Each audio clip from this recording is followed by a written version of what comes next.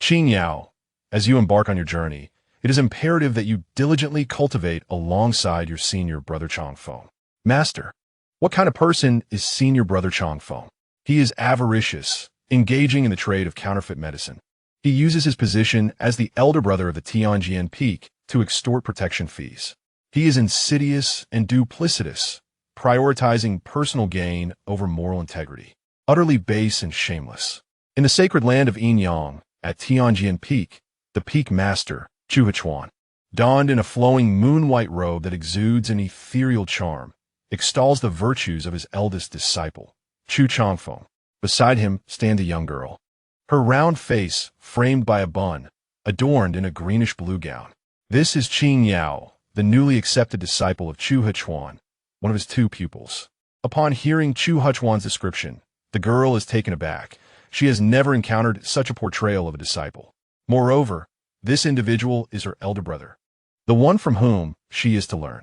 Master, are we not a reputable sect within the sacred land of Yinyang? My elder brother seems more akin to a demonic cultivator. Why do you still wish for me to learn from him? Chuheng slightly turned his gaze towards the girl, stating that in the realm of cultivation, only by becoming like your elder brother can one endure longer and live well. With that, he continued his ascent up the mountain. Qing Yao appeared contemplative, following closely behind. Before long, the master and disciple arrived at the summit. Before them lay several humble earthen huts, their walls woven from bamboo. This surprised her greatly. It is known that the Tsangshu continent boasts 3,000 sects, with the 5 sacred lands of Taichu, Yinyang, Tianyin, Yundream, and Wangchuan at the forefront. Taichu, Yinyang, and Tianyin are revered as the upper 3 sacred lands, regarded as the leading figures among the sanctuaries. In her mind, Tianjian Peak, as one of the 9 main peaks of the sacred land of Yinyang, should be a realm of majestic palaces and resplendent splendor. Yet the reality could only be described as meager. That cannot be right. This must be an illusion. Tianjian Peak, being one of the 5 peaks and with Master being a formidable figure of the Great Ascension stage, it cannot possibly be impoverished. Surely, Master is merely modest and disinclined towards ostentation, Qing Yao mused. Creak. At that moment, a door to a room on the left swung open. Qing Yao quickly turned her gaze, only to see an unremarkable young man stepping out. He was of modest height, his appearance ordinary, clad in a coarse robe that would render him indistinguishable in a crowd, so plain that a mere glance would fail to leave an impression. He possessed none of the ethereal quality characteristic of a cultivator. Surely, this person must be a servant of the mountain. Qing Yao shifted her gaze, looking around. Master, is senior brother Changfeng not here? However, the young man's words struck Qing Yao like a bolt from the blue. Master, you have returned. He looked at Chuheng with a simple, earnest smile. Chuheng replied, Qing Yao, this is your elder brother, Chu Changfeng. Changfeng, she is the new disciple I have taken under my wing, named Qing Yao. You will cultivate together from now on. Is this really the despicable elder brother? Qing Yao was astonished. He appeared quite unassuming, not at all like a duplicitous person. Greetings, junior sister, Chu Changfeng beamed with a simple smile. I have met my elder brother, Qing Yao replied cheerfully. Changfeng, there are no outsiders here. Why do you not reveal your true self? Chuheng inquired in a low voice. Master, you know my identity is quite sensitive. It is prudent to maintain some disguise, Changfeng replied with an awkward smile, gently stroking his face, which transformed before their eyes. The simple youth morphed into a strikingly handsome young man with a fair complexion and sharp, elegant features. Wow, senior brother, you look incredibly handsome, Qing Yao exclaimed, her eyes sparkling. Though Changfeng wore the same attire and his height remained unchanged, the new visage lent an air of sophistication to his appearance, making the garments seem far more luxurious. Senior brother, with such remarkable looks, why do you choose to conceal yourself? Qing Yao questioned, puzzled. Is it possible that someone would disdain you for your beauty? Changfeng felt a twinge of embarrassment. Junior sister, remember this. One's identity is self-assigned when venturing into the world. Ah, is it because you have too many enemies and fear that others will uncover your true identity, perhaps even seek to harm you? Chuheng remarked with a cold smile. At this, Changfeng bristled in defiance. Do you think I desire this? It is merely that cultivating the sword is exceedingly costly, and your own circumstances are hardly enviable. I cannot rely on you for support." Mentioning this matter brought a shadow of gloom over Chuheng. After a decade in this world, he had yet to receive a system. His original self had been a nondescript outer disciple of the Yin-Yang Holy Land, who perished from overexertion during late-night training. Through relentless effort over the years, Changfeng finally established his foundation and became an inner disciple, eventually taken under the wing of Chuheng, the most formidable figure of the Yin-Yang Holy Land. Renowned for his prowess. Initially, Changfeng believed he was destined for greatness. However, upon uncovering the grim truth, he felt as though the sky had fallen upon him. Chuheng had once battled a calamity-level demon king, sustaining severe injuries that drained the entire resources of the Heavenly Sword Peak, yet he remained unhealed, his cultivation having regressed to the golden core stage. Realizing his time was running short and unwilling to see the legacy of the Heavenly Sword Peak extinguished, he sought to take on disciples. Thus, Changfeng became his most esteemed disciple, the senior brother of Heavenly Sword Peak. "Truth be told, I too wish to be a good person," he lamented. "Yet, I find myself powerless.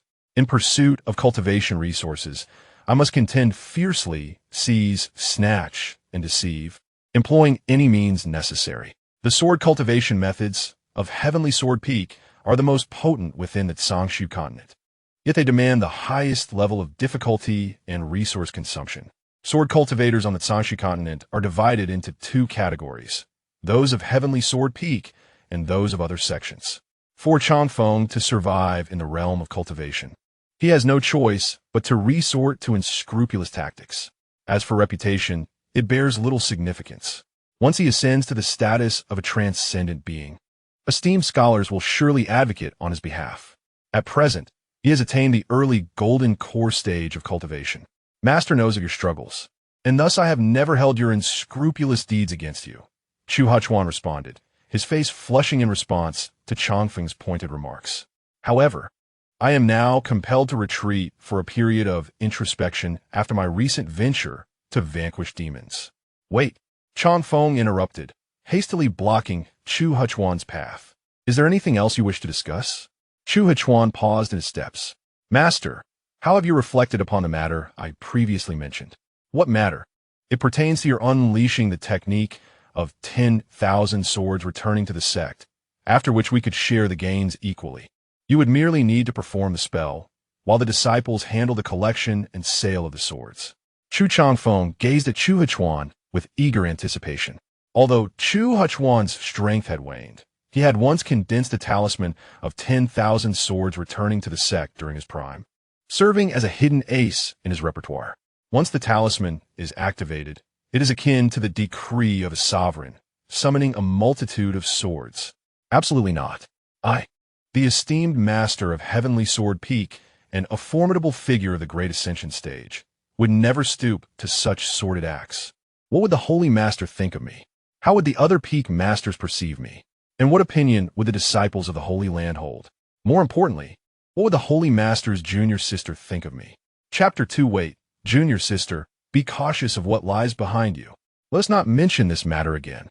With a flick of his sleeve, Chuheng strode purposefully towards the thatched cottage at the center, his voice resonating. "From now on, you shall be guided by Qingyao. Moreover, you must participate in the sect's grand competition 3 months hence, ensuring that the reputation of Tianjian Peak remains untarnished. Especially you, Chu Changfeng. Should you fail to secure the first place, I shall expel you from the sect." A frown creased Chu Changfeng's brow. "Are you concerned about the reputation of Tianjian Peak? Is it the fear of my failing to achieve first place that worries you, as it would affect your performance bonuses? The grand competition, held every 3 years, not only tests the disciples, but also their masters. Those who excel are rewarded handsomely on both sides. And do not forget, as your elder brother, you owe your junior sister a welcoming gift." With that, Chuheng decisively shut the door behind him. "Junior sister, Master did not inform me before returning to the mountain. Hence I am unprepared with a gift," Chu Changfeng remarked. Qingyao shook her head. "Elder brother, there is no rush for the welcoming gift. I wish to learn the sword now." Her eyes sparkled with eagerness. Having joined Chuheng's tutelage, Her sole purpose was to hone the unrivaled swordsmanship of the world. Chu Changfeng discerned her fervent desire to become a sword cultivator.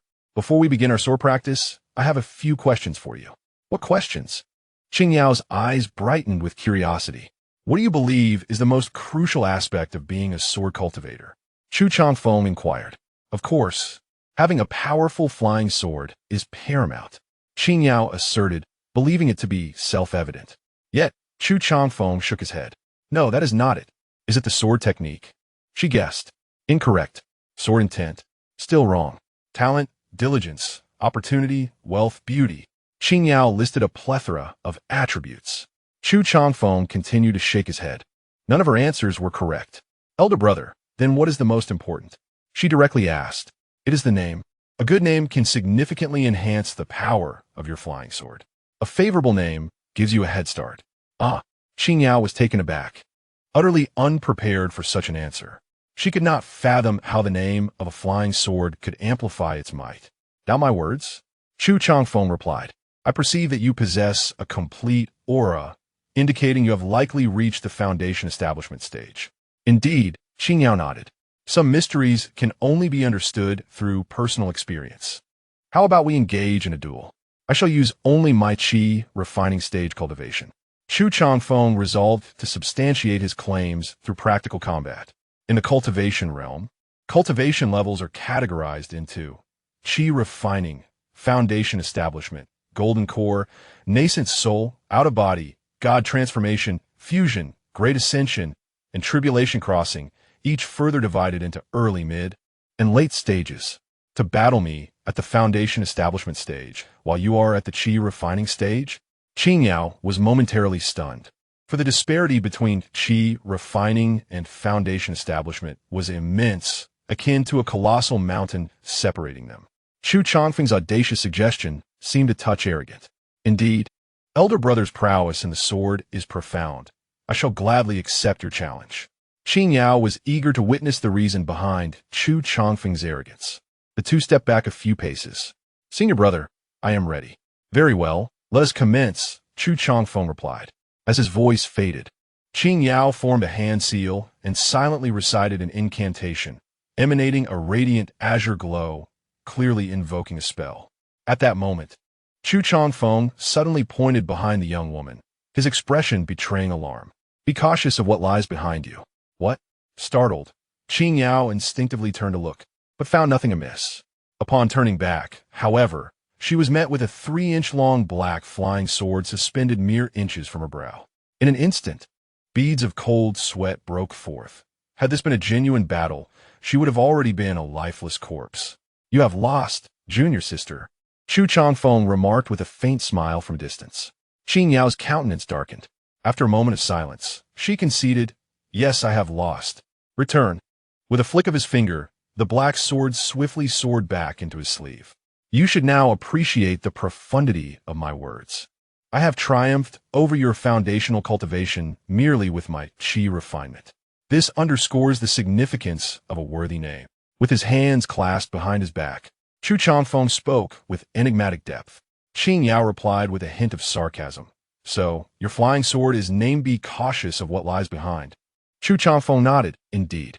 The essence of swordsmanship at Tiangong Peak lies in its spirit. A flying sword, akin to a true life form, responds to its name and can slay foes on your behalf. It can also autonomously absorb spiritual energy to enhance its quality, much like a Beastmaster's spiritual beast. Junior sister, a well-chosen name can amplify your power, enabling you to triumph over the formidable and saving you countless hours of arduous training. In other words, my flying sword possesses the capabilities of automatic targeting, eliminating enemies, and evolving. It is as if it were an extension of oneself. Qing Yao retorted. You great-headed fool. What respectable sword cultivator would bestow such a name upon their flying sword? It is utterly shameful. She had initially thought Chu Changfeng was a sword cultivator, only to realize he was more of a base cultivator. No wonder the master described him as despicable and shameless. It was not unfounded, but senior brother, isn't the name Be Cautious of what lies behind a tad lengthy? That matters not, for I possess another sword. What sword? Qing Yao inquired, intrigued. Suddenly, Chu Changfeng extended his hand. Wait. Wait for what? Qing Yao was taken aback. In the next moment, she felt a chill at her back, as a sharp object pressed against her spine. Undoubtedly, it was another flying sword. So, wait, does it also have a name? Indeed. With a wave of his hand, the flying sword behind Qing Yao vanished without a trace. Senior brother, how many such flying swords do you possess? Qing Yao could not restrain her curiosity. I cannot disclose too many, but I can tell you that I possess at least one more. In truth, he owned 9 such flying swords. Qing Yao, is this not purely a trickster? At this moment, Chu Changfeng produced a weathered tome from his sleeve and presented it to Qing Yao. This book contained methods for forging flying swords and nurturing them. Once learned, it must not be divulged. Should you have any uncertainties, feel free to consult me at any time. Qing Yao accepted the tome, her heart brimming with excitement. Chu Changfeng continued, saying, take your time to ponder it. Tomorrow, we shall descend to the market, and I will assist you in gathering materials for your first flying sword. As a token of our newfound camaraderie. Thank you, senior brother, Qing Yao expressed, her gratitude deepening. From the exchanges between Chu Changfeng and Chu Hechuan, she discerned that Chu Changfeng was rather financially constrained, yet he was willing to assist her in collecting materials for the sword. How could she not feel touched? The measure of someone's kindness lies not in how much they spend on you, but rather in how much they are willing to spend, given their means. At this moment, her perception of Chu Changfeng shifted slightly. Though a bit unscrupulous, he appeared to treat her rather well. By the way, senior brother, what does the sect competition mentioned by our master entail? Qing Yao inquired further, realizing that it might be of great significance. The sect competition occurs once every 3 years and is an assessment solely for inner disciples, specifically for those at the foundation establishment and golden core stages, evaluating their practical combat skills.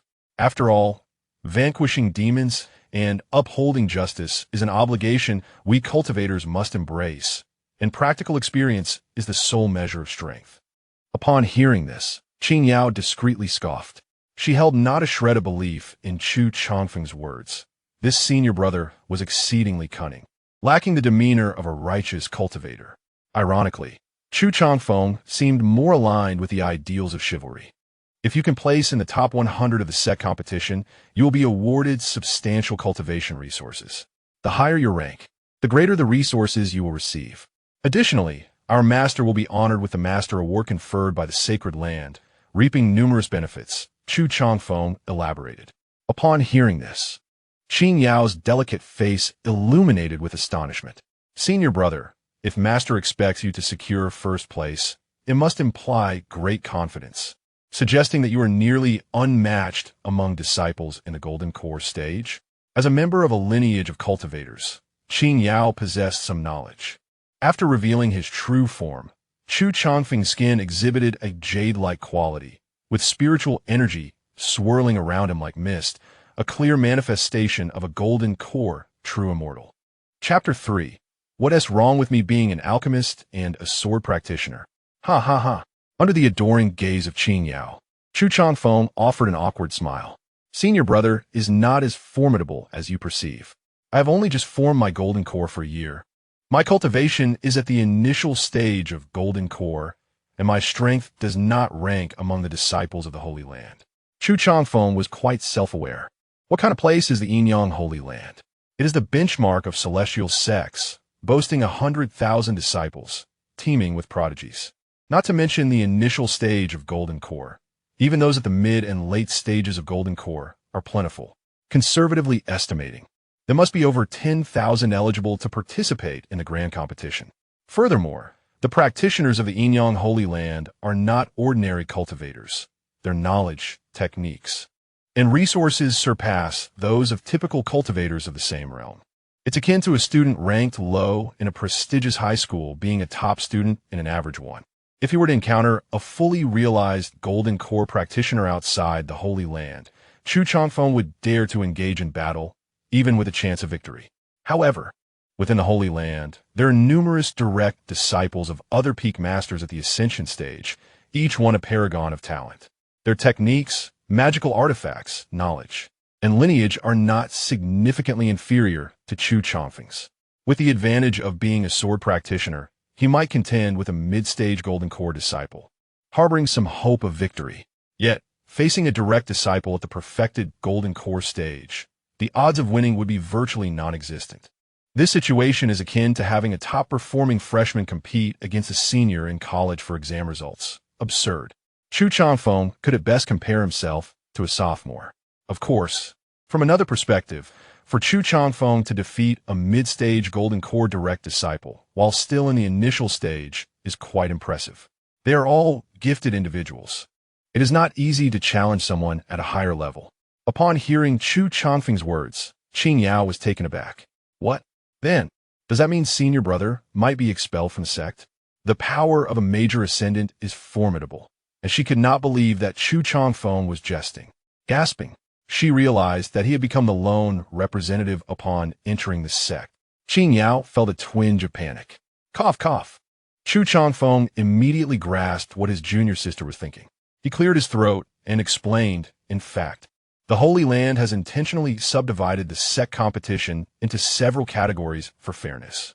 There are rankings for Alchemist Combat, Array Master Combat, Talismonger Combat, Artifact Refining Master Combat, and an unrestricted Taoist Combat ranking, divided into Golden Core and Foundation Establishment levels. After all, pitting a group of alchemists who spend their days refining pills against a group of combat-oriented cultivators who practice techniques daily in direct confrontation would be utterly unreasonable. At his words, Qing Yao's body trembled, her eyes flashing with astonishment. So, senior brother you. Chusheng puffed out his chest and formally introduced himself. I'm a champion of the previous Foundation Establishment Group, S Alchemist ranking. Gasp! Qing Yao involuntarily inhaled sharply. You, a sword practitioner, engaging in direct combat with a group of alchemists who hardly practice any techniques? Is that not unreasonable? Furthermore, you are a dishonorable cultivator without any scruples. Chusheng's shamelessness continually challenged Qing Yao's understanding. What kind of look is that? Who said that being a sword practitioner precludes one from being an alchemist? I am now also a second-tier alchemist. Chusheng spoke with righteous conviction. From another perspective, as both an alchemist and a swordsman, it is entirely reasonable for me to wield a flying sword in combat against an alchemist. His words left Qing Yao momentarily speechless. She now understood the essence of self-defined identity. That said, the fact that Chusheng, a sword cultivator, had audaciously elevated his alchemical prowess to the second tier for the sake of opportunism was quite remarkable. Suddenly, she felt a wave of sympathy for the Golden Core stage alchemists within the Holy Land, who were utterly defenseless against such a despicable and shameless senior brother. Yet, to stand out among the many disciples, such a strategy might indeed prove effective. Senior brother, what do you think? If I also wish to participate in the sect's grand competition, how should I register? She inquired, acknowledging the near impossibility of a Foundation Establishment stage disciple breaking into the top 100 rankings. Contemplating, Chusheng stroked his chin. Do you possess any particular talents? Before meeting our master, I primarily focused on talismans and had already reached the first tier as a talisman master, Qing Yao replied timidly. Then participate in the competition as a talisman master. If you can cultivate a flying sword within 3 months, it should not be overly difficult to enter the top 100, provided that your sword bears a fitting name, perhaps even entering the top 10. Upon hearing this, Qing Yao's eyes sparkled with excitement. Thank you, senior brother, for your guidance. Hey, hey, hey. Just the thought of it made her unable to contain her laughter. Junior sister, first immerse yourself in the texts I provided. Tomorrow morning, we shall descend the mountain to procure the materials for crafting the flying sword. I also need to make some preparations. After speaking, Chusheng led Qing Yao to a thatched cottage on the left. This would henceforth be Qing Yao's residence. Located directly opposite Chusheng's own, the senior brother treated his fellow disciples rather well. Embodying the role of a true mentor, Qing Yao mused as she watched his departing silhouette. Meanwhile, upon returning to his room, Chusheng promptly locked the door. He then retrieved several jars of red chili powder, filling each porcelain bottle with the spice before affixing labels to them.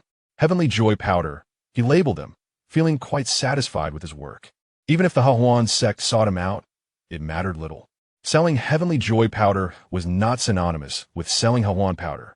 It had nothing to do with the Hahuan sect. A night passed in silence.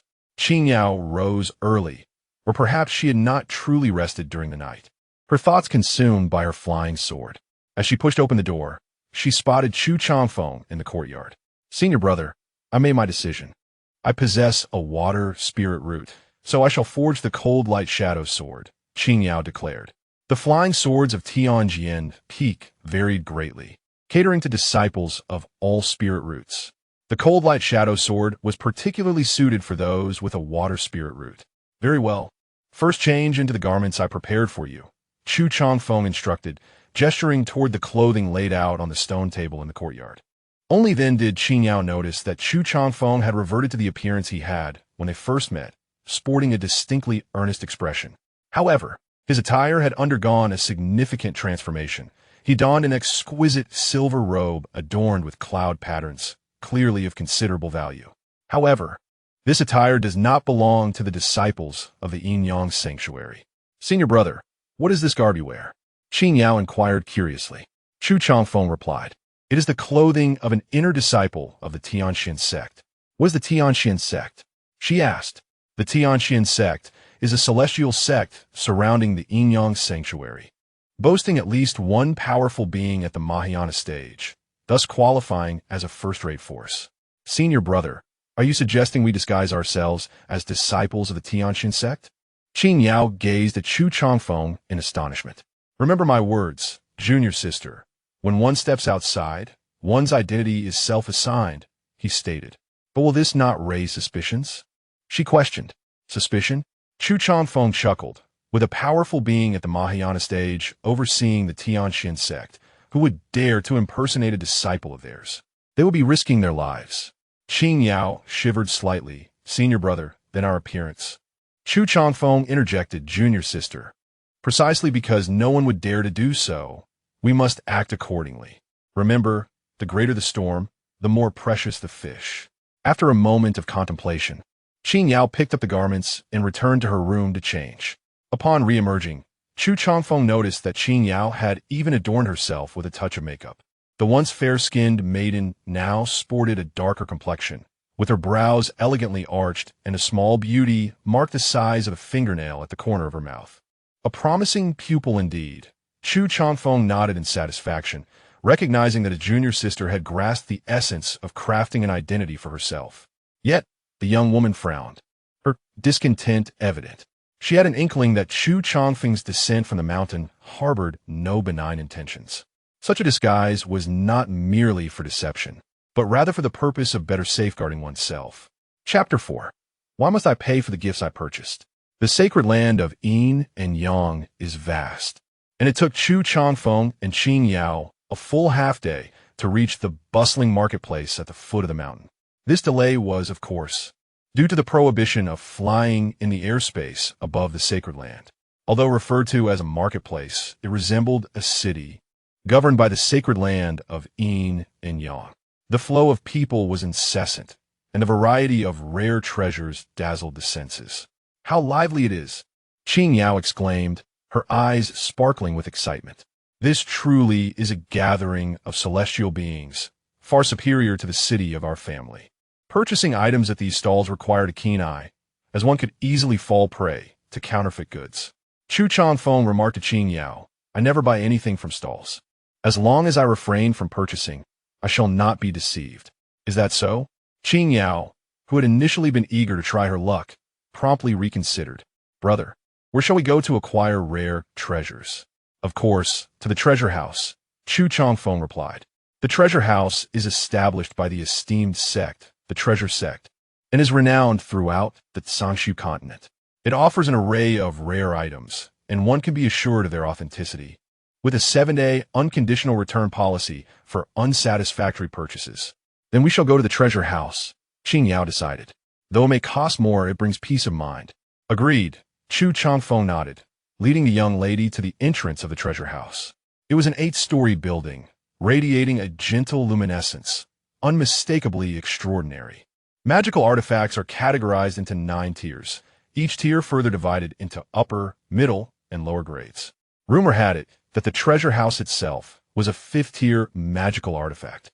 Sucking in a breath, Chu Changfeng mused, if I were to acquire the treasure house and exchange it for rare items, it would be sufficient to elevate all 9 of my flying swords to the lower grade of the 2nd tier, or even to the middle grade. He gazed longingly at the treasure house, subtly wiping away a droplet of saliva. Yet, such thoughts were merely fanciful, should he dare to act. A formidable cultivator at the transformation or integration stage would undoubtedly appear to admonish him. Upon entering the treasure house, there were not many patrons inside. The hall displayed an assortment of rare treasures, refined magical tools, spiritual elixirs, and talismans. Welcome to the treasure house. May I inquire what you esteemed guests require? As Chu Changfeng curiously surveyed the surroundings, a smiling maid in a white dress approached them. A list of materials, please, Chu Changfeng stated, producing a list detailing the ingredients needed to forge the cold light shadow sword. Please wait a moment. I will retrieve the materials you require, the maid replied. She guided Chu Changfeng and Qing Yao to a nearby elegant seating area and served them fine tea. Before long, the maid returned, cradling a box approximately 2 feet long and 1 foot wide, filled with rare treasures. After carefully counting, Chu Changfeng nodded, affirming, indeed, there are a total of 1,024 lower-grade spirit stones. The spirit stones serve as the hard currency of the Tsangshu continent, the maid explained with a smile. 100 lower-grade spirit stones equate to 1 medium-grade spirit stone. 100 mid-grade spirit stones equate to 1 top-grade spirit stone. Qing Yao unconsciously stretched her mouth into a grin. Under normal circumstances, one could procure a first-tier top-grade magical artifact with merely 1,000 low-grade spirit stones, and of good efficacy at that. Yet now, they could only forge a first-tier low-grade flying sword. She couldn't help but lament that sword cultivators were indeed extravagant, and those at Tianjin Peak were particularly so. No wonder her master and elder brother were both rather impoverished. Very well, I find the price satisfactory, Chu Changfeng replied, calmly lifting a cup of tea to his lips. The maid in a white dress appeared somewhat bewildered. Shouldn't satisfaction entail payment? Esteemed guests, the total comes to 1024 low-grade spirit stones. She couldn't resist reminding them once more. I am aware. So why don't you proceed with the payment? The maid was on the verge of collapse. Senior brother, Qing Yao called out. Chu Changfeng didn't even glance up. If you were dissatisfied, junior sister, we can always seek another establishment. What? You expect me to pay? Senior brother, did you not say yesterday that you would buy materials for me as a gift for our meeting? The materials you requested have been procured, and I have honored my word. Chu Changfeng sipped his tea leisurely. What? Qing Yao felt as though struck by lightning. So this was what he meant by helping. A miser. Had I known it would be like this, I could have asked for help myself. I am not mute. Qing Yao's chest heaved violently as she realized she had been deceived by her shameless elder brother. How foolish I was to have thought well of you. Now I see I was blinded by naivety. I shall pay. Qing Yao, hailing from a family of cultivators with a Yuan-Ing period powerhouse presiding, was overjoyed when she learned that a formidable being of the ascension stage had taken an interest in her as a direct disciple. Her family personally sent her 50 mid-grade spirit stones. With a clatter, Qing Yao slapped her storage pouch, and 10 mid-grade spirit stones along with 24 low-grade spirit stones clattered onto the table. Let us go, she said, stuffing the items back into her storage pouch, her voice sulky. Meanwhile, the white-dressed maid regarded Chu Changfeng with disdain. Heavens, what manner of person is this? To deceive a fellow disciple is utterly despicable. Does he not fear the scorn of the sect's disciples should this news spread? Wait a moment. Chu Changfeng suddenly interjected. I'm quite intrigued by that brass mirror. He pointed to a yellow brass mirror displayed on a wooden stand in the distance. He had noticed this magical artifact upon entering and also saw the prominent announcement. Buy one, get one free. The price was steep for Chu Changfeng, at 1,000 low-grade spirit stones. Your discerning eye is commendable. This golden light mirror is a first-tier top-grade artifact crafted by the artisans of the Yin-Yang sacred ground, capable of emitting golden light to melt metal and forge iron. Currently, our shop is offering a promotion. Purchase the Golden Light Mirror and receive a first-tier low-grade spirit gathering array worth 100 low-grade spirit stones as a complimentary gift. Furthermore, we are now offering a 7-day no-reason return policy. If you find it unsatisfactory, you may return or exchange it within 7 days. Upon seeing the opportunity for business, the maid's face instantly brightened with a professional smile. What a generous offer! Chu Changfeng's eyes sparkled with interest. The concept of buy one, get one free is one he has grown all too familiar with.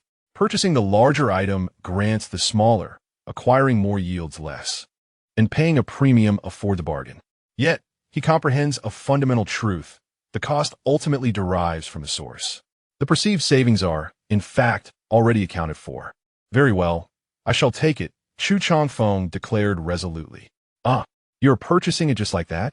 The white-clad maid was taken aback, surprised that Chu Changfeng was willing to part with his money.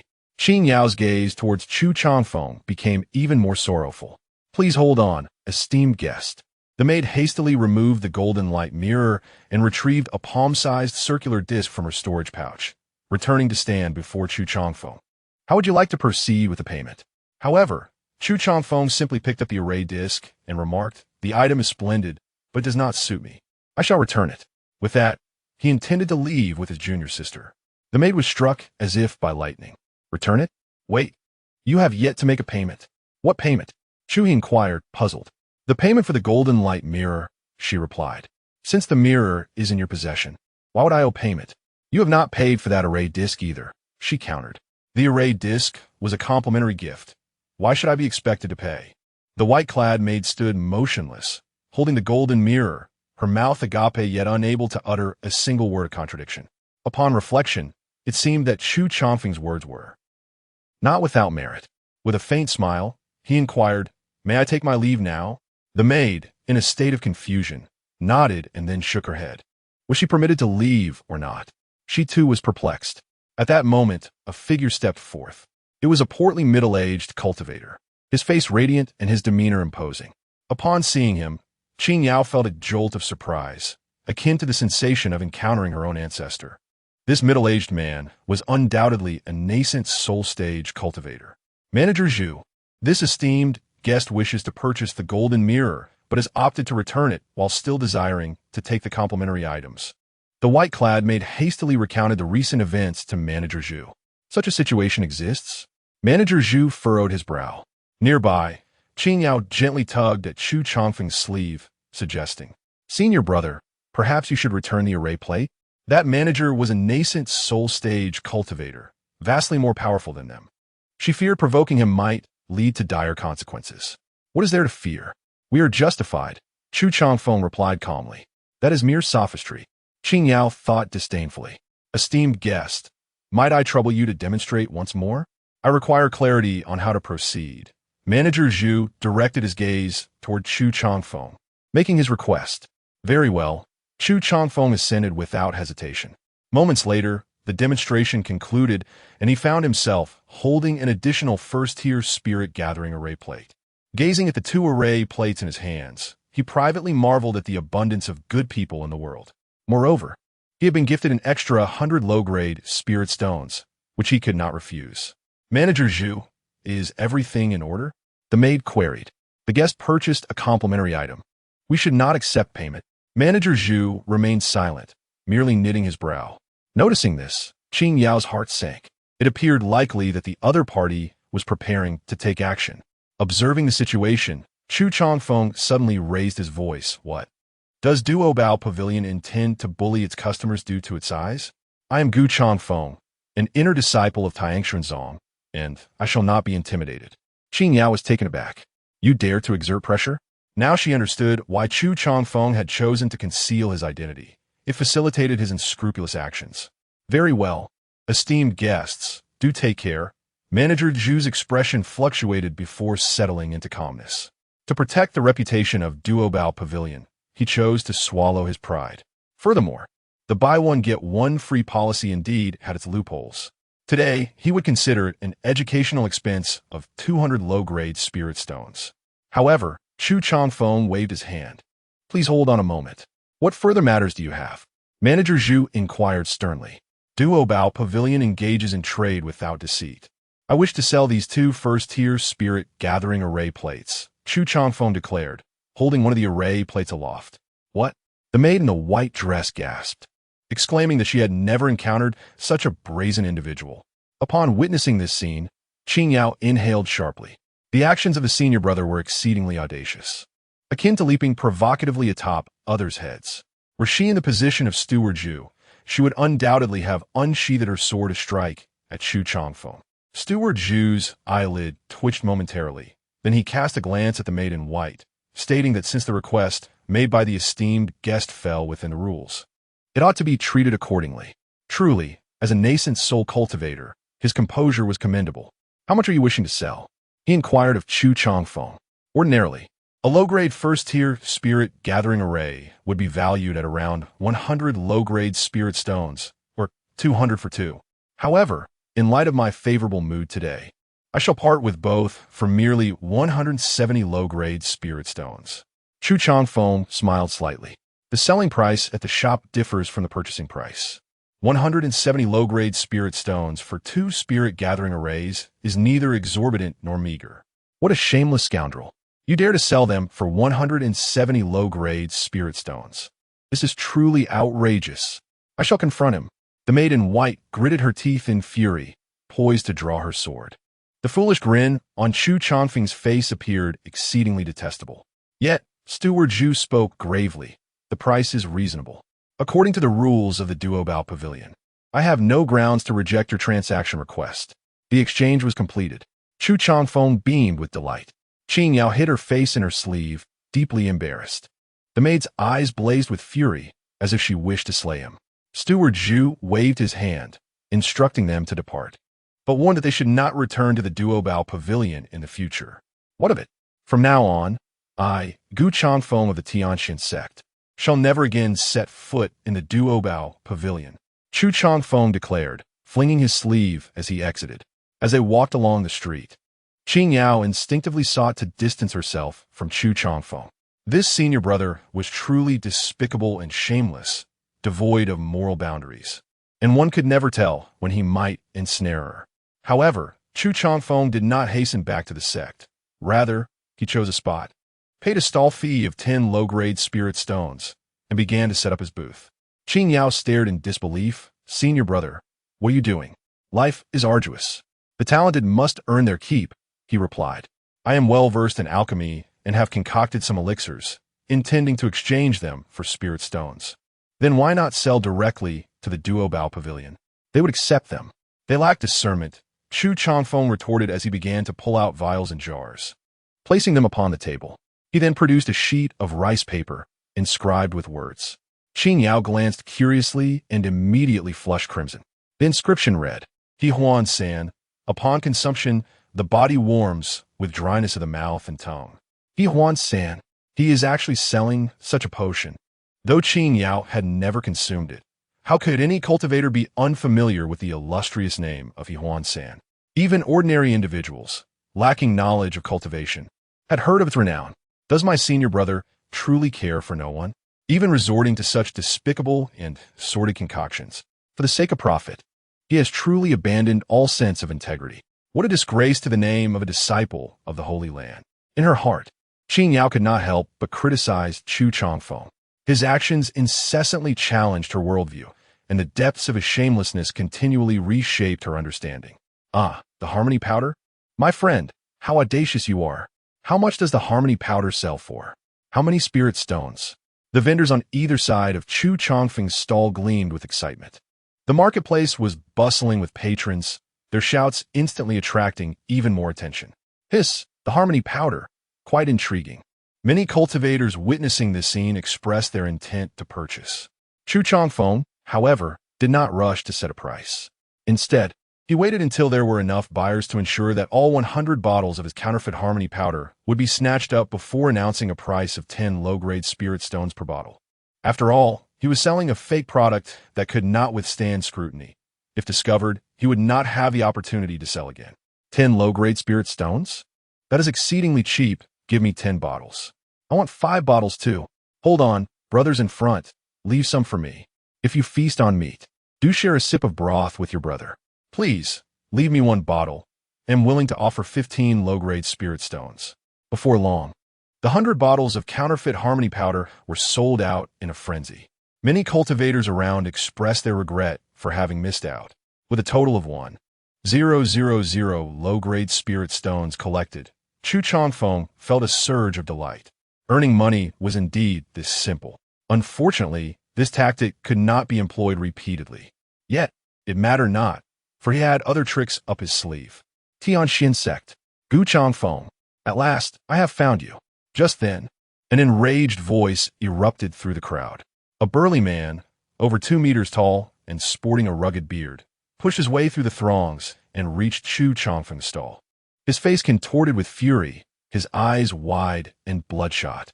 What business do you have with me, brother? Chusheng inquired, perplexed. Ignoring his question, the bearded giant bellowed at the surrounding cultivators. You have all been deceived. What he is selling is not harmony powder, but chili powder. Chapter 6. Chusheng. Uphold my promises. Tenfold compensation for any deceit. What? He is selling chili powder? The words of the burly man with stubble struck like thunder. Try it for yourselves. A month ago, I encountered him in another market and fell victim to his trickery. The stout man pointed at Chusheng, exclaiming, even if you turn to ash, I would recognize you. Tianxuanzong, Chusheng. Chusheng smiled and nodded. Indeed, that is me. At that moment, someone swiftly opened a porcelain vial and cautiously tasted a small amount. Ugh, it truly is chili powder. How dare you deceive us? The angry disciples from the Yinyang's sacred lands market shouted. You dare sell counterfeit goods here? You must be courting death. Refund our money and provide tenfold compensation. The cultivators who had previously purchased the Hiyu Qian San were furious, nearly hurling their vials at Chusheng. Seeing this scene, Qing Yao was taken aback. She had thought Chusheng's sale of Yuan San was audacious enough, but now she realized it was counterfeit. How treacherous! It was truly a situation fraught with peril. Yet, would her senior brother be slain by the enraged cultivators? Nevertheless, her senior brother was not a good person, and those who bought Yuan San were hardly virtuous either. Let them engage in mutual destruction. You demand a refund? But why should I refund anything? Facing the rabid cultivators, Chusheng stated calmly, first, take a closer look at the name on the vial. It reads Hiyu Qian San, not the so-called Yuan San. Chusheng, a reputable disciple of Tianxuanzong, would never sell such vile concoctions. The surrounding cultivators were momentarily stunned, instinctively glancing at the vials in their hands, realizing that the characters in were nearly identical in size. Thus, they had indeed purchased Hiyu Qian San, not Yuan San. At that moment, Chusheng's gaze shifted back to the burly man. Next, I ask you, after consuming it, did you feel thirsty and flushed? The stout man hesitated. Answer me, did you? Chusheng pressed. Yes, the burly man replied weakly. Then that confirms it. The effects are evident, Chusheng shrugged. However, this is not what I wanted. At this, Chusheng displayed a look of disdain. For merely 10 low-grade spirit stones, you expect to enjoy Yuan San? Do you truly wish for Yuan San? You are twisting the facts. Indeed, today, you shall either return the medicine or face the consequences. Otherwise, you shall not leave. 10 low-grade spirit stones for chili powder could lead to my demise. And you think I would be foolish enough to pay for just a single vial? The multitude of cultivators refused to accept Chusheng's reasoning, unwilling to suffer such a loss. All right. Since reason fails, I am somewhat adept in martial arts. Chusheng's countenance turned frosty, and an overwhelming aura suddenly erupted from him, instantly forcing the onlookers to retreat. Many trembled, their eyes wide with astonishment. He was actually a golden core cultivator. How could someone of such stature resort to selling counterfeit medicines? Did he not fear the emergence of inner demons? Oh heavens! Why would you allow such a despicable and shameless individual to attain the golden core? The gathered cultivators were both shocked and enraged, cursing the heavens for their blindness. However, when Chusheng's gaze fell upon certain individuals, they promptly fell silent. They were merely Qi refining and foundation establishment cultivators, who dared not provoke a golden core cultivator. The atmosphere in the venue grew still. Now, does anyone wish to return their goods? No returns, came the collective response. Indeed, we shall not return. The cultivators conceded, their bravado waning. Chu Changfeng nodded in satisfaction. Beside him, Qing Yao unconsciously shook her head, realizing how adept Chu Changfeng was at wielding his authority. Wait, everyone! We are not done yet. As the crowd began to disperse, Chu Changfeng spoke again. Qing Yao was taken aback, wondering what further antics her senior brother had in store. Senior, do you have any further insights? A cultivator asked, puzzled. What transpired earlier was merely an appetizer. Next, I shall present a true treasure. Chu Changfeng then produced a stone from his storage bag. The stone was the size of a fist, emanating a faint golden glow. Intriguingly, golden threads danced within, indicating it was no ordinary object. Could this be a Gingjin stone?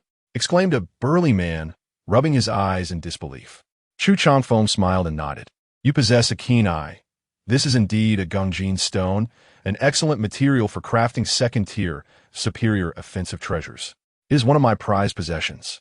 To those who witness it, this item will be sold via auction, with a starting bid of 1,500 low-grade spirit stones. Yet, as his words lingered, no one raised their bid. What is the matter? Do you harbor doubts? Chu Changfeng inquired, a slight frown creasing his brow. Senior, you are not attempting to deceive us again, are you? Someone voiced their concern. Having learned from previous missteps, particularly the chili powder incident, they found it difficult to trust this intersect disciple of Tianxin's sect, Gu Changfeng. What do you mean by deceive? Chu Changfeng raised an eyebrow.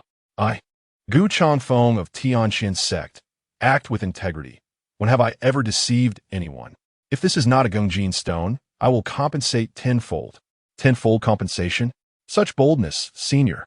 Upon hearing Chu Changfeng's earnest declaration, the surrounding crowd's eyes sparkled with renewed interest. Even Qing Yao was taken aback, thinking that her senior brother might actually be serious this time. I bid 1,600 low-grade spirit stones.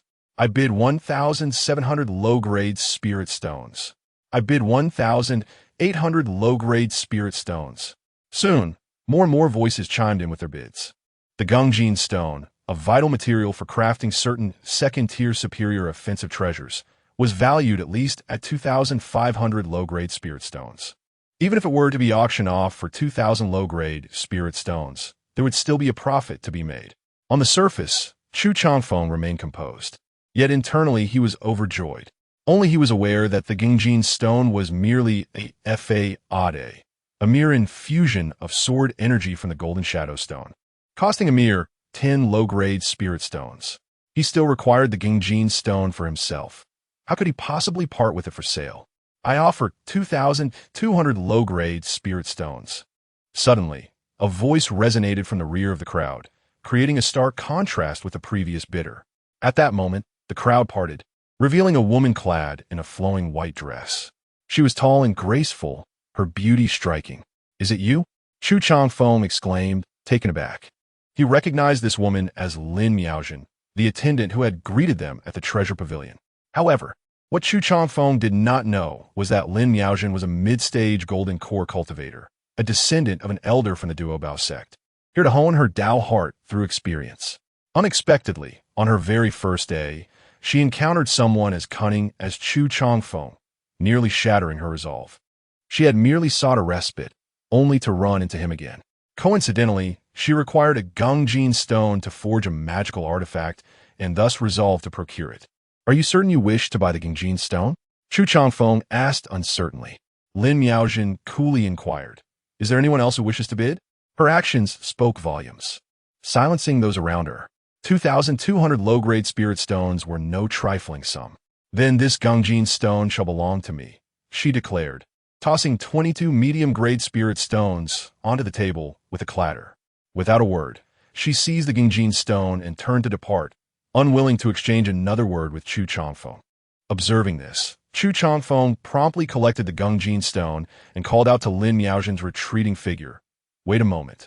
What? Do you wish to back out? Lin Miaojin regarded the despicable man before her with caution. Had it not been for the Gingjin stone's undeniable affordability, she would never have wanted to cross paths with Chu Changfeng in her lifetime. Chu Changfeng waved his hand, and 10 more Gingjin stones landed on the table. These are all yours. Lin Miaojin's pupils constricted in surprise, momentarily taken aback. Chu Changfeng scratched his head, a foolish grin spreading across his face. I, Chu Changfeng, keep my promises, tenfold compensation for any deceit. Chapter 7. How can a mere spiritual stone compare to my junior sister? I, Gu Changfeng, uphold my promise, offering tenfold compensation for any deceit. Upon hearing this, Lin Miaojin felt as though struck by lightning. Goodness, to voluntarily compensate tenfold implies that this vendor admits to selling counterfeit goods. This fellow is truly despicable. Thankfully, I am impoverished, otherwise I would have fallen victim to this shameless scoundrel. Around her, voices of discontent regarding Chu Changfeng rose in a chorus. Even Qin Yao gaped in astonishment. This was a tactic she had never anticipated. Chu Changfeng's audacious maneuver had once again shattered her perceptions. It was insidious beyond belief, utterly unexpected. The depths of my senior brother's shamelessness seemed to know no bounds. Suddenly, with great force, Lin Miaojin crushed the Gingjin stone. It was a counterfeit, a mere Jining stone infused with metallic energy to masquerade as the real thing. Gu Changfeng, I shall make you pay. Lin Miaojin raised her hand, a 40-meter-long blade hovering ominously above her palm. Gasping, Chu Changfeng took a sharp breath. Who in their right mind would wield such a weapon? Yet, in the next moment, a commanding voice echoed through the market. Who dares to be reckless within the sacred grounds of Yin and Yang? Lin Miaojin's blade was halted as a young man clad in black and white robes appeared in their midst. Chu Changfeng recognized him as Fang Yin, the true disciple of the master of Zilei Peak, known for his singular focus and late-stage nascent soul cultivation, tasked with overseeing this market. The person behind you has deceived me. I shall slay him. Lin Miaojin was consumed by rage. Chu Changfeng had tricked her time and again, pushing her to the brink of madness. My dear girl, I too have offered tenfold compensation. Why must you be so aggressive? Chu Changfeng raised his hands in a gesture of helplessness. However, the mere mention of the tenfold compensation only enraged Lin Miaojin further. Who needs your paltry compensation? 10 Jining stones amount to merely 100 low-grade spiritual stones. Yet you have swindled me out of 2,200 low-grade spiritual stones. The market has its own rules. Whether one gains or loses depends entirely on one's discernment. If everyone were to act as you do, resorting to murder upon experiencing loss, who would dare to trade here? Fang Yin frowned, speaking coldly.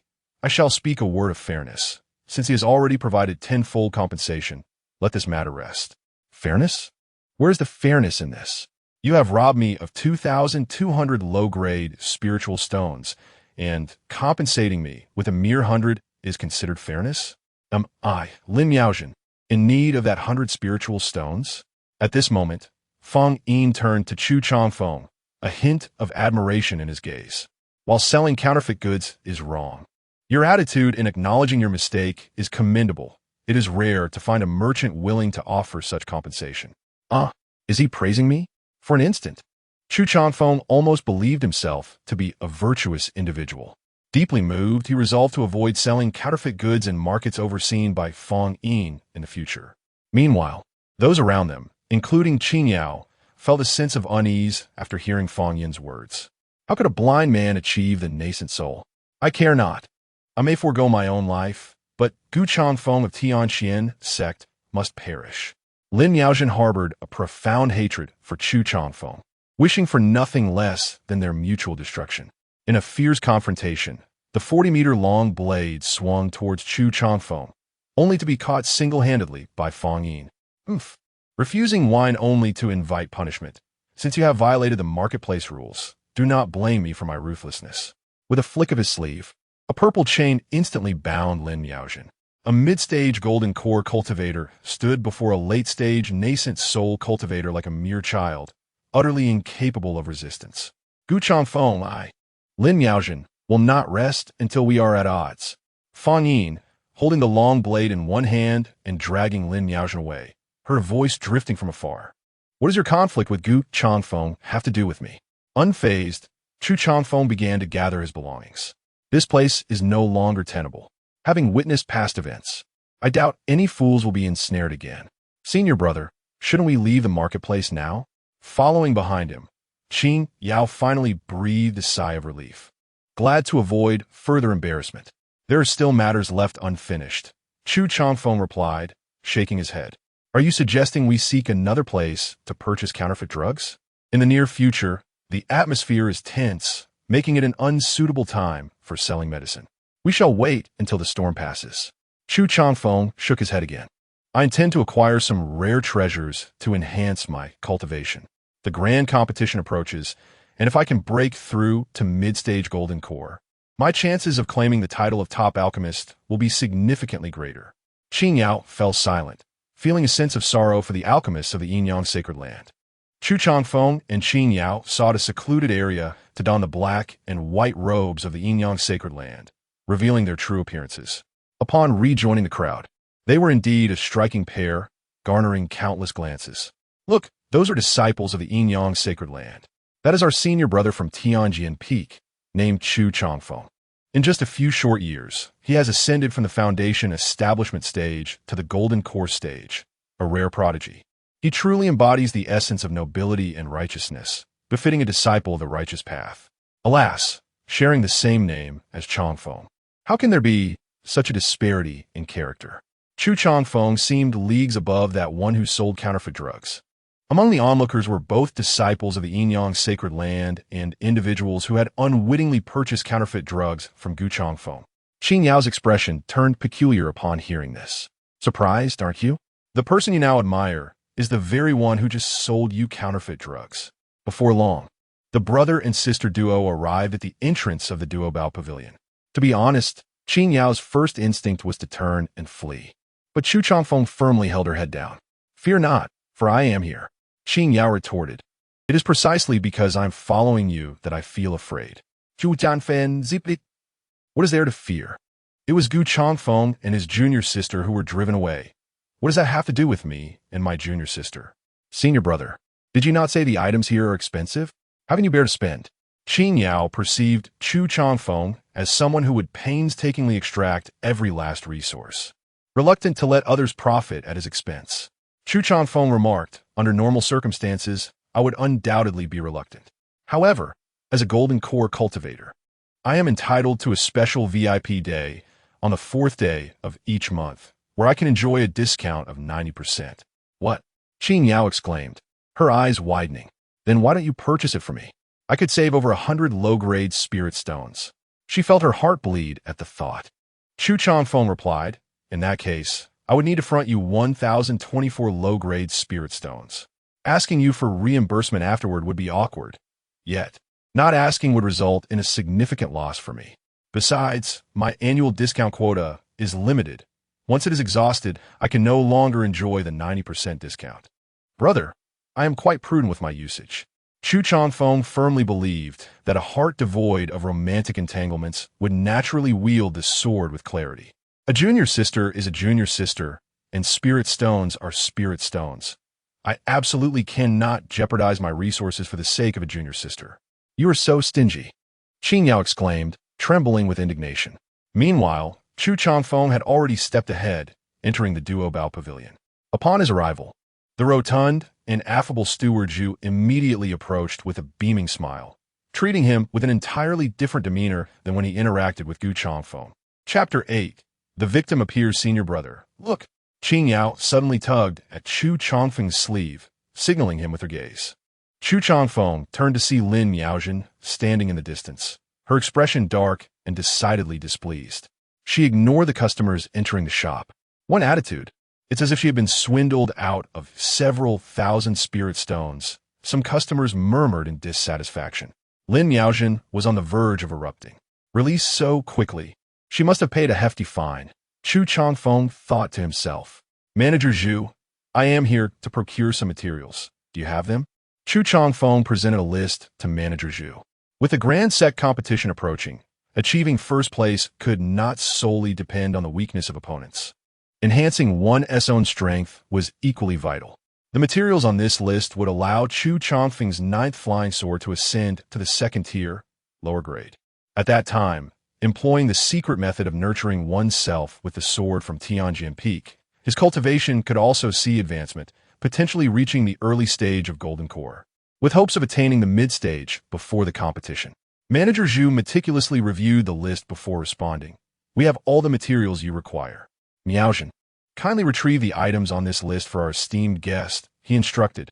Reluctantly, Lin Yaojin approached from afar, taking the list and departing. Shortly after, she returned, cradling a box measuring 3 feet long and over a foot wide, filled with various rare treasures. Please check the items, esteemed guest, she said, wearing a forced smile. Chu Changfeng glanced at the contents, confirming their accuracy. The total amounted to 312 lower-grade spirit stones. Very well, but let us conduct the payment elsewhere, he replied, nodding decisively. More than 5,000 lower-grade spirit stones would certainly attract undue attention in the hall. Lin Yaojin, noticing this, cast a few more glances at Chu Changfeng. She mused inwardly, as expected of a true disciple from the Yin-Yang sacred land, Tianjin Peak. He was straightforward in his dealings, possessed substantial resources, and was quite handsome. He outshone that inner disciple from the Tianjin sect, Gu Changfeng, by a wide margin. Amongst peers, how could the disparity be so vast? Esteemed guest, please follow me. Lin Yaojin beckoned gracefully, leading the way. Junior sister, wait for me here, Chu Changfeng instructed before following her. Qing Yao watched as Chu Changfeng's figure faded into the distance. And with a few fierce punches in the air, she exclaimed, that scoundrel. He wants to even spare 1,000 lower-grade spirit stones for me. Yet he spends over 5,000 without flinching. He is always lamenting about being poor, but he is not truly destitute. A miser who one tea part with a dime deserves to be single for life. After venting her frustration, Qing Yao couldn't help but ponder how many people Chu Changfeng had likely deceived to amass over 5,000 lower-grade spirit stones. Before long, Chu Changfeng returned with Lin Yaojin, and Qing Yao noticed the two were engaged in lively conversation. Senior brother, do not hesitate to seek me out at the Treasure Pavilion in the future. I will strive to secure even greater discounts for you, Lin Yaojin said, her spirits evidently lifted. Despite being older and more accomplished than Chu Changfeng, she was radiating joy. However, Chu Changfeng, after all, is a true disciple of the heavenly sword peak in the sacred land of Yin and Yang, and his master is a formidable figure of late Mahayana, holding a status far more esteemed than hers. Calling him senior brother would not be a loss.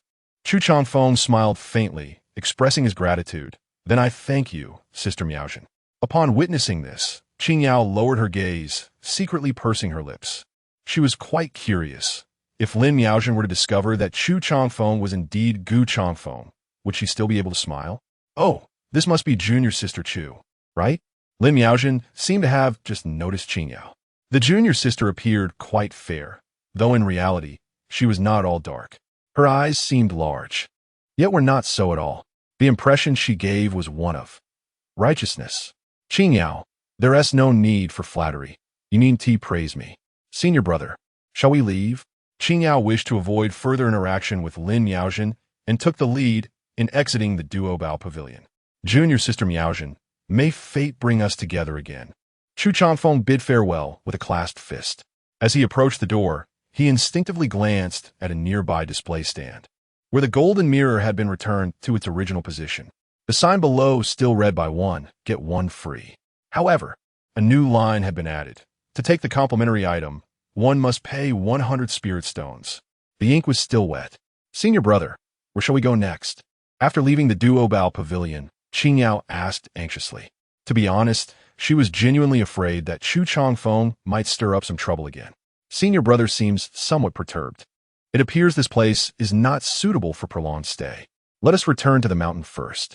Chu Changfeng trusted his instincts. His ability to navigate through the various markets unscathed was built upon a foundation of steadiness.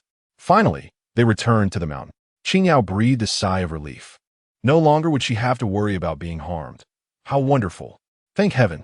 Not long after Chu Changfeng and Qing Yao departed, two figures arrived at the market. One was male and the other female, both clad in the disciple robes of Tianjin sect. The man had a handsome visage, while the woman was strikingly elegant.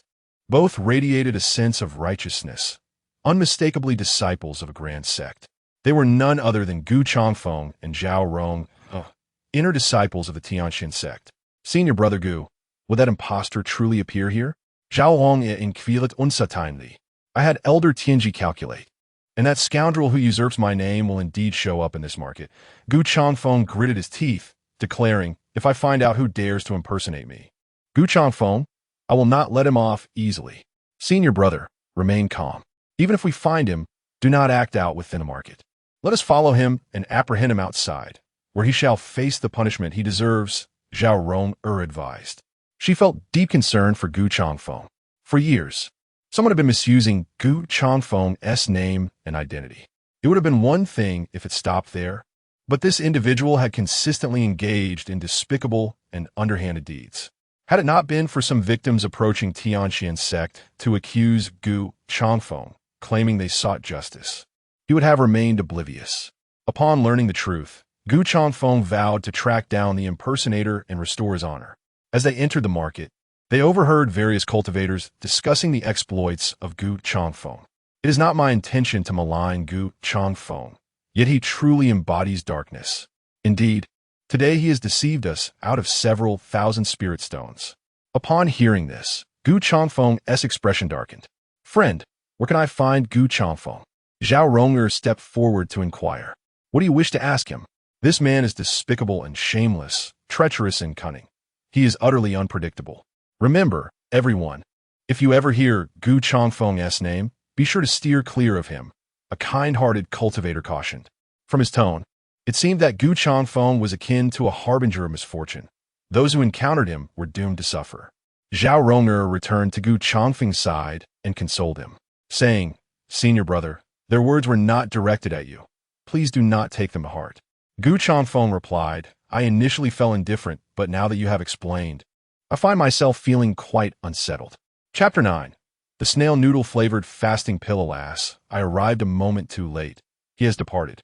After searching the market in vain for a counterfeit, Gu Changfeng, filled with indignation, struck the wall in frustration. "Senior brother Gu, perhaps it is best to let it go. Continuing to pursue that fraudulent scoundrel may hinder your progress in cultivation," Zhao Rong remarked with concern. "How can I let it go? Do you have any idea how I have endured these past years?" Gu Changfeng's eyes brimmed with tears. Now, in the vicinity of the sacred land of Yin and Yang, the cultivators in the market regard Gu Changfeng with the same wariness as one might a thief.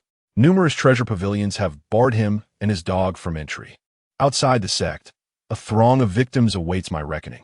Even disciples from the inner sect of Tianxian sect have discreetly sought to purchase Hahuan powder from me. Most troubling of all, I have borne the brunt of blame without receiving a single benefit. My heart aches, junior sister. All I desire is to confront that deceitful charlatan and inquire about the enmity between us, why he has so maliciously wronged me. As dusk fell, Chu Changfeng and Qin Yao returned to Tianjian Peak. Their master, Chu Hachuan, sat in the courtyard, observing the two disciples as they entered. "Did you go to the market below?" he inquired.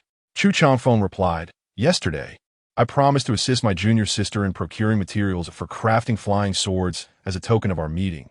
Naturally, I must fulfill my commitment today." Qin Yao interjected, "Listen to this. Is that even human speech?" Upon hearing this, Chu Hachuan's eyes sparkled with surprise. "You, of all people, would be so generous to your junior sister?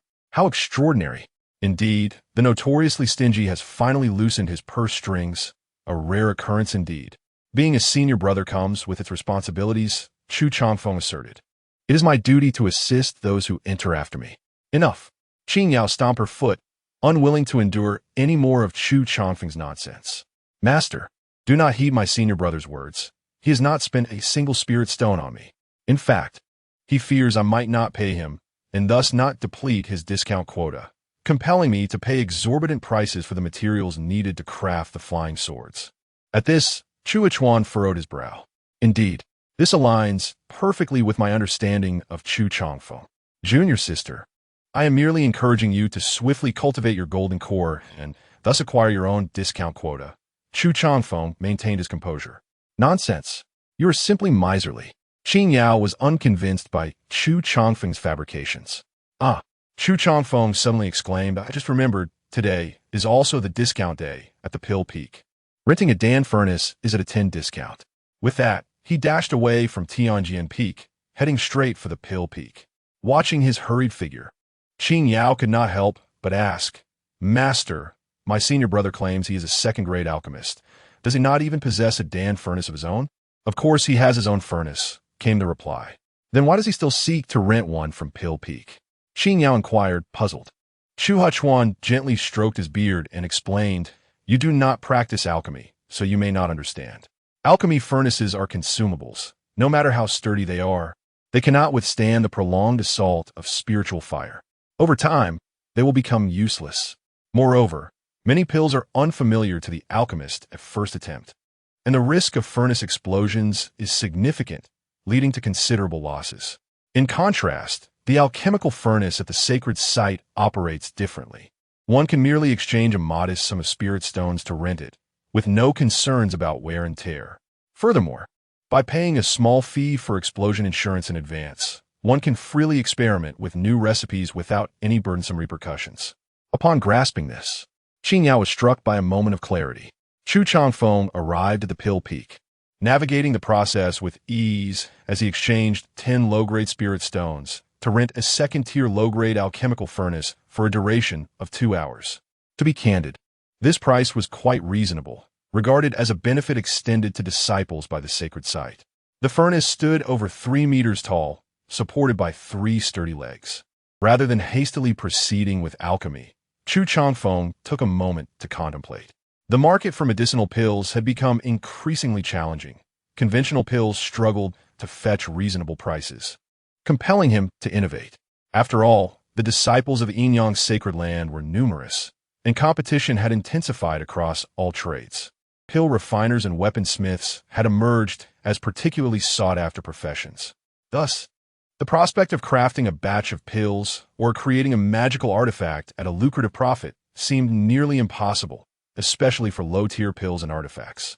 Today, the market for first- and second-tier pills and artifacts within the sacred site had reached a saturation point, with disciples adopting a strategy of thin margins and high volume to earn spirit stones. Unwilling to engage in this relentless competition, Chu Changfeng resolved to pursue innovation.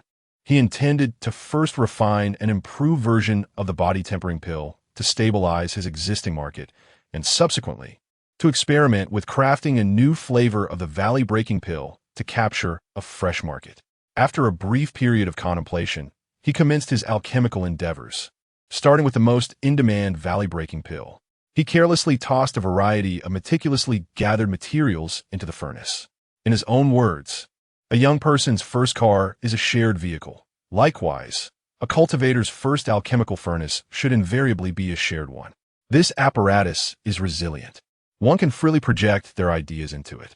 With a clang, the furnace lid sealed, and Chu Changfeng summoned flames with his spiritual energy to heat the furnace. Half an hour later, a fragrant aroma of medicinal herbs wafted through the air. Chu Changfeng's eyes sparkled with delight. Success. He extracted a substantial lump of black alchemical clay from the furnace, weighing over 100 pounds. Such is the nature of low-tier pills, shaped by hand.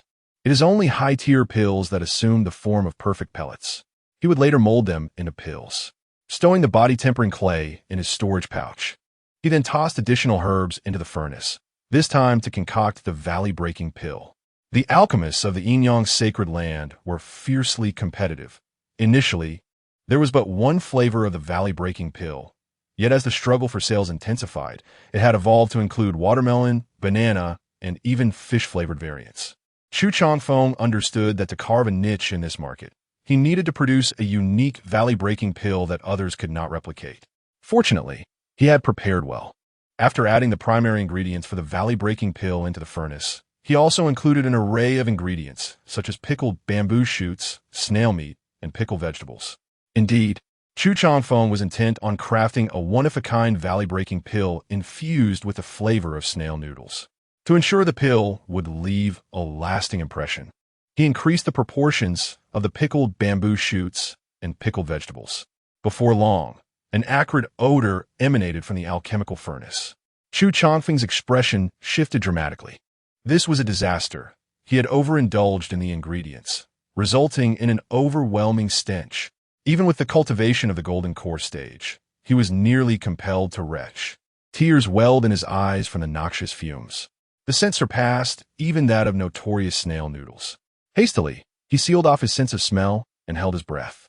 After a moment's hesitation, He turned to exit the alchemical chamber. He had no desire for this batch of elixirs.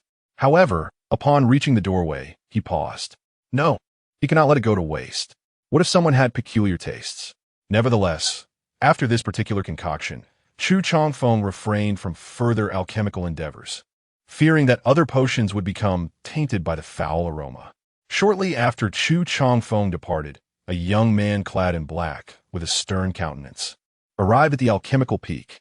His name was Han Yunbing, a disciple of the Pill Peak, at the initial stage of golden core cultivation.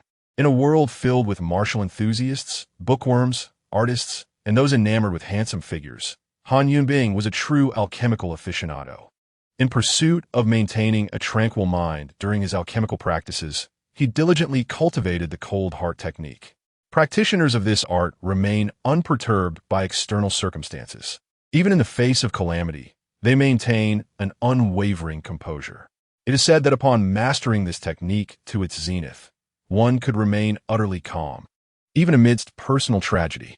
According to fellow disciples, it had been several years since Han Yunbing exhibited any emotional fluctuations. He remained an inscrutable figure, as if encased in ice. I require an alchemical chamber equipped with a second-tier furnace. Han Yunbing's voice resonated coldly. Coincidentally, a senior disciple had just departed, leaving the 13th alchemical chamber vacant. Very well. Han Yunbing exchanged spirit stones and entered the chamber. Upon crossing the threshold, a pungent odor assailed his nostrils, surging directly to his mind. For the first time in years, a flicker of emotion graced Han Yunbing's otherwise frozen visage. He furrowed his brow, clenched his fists, and ground his teeth, his entire being trembling with suppressed rage. Moments later, unable to contain his emotions any longer, he erupted in fury. Who on earth has used this furnace to concoct excrement? Chapter 10. The Sword of Chu Changfeng. Elder Danfeng comes knocking. Han Yunbing had diligently practiced the cold heart technique for many years, achieving modest success. His heart is frozen as ice. Yet, in this moment, he found himself vulnerable. Brother, what has happened? Han Yunbing's furious shout drew the attention of the disciples outside the Danfeng. Fearing something dire had occurred, one of them hurriedly pushed the door open. Goodness, what is that smell? Ugh, brother, what have you done to the alchemical furnace? The disciple instantly began retching uncontrollably. Had it not been for Han Yunbing's esteemed status, he would have vocally chastised him for the audacity to use the furnace in such a manner. What do you mean? What have I done to the furnace? I know nothing. Upon entering, I was assaulted by an overwhelming stench emanating from the alchemy room. Han Yunbing insisted, refusing to take the blame. Never mind. This is not a place for idle chatter. Han Yunbing noticed the foundation building disciple clutching his throat, eyes rolling back as he began to foam at the mouth, appearing to be on the verge of asphyxiation. Without hesitation, he grasped the disciple and swiftly brought him outside the alchemy room, securely closing the door behind them. Gasping for breath, the disciple exclaimed, "Brother," for the first time, "I realize how sweet the pure air truly is. You have saved my life." He felt a profound sense of relief, as if he had narrowly escaped a calamity. The sect's repeated warnings against outdoor alchemy were indeed justified. Han Yunbing continued, "To concoct such a foul substance in the alchemical furnace raises my suspicion that it was done deliberately. It is likely that the perpetrator is experiencing personal discontent or hardship, leading to a vengeful act of alchemy. Who was the last person to use this furnace?" The disciple replied, "It was Chu Changfeng, the foremost disciple of Tianjian Peak and the true successor of the Peak Master. That insidious and shameless scoundrel." Everything now makes sense. Han Yunbing's emotions surged anew at the mention of Chu Changfeng. As a sword cultivator, he had audaciously entered the alchemical competition, claiming the top rank among foundation-building alchemists, while Han Yunbing had secured the second position in that cohort. Although Chu Changfeng had since become a second-tier alchemist, he possessed little knowledge of actual second-tier elixirs, merely taking advantage of the general inadequacy of most alchemists. His actions, so malicious and detrimental, must be dealt with severely. Han Yunbing declared firmly, "You must report this to the elders immediately. He must be punished harshly. I will remain here to prevent any other disciples from falling victim to Chu Changfeng's malevolence." "Understood," the disciple replied promptly, hurrying away. Meanwhile, Chu Changfeng had returned to Tianjin Peak. As dusk settled, he noticed the lights in his junior sister's room shining brightly, accompanied by waves of spiritual energy emanating from within, indicating that she was likely practicing her swordplay. Tomorrow, Qing Yao would possess her very own flying sword. He wondered what name she would choose for it. Choosing not to intrude, Chu Changfeng returned to his own chamber, closing the door behind him. In the secluded chamber, Chu Changfeng deftly activated 3 first-tier formation plates, ensuring that no prying eyes could easily penetrate his defenses. He then laid out an array of materials upon the table, channeling his spiritual energy to conjure flames that gradually melted each component. After the passage of a fragrant incense stick, the materials have been entirely refined, coalescing into a radiant pool of golden liquid. Wait, senior, be cautious behind you, great ancestor. Spare me. I concede. As Chu Changfeng's words faded, 6 flying swords erupted from the fold of his sleeves, his chest, his boots, and even from his hair, dancing through the air like butterflies.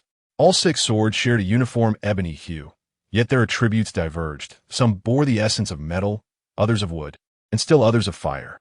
Chu Changfeng opted for a singular color to create an element of deception. However, this was only the beginning. In an instant, his expression turned grave. Slay the demons, expunge the malevolence, question the immortals. With a flick of his right sleeve, 3 more swords emerged, a white as silver, and a golden blade, each named with honor and imbued with righteousness. As a disciple of a prestigious lineage, Chu Changfeng felt the need to possess a few respectable techniques, lest he be scorned by others. Moreover, such contrast would render him all the more unpredictable in battle. Formation of swords, he commanded, and 9 flying swords arranged themselves above his head, forming a mystifying sword formation. Such was the prowess of the sword Dao of Tianjin Peak. One need not personally comprehend the intricacies of sword techniques, but could simply issue commands, simultaneously nurturing 9 blades. Chu Changfeng was hailed by Chu Hechuan as a prodigy destined to master the sword Dao of Tianjin Peak, an achievement even the once great cultivator could not claim.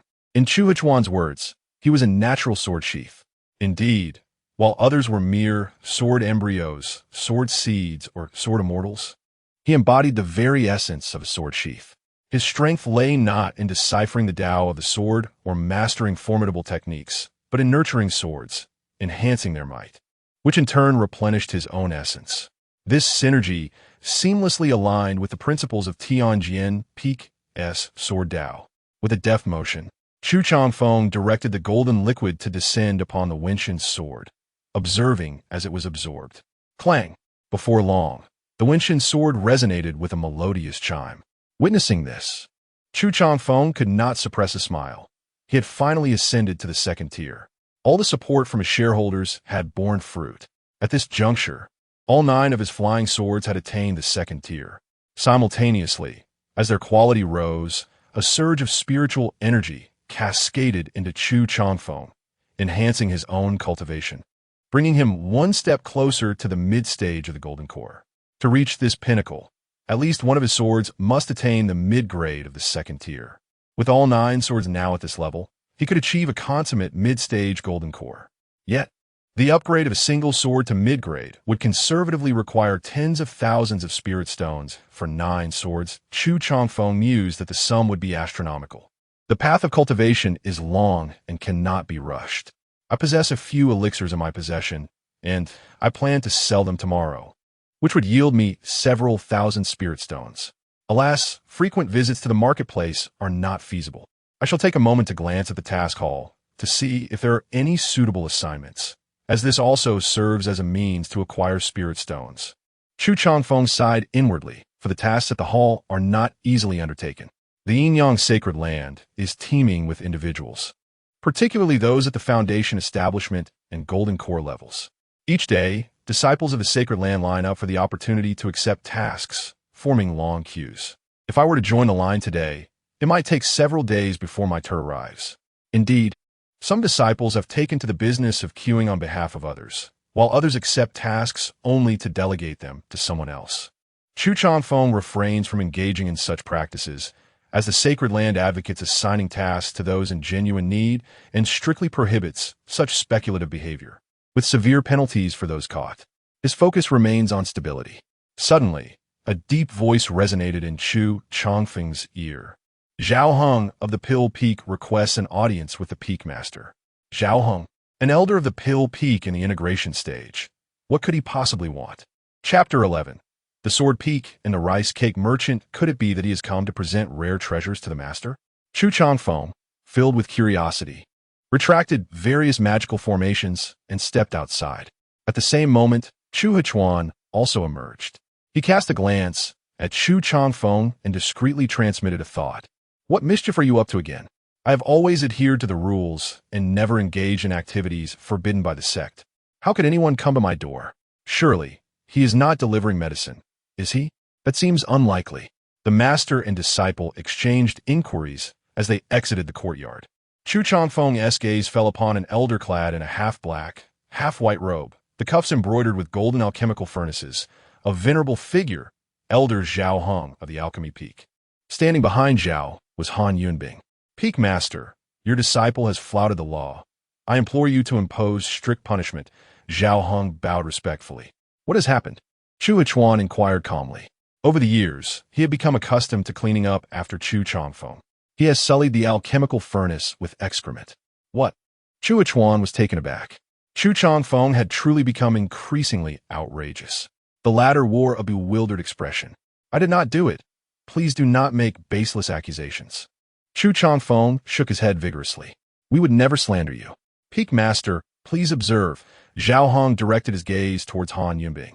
The latter, suddenly enlightened, waved her hand and a 3-meter-tall, brass alchemical furnace landed on the ground. A foul stench immediately permeated the air. What is that smell? Chu Huchuan felt an overwhelming wave of odor assault him, almost provoking the resurgence of old injuries within him. Unruly disciple, Chu Huchuan was incensed. This second-tier alchemical furnace, while of lower quality, was still worth more than 2,000 low-grade spiritual stones, a sum he could not afford. I swear, I merely intended to refine a batch of qi-nourishing pills. It is entirely reasonable and legal, and I did not damage any sect property. Chu Chongfeng raised his fingers towards the heavens, pledging earnestly. Nonsense. How could qi-nourishing pills possibly have such a scent? Han Yunbing expressed disbelief. Zhao Heng echoed her skepticism. Chu Huchuan, too, shared their doubts. Who would purchase such a foul-flavored pill? Chu Chongfeng asserted with gravity, in the realm of alchemy, innovation is essential. For instance, in the beginning, qi-nourishing pills did not exist. They were developed through research. Existence implies necessity.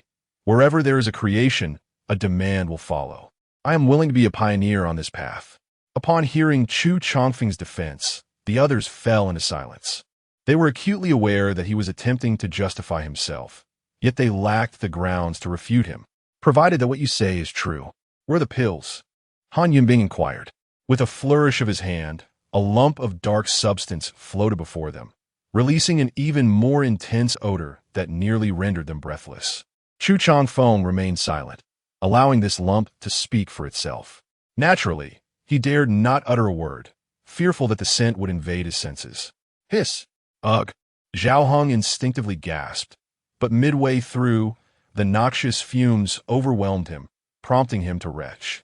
Enough! Quickly put it away. They must realize you are being wronged. Chu Huchuan gestured for Chu Chongfeng to put away that lump of the fasting elixir.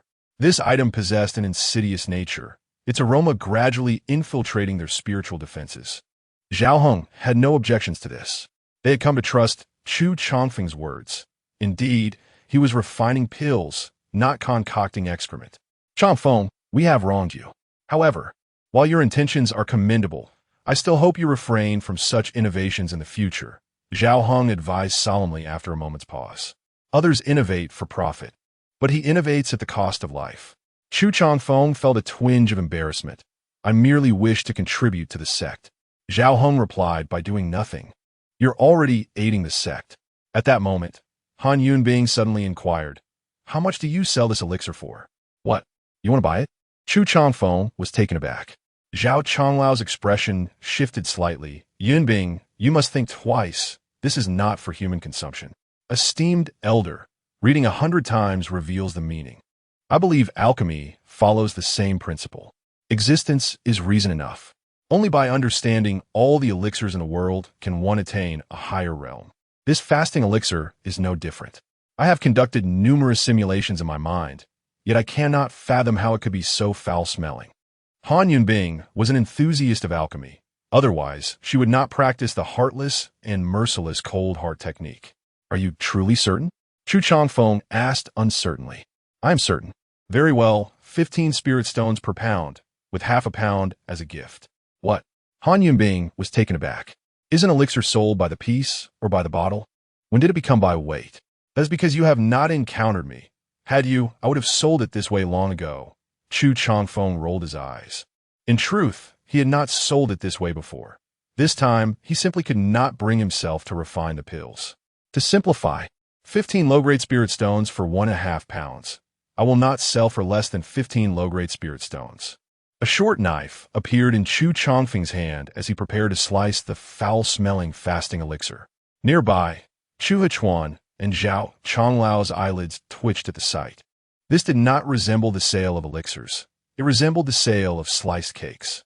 Since that is the case, I will take these. Han Yunbing hesitated for a moment, gesturing a width of about an inch with her fingers. She estimated it could yield a dozen or so pills. Are you certain? Once the knife falls, there can be no changes, otherwise I cannot sell it, Chu Changfeng stated. I am certain, Han Yunbing nodded firmly. Without further ado, Chu Changfeng swiftly brought down the knife. Wait, why is your knife cutting at an angle? Han Yunbing's expression changed dramatically the moment Chu Changfeng brought down the blade. However, Chu Changfeng was quick. Before she could finish her sentence, he had already completed the cut. A large lump of fasting elixir was divided into uneven halves. This side contains the 100 pounds you requested, while the other side is the complimentary 50 pounds. The total is 1,500 low-grade spirit stones. With a wave of his hand, the 2 portions of fasting elixir appeared before Han Yunbing. Ah, you eat.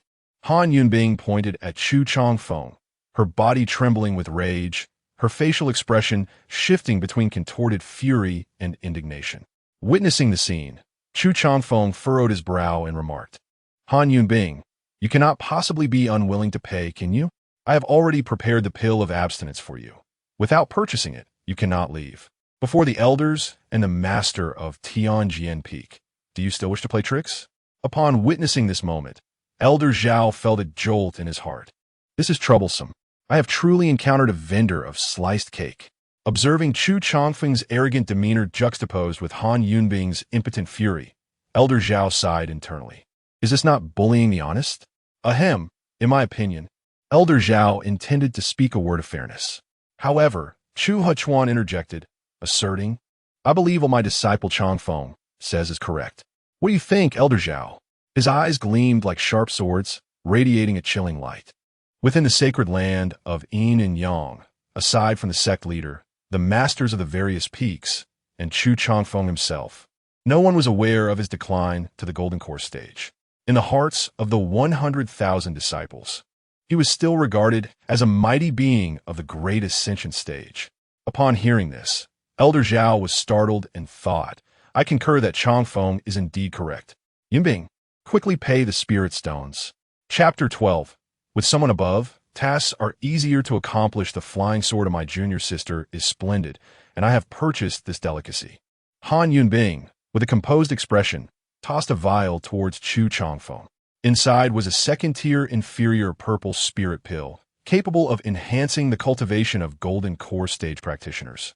Valued at approximately 1,600 inferior spirit stones.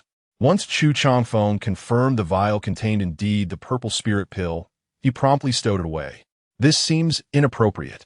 I do not possess spirit stones for you, he remarked. There's no need to look for them. Han Yunbing waved her hand, collecting the 2 portions of the pill of absence, and, with a flick of her sleeve, departed. Zhao Heng glanced at Chu Changfeng, then signaled to retrieve the alchemy furnace, clasping his hands towards Chu Hechuan before turning to leave. Ah, truly a good person, Chu Changfeng mused. Had I known the sales would be so prosperous, I would have risked my life to concoct more of those snail-flavored pills of absence. Chu Hechuan interjected, I beseech you, refrain from exploiting others excessively.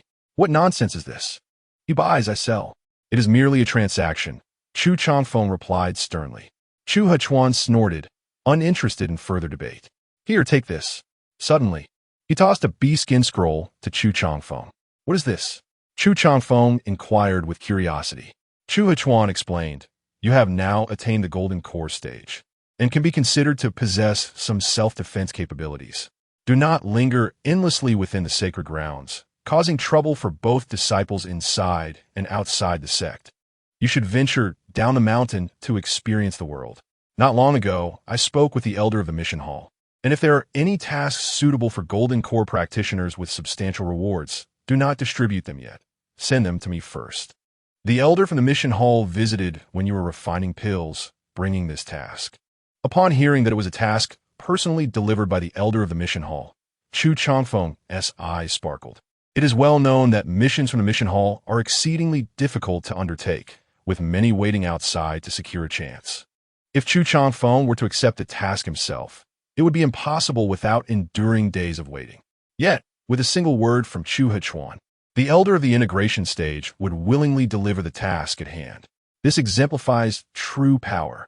Indeed, having connections above makes tasks easier to accomplish, thought Chu Changfeng. Giving a thumbs up, Chu Hechuan puffed out his chest slightly and tilted his head. Do you still feel that your master is of no assistance to you? Disciple has never harbored any grievances towards you. Master, Chu Changfeng shook his head. With a slight smile, Chu Hechuan encouraged him to examine the task. Eagerly, Chu Changfeng unfurled the scroll. It revealed that 2,000 miles from the Yin-Yang sacred ground lay a place called Qinghe City, where over half of the Chun family, a renowned cultivation family within the city, had been slaughtered overnight. The victims had their blood entirely drained, resembling desiccated corpses, their deaths tragically gruesome. The Chun family boasted an ancestor at the late Foundation establishment stage, along with 3 other practitioners at the early and mid-Foundation establishment stages, yet none were spared, all falling victim to this gruesome fate. The task required a golden core practitioner to lead, accompanied by a Foundation establishment practitioner, to unearth the true culprit and restore peace to Qinghe City. To Chu Changfeng, the rewards appeared quite substantial. Upon completing the task, golden core cultivators could receive 5,000 low-grade spirit stones, while Foundation establishment cultivators would garner 1,000. However, a frown creased Chu Changfeng's brow. Noticing his peculiar demeanor, Chu Hechuan inquired, is there a problem? I have observed numerous smudges on this task scroll, Chu Changfeng replied. Oh, initially, the task did not require the assistance of Foundation establishment cultivators. I requested the elder of the task hall to include it. Chu Hechuan remarked casually. What is privilege? This is privilege, Chu Changfeng stated. Master, is that not superfluous? I am fully capable of completing this task alone. If you could elevate my reward from 5,000 to 6,000 low-grade spirit stones, I would be most grateful. Suddenly, a smile broke across Chu Hechuan's face. You would never guess that the original requirement was for a single golden core cultivator to complete the task, with a reward of 6,000 low-grade spirit stones. It was my suggestion to add a Foundation establishment cultivator as assistance, which resulted in the golden core cultivator's reward being adjusted to 5,000 low-grade spirit stones, with 1,000 allocated to the assisting Foundation establishment cultivator. Upon grasping the truth, Chu Changfeng felt an itch in his jaw. Changfeng, Chu Hechuan continued, the sect competition is approaching. It would be advantageous for you to take your junior sister along to gain some experience. He reassured, do not worry. I am not deceiving you. If you can secure the top position, the master's reward will be yours. Really? Indeed, master, as an elder brother. It is only right for me to assist my junior sister in leveling up, Chu Changfeng said, beaming with joy. According to his knowledge, the last time he claimed the first position on the Foundation Establishment Alchemist Combat Power Ranking, his master received a reward of 100,000 low-grade spirit stones. If it were at the golden core level, the amount would be even greater. Master, I shall return to prepare immediately. Tomorrow morning, I will set off with my junior sister. After bowing deeply, Chu Changfeng turned to leave. Chu Hechuan watched his departing figure and sighed softly. His time was limited. Once back in his room, however, the smile on Chu Changfeng's face vanished, replaced by a flicker of sorrow in his eyes. The words of Chu Hechuan today felt like a solemn charge. It is said that in this world exists the nirvana fruit and the longevity wood, capable of granting one rebirth and immortality. One cannot help but wonder if such legends hold any truth. Yet in his heart, Chu Changfeng remained profoundly grateful to Chu Huchuan and hoped for his master's survival. After all, though it seemed Chu Huchuan offered no direct assistance, his status as the foremost disciple of the Heavenly Sword Peak was the greatest form of support. Without such protection, who would treat a nascent golden core cultivator with kindness? Given Chu Changfeng's conduct within the sect, he would have long been subjected to punishment by the law enforcement hall, or perhaps eliminated by a disciple with a deep background within the Holy Land.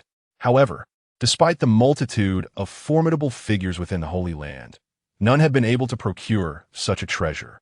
If he truly wished to save his master, he would need to transcend tribulations or achieve immortality. Alas, he thought, it is futile to dwell on such matters. With a resigned shake of his head, Chu Changfeng retrieved a sizable quantity of body refining pills from his storage bag and began to refine them. He had already devised a plan for the sale of this batch of elixirs, intending to offer them to the outer disciples in the Qi refinement stage. With his status as the foremost disciple of the Heavenly Sword Peak, no one dared to voice any objections. The following day, Chu Changfeng rose and departed as per his usual routine. Upon reaching the courtyard, he beheld Qing Yao, adorned with a bun and dressed in a greenish-blue long skirt, dancing exuberantly amidst the yard.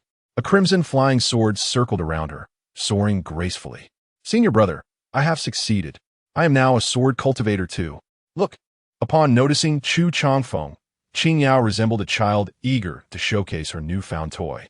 "Flame Dragon Beast, ascend! Flame Dragon Beast, ascend! Flame Dragon Beast, ascend!" Qing Yao incessantly commanded the flying sword. The crimson blade charged forward with remarkable speed, emitting a piercing sound as it cut through the air. It moved so swiftly that ordinary foundation establishment cultivators would likely struggle to evade it. Chu Changfeng was taken aback for a moment. "Your flying sword is named Flame Dragon Beast?" As far as he knew, the Flame Dragon Beast was a dragon-type demon beast, adept in fire control, leaving scorched earth in its wake. Someone as insidious and shameless as senior brother. Qing Yao caught herself mid-sentence, swiftly altering her words. "But I cannot emulate the steadfastness of someone like senior brother. Nonetheless, your words hold great merit. A fitting name can indeed yield unexpected advantages and significantly enhance one's odds." Upon hearing this, Chu Changfeng furrowed his brow. Was she praising him or chastising him? Chapter 13. Brother, I am selling inferior refining pills. Brother, I have decided to name the flying sword Flame Dragon Beast, and I will disguise myself as a practitioner skilled in beast control.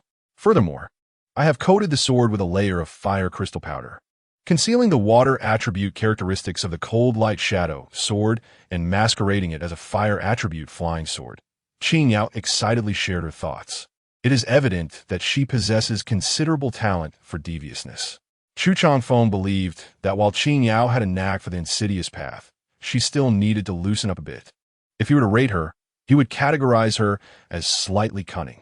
After exchanging a few more words, Chu Changfeng steered the conversation back to the main topic. "Junior sister, your emergence from seclusion is timely. I received a task yesterday to descend the mountain and eradicate demons, allowing for one foundation-building practitioner to accompany me. So, you intend to bring me along?" she asked eagerly. "Precisely. Splendid," Qing Yao exclaimed, raising her fist in excitement as she gazed at Chu Changfeng.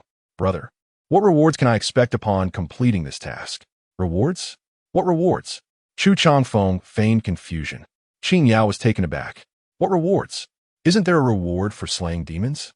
So shallow," Chu Changfeng replied, waving his sleeve with a serious expression. "Eradicating demons is an unassailable duty and obligation for practitioners of our righteous path. Even without a reward, we must undertake this mission. Moreover, this task is particularly significant. Late-stage foundation-building practitioners have perished in their homes, and the demonic entity possesses strength comparable to that of a golden core. It will be difficult for foundation-building disciples to contribute significantly. To put it bluntly, the so-called collaboration merely provides an opportunity for foundation-building disciples to broaden their horizons.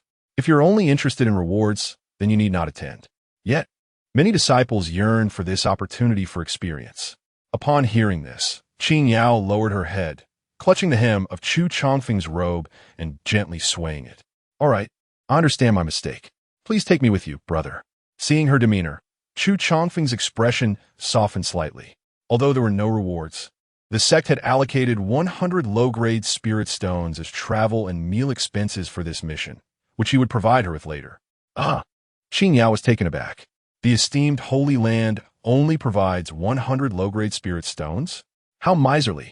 Chu Chongfeng, seemingly oblivious to the girl's resentful expression, remarked nonchalantly, "Prepare yourself to depart. We shall set off after a cup of tea. My belongings are already with me. We can leave right away." "Very well, let us go." After the brother and sister departed, Chu Hachuan emerged from the room, his expression grim as he scolded Chu Chongfeng. "You rascal! Are you unwilling to suffer even the slightest loss?"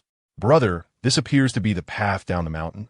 Qing Yao inquired, puzzled during their journey. Chu Chongfeng responded, "Before descending, I must make a trip to Earth Spirit Peak. The Yinyang Holy Land boasts 100,000 disciples, yet the 9 main peaks are reserved solely for inner disciples. The majority of disciples cultivate on the peaks outside the 9, known as the Outer Sect. Earth Spirit Peak is one of these." Chu Chongfeng was once an Outer Sect disciple of the Earth Spirit Peak, and he has long since entered the Inner Sect, successfully making his mark. As he strolled along the peak, he encountered numerous Outer Sect disciples clad in gray robes, clutching their stomachs as they greeted him. Qing Yao, filled with curiosity, inquired, "Senior brother, what is the matter with these Outer Sect disciples? They all appear as thin as reeds and are holding their bellies." "Zhu Jianfen Ziplit." This situation clearly indicates they have consumed inferior body refinement pills. Foundation establishment period cultivators must continuously refine their bodies with spiritual energy to expel impurities and forge their foundational path. The purpose of the body refinement pills is to accelerate the expulsion of these impurities. Who could be so vile, so audacious, as to sell us, disciples of the sacred land, such substandard body refinement pills? Qing Yao, incensed, suggested, "Senior brother, I propose we report this matter to the law enforcement hall. We must uncover the true culprit and impose severe punishment." "Junior sister, please refrain from calling out." "It is I," Chu Chongfeng's calm voice interjected. "What? It was you?" His words struck Qing Yao's mind like a thunderclap. "I replaced the detoxification herb in the body refinement pills with croton seeds. This way, the cost of the pills was reduced by a third. Of course, the side effects are quite evident. The detoxification manifests as diarrhea. What do you think of my alchemical skills?" he remarked, a proud expression adorning his face. "You truly are." Qing Yao found herself at a loss for words, her mind racing with a torrent of curses directed at Chu Chongfeng. In her heart, she berated him as a sneaky and shameless senior brother who would stoop to any depths for spirit stones. It was one thing to deceive disciples of other sects, but now he has even betrayed the disciples of the sacred land. Moreover, these Outer Sect disciples represented the future hope of the sect. Chu Chongfeng had struck at the very root of the issue. It was difficult to fathom the profound psychological impact his actions would leave on these Outer Sect disciples. Subsequently, Qing Yao fell into silence as she followed Chu Chongfeng into a spacious courtyard. Surrounding the courtyard were rows of wooden cabins, the usual resting place for the Outer Sect disciples. At this moment, a throng of Outer Sect disciples in gray robes had gathered in the yard, and Qing Yao estimated there were at least 300 of them. "Senior brother Chu has arrived. Make way," a tall youth called out, prompting the crowd to part, allowing a table and chair to be set aside for him. Chu Chongfeng walked over naturally and took a seat. Qing Yao observed that the entire process was remarkably quiet. Even though Chu Chongfeng was selling fake medicine to these Outer Sect disciples, not a single one expressed any dissatisfaction. However, the more she witnessed this, the angrier she became. These Outer Sect disciples toiled with menial tasks, painstakingly accumulating a few spirit stones, only to be swindled by Chu Chongfeng. It was utterly pitiful. Were it not for her lack of strength, she would have earnestly sought to uphold justice, to vanquish this insidious and despicable senior brother. "Qing Yu, Why are there only a little over 300 people present? Chu Changfeng furrowed his brow slightly. The tall youth, named Qin Yu, promptly bowed and replied to Chu Changfeng's inquiry. Brother Chu, over a dozen junior brothers are currently on missions, while several others are bettered due to exhaustion. The remaining 100 or so junior brothers are otherwise occupied and cannot be disturbed. However, they have entrusted me with their spiritual stones, requesting that I procure the body refinement pills on their behalf. Then you shall assist in the collection, Chu Changfeng instructed with emphasis. But remember, distribute the body refinement pills to each junior brother. Rest assured, I shall adhere to your instructions, Qin Yu responded respectfully. Witnessing the collusion between Chu Changfeng and Qin Yu, Qin Yao stood behind Chu Changfeng, her fists clenched tightly, making a creaking sound. This is outrageous. Does Chu Changfeng possess any humanity? He even targets those bettered due to inferior body refinement pills. Must he truly drive someone to their demise before he is satisfied? At that moment, with a swift gesture, Chu Changfeng summoned hundreds of small porcelain vials onto the table, totaling 412. Brother, this is the collection of spiritual stones prepared by myself and many junior brothers. Please take good care of it, Qin Yu said, presenting a storage bag to Chu Changfeng. As Chu Changfeng reached out to accept it, Qin Yao could no longer contain herself and shouted, Stop. Chapter 14. I am not a god of medicine. What does this mean, junior sister? Chu Changfeng gazed at Qin Yao in confusion, pondering what might be troubling the girl. Yet, Qin Yao offered no response to his inquiry. Her eyes slowly swept across the assembly of disciples, including Qin Yu, and she asked, Do you know what ingredients are contained within this elixir? After consuming it, you all experience diarrhea. Do you not perceive a problem? Ultimately, Qin Yao, despite being merely a teenage girl who had been sheltered by her family due to her remarkable talent, retained a compassionate heart. She could not bear to see her fellow disciples further exploited by Chu Changfeng. Qin Yao had anticipated that exposing Chu Changfeng's insidious conduct would resonate like thunder, shocking everyone. However, the outcome diverged significantly from her expectations. The outer sect disciples exhibited an astonishing calmness. Senior brother had previously informed us of the modifications made to the body refining pill. The use of croton seeds in place of detoxifying herbs has resulted in toxins not being expelled gently through our pores, hence the diarrhea, they explained. So they were aware of the truth. Qin Yao's gaze sharpened, and she pressed on, If you know this, then why do you still purchase it? Is it merely diarrhea? It does not claim lives? Why continue to buy it? I understand now. You must be coerced by him, am I right? She pointed accusingly at Chu Changfeng. You fear retaliation for refusing to buy the inferior body refining pill, do you not? Qin Yao had personally witnessed Chu Changfeng's treachery. He was indeed capable of using his power to intimidate. However, to her astonishment, the outer sect disciples vehemently countered her assertions. Silence. I will not allow you to slander senior brother. Our purchase of his elixirs is entirely voluntary. He acts solely for our benefit. Do not speak recklessly. Though you're a senior brother's junior sister, I still believe there may be some issues with your reasoning. They voiced their discontent in unison. Confusion, disbelief, and shock filled Qin Yao's eyes. Had these individuals been brainwashed? They spoke in defense of a purveyor of counterfeit medicine, while the one genuinely advocating for their welfare was derided as foolish. He sells you counterfeit pills for your own good. I stand up for your rights. Yet I am the one deemed irrational. Qin Yao felt as though the world around her had transformed into an unrecognizable realm. Observing this scene, Chu Changfeng remained composed, leisurely sipping from a pot of spiritual tea. At that moment, Qin Yu interjected, You only see that senior brother replaced detoxifying herbs with croton seeds. Yet you fail to recognize that his elixirs are priced 30% lower than others, while others sell a bottle of body refining pill for 9 low-grade spirit stones. Senior brother charges only 6.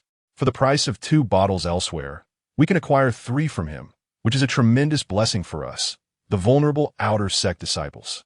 The more body refining pills we consume, the greater our chances of advancing to the foundation establishment stage. Indeed, a body refining pill for 6 low-grade spirit stones. And if issues arise, it is due to our own poor constitution, not a fault of senior brother's elixirs. With his assistance, Many disciples who previously had no hope of entering the inner sect have successfully established their foundations and joined the ranks. The senior brother's alchemical prowess indeed produced the elixirs that the outer disciples so desperately needed. In our hearts, he is the foremost alchemist in the sacred land.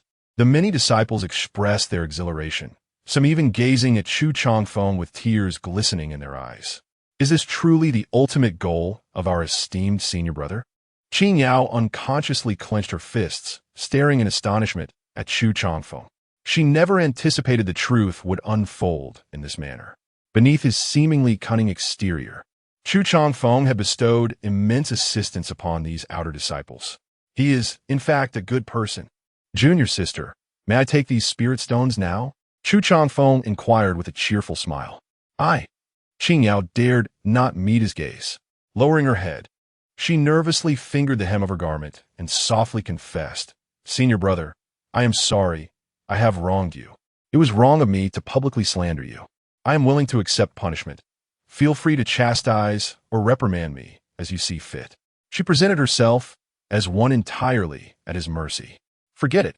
Chusheng replied with an air of nonchalance, accepting the storage pouch from Qin Yu. Upon inspecting the spirit stones, he discovered a total of 472 low-grade spirit stones within. His brow furrowed slightly. Typically, 412 bottles of body refining elixirs would require only 472 low-grade spirit stones, yet here there were an additional 1,000. Why are there 1,000 extra low-grade spirit stones? He queried. Senior brother, the additional 1,000 spirit stones are this year's protection fee, Qin Yu explained. Protection fees are 2 stones per person annually. That amounts to 824 stones, does it not? The surplus is merely a token of appreciation from the junior brothers. Meant to buy you a drink. Ah, I see. Then I shall accept it. But let it be known this is a one-time exception. Chusheng stored the pouch away. Qin Yu chuckled, scratching his head, thinking to himself that he would surely do the same again next time, and perhaps even take a bit more if circumstances allowed. Junior sister, let us depart, Chusheng announced, rising to his feet. Yet, Qin Yao remained rooted in place, her voice a mere whisper. Do you still collect protection fees? Her newfound fondness for him evaporated in an instant. These outer disciples were already enduring hardship, resorting to subpar body-refining elixirs to save spirit stones. And he still sought to exploit them? What is wrong with collecting protection fees? Is it not acceptable? Chusheng asked, bewildered. Qin Yu chimed in, indeed. It is entirely justifiable and reasonable. Is it truly reasonable? Qin Yao questioned, perplexed. Of course it is, Qin Yu affirmed. Within the outer sect, numerous individuals have intricate ties to the inner disciples. They take advantage of their connections to bully those who lack support. Our senior brother uses his status and reputation to shield us, alleviating many disturbances so we can focus on our cultivation. Indeed, those who would have bullied me, upon hearing of senior brother Chu's protection, treat me with utmost respect. Even during our missions, the attitude of some outer sect stewards towards us is markedly different. They are exceedingly cordial. Upon hearing this, Qin Yao felt as though struck by lightning. I am sorry, senior brother. I have misunderstood you once again. As they departed from the Earth Spirit Peak, Chusheng, with his 472 spirit stones in hand, felt quite content. With each bottle of body-refining elixir costing 6 spirit stones, he could still earn 3 low-grade spirit stones in profit. With 412 bottles of medicinal pills, he has earned a sum of 1,236 coins. Today, he possesses over 5,000 spirit stones. If I happen to gain some unexpected rewards upon completing this demon-slaying task, coupled with the mission rewards, perhaps I can elevate my flying sword to the 2nd tier of medium quality. At that point, the benefits I receive will allow me to advance into the mid-stage of the Golden Core realm. Securing the top position on the Alchemist battle rankings would no longer be a mere dream. Chusheng is filled with anticipation for this journey down the mountain. Half a day later, the 2 siblings arrived at the bustling market. Their attire and appearances had undergone a remarkable transformation. Chusheng donned a loose-fitting robe, his face adorned with stubble, presenting an unkempt demeanor. A robust aroma of medicinal herbs clung to him, and his cultivation revealed he was at the early stage of foundation establishment, making it clear that he must frequently dwell in the alchemy chamber.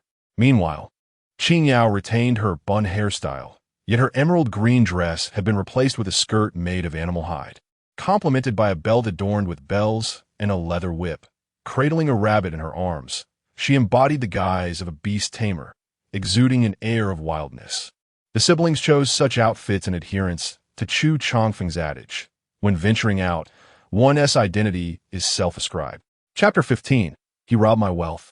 I stole his home, senior brother. Shouldn't we head directly to Qinghe City? Why are we stopping at the Fong Market?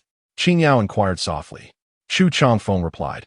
Qinghe City lies thousands of miles from the Holy Land, requiring at least 3 days of travel.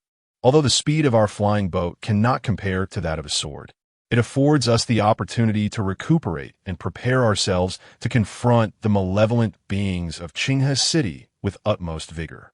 All right, I shall heed your advice, Qing Yao conceded, finding wisdom in Chu Changfeng's words. Senior brother, what do you believe these malevolent beings in Qinghe City are? She asked as they walked. Chu Changfeng responded. The victims appear akin to desiccated corpses, drained of their blood and life essence. Thus, I suspect that the likelihood of their involvement by corpse demons or similar dark entities is considerably high. He elaborated. Corpse demons are what the common folk refer to as zombies, transformed from dead bodies. Those with profound cultivation may be impervious to blades and bullets, capable of soaring through the skies and vanishing into thin air. Qing Yao clenched her tiny fist resolutely, proclaiming, I firmly believe that the two of us, as senior and junior siblings, shall vanquish all manner of malevolent spirits. Chu Changfeng paused, struck by the familiarity of her rallying cry. Navigating through the twists and turns of the market, the duo arrived at a spacious area where dozens of flying boats were docked. These vessels varied in size, with the larger ones measuring up to 90 meters in length, while the smaller ones spanned just a few meters. Before the boats, cultivators were incessantly calling out, 5 low-grade spirit stones for Tianxin sect, board and depart. The Northern Desert Dynasty requires just one more passenger. Dear friends, are you headed to Kunwa Mountain? Upon reaching this location, Chu Changfeng felt as if he had just exited a train station. The smallest of these flying boats cost at least 2,000 to 3,000 spirit stones, while the more expensive ones exceeded 10,000. Tailored for cultivators who wished to travel far, but lacked the means to purchase their own boats. The boatmen were typically those of lesser cultivation, seeking to earn some spirit stones. Are there any who would share a boat to Qinghe City with us? Chu Changfeng inquired, scanning the boatmen. Qinghe City? That is not on my route. I've never even heard of it. Many boatmen shook their heads in response. However, one approached Chu Changfeng, a middle-aged man with dark skin and a scruffy beard. Greetings, fellow cultivators. I am traveling to Qingmu sect, passing through Qinghe City, and I am looking to fill a favorable boat. Chu Changfeng sensed that the man was at mid-stage foundation establishment, posing no threat to him, and asked, How many spirit stones? The boatman replied, 1 spirit stone per 100 kilometers. We can set sail immediately. Chu Changfeng was pleasantly surprised to encounter a fare-based offer. I can pay according to the distance traveled, but please, no detours. The boatman grinned broadly. I've been here for many years and have never taken a detour. My reputation is solid, with countless favorable reviews. As he spoke, the boatman produced a scroll from his pocket, inscribed with endorsements. I, Zhao He of Qingmu sect, attest that this boatman does not take detours. I, Li Dajiang of Tina sect, affirm that this boatman does not take detours. I, Lin Shiluo of Tianxin sect, guarantee that this boatman does not take detours. As Chu Changfeng focused intently, he noticed that each comment bore fingerprints, prompting him to exclaim in admiration. They even had star ratings. It will be you, he declared. Chu Changfeng and Qing Yao boarded the flying boat, which indeed demonstrated remarkable integrity by departing as soon as they were on board. After they settled into the cabin, the boat began to glide forward, alongside a cargo of goods. As the boatmen had previously indicated, they were on a tailwind vessel primarily intended to transport these items to the Qingmu sect. Senior brother, are you all right? Qing Yao inquired, noticing that Chu Changfeng had fallen silent after boarding, his eyes shut tight, beads of sweat forming on his forehead. "Am perfectly fine," he replied, still with his eyes closed, striving to appear composed. Yet, Qing Yao discerned a tremor in his voice. "Senior brother, you can't possibly be afraid of heights, can you?" "Huh? How could I be afraid of heights? What cultivator fears heights?" Chu Changfeng laughed heartily. However, Qing Yao sensed that his laughter was somewhat strained. It was evident he was afraid of heights, yet he insisted on putting on a brave front. Nevertheless, it was indeed rare for a golden core cultivator to possess such a fear. Suddenly, Qing Yao understood why Chu Changfeng opted for the flying boat instead of using a sword. The enclosed nature of the vessel obscured the outside world, providing a degree of comfort for those with acrophobia. A day later, on another serene morning, Chu Changfeng heard the boatman calling from outside the cabin. "Esteemed friends, we have arrived at Qinghe City." "Sister, why don't you take a look?" Chu Changfeng suggested.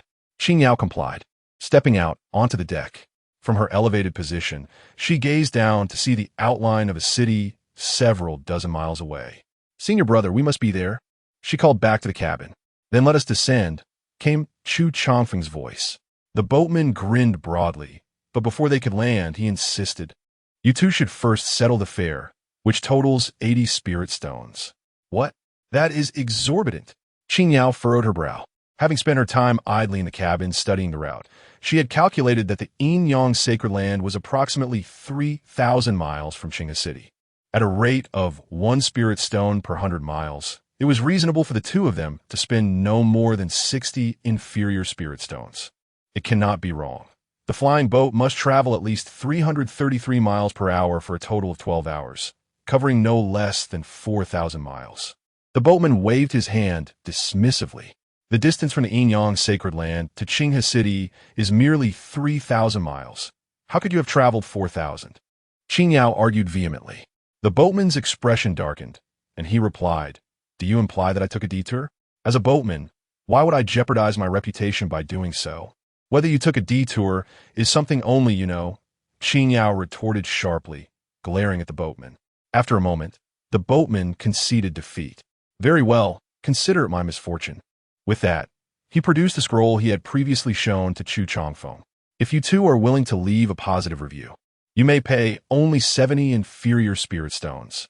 Inside the cabin, Chu Changfeng wore a peculiar expression. "So that's how the positive reviews are obtained.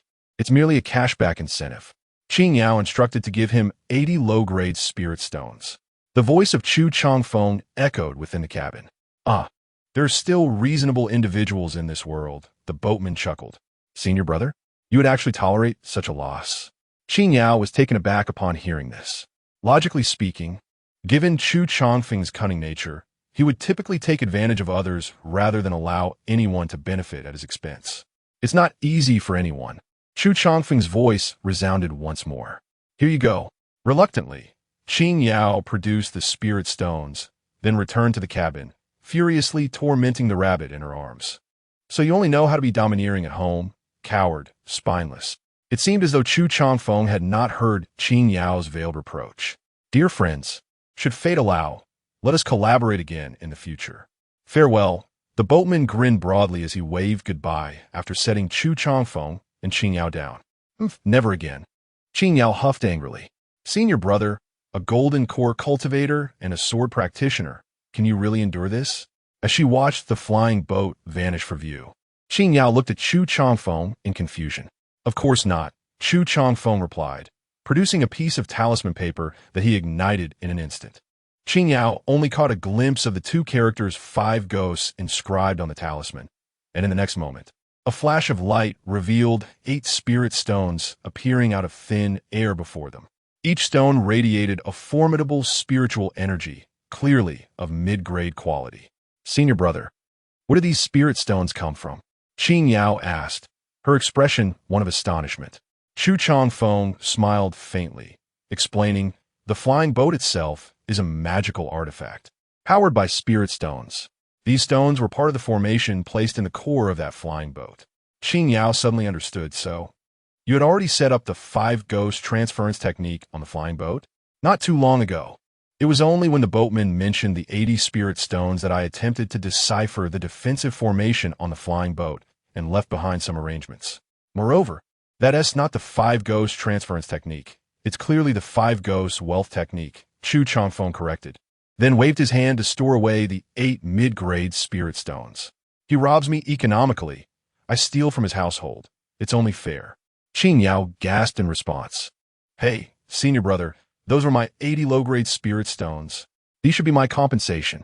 Your spirit stones were used for the fair, Chu Changfeng replied. However, as your elder brother, I cannot take advantage of you. Here, take these 40 low-grade spirit stones. Meanwhile, over 100 miles away, the flying boat plummeted straight down. What is happening? The boatman hurried into the cabin, lifting the floorboards, only to be astonished to discover that the formation he had set up had been dismantled. Moreover, 8 mid-grade spirit stones that powered the flying boat were missing. Damn it, that despicable alchemist stole my spirit stones. Chapter 16. The Ancestor of the Chun Family. The Might of the Golden Core. Brother, the atmosphere in the city is quite oppressive. In Qinghe City, Chu Changfeng and Qing Yao wandered through the streets, where every household had tightly shut doors and windows. The few pedestrians they encountered moved hurriedly, imparting a sense of impending storm. Chu Changfeng remarked, the emergence of demons and malevolent spirits has even claimed the lives of late Foundation establishment cultivators. How can the common folk not be terrified? As the brother and sister spoke, they eventually halted before a grand estate. Flanking the entrance were white lanterns, and a plaque inscribed with 2 robust, gilded characters proclaimed Chun residence. This was the abode of the victims. Here we are, Chu Changfeng announced as he knocked on the door. Creak. The door swung open to reveal a young boy of about 10. Who are you looking for? He inquired. We are disciples of the Yin-Yang Sacred Land. Wonderful. Disciples of the Yin-Yang Sacred Land. The Chun family is saved. The boy's face lit up with joy, and he hurriedly opened the door wider. Please follow me. With a glance exchanged between Chu Changfeng and Qing Yao, they stepped into the Chun residence. Under the boy's guidance, they arrived at the hall, where a considerable assembly had gathered, men, women, and children of various ages. With a sweep of his spiritual sense, Chu Changfeng discerned that many among them were cultivators. 1 late Foundation establishment cultivator and 2 early Foundation establishment cultivators were seated, while several Qi refining cultivators and ordinary folk who had yet to embark on the path of cultivation were also present. As the newcomers entered the hall, they attracted the attention of others. The city lord, disciples of the Yin-Yang Sacred Land have arrived, the boy exclaimed, sharing his excitement. Upon hearing the name of the Yin-Yang Sacred Land, the anxiety on the faces of the crowd dissipated significantly, replaced by expressions of hope. The 3-seated Foundation establishment cultivators rose and approached the entrance. I am Zhao Shanhe, the city lord of Qinghe. I humbly welcome you, fellow cultivators, to exterminate the demons.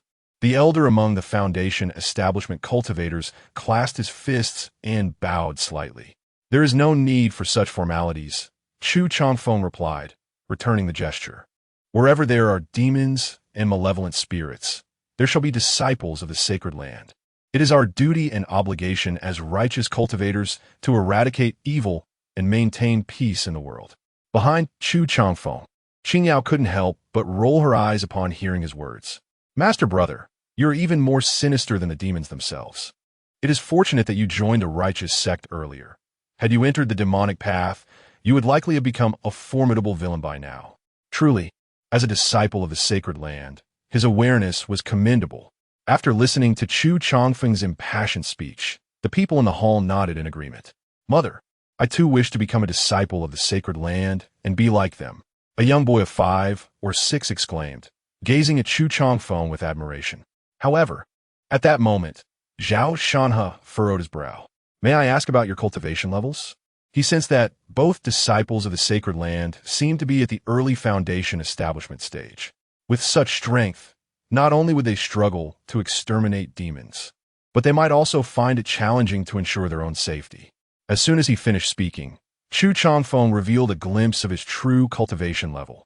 His aura surged from an initial stage of Foundation establishment to the early stage of Golden Core. Chu Changfeng had no intention of feigning weakness. His discretion stemmed from caution. However, when a situation called for it, he was not averse to showcasing his strength. I am a Golden Core alchemist, and this is my junior sister, a beast master at the initial stage of foundation establishment. It turned out that a golden core true person had arrived. My earlier address as friend was indeed an overestimation. Zhao Shanha's pupils constricted, and he expressed his apologies. Chu Changfeng waved his hand, saying, "There is no need for formality, City Lord Zhao. We shall continue to address each other as friends." Upon witnessing Chu Changfeng's cultivation, the people in the hall were instantly filled with joy, their faces reflecting a sense of relief. With a golden core true person present, how could the demons and evil spirits dare to act recklessly? Chu Changfeng also learned that, aside from Zhao Shanha, the other two foundation establishment cultivators were guest elders of the City Lord's mansion. The remaining attendees were survivors of the Chun family. Have there been any incidents of injury caused by demons or evil spirits in recent days? Chu Changfeng inquired solemnly after taking a seat. Qing Yao did not sit down, but stood behind Chu Changfeng. Since that day of the attack, none have reappeared, Zhao Shanha replied. Are you all familiar with that wicked entity? Chu Changfeng asked again. He is not a wicked entity. He is the ancestor of our Chun family. An elderly man with graying hair lamented. I have seen him once. He looks exactly like the portrait in our ancestral hall. There could be no mistake. What? Qing Yao was taken aback. Why would your family's ancestor attack you? The elder sighed. We do not know, you say? Allow me to enlighten you on the reason. Suddenly, a foundation establishment cultivator beside Zhao Shanha stood up. The crowd turned to see the cultivator emanating a chilling aura, causing the temperature in the room to plummet, leaving some untrained individuals trembling in the cold. His eyes turned a vivid red, and the veins on his face bulged like worms. Qianbin, what is happening? Zhao Shanha's expression shifted dramatically. Qianbin is dead. I am the ancestor of the Chun family. The guest elder, referred to as Qianbin, snarled menacingly, stunning everyone in the hall. Clearly, this turn of events was beyond anyone's expectations. At that moment, Qianbin's gaze fell upon the Chun family descendants, and he demanded harshly, I, the ancestor, was originally in the gathering land, cultivating a secret method, making great progress. In another 20 years, I would have reached the late stage of golden core. Yet, you ungrateful descendants, dissatisfied with the feng shui, unearthed me, causing my cultivation to regress to the early stage of golden core. Do you not deserve death? Answer me. And you, as descendants of the Chun family, share my bloodline. Only by consuming your blood and yang energy can I stabilize my cultivation. What is wrong with sacrificing you for the sake of the ancestor? Answer me. A chorus of accusations rang out, leaving everyone in a daze. Even Chu Changfeng was taken aback.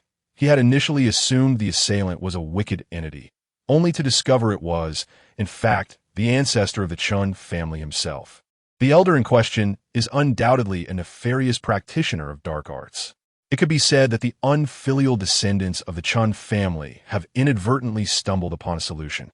Otherwise, had the ancestral figure of the Chun family achieved the pinnacle of the golden core stage, countless individuals would have undoubtedly suffered dire consequences. I beseech you, esteemed master, to vanquish this malevolent entity and restore peace to Chusheng. After a brief moment of silence, Zhao Shanha spoke in a low voice. He sensed that Qianbin's aura was formidable, comparable to that of the late foundation establishment stage, even surpassing his own. Meanwhile, Chu Changfeng had already risen from his seat. Flicking his fingers toward Zhao Bin, a beam of dark green light surged forth, arriving before Zhao Bin. It was a pill. Upon recognizing the object within the luminous beam, Zhao Bin was taken aback and promptly channeled his spiritual energy to conjure a protective shield before him. Bang! The pill collided with the shield, shattering instantly and releasing a vast cloud of dark green mist that rapidly eroded the protective barrier. The mist, seemingly animated, then infiltrated Qianbin's body. This was a first-grade poison pill known as the soul-devouring pill, concocted from a mixture of numerous toxins, capable of corroding spiritual energy and temporarily diminishing one's cultivation level, albeit only effective against those at the foundation establishment stage. At that moment, Qianbin's cultivation plummeted, swiftly descending from the late foundation establishment stage to the qi refinement stage. Chu Changfeng scoffed, and the weight of his spiritual pressure bore down upon Qianbin, causing him to crash to the ground. The disparity between the Golden Core stage and the Foundation Establishment stage was akin to a dimensional strike. Excellent. After a moment of hushed silence, the hall erupted in cheers. Yet, Qianbin struggled to raise his head, fixating his gaze on Chu Changfeng with a sinister smile, truly a master of the Golden Core stage, exhibiting remarkable prowess. However, the stronger you are, the more exhilarated I become. I shall seize your Golden Core. Chapter 17. The Turtle in the Jar. The old ancestor of the Qin family, bold and audacious, still dared to utter shameless words even when death was imminent. Zhao Shanhe coldly reprimanded him. However, Qianbin replied with a chilling tone, "Oh, the one being shameless is you. If it weren't for the arrival of the Golden Core cultivators from the Yin-Yang Sacred Land, I would have already refined the entire Qinghe city." His voice was like a curse. As his words echoed, Qianbin's head suddenly dropped, lifeless, collapsing to the ground. Zhao Shanhe turned to Chu Changfeng and asked, "Did you kill him?" Chu Changfeng responded, "I did not slay him. What resides within Zhao Bin is merely a fragment of the old ancestor's soul. The true body of the Chun family ancestor still lurks in the shadows, and I suspect his true form is far more formidable, at least a Golden Core cultivator." Upon hearing this, the individuals in the hall could not help but gasp in shock. What were we to do now? The atmosphere grew chaotic. Just then, a sinister wind howled. Dark clouds obscured the sky, blocking out the sun, plunging the day into darkness. Chu Changfeng's expression shifted as he instantly moved outside the hall, followed closely by Qin Yao and Zhao Shanhe. Everyone looked up to see a dim black light curtain resembling an inverted bowl enveloping the entire Qinghe city, with runes flowing upon its surface. "Ha ha ha! Disciple of the Yin-Yang Sacred Land, the old ancestor has decreed that I shall claim your Golden Core." Suddenly, a wild and unrestrained laughter echoed above Qinghe city.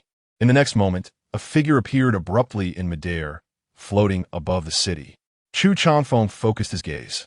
Recognizing the figure as a gaunt old man clad in a black robe, his countenance twisted and malicious, a strange smile curling at the corners of his mouth, with madness glinting in his eyes. Surrounding the old man, a sinister aura surged like billowing black mist.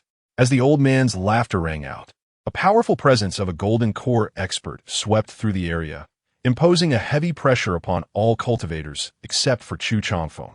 Many ordinary mortals, devoid of any cultivation, were directly pinned to the ground, unable to rise. At that moment, the people of Qinghe City were engulfed in profound terror.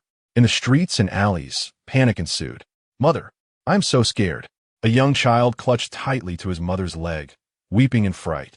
The mother, trembling, held her child tightly in her embrace, soothingly whispering, "Do not fear, my child. A celestial being will come to save us." Yet, such words felt utterly powerless. Who can save us? We do not wish to die. Thousands of citizens gazed skyward at the old ancestor of the Chun family, whose figure resembled a vengeful specter, sending chills down their spines. It is the Insha spirit-slaughtering array.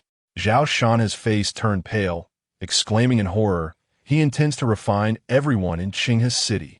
Upon witnessing this, Chu Changfeng snorted coldly, swiftly forming hand seals, as the spiritual energy within him erupted like a torrential wave, expanding outward with astonishing speed. In the blink of an eye, this formidable spiritual energy enveloped an area of 20 miles around Qinghe City, resembling a vast golden net that shrouded the entire city. The barrier was established. Immediately thereafter, Chu Changfeng uttered a soft command, causing the golden web of spiritual energy to rapidly constrict under his control, ultimately forming a golden light screen above Qinghe City, completely isolating the malevolent, slaughtering formation from the outside. In an instant, everyone felt the suffocating pressure dissipate abruptly, as if the terrifying scene that had just unfolded was merely a fleeting nightmare. Indeed, as a Golden Core cultivator hailing from the sacred grounds, he possessed remarkable capabilities. The Chun family patriarch's lips curled into a cold, disdainful smile, his tone laced with contempt. "Yet, you are merely a nascent Golden Core cultivator, and a rather weak alchemist at that. Within this formation, my cultivation stands at the mid-golden core stage. It would be a trivial task to eliminate you. No sooner had he spoken than the Chun family patriarch abruptly waved his arms, causing the sinister energy surrounding him to coalesce into an array of weapons. Long swords, spears, and halberds raining down upon the barrier that Chu Changfeng had erected. The entire Qinghe city was engulfed by the onslaught of the malevolent energy. However, despite the ferocity of the attack, the spiritual barrier established by Chu Changfeng remained remarkably resilient, successfully withstanding this horrific barrage. Yet, although the barrier held firm, the sinister energy clung to it like a festering wound, relentlessly eroding its strength. As time passed, the radiance of the barrier gradually dimmed, and the onlookers found their vision obscured by the thick malevolent energy, rendering them unable to discern the Chun family patriarch outside the barrier. Moreover, even their spiritual senses were thwarted by this sinister energy, leaving them entirely unaware of the situation beyond. Suddenly, Qinghe City was plunged into darkness, akin to a night where one could not see their own hand in front of their face. The Chun family patriarch's cunning and treachery were unparalleled. Having laid such a trap, Zhao Shanhe gritted his teeth in fury, internally cursing the patriarch's deceitful nature. He had originally believed that the arrival of the disciple from the sacred grounds would resolve all crises, never anticipating that the Chun family patriarch had already set a trap, waiting for the disciples to walk into it. In truth, the patriarch's real target was the disciples from the sacred grounds. The Chun family patriarch is injured and seeks to extract my golden core to heal his own wounds, Chu Changfeng stated calmly. Qing Yao turned to Chu Changfeng and inquired, "Senior brother, what should we do now?" Chu Changfeng furrowed his brow slightly. "You all remain within the barrier I have established. Do not venture out carelessly. I shall confront the Chun family patriarch and see if I can dismantle his formation." Qing Yao's eyes brightened. "Senior brother, I believe you will surely be able to sever the head of the Chun family patriarch." She had unwavering confidence in Chu Changfeng. After all, even if the Chun family patriarch was a mid-golden core cultivator, a true mid-golden core cultivator would still meet their demise. After all, sword cultivators inherently possess the ability to fight beyond their level, and a cunning sword cultivator's combat prowess is exponentially enhanced. However, beside him, Zhao Shanhe grew anxious. No, it is absolutely unwise. The ancestor of the Chun family possesses strength comparable to that of the mid-stage golden core within the formation, and as a practitioner of alchemy, you are placing yourself in grave danger. We must consider that there might still be a way out. Zhao Shanhe urged, his face etched with concern. He believed that Chu Changfeng's actions were exceedingly reckless. However, Chu Changfeng had made up his mind. In such a moment, someone must step forward. "As a disciple of the Holy Land, it is my solemn duty," he declared with unwavering resolve. "Rest assured, even if it costs me my life, I will not allow that malevolent practitioner to act with impunity or slaughter the innocent." His words resonated with profound conviction, stirring all those present. Without hesitation, he dashed through the luminous barrier to safeguard the righteous path. Such is the true essence of a righteous cultivator. Zhao Shanhe gazed at the receding figure of Chu Changfeng, his eyes already brimming with tears, emotion welling up within him. Several disciples of the Chun family were moved to tears, touched by Chu Changfeng's bravery. Qing Yao silently scoffed. "There's really no danger at all. He speaks as if facing certain death." Suddenly, the ancestor of the Chun family, witnessing Chu Changfeng soar out of the barrier like a bird, displayed a look of astonishment. "How dare you emerge? As cultivators, we must never bow to malevolent forces." Chu Changfeng alighted atop a 6-story pagoda, a height that suited him perfectly, free from dizziness. "Prepare to meet your end." Without further ado, Chu Changfeng swiftly waved his sleeve, sending a spirit-eating pill hurtling towards the ancestor of the Chun family like a shooting star. Merely a trivial spirit-eating pill. What can it do to me? The ancestor's lips curled into a sneer as he leisurely extended his right hand, a malevolent aura swirling forth like a black tempest, forming a massive vortex. In an instant, all the spirit-eating pills were drawn into that vortex, and with a mere flick of his hand, the pills were obliterated into powder, by the sinister energy. The efficacy of a spirit-eating pill is negligible against a golden core cultivator. The ancestor scoffed after shattering the pills, dismissing them as an inconsequential trick. Now feel my wrath. The ancestor formed hand seals, conjuring 9 colossal black mist serpents from the dark energy. Yet, at that moment, Chu Changfeng suddenly shouted, "Wait." The ancestor paused, perplexed. Wait for what? Chapter 18. You are undeniably powerful, yet excessively insidious. In the heat of battle, even a most formidable opponent would likely falter momentarily at a thunderous roar. The actions of the Chun family's patriarch were similarly halted.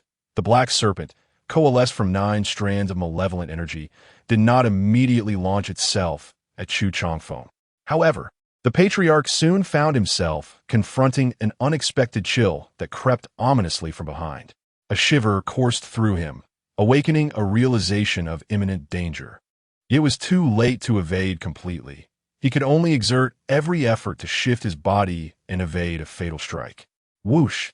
A ray of cold light sliced through the air like lightning, and in an instant, the patriarch felt a blinding flash before an excruciating pain radiated from his shoulder, where an arm was brutally severed, blood gushing forth like a fountain. "Hiss! You treacherous fiend!" The patriarch gasped in shock, his gaze fixating upon the source of the chilling light, where he finally discerned a 3-inch-long sword, exuding an aura of chilling sharpness. A flying sword? You are not merely a pill master in the early stages of Golden Core. You are a sword cultivator at the same level. The patriarch exclaimed, his voice laden with disbelief.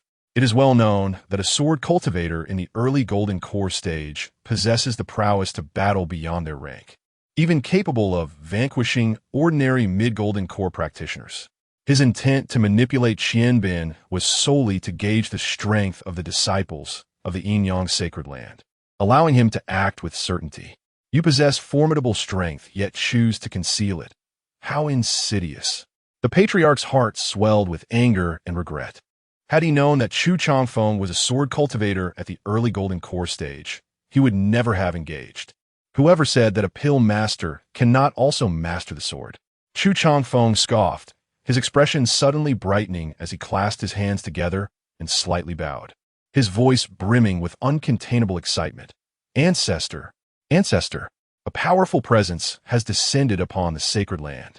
What merit do I possess to have stirred the arrival of the ancestor of the Yin-Yang Sacred Land? Chu Changfeng's words plunged the Chun patriarch once more into shock. Instinctively, he turned to look in the direction indicated. Yet, as his gaze swept over that area, he found nothing but emptiness. No powerful presence had arrived. In that fleeting moment of distraction, a wave of lethal danger surged toward him. 2 flying swords hurtled forth with deadly intent.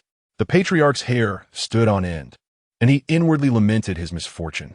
You despicable wretch, how could you possess 2 flying swords? The patriarch cried out in alarm, his body momentarily halting midair as he sought to evade the sudden onslaught. However, no matter which direction he fled, he could not escape the relentless pursuit of the 2 flying swords, leaving him with no avenue for escape. Heavenly Light Mirror. The patriarch wasted no time in retrieving a copper mirror, his life-saving treasure. It instantly radiated a brilliant golden light, forming a protective barrier before him. Yet, despair gripped him as he realized the power of the 2 flying swords far exceeded his expectations. Upon contact with the flying swords, the copper mirror emitted a sharp cracking sound, shattering effortlessly. The swords continued their relentless advance, piercing through his chest and creating a ghastly hole in his heart. The patriarch of the Chun family trembled violently, a searing pain radiating from his chest. His complexion instantly turned as pale as parchment, his eyes bulging, and he coughed up a mouthful of blood. Yet, this was merely the beginning. The ancestral sword, like a shadow, swiftly pierced through his skull, splattering red and white matter. An overwhelming surge of spiritual energy, malevolent essence, and his very life force erupted from the patriarch's body, flooding the air like a breached dam. The 2 flying swords had already severed his lifeline. His demise was imminent. I have never encountered such an audacious practitioner as yourself. You possess the fortitude to defeat me openly, yet you choose to conceal your true strength. Such insidious tactics are utterly contemptible. The patriarch's fury reverberated through the atmosphere, his voice laced with resentment. Your actions lack the dignity befitting a true cultivator. You disgrace the sanctity of your sect. Though the patriarch ultimately met his end at the hands of Chusheng, his bitterness and rage remained unabated. To the victor belong the spoils, and to the vanquished, the scorn. In response to the patriarch's accusations, Chusheng merely replied with indifference. I owe no explanation to you, for my deeds shall be celebrated by others. You are but a reviled heretic. Who would care how you perish? Besides, were it not for my disguise, would you have revealed yourself so easily? You, the patriarch, enraged by Chusheng's words, trembled uncontrollably, his eyes wide with fury, wishing he could consume him whole. A lifetime spent scheming against others. He never anticipated meeting his demise at the hands of a junior cultivator. Enough! The patriarch's expression shifted dramatically, suddenly despondent as he shook his head, seemingly resigned to his fate. Before I die, might you reveal your name? Chusheng replied flatly, Gu Changfeng. Gu Changfeng. Ha! You despicable wretch. How foolish of me to fall for your ruse. I curse you to an untimely demise, to be shattered by the tribulations of thunder, never to attain rebirth. The patriarch's face twisted into a grotesque grin as he unleashed a curse. The malevolent essence that lingered in the air coalesced into a sinister visage, lunging toward Chusheng. This was a curse technique. With but a name, one could condemn another, causing the curse to suffer an onslaught of malevolent energy, resulting in a regression of their cultivation. However, in the face of the patriarch's vile curse, Chusheng displayed no reaction, not even a flicker of emotion crossing his countenance. The monstrous visage passed through Chusheng's form and soared into the distance. You, how is it possible that you remain unharmed?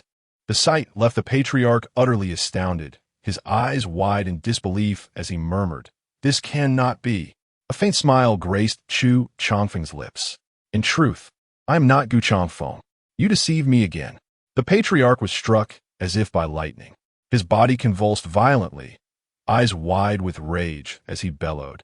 You shameless rogue, to deceive even a dying man. Do you still possess a semblance of humanity?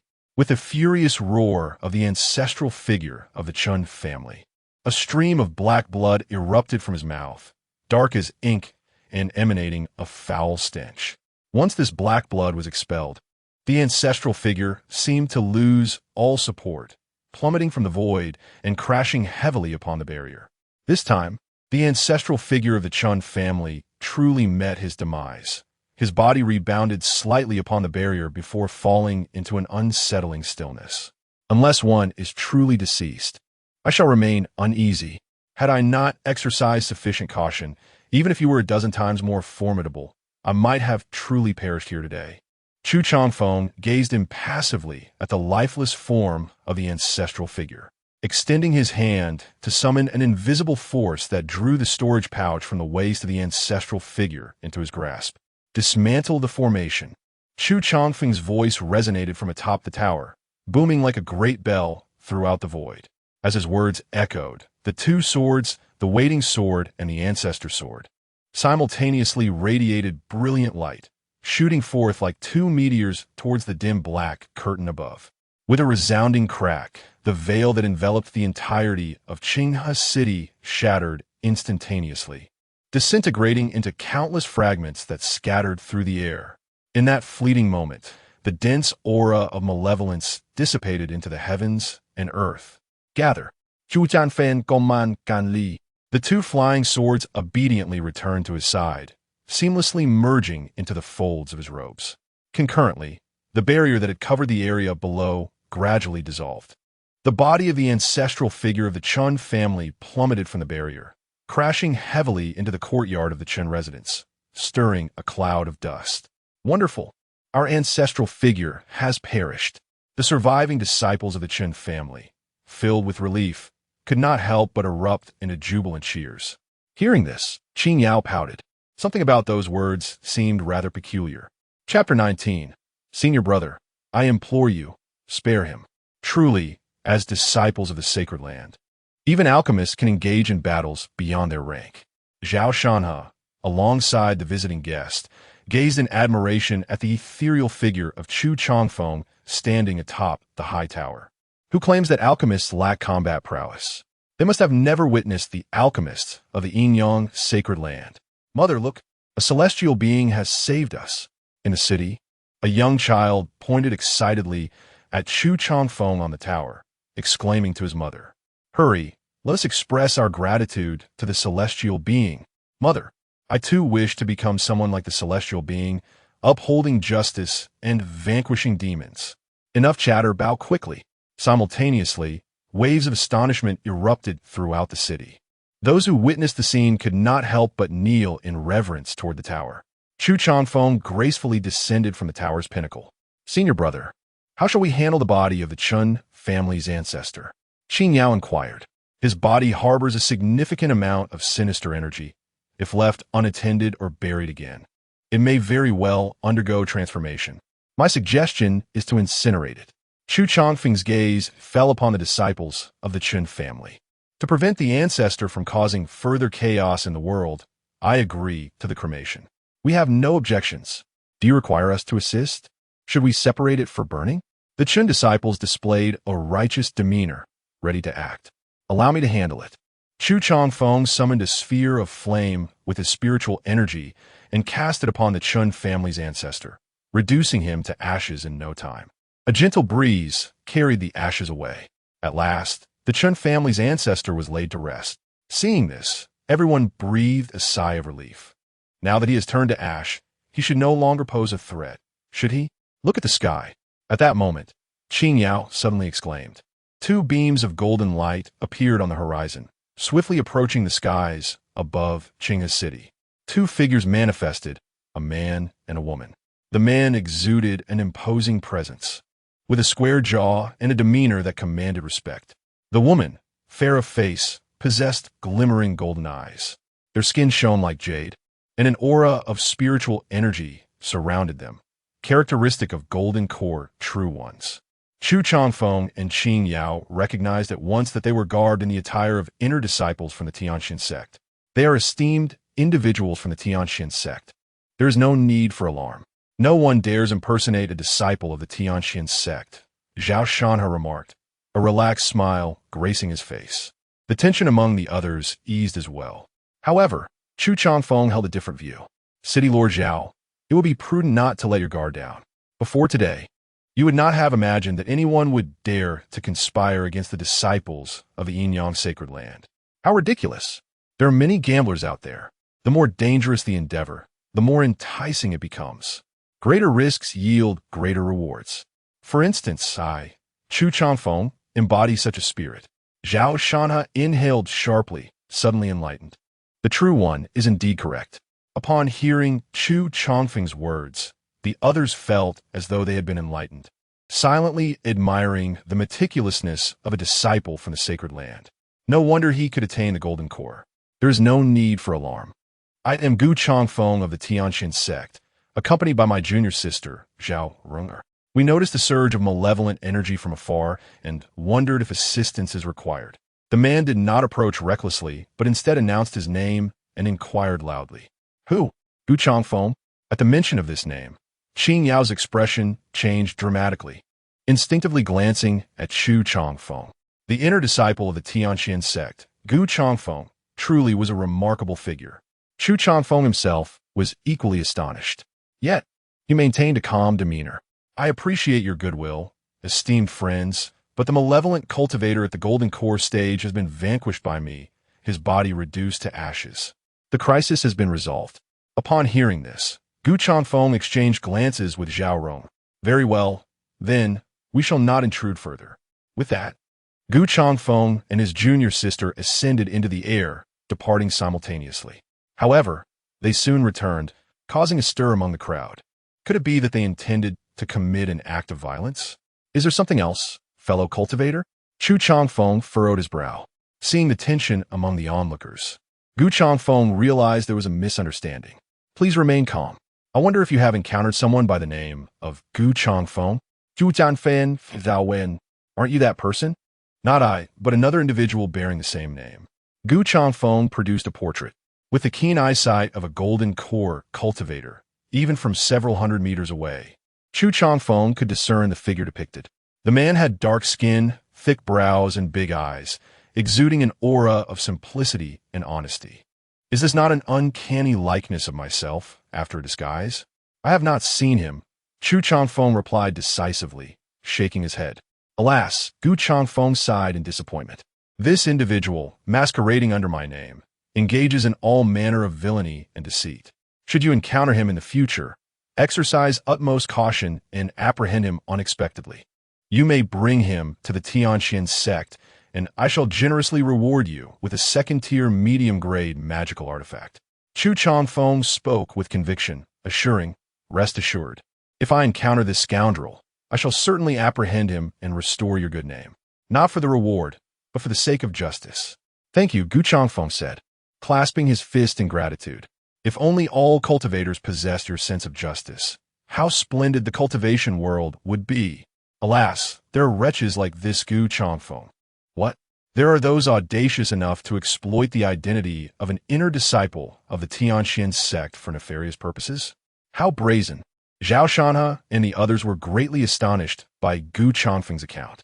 The very thoughts that they dared not entertain had been realized by someone else.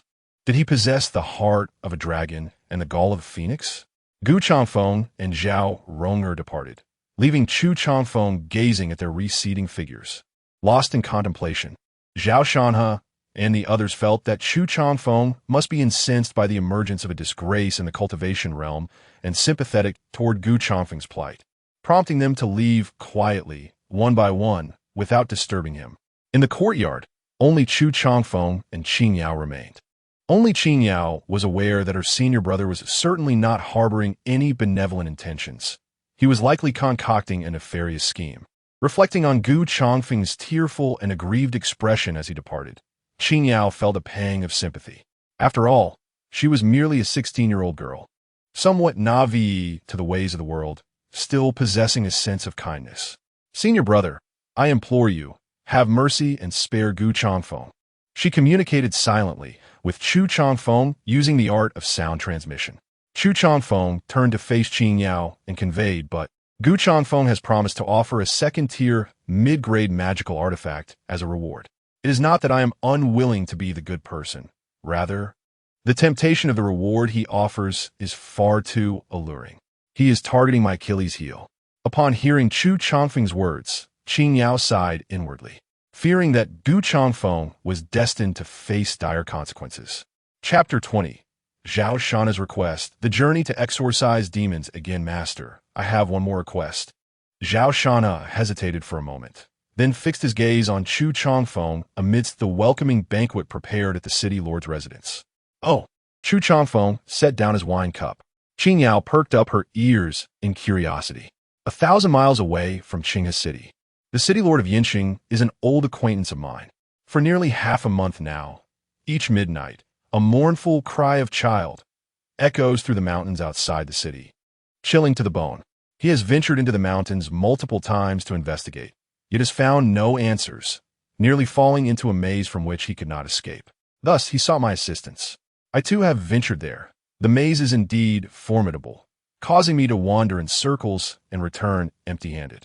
We suspect that it is a malevolent spirit, deeply resentful due to the loss of its child, lurking outside the city to lay a sinister trap. If it strikes, it will surely result in a bloody massacre, and we cannot foresee how many innocent children will suffer. Zhao Shanhe recounted the events in a measured tone. Qing Yao shuddered, feeling a chill run down her spine. So, you wish to invite me to Yinxing to slay this evil spirit? Chu Changfeng inquired with an indifferent tone. Zhao Shanhe nodded earnestly. Such grave matters have not been reported to the Holy Land? Chu Changfeng did not immediately acquiesce. Upon hearing this, Zhao Shanhe appeared somewhat embarrassed. As of now, everything is mere speculation. We have not even seen the face of the malevolent spirit, and since it has yet to harm anyone, we cannot request aid from the Holy Land. Take the incident in Qinghe City as an example. We at least knew the enemy's strength and could ascertain the level of disciples needed to resolve the issue. However, In Yinqing, we are utterly in the dark, and there is little we can do to assist. Brother, let us make a journey to Yinqing. Qing Yao, kind-hearted and compassionate, could not bear to witness human suffering. Zhu Jianfen, however, furrowed his brow slightly. With less than 3 months until the sect's grand competition, he needed to gather as many spirit stones as possible to enhance his cultivation. Should the master be willing to travel to Yinqing, my friend is prepared to offer 2,000 low-grade spirit stones as a token of gratitude. Regardless of whether the issue can be resolved, Zhao Shanhe suddenly interjected. At this, Chu Changfeng frowned. Do you think I would be swayed by 2,000 low-grade spirit stones? No, that is not my intention, Zhao Shanhe stammered. Chu Changfeng asserted, I reiterate, the disciples of the Holy Land take it upon themselves to exterminate demons and maintain peace in the world. Wherever the people need us, we shall go. Does this imply that the master has agreed? Zhao Shanhe asked, elated. Qing Yao also expressed her delight. Master Brother has truly changed. He is no longer a person who exploits others. It seems he is indeed a champion of justice.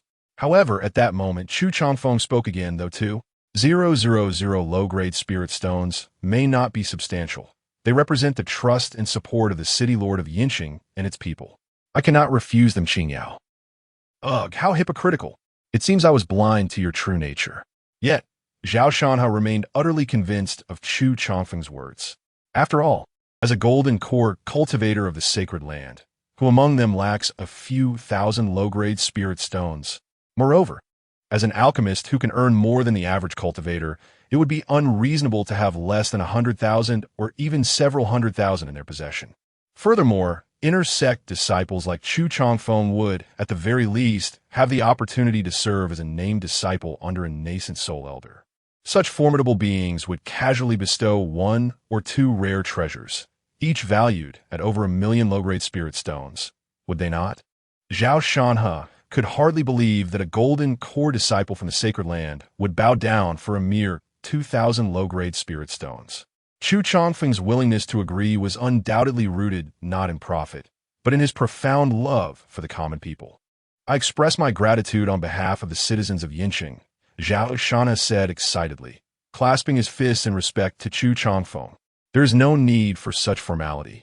Chu Changfeng replied, waving his hand to gently lift Zhao Shanhe with an invisible force. Zhao Shanhe then inquired, might I ask when the esteemed one shall depart? I will have my friend prepare in advance. Chu Changfeng responded, tomorrow morning will suffice. After the banquet, Chu Changfeng proceeded to the guest room arranged by Zhao Shanhe.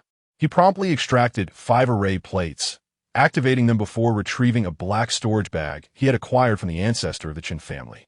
As his spiritual energy flowed into it, a radiant glow emerged, revealing a pile of items before him. The majority consisted of spirit stones, clear and translucent, exuding spiritual energy, piled together like sand. With a sweep of his spiritual sense, Chu Changfeng discerned the precise quantity, 930 low-grade spirit stones, with not a single middle or high-grade stone in sight. It appeared that the arrangement of the Yinsha formation had consumed a significant amount. The detestable ancestor of the Chun family had squandered so many of his spirit stones. His gaze then shifted to 3 items laid upon the table. One was a bone flute, measuring over a foot in length, subtly emitting a sound reminiscent of wind whispering through. Another was a bone knife, over 3 feet long. Although crafted from white bone, it radiated a chilling light, indicating its exceptional sharpness. Lastly, there was a black flag inscribed with unfamiliar runes, and something unknown stirred within it, allowing Chu Changfeng to sense the presence of vengeful souls.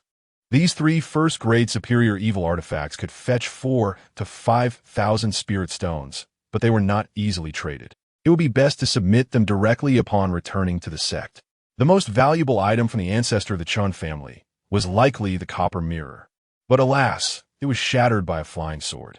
Cursed be the ancestor of the Chun family for using my artifact to deflect the flying sword, Chu Changfeng lamented, mentally chastising the ancestor repeatedly.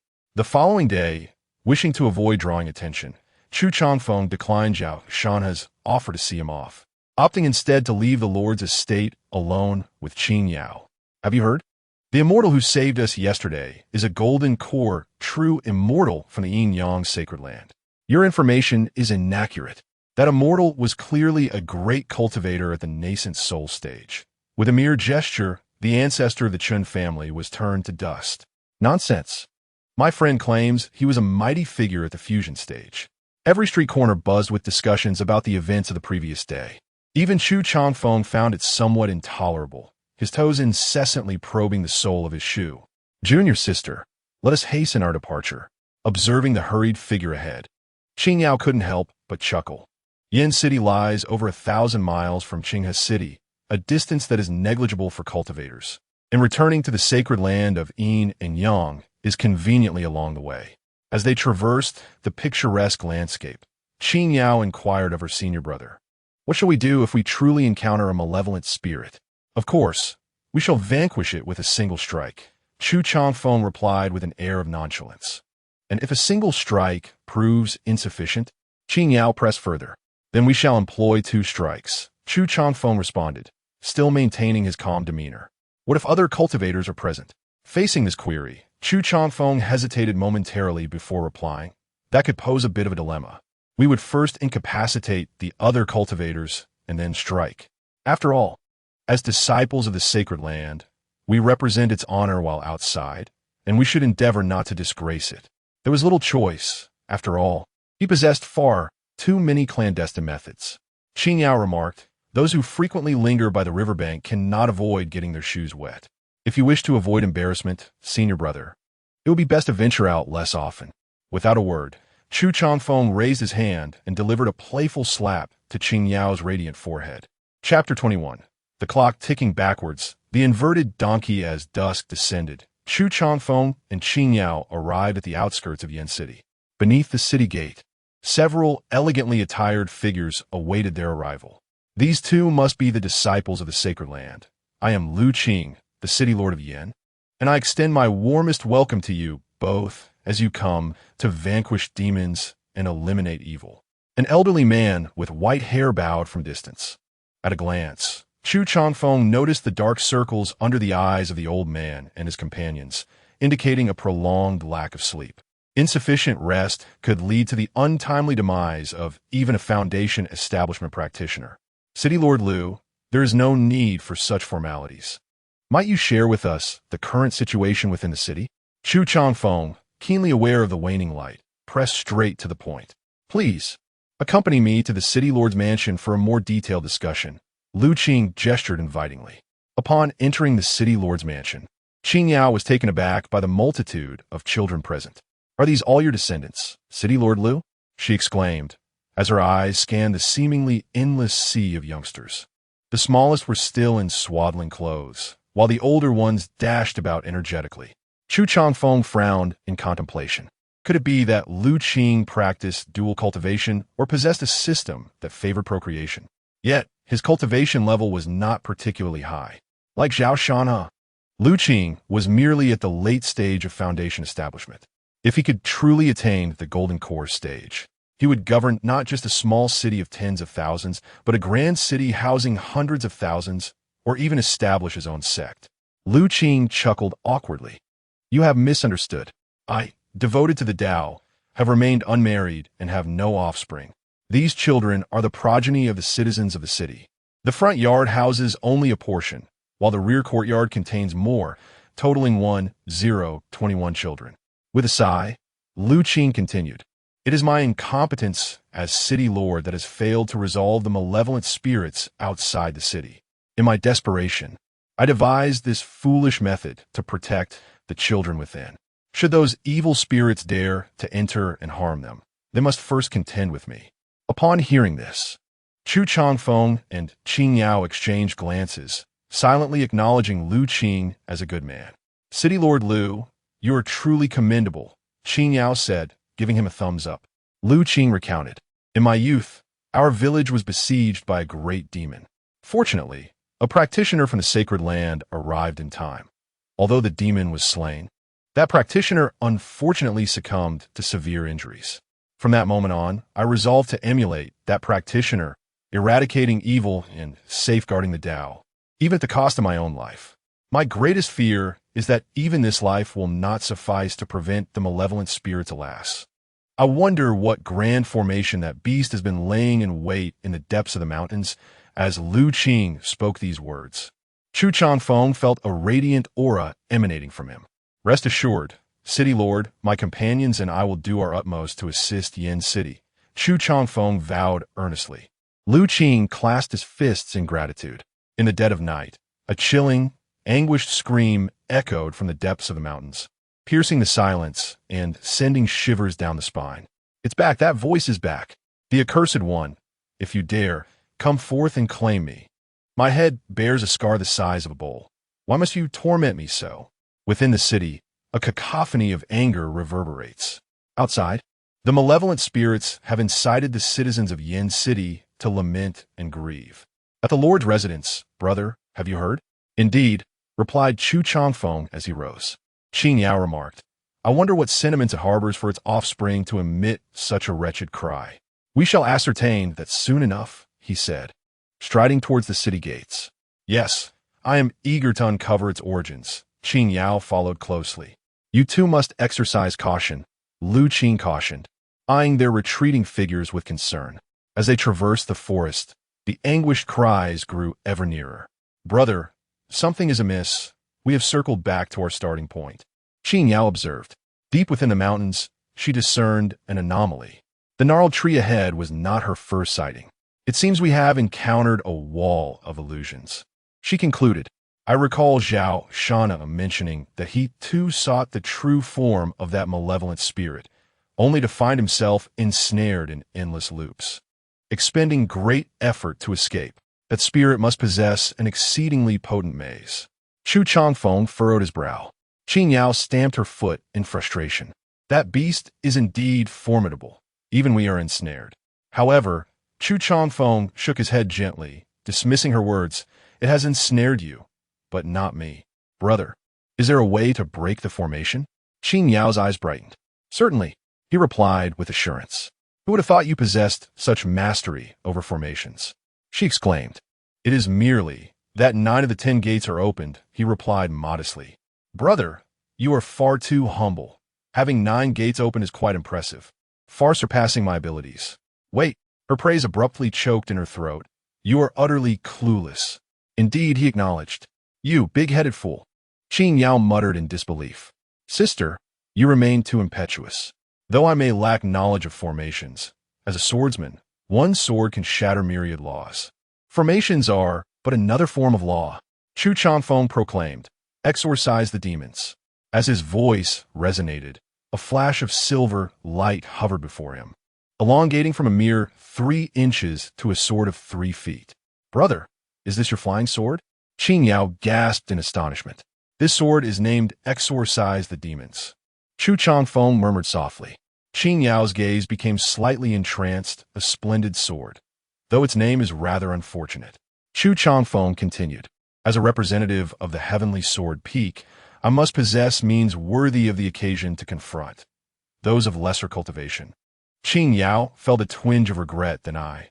Chu Changfeng interrupted her wandering thoughts. You need not, as you are already at the lower echelons among the inner disciples.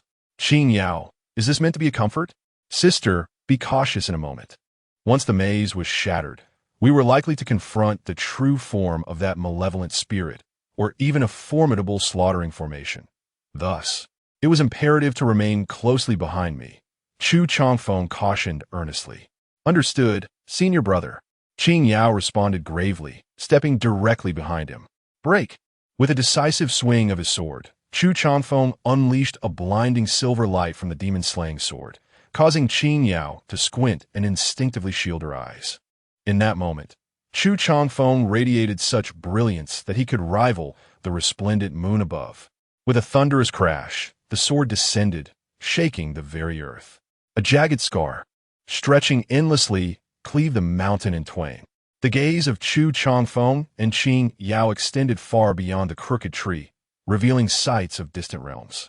On the mountainside, a figure was seen breathing in sync with the moon, exuding wisps of dark mist. To their astonishment, it was none other than gray donkey. The duo was momentarily taken aback. Senior brother, could it possibly be that malevolent spirit?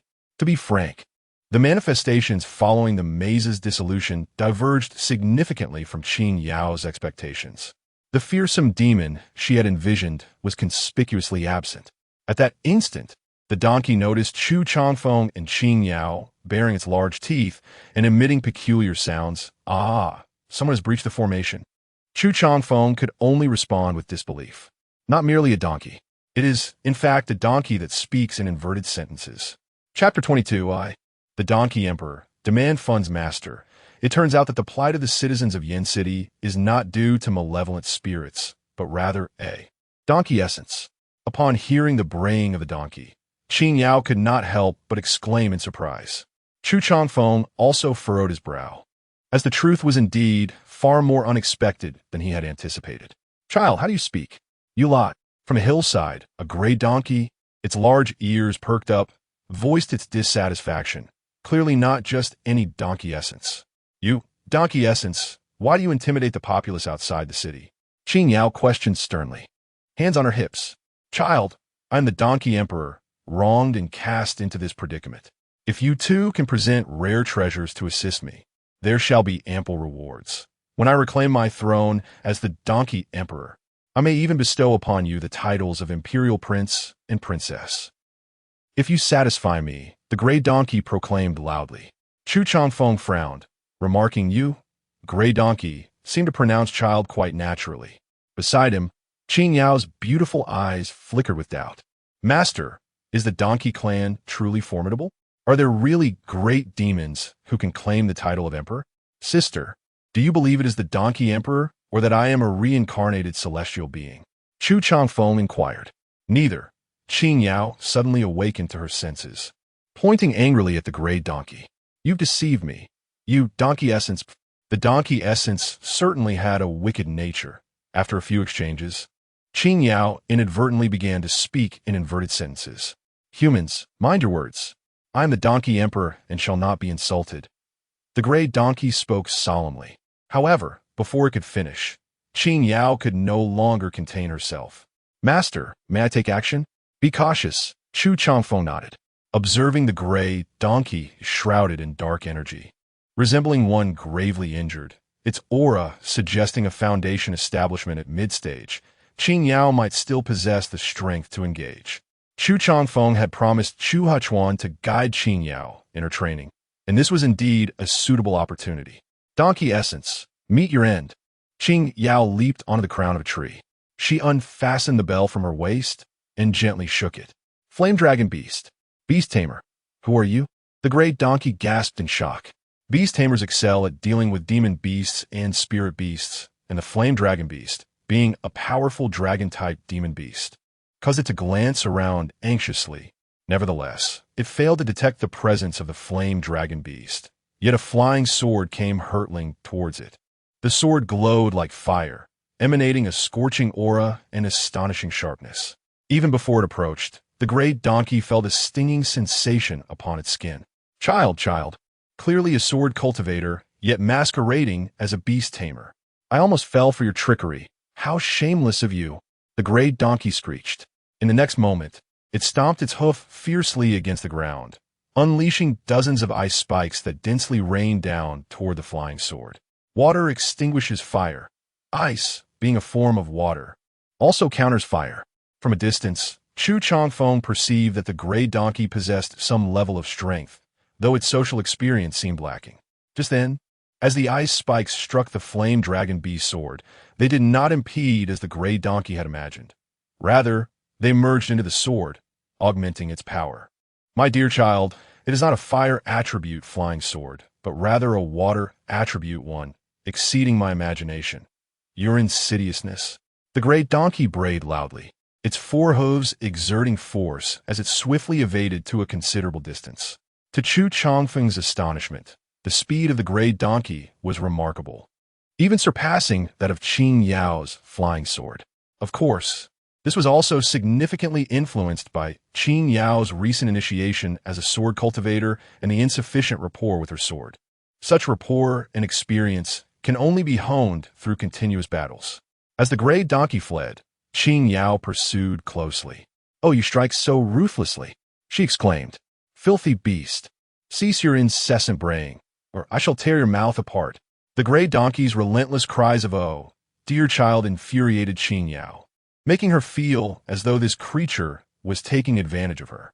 Fueled by anger, Qing Yao's flying sword surged in speed, soon leaving numerous wounds on her foe. After a while, the gray donkey, unable to flee any longer, collapsed wearily on the ground. "Oh, dear child, could you allow me a moment of clarity before my demise? Pray tell, why do you target me?" it bellowed. With a swift motion, the flame dragon beast's sword hovered before the gray donkey, and Qing Yao coldly replied, "Your incessant howling has instilled fear in the hearts of the people of Yin City." "Huh?" the gray donkey exclaimed in disbelief. "Is that so? Is this not enough?" Qing Yao inquired. "Oh, dear child, you cannot slay me merely for disturbing the peace," the gray donkey protested, feeling unjust.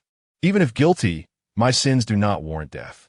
Moreover, due to the poison coursing through my veins, each midnight the toxins flare up, causing me excruciating pain. Am I not allowed to cry out in agony? That is truly tyrannical." The gray donkey expressed its grievances, feeling quite wronged. "I'm also a victim." This revelation momentarily diminished Qing Yao's murderous intent. The gray donkey had a valid point. It had not actively harmed anyone, merely caused a disturbance, a crime not punishable by death. The entire realm of cultivation does not necessitate the complete annihilation of demons and evildoers, even among righteous sects. There exists a spectrum of good and bad. The same holds true for demons and malevolent beings. "What is your true origin?" Chu Changfeng inquired. "Dear child, should you call me that again, I shall chop you up for donkey meat," Chu Changfeng warned, narrowing his eyes. The gray donkey immediately ceased its raucous braying. "I am a great emperor of the donkey clan. Speak seriously. I was once a domesticated donkey who one day inadvertently consumed a spirit herb, awakening my intelligence. I then cultivated in the Chusheng mountain for over 3 centuries. To this day, the gray donkey recounted. Chu Changfeng and Qing Yao exchanged surprised glances, realizing that this gray donkey possessed quite the celestial affinity. Chusheng Mountain, however, lay thousands of miles away. Just a month ago, a spirit herb appeared in Chusheng Mountain, and I vied for it against a spider spirit. I was ensnared by a cunning trick and, gravely wounded, fled here. It has taken me more than half a month. Alas, the poison from the spider spirit afflicts me at midnight, causing me unbearable pain, hence my screams. I truly cannot endure it." The gray donkey spoke, revealing that during this time, many had come, all of whom he had kept at bay with his perplexing maze. And not a soul had been harmed. Truly, he felt innocent. After hearing these words, the 2 disciples exchanged glances. The elder brother remarked, "I sense that this donkey spirit speaks with sincerity. It is indeed quite pitiable and has caused no harm. Perhaps we should spare it." Qing Yao, moved by compassion, felt a pang of sympathy. Upon hearing this, the gray donkey's heart warmed, reassured by the notion that there are still kind-hearted individuals in this world. A dog that bites is often deemed harmless by its owner until the moment it attacks. However, one cannot conclude that a creature, having never bitten before, will remain harmless in the future, especially when considering a spirit that is cultivated for centuries. Chu Changfeng's expression grew grave, and the gray donkey, which had just felt a moment of relief, suddenly sensed an ominous aura surrounding him. Chapter 23. The junior sister is meant to bear the blame. I, El Wu Shuang, vow to never harm anyone and to become a virtuous and benevolent demon. Previously, I inadvertently disturbed the citizens of Yin City. It is time for me to depart. Please, esteemed individuals, show mercy and spare me." The gray donkey hastily expressed his plea. "Your name is El Wu Shuang?" Qing Yao exclaimed, her eyes widening in surprise at the revelation that the gray donkey had a name. The figure as refined as jade, with a moniker of unparalleled elegance. As the name was mentioned, the gray donkey grinned widely, revealing a set of large, crooked teeth. Qing Yao nearly spat out a mouthful of blood. "Please do not tarnish the name Wu Shuang. Brother, what do you think?" Qing Yao perceived the gray donkey's demeanor to be quite sincere and wondered if perhaps leniency could be granted. However, Chu Changfeng stroked his chin, frowning. That may not be feasible. What if you disturb other citizens elsewhere? Would you then be unable to escape death? The gray donkey steeled himself, biting down hard. Esteemed one, grant me my life, and I shall willingly serve as your steed. In a desperate bid for survival, it was prepared to submit. Qin Yao's eyes sparkled with intrigue. Generally, demon beasts possess considerable pride and are reluctant to bow to humans. A foundational steed would be quite advantageous for a golden core cultivator. Wait a moment. Qin Yao suddenly contemplated a possibility. Could it be that senior brother intended to subdue this gray donkey from the very beginning? The gray donkey exhibited commendable strength and impressive speed. Aside from its frequent blaring cries of calling others son and its penchant for inverted sentences, it had no significant flaws. It indeed made for a fine spiritual companion. Given Chu Changfeng's tendency to disregard anything deemed unworthy, it was quite plausible that he had his sights set on the gray donkey from the outset. Yet, Qin Yao had miscalculated. A look of hesitation crossed Chu Changfeng's face. As disciples of the Yin-Yang sacred land, we adhere to the righteous path of immortality. Should you become our steed, I would inevitably petition the elders of our sect to grant you a proper title, allowing you to become a spiritual beast within our sacred domain. When the time comes for you to undergo tribulation, you shall receive the protection of the sect's fortune, mitigating the intensity of the thunder tribulation. For demon beasts, becoming a spiritual beast of the sacred land equates to achieving great success. Hence, many demon beasts fight desperately to become our steeds. Just a few days ago, I turned down a formidable demon with the bloodline of the South Sea Dragon. My junior sister rejected a distant relative of the North Sea Kunpeng. Chu Changfeng spoke with a blend of sincerity and jest.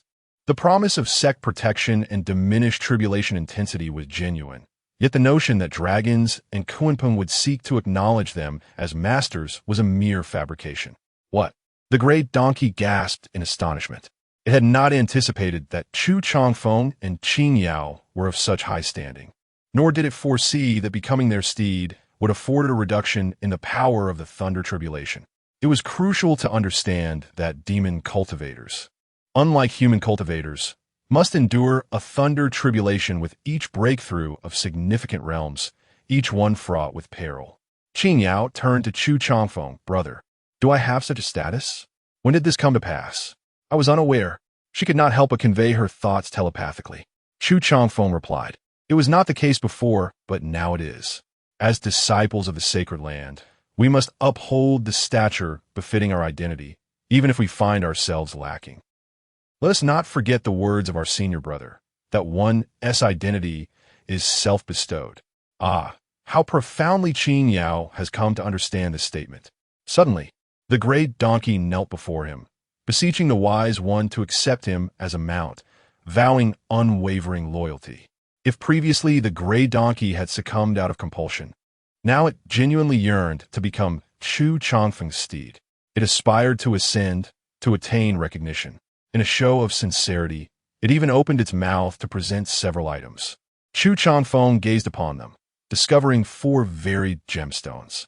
Among them, one gleamed with golden radiance, the size of a fist, unmistakably the Gungjin stone. The remaining stones were also fine materials for crafting. Roughly estimating, Chu Changfeng believed the worth of these stones could very well reach 10,000 low-grade spirit stones. These 4 stones are my collection from the past 3 centuries. They must be of no ordinary origin. I humbly implore you to accept them, the gray donkey earnestly declared. Qin Yao, standing nearby, felt her horizons broadened. What a spectacle! In such a vast forest, one encounters all manners of creatures. While others subdue mounts through force or by promising benefits, Chu Changfeng, astonishingly, managed to extract treasures from an old donkey, which now knelt in supplication. Senior brother, Qin Yao felt a pang of compassion and wished to advise Chu Changfeng to be content with what he had gained. One should not squeeze a soft persimmon too hard. Qin Yao, my brother recognizes the value of the items presented. Though they may not be abundant, they are given with true intent. Let's not seek more. Chu Changfeng interjected before she could finish her thought. That is not what I meant to say. Qing Yao was taken aback. How could he twist her words to make it seem as though she was the one being greedy? She sensed the gray donkey's gaze upon her had turned peculiar, tinged with reproach. What's the matter? I was merely trying to speak on your behalf, and now you seem to resent me. Chu Changfeng, you. Qing Yao trembled with indignation, hands on her hips, calling out his name. Though she weighed but 80 pounds, it felt as though she bore a burden of 1,000. Junior sister, though the old donkey's lineage may not rival that of the Dragon Clan or the Kunpeng, it is nonetheless a local demon cultivator. We ought to show some compassion, to extend a measure of leniency. Old Gray, do not regard my junior sister with such disdain. She is still young and does not fully grasp the hardships of wild cultivation. Chu Changfeng defended Qing Yao, inadvertently deepening her plight. I have a position. I have a position. At his words, the gray donkey was overjoyed, braying incessantly in delight. Qing Yao, filled with unvoiced grievances, coldly observed the interaction between the two. The gray donkey had blurred the lines of right and wrong, and in the future, it would be she who bore the consequences, at which point she would know who the true benefactor was. Old Gray, open your mouth. At that moment, Chu Changfeng retrieved a first-tier superior detoxification pill from his storage bag and tossed it to the gray donkey. After consuming the potion, the gray donkey's eyes sparkled with brilliance. Master, the elixir you bestowed upon me is truly miraculous. I feel completely revitalized and can leap with exuberance. I am leaping. Within merely the span of half a tea time, the dark mist enveloping it dissipated entirely, leaving it vibrant and full of life. What you have ingested is an antidote meticulously crafted from the essence of 100 herbs, refined over 49 days. Its worth is beyond measure. Upon hearing Chu Changfeng's words, the gray donkey felt even more touched, nearly bowing down to express its gratitude. Qing Yao scoffed, an antidote worth merely 100 spirit stones, and you elevate it to such grandiose heights. Were it not for my knowledge of its price, I might have believed you. Despicable and shameless senior brother. At that moment, Chu Changfeng leaped onto the back of the gray donkey. Let us return to Yin City. Beside him, Qing Yao interjected, Senior brother, this gray donkey was tamed by both of us, yet I have received no benefit at all. Her tone revealed a hint of dissatisfaction, primarily due to her discontent with the sight of the two conspiring together. Chu Changfeng turned to look at Qing Yao, a faint, enigmatic smile gracing his lips. How could there be no share for you? He replied, From now on, I shall ride this donkey while you lead it. That way, you will feel involved, correct?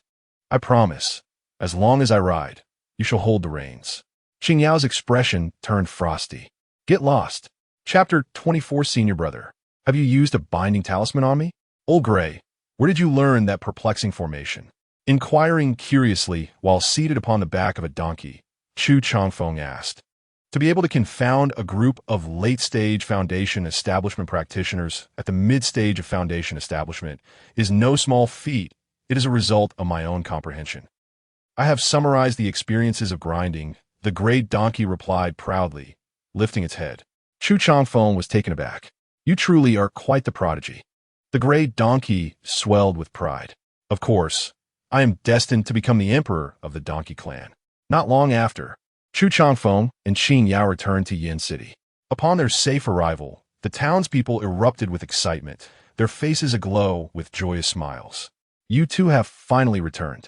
City Lord Lu Qing, along with numerous cultivators and a throng of citizens, personally came to welcome them.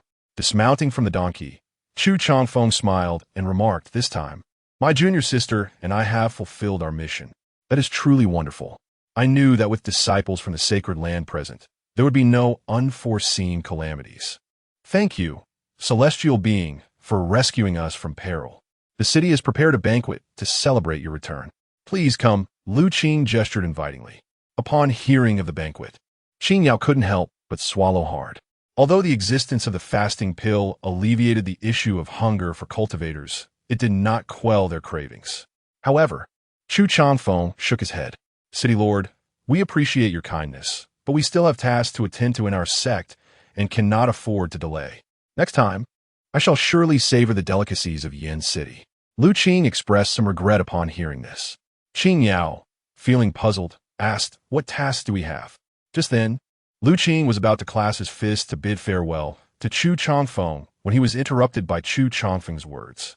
"Before we depart, there is one more matter that requires your assistance, City Lord." "What is it?"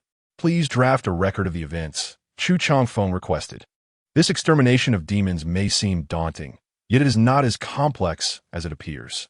As you may have surmised, the entity lurking in the mountains is a malevolent specter at the mid-stage of Golden Core, possessing terrifying strength. It is currently setting up a deadly formation aimed at refining the entire populace of the city to resurrect a ghostly spirit." Upon hearing this, the expressions of those present grew serious. They understood the implications of a Golden Core specter. Should the adversary complete their preparations, the citizens of Yin City would face certain doom. The crowd exchanged glances, silently grateful that Chu Changfeng had averted this calamity in time. Amidst the gathering, only Qin Yao and the old donkey appeared even more bewildered after hearing Chu Changfeng's words. "What malevolent specter in the mountains? Isn't it the gray donkey behind you that's causing trouble?" Qin Yao looked at Chu Changfeng in confusion. The gray donkey, equally astonished, exclaimed, "I barely have the cultivation of mid-stage foundation establishment. When did I become a mid-stage Golden Core specter?" At that moment, Chu Changfeng continued, "City Lord Lu, now we come to the crux of the matter. The battle against that malevolent spirit was fraught with peril. Although I successfully vanquished it, I incurred substantial losses. A superior-grade second-tier artifact, the Rending Skyblade, a mid-grade second-tier artifact, the Li Hua Shield, and an inferior-grade second-tier artifact, the Mountain Shield. I expended 72 superior-grade Fire Dragon Talismans, 66 mid-grade Dungeon Talismans, and 36 inferior-grade Golden Armor Talismans. Additionally, I consumed 8 superior-grade Rejuvenation Pills and 12 Spirit Recovery Pills, along with various other artifacts, pills, and talismans of lesser grades." After a lengthy account, Chu Changfeng finally concluded his report. Qin Yao stared wide-eyed, her lips slightly parted. "Chu Changfeng, are you merely reciting a list of provisions? Furthermore, based on my understanding of you, where did you acquire all those artifacts, talismans, and pills?" The gray-haired donkey was equally baffled, for it was Qin Yao, with her sword and some cunning, who had subdued him. None had witnessed Chu Changfeng producing such an abundance of treasures. However, Lu Qing and the others were not present at the time and wholeheartedly believed the words of the disciple from the Holy Land. Each of them marveled inwardly, acknowledging the prowess befitting a disciple of the Holy Land. The second-tier artifacts they could only dream of were shattered in an instant, and the hundreds of talismans used could scarcely be justified even for ancestral offerings. The pills were consumed in such quantities that they resembled mere beans. Chu Changfeng continued, "I would kindly request the city lord to provide a testament, as I wish to report this matter to the sect." "Very well, rest assured. I shall document your words meticulously." Lu Qing responded with a firm nod. He then retrieved paper and ink from his storage pouch and began to write in midair. Upon witnessing this scene, Qin Yao suddenly grasped the truth. It appeared that Chu Changfeng intended to fabricate a false account and leverage this opportunity to seek compensation from a sect. Yet, considering the value of such items, it would amount to at least several 100,000 spirit stones. No, this was incorrect. Chu Changfeng had incurred no actual expenses. There was no need for compensation. This had transcended mere compensation and veered into extortion. Such audacity was beyond comprehension. Qin Yao realized once more her youthful naivety, having underestimated the cunning of her senior brother. Lu Qing, the city lord, possessed a sense of justice and felt compelled to reveal the truth. Chu Changfeng's expression shifted as he slapped his forehead, exclaiming, "Oh, how forgetful of me!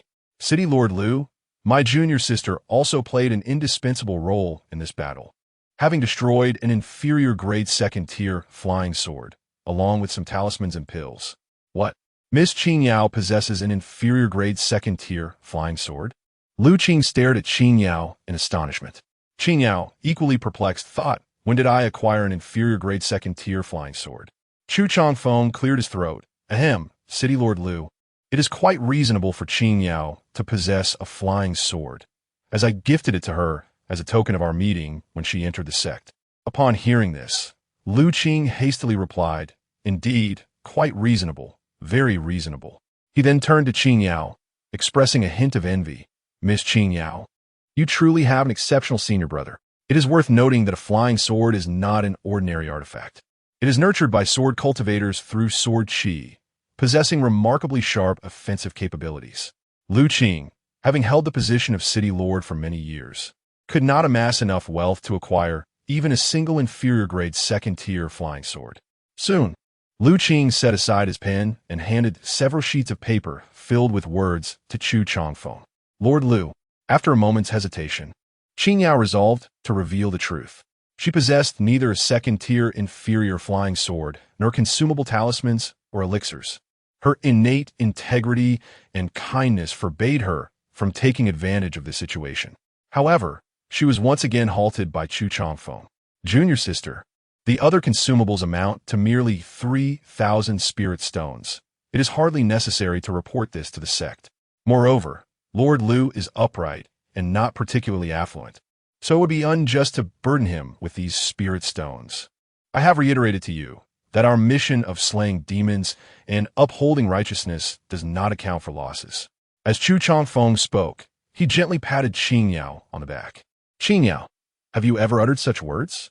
Furthermore, was this my intention? Hey, if you wish to deceive, do not let me bear the blame." She yearned to vocally declare the truth, yet found herself unable to speak or move. "Chu Changfeng, you have deceived me." It turned out that, in the moment of the back pat, Chu Changfeng had affixed a binding talisman to her back. "Take it. You must take it." Gritting her teeth, Lu Qing waved her hand, and a pile of spirit stones appeared before her. There were medium-grade spirit stones, inferior-grade spirit stones, both in abundance and in fragments. With a sweep of his spiritual awareness, Chu Changfeng discerned that it amounted to the equivalent of 5,000 inferior-grade spirit stones. Chapter 25. As soon as my senior brother spoke, I knew I had lost. Here are an additional 5,000 spirit stones. Among them, 3,000 are to compensate for your expenses, while the remaining 2,000 are from the bounty I previously announced. I understand that this sum is insignificant compared to your expenditures, but it is a token of goodwill from the people of Yen City, so I kindly ask you to accept it," Lu Qing said respectfully. This, Chu Changfeng's expression revealed his reluctance. "Oh, come on. Is this not what you desired? Why complicate matters?" Qing Yao rolled her eyes dramatically at Chu Changfeng. "Senior, please accept it. Indeed, it has not been easy for you." The cultivators and citizens behind Lu Qing chimed in. Faced with such hospitality, Chu Changfeng replied, "Very well, I shall accept it." With a wave of his hand, a flash of light ensued as he stored all the spirit stones into his pouch. Upon witnessing this, Lu Qing and the others let out a sigh of relief. "Chu Changfeng, you have gone too far." Hundreds of miles away from Yen City, Qing Yao finally regained her freedom, glaring furiously at Chu Changfeng. "Indeed, you have gone too far." Even the gray donkey could not bear to watch and nudged her, as if to say it was a waste of effort on her part. Qing Yao retorted, "Am I angry because of this matter? Shut up, you foolish donkey." Her beautiful eyes were filled with a murderous glare. "Ha, junior sister, do not be upset. Sometimes someone must step forward, right? Step forward to take the blame, you mean? Junior sister, this burden is not without merit. Look, this certificate bears your name along with a second-tier low-grade flying sword. You are not at a loss." Chu Changfeng produced the certificate issued by Lu Qing, showing it to Qing Yao. Furrowing her brow, Qing Yao declared, "I will not accept ill-gotten gains." "This is not ill-gotten," Chu Changfeng explained. "That second-tier low-grade flying sword is a genuine gift from your senior brother upon our first meeting. Using sect funds for personal matters, your calculations are astute." Chu Changfeng, "I may not use it, but others will, so it is better that I do." Chu Changfeng shrugged. "To not take advantage of a bargain is foolish. I shall ignore you." Qing Yao huffed, striding ahead. Riding the gray donkey, Chu Changfeng leisurely remarked, "As far as I know, there is a city ahead renowned for its delectable delicacies. I had planned to take you there, but if you are upset, then never mind. Food." Qing Yao suddenly halted in her tracks. For reasons unknown, upon hearing the word food, she found herself momentarily unable to move, her stomach feeling as though a ravenous spirit were attempting to break free. "Slur, since you have shown such sincerity in your apology, I shall let my anger go. However, remember, this is a one-time allowance. Should there be a next time, I shall truly not forgive you. Qing Yao asserted, aware that her 80-pound frame could not bear the weight of several 100,000 spirit stones. Chu Changfeng nodded, promising, next time, I shall certainly heed your words. Half a day later, Chu Changfeng led Qing Yao to the city, heading straight for the finest tavern. Esteemed guest, what would you like to eat? Waiter, bring forth the finest delicacies from your establishment, commanded Chu Changfeng with a grand wave of his hand. However, a look of consternation crossed the waiter's face. Esteemed guest, many of our ingredients are sourced from mystical beasts and rare treasures. A full selection would cost over 10,000 low-grade spirit stones. Are you certain you wish to proceed? Is it truly necessary to spend over 10,000 spirit stones for a single meal? Could it possibly be dragon liver and phoenix marrow? Qing Yao inquired, astonished. The waiter replied, indeed, there are such delicacies, though they are not from true dragons or phoenixes, but rather their distant blood relatives. With a light chuckle, Chu Changfeng replied, what of 10,000 spirit stones? My fellow disciple and I are not ones to shy away from such expenses. The waiter was taken aback, surprised to encounter such a lavish patron. Qing Yao's bright eyes shimmered with gratitude. Senior brother, we cannot possibly finish all that. Let us select a few delightful dishes instead. Qing Yao was not one to squander resources and felt that spending such a sum on a meal was unnecessary. Very well, Chu Changfeng acquiesced to Qing Yao's wishes. The waiter placed the menu upon the table, and both Chu Changfeng and Qing Yao perused it earnestly. Qing Yao's eyes widened as she struggled to contain her saliva. The stir-fried demon bull tendons look exquisite. Indeed, replied Chu Changfeng. An esteemed diamond bear paw also sounds delightful. Absolutely, she agreed, and the braised dragon carp appears to be quite appetizing. After a brief moment, Chu Changfeng closed the menu, his expression expectant. Did you remember what my junior sister just mentioned? I did, the waiter confirmed. But we shall have none of that. What? The waiter was taken aback, not believing his ears. Qing Yao felt as though she had been struck by lightning. Just a bowl of ginseng noodles will suffice. And it need not be 100-year-old mountain ginseng. Cultivated ginseng will do. Also, please provide some complimentary side dishes. Chu Changfeng articulated a series of requests. Yet he noticed the waiter standing there, casting him a peculiar gaze. Why all this fuss over just a bowl of noodles? Please wait a moment.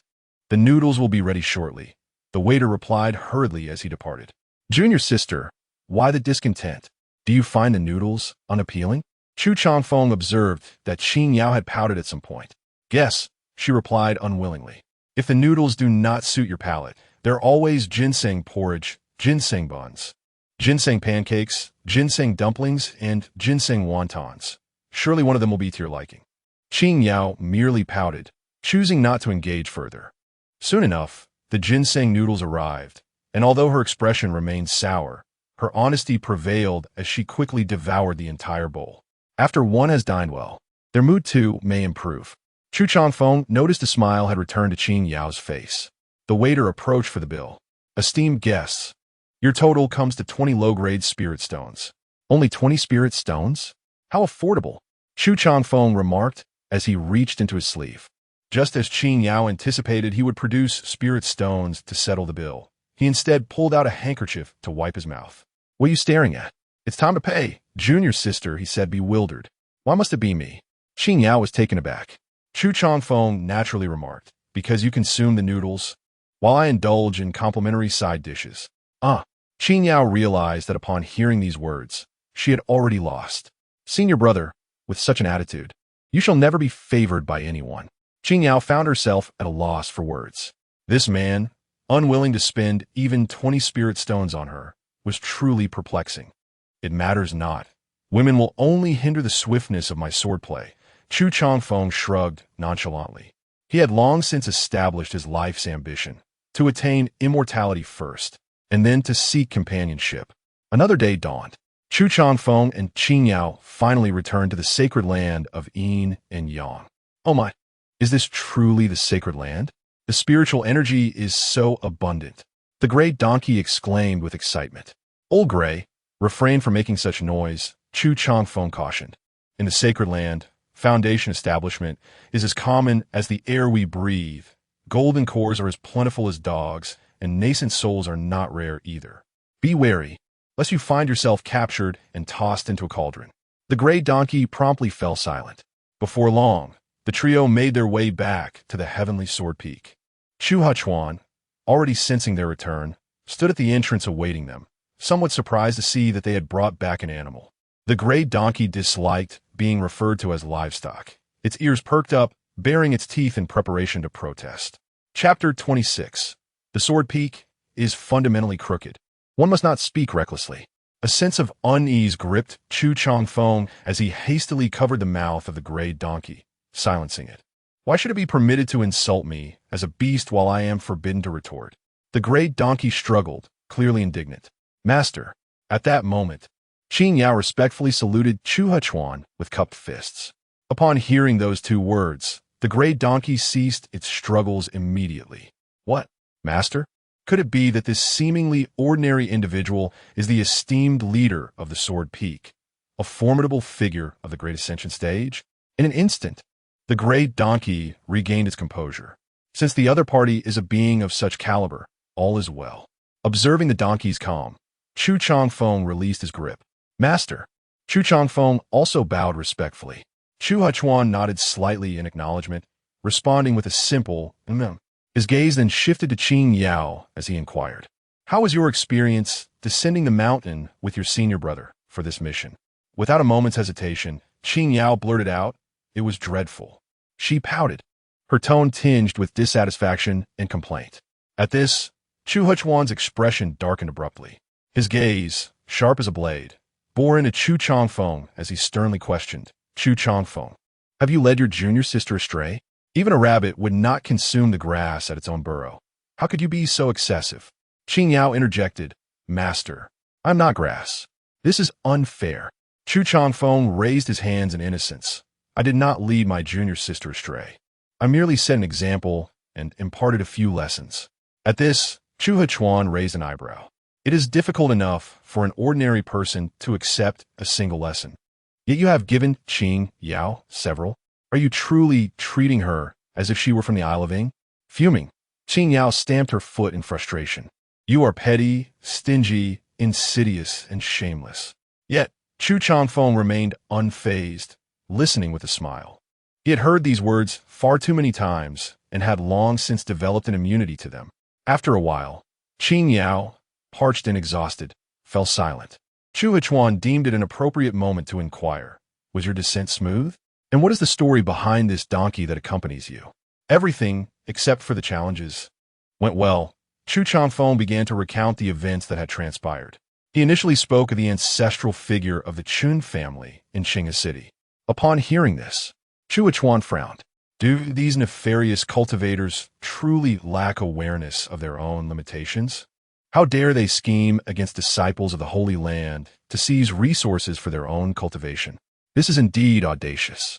Chusheng nodded seriously in agreement. He then recounted the incidents that occurred in Yanqing.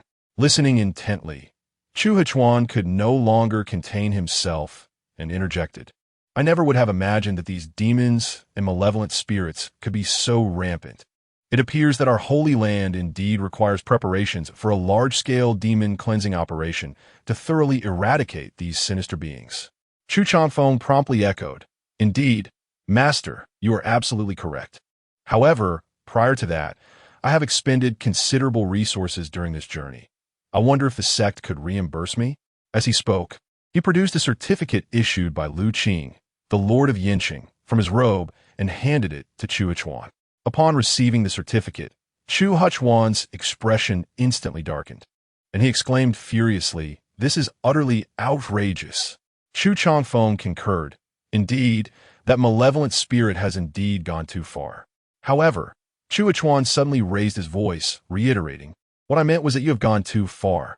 Hearing this, Chusheng turned to Qin Yao and inquired, "Master, what do you mean by that? How has my junior sister gone overboard?" Chuheng shot Chusheng a glare and retorted, "Are you still pretending to be oblivious? Tell me, are you not aware of your own impoverished state? It is a struggle for you to pull a mere 10,000 low-grade spirit stones from your pocket. Yet you possess so many second-tier magical artifacts, elixirs, and talismans? Faced with the unmasking of his awkward predicament by Chu Hechuan, Chu Changfeng awkwardly rubbed his nose and forced a laugh. He explained, well, you see, Master, I indeed did not possess those items before. But now that you are submitting this certificate, won't I have them? Chu Hechuan, upon hearing this, rolled his eyes in exasperation and replied, if you wish to go, then go yourself. I cannot afford to lose face. With that, he flung the certificate back to Chu Changfeng as if it were a hot potato. Chu Changfeng hurriedly caught it and promptly tossed it back to Chu Hechuan, muttering, now is the time for you to exercise your authority as the peak master of Tianjin Peak. Chu Hechuan fell silent for a moment before slowly responding. I will submit this certificate, but I must amend the inaccuracies contained within. Before he could finish his statement, he strode directly to the center of the courtyard. He retrieved paper and pen from his robes, spread them out on the table, and began to write once more. It seemed that the master intended to rectify the situation. Qing Yao remarked with a hint of schadenfreude, Master, please don't. Chu Changfeng quickly approached, eager to see what Chu Hechuan was about to inscribe. As Chu Hechuan's pen flew across the page, it wasn't long before the paper was filled with dense script. Upon witnessing this, Qing Yao appeared as if struck by lightning. Chu Changfeng widened his eyes in astonishment and exclaimed, goodness!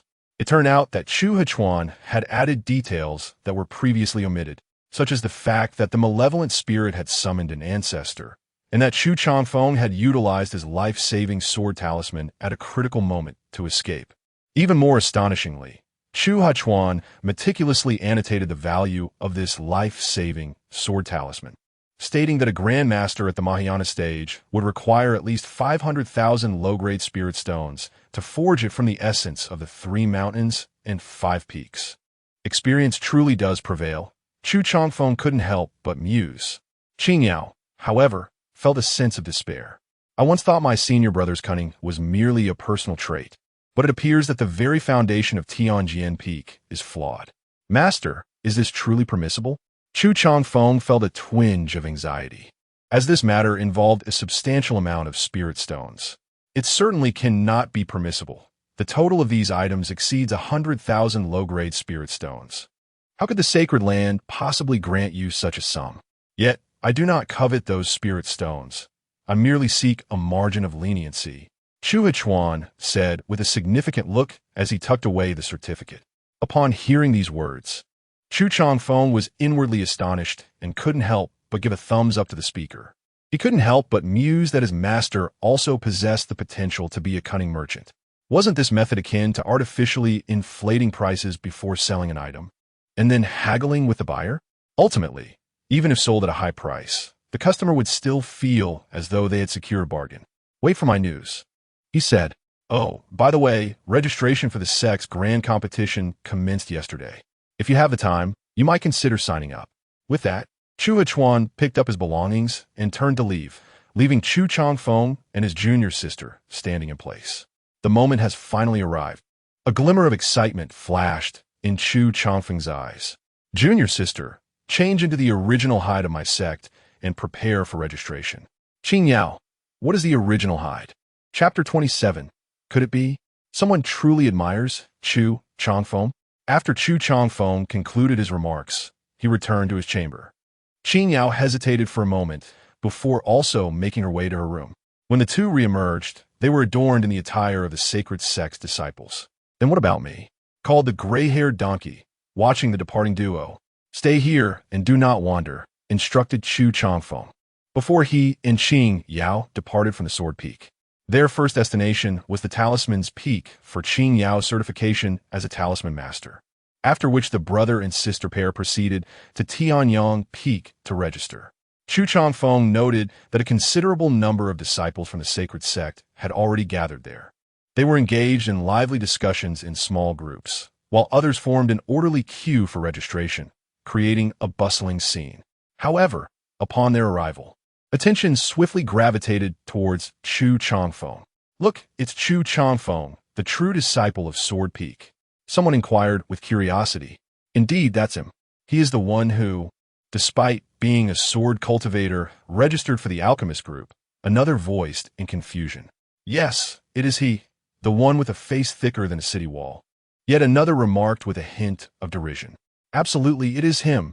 The crowd echoed in unison, their tones laced with disdain and scorn. As Chu Changfeng traversed the sect, he felt as though he had become the target of collective scrutiny, with disciples around him pointing and whispering. Qing Yao shielded her face with her hand, trailing behind him. She finally comprehended why Chu Changfeng had once felt the need to disguise himself within the sect. His notorious reputation had evidently spread far and wide. Revealing one's true self only invites the prying fingers of judgment. Yet, reflecting on it, one could hardly blame them. With the insidious nature of the senior brother, who would truly find favor with him. Just then, a melodious voice rang out, "Brother Changfeng, please hold on." The voice was sweet, at least an 8 on the scale of charm. Qing Yao instinctively turned towards the sound and beheld a woman clad in a flowing white and purple gown, gracefully making her way to Chu Changfeng. Her demeanor was ethereal, as if untouched by the mundane world. Qing Yao's eyes sparkled, as a woman herself. She silently admired the other's allure, particularly the elegance of the purple gown. "Goodness, it's the Purple Moon Fairy. She has emerged from seclusion," exclaimed one of the disciples who recognized her. "The Purple Moon Fairy, one of the 10 beauties of our sacred sect?" gasped a newly initiated disciple. The name of the Purple Moon Fairy was well known among them. On the day of her foundation establishment, an astonishing phenomenon had occurred, awakening her celestial physique and bestowing upon her an otherworldly grace. She had become a disciple of a powerful figure at the Great Ascension stage. Countless suitors pursued her within the sect, including descendants of formidable beings at the Combined and Great Ascension stages, all yearning to forge a partnership with her. Regrettably, the Purple Moon Fairy was known for her frigid demeanor, never acknowledging anyone, whether one was a prodigy or boasted an extraordinary background. Winning her smile was a daunting challenge. Whispers circulated in private that the Purple Moon Fairy preferred the company of women. Ah, Sister Purple Moon, what a delightful coincidence. Upon encountering this woman, Chu Changfeng's serene demeanor suddenly shifted to one of discomfort. Qing Yao, noticing the change in Chu Changfeng, curiously leaned closer to his ear and whispered, "Senior brother, how have you wronged her?" Qing Yao assumed that this celestial-like sister must be yet another victim. In response, Chu Changfeng playfully smacked her smooth forehead, retorting, "Nonsense! When have I ever wronged anyone?"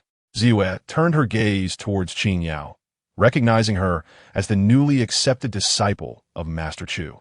"Sister, I am Qing Yao," she introduced herself. "Qing Yao, I believe you hold a bias against senior brother Changfeng. He is upright and kind-hearted, never having wronged me. He has only shown me care and protection." "What? Is the senior brother you speak of truly Chu Changfeng?" Qing Yao was taken aback. "You have gone too far, claiming not only to deceive, but also to seduce." She muttered softly, "I did not.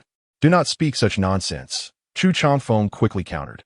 Ziyue, unfazed, smiled gently. "Senior brother Changfeng has never deceived me. I genuinely hold affection for him." As she spoke, a fleeting look of nostalgia crossed her eyes, recalling fragments of her past.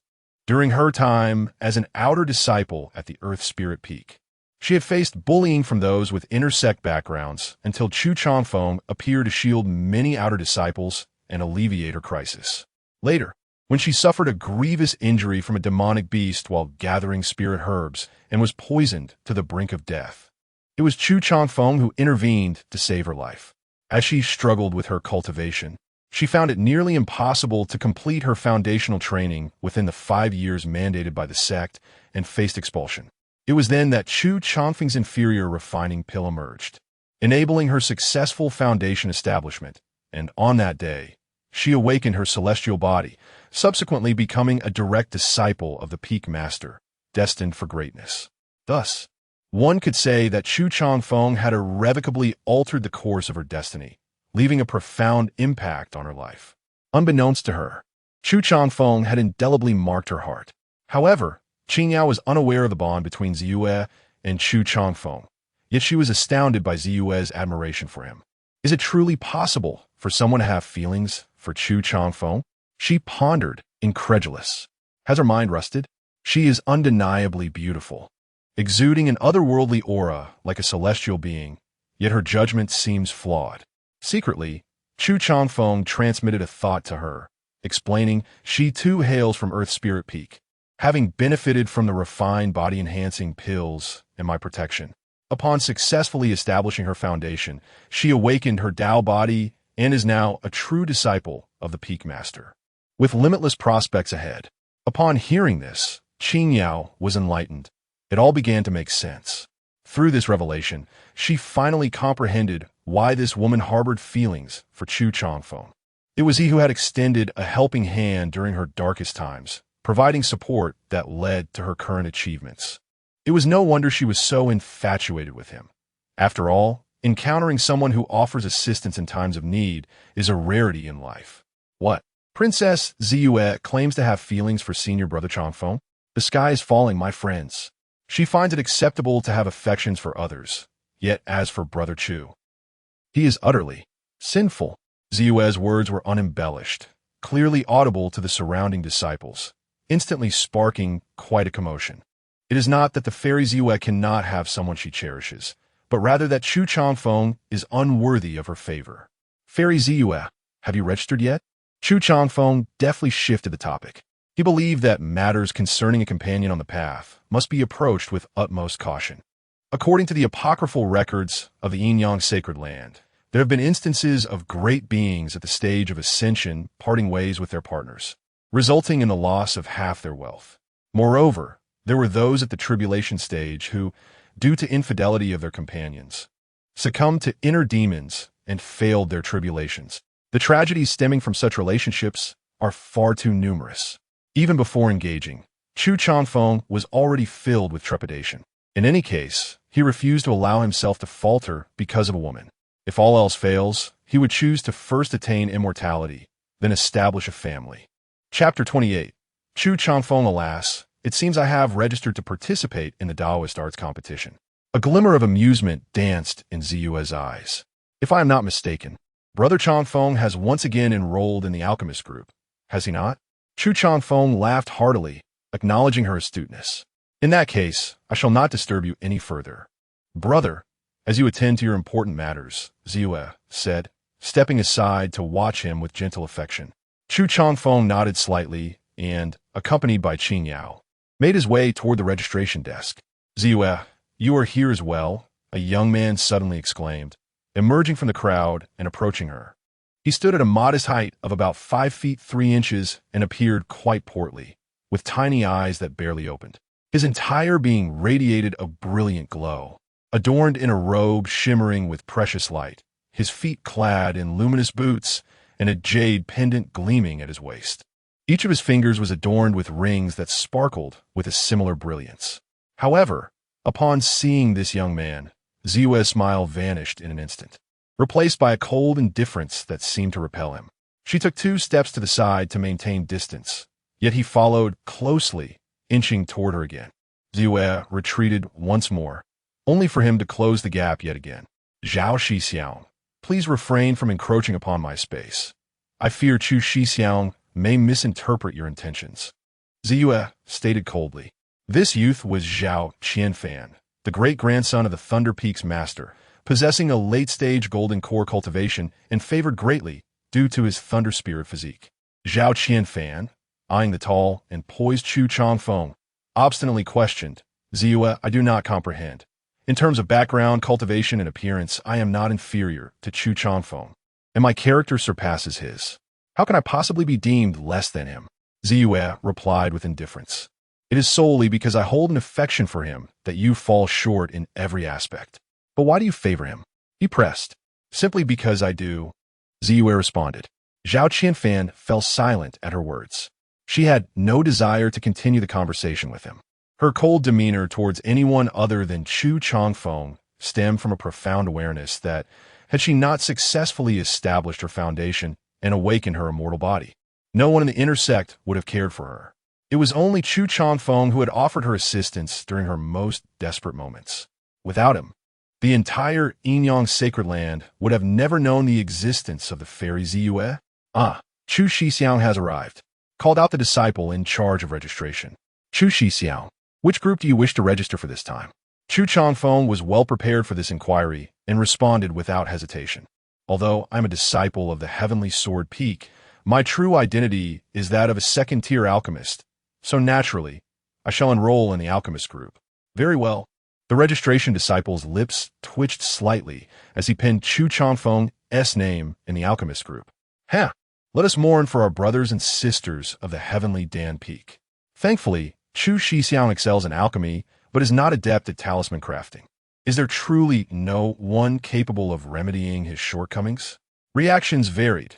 Some expressed sympathy, others relished the misfortune, while some were indignant. This is my junior sister, who has also come to register. With a smile gracing his lips, Chu Changfeng gestured towards the side with Qing Yao standing. The disciple, upon hearing this, turned his gaze towards Qing Yao, scrutinizing her from head to toe before curiously inquiring, "Sister, you wouldn't happen to be an alchemist as well, would you?" Tianjin Peak is not solely comprised of alchemists. Qing Yao proudly puffed out her chest, her demeanor exuding haughtiness. The crowd collectively exhaled in relief upon hearing her response, realizing that at last Tianjin Peak had a genuine disciple. After all, the peak was renowned for its sword cultivators. The addition of another alchemist would have been rather difficult to accept. Now that it was confirmed that Qing Yao was not an alchemist, everyone felt this was the true essence of Tianjin Peak. "Sister, I shall register you for the Dao Law Group immediately," the disciple declared, ready to inscribe her name. "Hold on," Qing Yao interjected, raising her hand to stop him. "Sister, is there an issue? I wish to register for the Talismaster Group, the Foundation Establishment Talismaster Group." What? Her words struck like a stone cast into a tranquil lake, instantly stirring tumultuous waves. The crowd was taken aback, astonished by Qing Yao's decision. A sword cultivator wishing to compete in the Talismaster Group? Was this not a blatant affront? My goodness, was there truly no one to rectify the undesirable atmosphere at Tianjin Peak? One Chu Changfeng was one thing, but now with Qing Yao, it seemed the emergence of a second Chu Changfeng was upon them. Such a calamity, some of the Foundation Establishment Talisman Smiths could hardly muster a smile. Having previously mocked the misfortunes of the alchemists, now they found themselves facing dire consequences. The arrival of Qing Yao undoubtedly cast a shadow of immense pressure upon them. For who would wish to encounter a talisman smith skilled in flying swords during the competition? They mourned for their fellow disciples of Tiandan Peak and Tianfu Peak. Fortunately, both senior brother Chu and senior sister Qing Yao excelled in alchemy and talismanship, not in weapon forging. And, thankfully, they were not adept in formations. Upon hearing this, the talisman smiths and alchemists felt a pang of discomfort in their hearts. You all rejoice too soon. Should the master of Tianjin Peak accept more disciples in the future, one cannot rule out that they may be a formation smith or a weapon forger. The moment this sentiment was expressed, laughter dissipated entirely. Heavens, who could persuade the master of Tianjin Peak to cease accepting disciples? Senior brother, have I erred? Qing Yao could scarcely endure the pointed stares directed at her. Chu Changfeng reassured her, "Junior sister, their opposition only affirms that we are on the right path. Their disdain stems from their fear of us." The crowd was left speechless, pondering the audacity it took to voice such sentiments. "Look, senior sister Tianyin has arrived. It truly is the celestial maiden Tianyin. Has today turned into a festival to witness 2 of the 10 celestial maidens in one day." At that moment, a howl pierced the air. The disciples surrounding the registration area abandoned their pursuits against Chu Changfeng, redirecting their attention to the distance. "Where is it? I want to see too." Following the gazes of the crowd, Qing Yao looked over to see a woman clad in a flowing white dress approaching gracefully. Indeed, she was stunning, yet exuded an air of coldness. Qing Yao murmured under her breath. Her appearance was on par with that of Ziyue, and her demeanor exuded a similarly frosty demeanor. However, while Ziyue's aloofness stemmed from a reluctance to engage with others, Tianin's detachment emanated from a sense of superiority, as if she were gazing down upon those around her. Tianin has chosen to register again? Chu Changfeng furrowed his brow in concern. "Senior brother, do you know her well?" Qing Yao inquired. Tianin ranked 3rd in the previous Dao Law rankings during the Golden Core phase. She has been in seclusion for the past few years, and rumors suggest she has already advanced to the nascent soul stage. However, it seems those rumors were unfounded. Chu Changfeng sensed the fluctuations of her cultivation. She remained at the golden core stage. This revelation was perplexing, for Tianyin had reached the pinnacle of the golden core stage 3 years prior. Logically, she should have successfully broken through to the nascent soul stage by now. Was she perhaps aiming for the top position in the Dao Law rankings? Yet, the rewards for breaking through to the nascent soul stage from their sects surpassed those for claiming the top spot in the Dao Law rankings, didn't they? I wish to register, Tianyin stated as she approached the disciple responsible for sign-ups. The disciple, displaying utmost respect, replied, Sister Tianyin, please hold on. I will register you for the Dao Law group. Yet, she was interrupted by Tianyin, who declared, I shall not participate in the Dao Law rankings. What? Upon hearing her words, the crowd expressed their bewilderment. You ranked third in the last Dao Law competition, and the 2 individuals ahead of you have already advanced to nascent soul practitioners.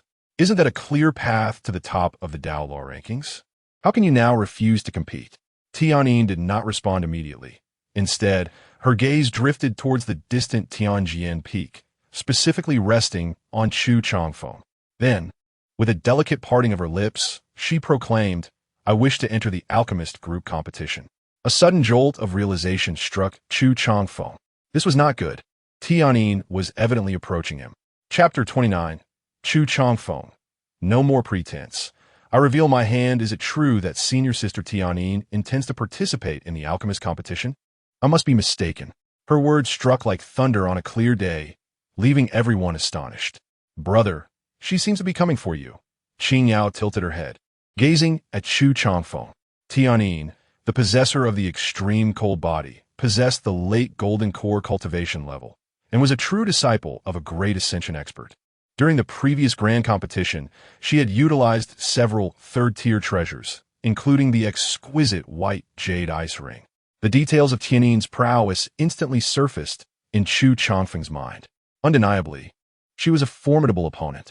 Should they face each other, the odds would be roughly 70-30 in her favor, with a strong likelihood of her concluding the battle within 3 breaths. Senior Sister Tianyin, while it is not impossible, you will need to provide proof of being a second-tier alchemist to participate in the competition. The disciple at the registration desk expressed his dilemma. Brother, there may still be hope. As Qing Yao heard the disciple's words, she silently breathed a sigh of relief for Chu Changfeng. However, he did not feel any sense of ease. Someone of Tianyin's caliber would not make such a rudimentary mistake. Her declaration undoubtedly came with complete confidence. As expected, Tianyin promptly produced a token. Before arriving here, I undertook the assessment for second-tier alchemists at Tiandan Peak.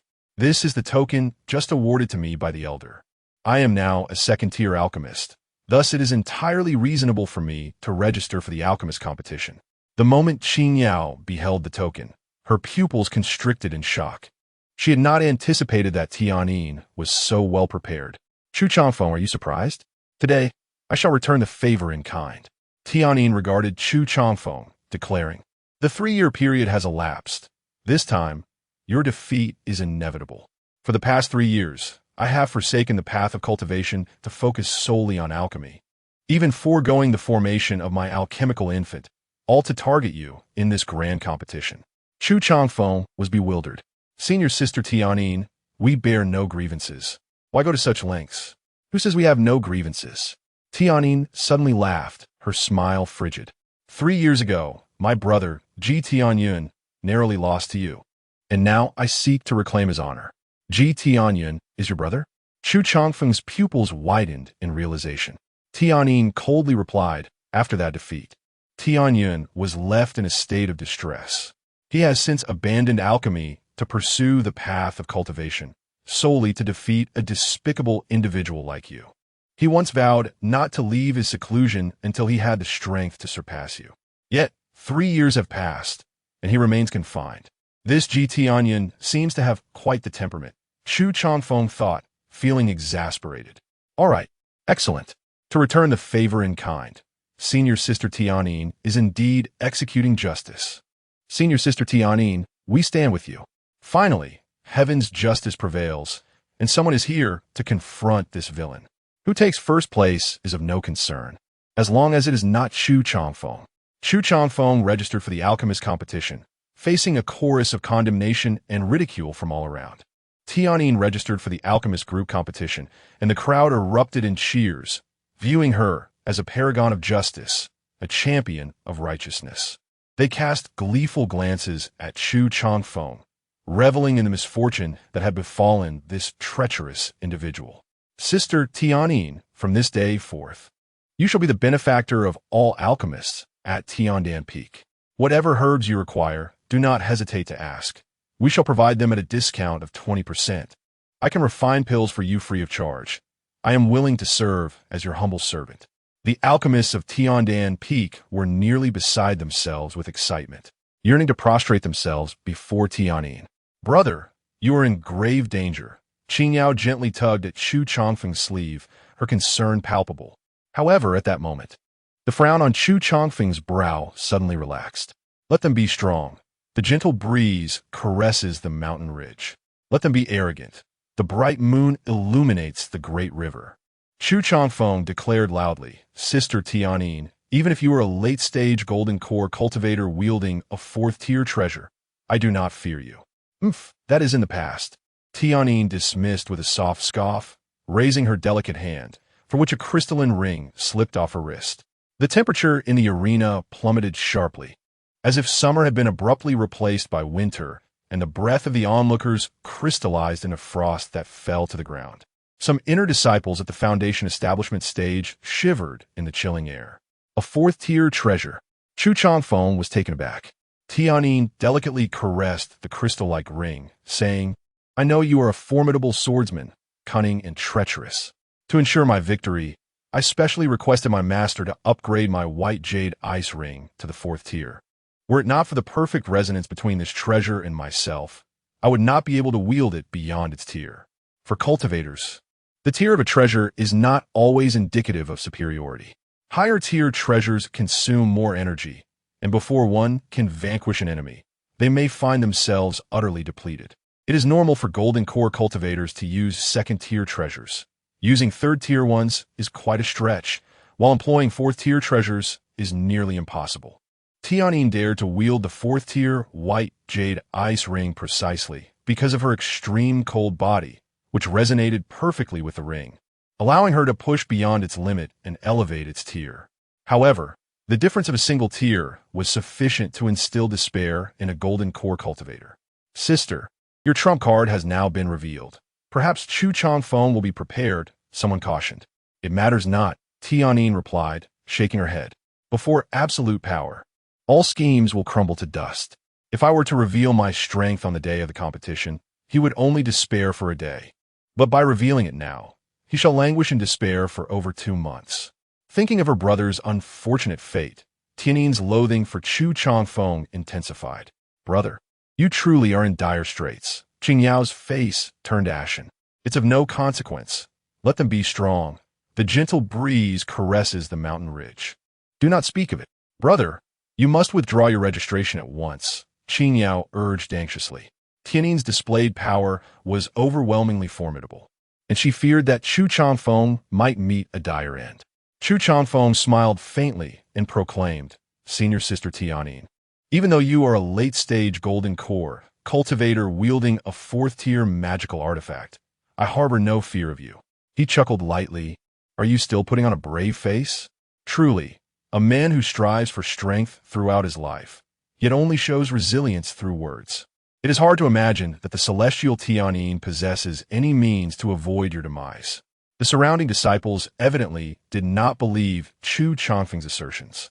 Qing Yao tugged at Chu Changfeng's sleeve, saying, Brother, even in this dire moment, cease your boastful claims. Tianyin smiled, her beauty enchanting, momentarily captivating those around her. Chu Jianfen, why do you not fear? Chu Changfeng returned her smile, declaring, because my true identity is that of a second-tier weapon refiner, merely dabbling in both alchemy and swordsmanship. At this moment, I shall no longer pretend. I'll lay my cards on the table. Chapter 30. Let the bullets fly. For a while I can no longer conceal my true identity. I am, in fact, an artificer. Chu Changfeng's declaration struck like a bolt from the blue, rendering everyone momentarily speechless. You say you are an artificer? The expression of astonishment crossed Tianin's face for the first time. It is not mere rhetoric. I possess a token issued by the Elder of the Heavenly Artifact Peak. This is an undeniable truth. As he spoke, Chu Changfeng retrieved the token from his possession, emblazoned with the imprint of 2 hammers and inscribed with his name. The token indicated his rank as a second-tier artificer. Indeed, it is a genuine token of a second-tier artificer. My heavens! What genuine cultivator would delve into both alchemy and artificing? Tianin mused, realizing her 3 years of meticulous planning had come to naught. Regardless of Tianin's schemes, it was evident that Chu Changfeng's cunning had outmaneuvered her at every turn. Around them, the other disciples lamented in despair, pounding their chests in frustration. Yet, at the moment the token was revealed, despite his efforts to maintain composure, a smile crept upon Chu Changfeng's face. To the eyes of the other disciples, this was utterly contemptible, a man of low character reveling in his triumph. It was over. The instant Chu Changfeng displayed his artificer's token, it signified the failure of Tianin's ambush. A second-tier alchemist, a second-tier artificer, with such energy, you ought to dedicate yourself to the sword path rather than indulge in these underhanded pursuits. You could achieve great heights. Tianin clenched her fists, her teeth gritted in fury. 3 years of diligent cultivation and alchemy were aimed solely at undermining Chu Changfeng during the sect competition. Yet now, her meticulous plotting had crumbled, and in this moment, her defenses were shattered. Brother, when did you become an artificer? Qing Yao gazed at Chu Changfeng in bewilderment, entirely unaware of the token he held. With a subtle smile, Chu Changfeng replied, as the saying goes, a tree that stands out in the forest will inevitably be felled by the wind. I anticipated that my excellence would incite jealousy. Hence I prepared several trump cards. While you were undergoing the assessment at the Heavenly Symbol Peak, I visited the Heavenly Artifact Peak to undergo the assessment for artificer status. Chu Changfeng's cultivation relied heavily on the feedback from his flying sword, granting him ample time to squander on various pursuits. Besides alchemy, he had dabbled in artificing, talismans, and formations. He had long envisioned the current scenario and had made preparations in advance, never expecting that his trump cards would truly come into play. What do you mean by a tree that stands out in the forest will inevitably be felled by the wind? Must you embellish your own image? You have committed numerous misdeeds, inciting the ire of others, and now you fear retaliation. Zhao Qianfan scoffed from a distance. However, in the next moment, he felt a chilling gaze directed at him, not from Chu Changfeng, but from Ziwei. Zhao Qianfan awkwardly smiled, promptly retracting his expression. Yet in his heart, he continued to harbor disdain for Chu Changfeng. According to sect regulations, prior to the commencement of the grand competition, one could alter their group assignments. Junior brother, I would appreciate it if you could change my group to that of the artificers. Thank you. Chu Changfeng addressed the registering disciple, his voice resonant and clear. Of course. Certainly. The disciples at the designated spot could only proceed with a heavy heart. How infuriating. I had previously worried for my fellow alchemists and talismancers. And now our blacksmithing group faces utter catastrophe. The disciples specializing in weapon forging are no longer able to smile. What a calamity. Who can capture Chu Changfeng and restore a fair competitive environment for us? And take his junior sister along as well. Now it is the blacksmiths who lament. Qing Yao had been smiling cheerfully, but upon hearing this, her expression turned grave. Chu Changfeng, do not be too complacent. Do you truly believe no one can bring you to justice? Suddenly, a tall and imposing figure appeared before the crowd. His countenance was resolute, his head shaven, skin slightly tanned, and his muscular frame was clearly defined, resembling granite. Anyone who beheld him would inevitably think that he must possess extraordinary strength. It was senior brother Lu Yuan. How wonderful! At last, someone has stepped forward to confront Chu Changfeng. After a brief moment of silence, the crowd erupted in cheers. Lu Yuan has also arrived, and seems intent on targeting Chu Changfeng. Ziwei, are you not worried? Zhao Qianfan remarked with a hint of schadenfreude. Ziwei's gaze was steadfast, I believe senior brother Changfeng will surely turn misfortune into fortune. That might be difficult. Zhao Qianfan smirked. Senior brother, who is he? Qingyao asked, furrowing her brow at the suddenly appearing burly youth. The aura emanating from him was overwhelming, causing her to feel considerable pressure. The fourth on the last Taoist battle power ranking, a late golden core cultivator, and a direct disciple of the Earth Fiend Peak S Master, Lu Yuan, Chu Changfeng stated gravely. In terms of strength, Lu Yuan is only slightly inferior to Tianyin. As for his background, although Earth Fiend Peak is not one of the 9 peaks, its master is a formidable cultivator at the late stage of the integration realm. Not to be underestimated. Chu Changfeng, do not rejoice too soon. What you see here. Lu Yuan's voice boomed, resonating like thunder and causing the eardrums of those present to buzz. As he spoke, a token materialized in his hand, identical to Chu Changfeng's, adorned with 2 hammers. Senior brother Lu Yuan is also a second-tier blacksmith. How splendid. Someone is here to discipline Chu Changfeng. After a brief silence, the disciples erupted in astonishment. Junior brother Lu Yu. Tianyin-'s gaze towards Lu Yuan was filled with surprise. Lu Yuan's expression was complex. Senior sister Tianyin, to be frank, I also have a younger brother who is an alchemist, similar to your situation. I anticipated that Chu Changfeng was treacherous and cunning. So upon learning of your focus on alchemy, I quietly delved into the path of blacksmithing, and it seems my gamble has paid off. A second-tier blacksmith. Chu Changfeng's eyelid twitched slightly. Lu Yuan, it appears you have truly gone to great lengths to defeat me. Lu Yuan's expression darkened, his unwavering gaze fixed on Chu Changfeng, eyes ablaze with fury. For this day, I have endured in silence for 3 years. Do you know how I've spent these 3 years? However, as of today, I feel that everything has been worthwhile. Chu Changfeng, how does it feel to be outsmarted by others? Quite exhilarating. I assent it? Ha! Lu Yuan laughed heartily. In that moment, the emotions he had suppressed for years finally found their release. Upon hearing this, Chu Changfeng's expression fluctuated between darkness and uncertainty. Today I concede. Junior sister, let's depart. With that, he turned to leave, and Qingyao stomped her foot in haste to follow. Junior sister Ziyue, it seems this time my senior brother Changfeng is in an exceptionally dire situation.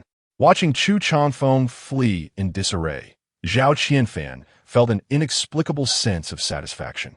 Ziyue, however, cast Zhao Qianfan a cold glance before departing from the registration area. Senior brother, what shall we do?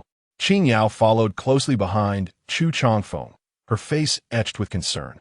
Junior sister, there is no need to fret, Chu Changfeng replied. You likely cannot secure the first place now. Qingyao suggested. Shall we beseech our master and implore him not to expel you from the mountain? Upon hearing this, Chu Changfeng felt a warmth in his heart and smiled, saying, Junior sister, there is no need to worry. Qingyao widened her eyes, looking at Chu Changfeng in confusion. After a moment, as if a realization dawned upon her, she exclaimed, Senior brother, you must have longed for this opportunity to defect from the sect and leave Tianjin Peak. Life on Tianjin Peak may be arduous, yet I believe it holds its merits such as Chu Changfeng gazed at Qingyao, urging her to express her thoughts. Senior brother, I arrived late and am unfamiliar with the sect. Please enlighten me on what is commendable about Tianjin Peak. Qingyao posed a question to Chu Changfeng. When I say there is no need to worry, it does not equate to self-abandonment, nor do I wish to leave Tianjin Peak. Although our revered master may not provide us with substantial assistance, the status of being the direct disciple of Tianjin Peak is my greatest boon. Chu Changfeng shook his head. Junior sister, do not be anxious. Allow me to share a secret. I possess a second-tier proficiency in the arts of formations and talismans. What? Qingyao gasped in astonishment, her mouth agape as she gazed at Chu Changfeng in disbelief. These 2 skills I have been silently honing without making it known. Let Lu Yuan and the others revel for a while. Come the time of the sect competition, their laughter shall be stifled. As he spoke, a glint of cunning flickered in his eyes. Let the bullets fly for a time. At that moment, Qingyao finally comprehended, and she couldn't help but exclaim, Senior brother, you are truly devious. No, you are indeed a master of hidden depths. Chapter 31. You wouldn't want the law enforcement master to know, would you? Having departed from the registration area, Chu Changfeng parted ways with Qin Yao and made his way alone towards the task hall. As he walked, an unexpected chill swept across his back. He turned swiftly and reached out, catching a storage bag that fell into his grasp. Who could be so unscrupulous as to carelessly discard a storage bag? What? A storage bag? Chu Changfeng paused, noticing that the bag was a pale purple, adorned with an embroidered moon, emanating a faint, alluring fragrance.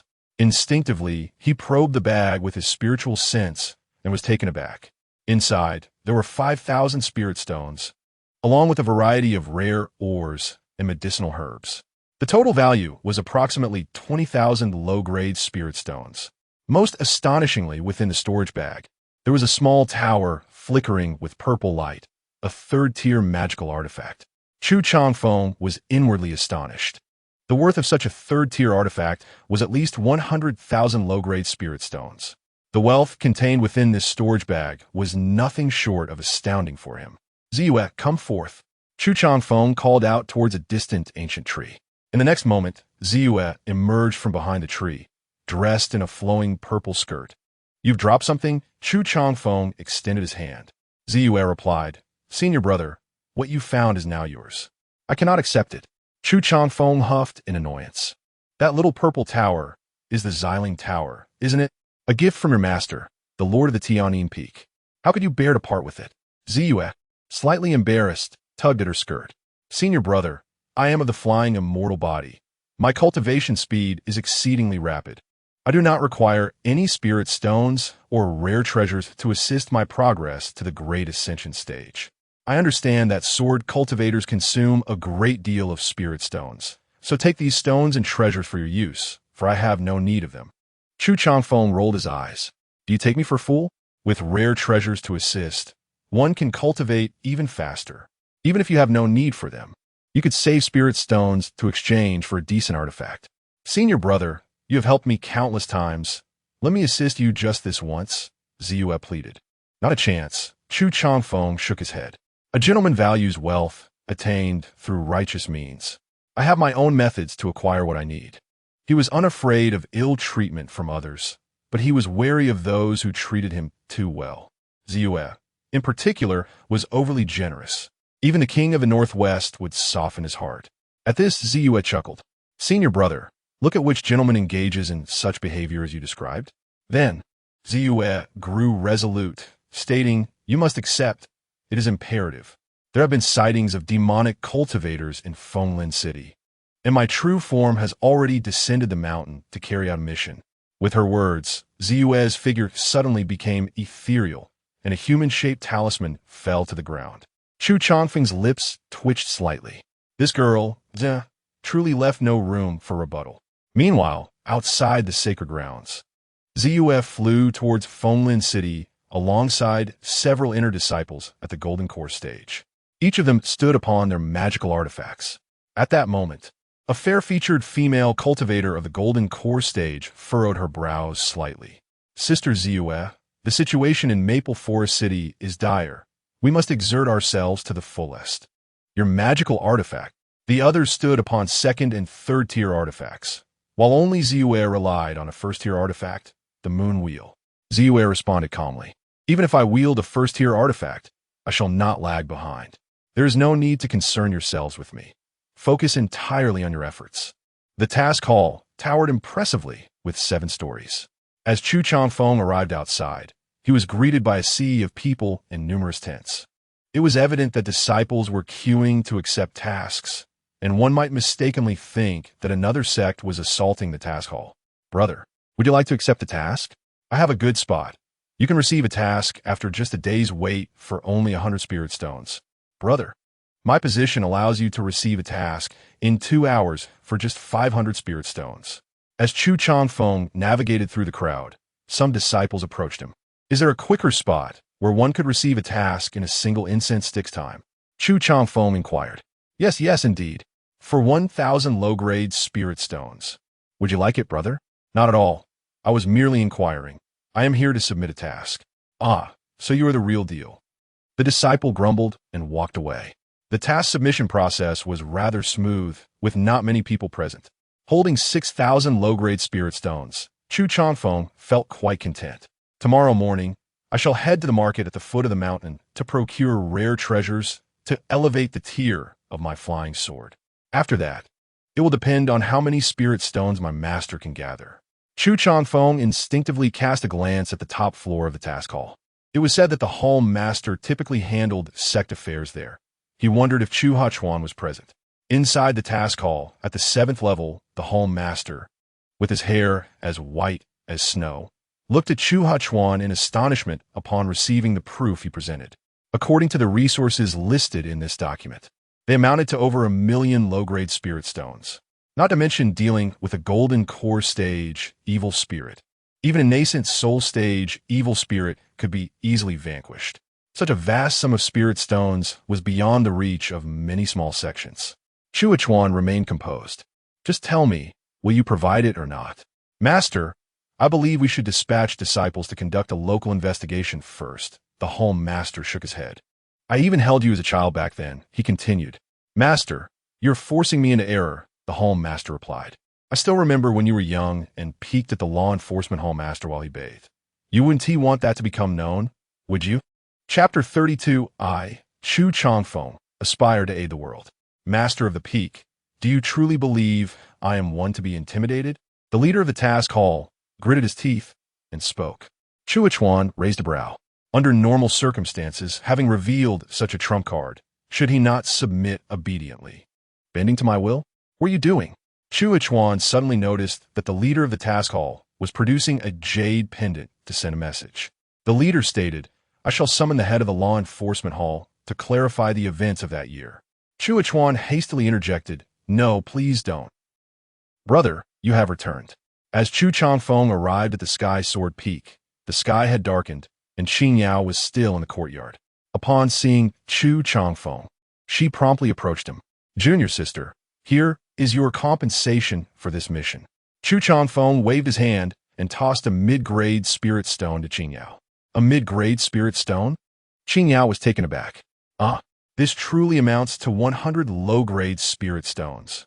Chu Changfeng earnestly advised, Junior sister, this is indeed a substantial sum. According to the sect's regulations, newcomers receive little in terms of rewards, merely some allowances. After all, newcomers are merely gaining experience. Only after you have amassed sufficient experience and can accomplish missions independently will you be entitled to substantial rewards. Very well then. Qing Yao nodded, resigned. By the way, where's the gray donkey? Chu Changfeng looked around for a considerable time, but the donkey spirit was nowhere to be seen. It was not present when I returned. Qing Yao expressed concern. That fellow does not seem like the type to remain calm. Surely, hasn't he caused any trouble? Chu Changfeng reassured her. There's no need to worry about it, even if it does stir up some trouble. As long as it invokes my name as the true disciple of the Sky Sword Peak, someone will surely return it to me. Qing Yao remarked, Brother, you are truly overconfident. Through this mission, Qing Yao had gained a deeper understanding of Chu Changfeng's reputation, which could be likened to a rat in the street, universally condemned. Enemies abound. One could only fear that should the gray donkey mention Chu Changfeng's name, it would be met with an even harsher beating. Junior sister, you have endured much hardship and fatigue over these past few days. Go back and rest well. Tomorrow, I shall take you down the mountain for a stroll. Chu Changfeng declared. On this descent, Chu Changfeng had acquired a significant number of spirit stones, totaling approximately 16,000 low-grade spirit stones along with his existing wealth. It was time to venture down the mountain to procure some rare treasures, to enhance the rank of his flying sword and bolster his strength. Strengthening oneself is paramount. A robust cultivation base is fundamental. Qing Yao's eyes lit up. Just so happens, I also need to purchase some rare treasures to prepare for the upcoming sect competition. Late at night, Chu Changfeng sat cross-legged on his bed, practicing his breathing techniques.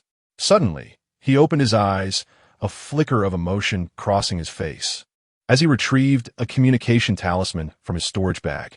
Infusing it with his spirit energy, an aged voice resonated. Chafeng, come to me at once. It was indeed the voice of Chu Hachuan. Has my master returned? Could it be that there is news regarding the mission? If so, that would be splendid. If I were to possess hundreds of thousands, even millions of low-grade spirit stones, my cultivation would surely advance by leaps and bounds, making a breakthrough to the late golden core stage before the set competition a distinct possibility. At that moment, Chu Changfeng pondered with excitement. Humph, Tianin, Lu Yuan, do you not wish to undermine me? I, the illustrious one, have openly registered for the Taoist competition. What can you possibly do to thwart me?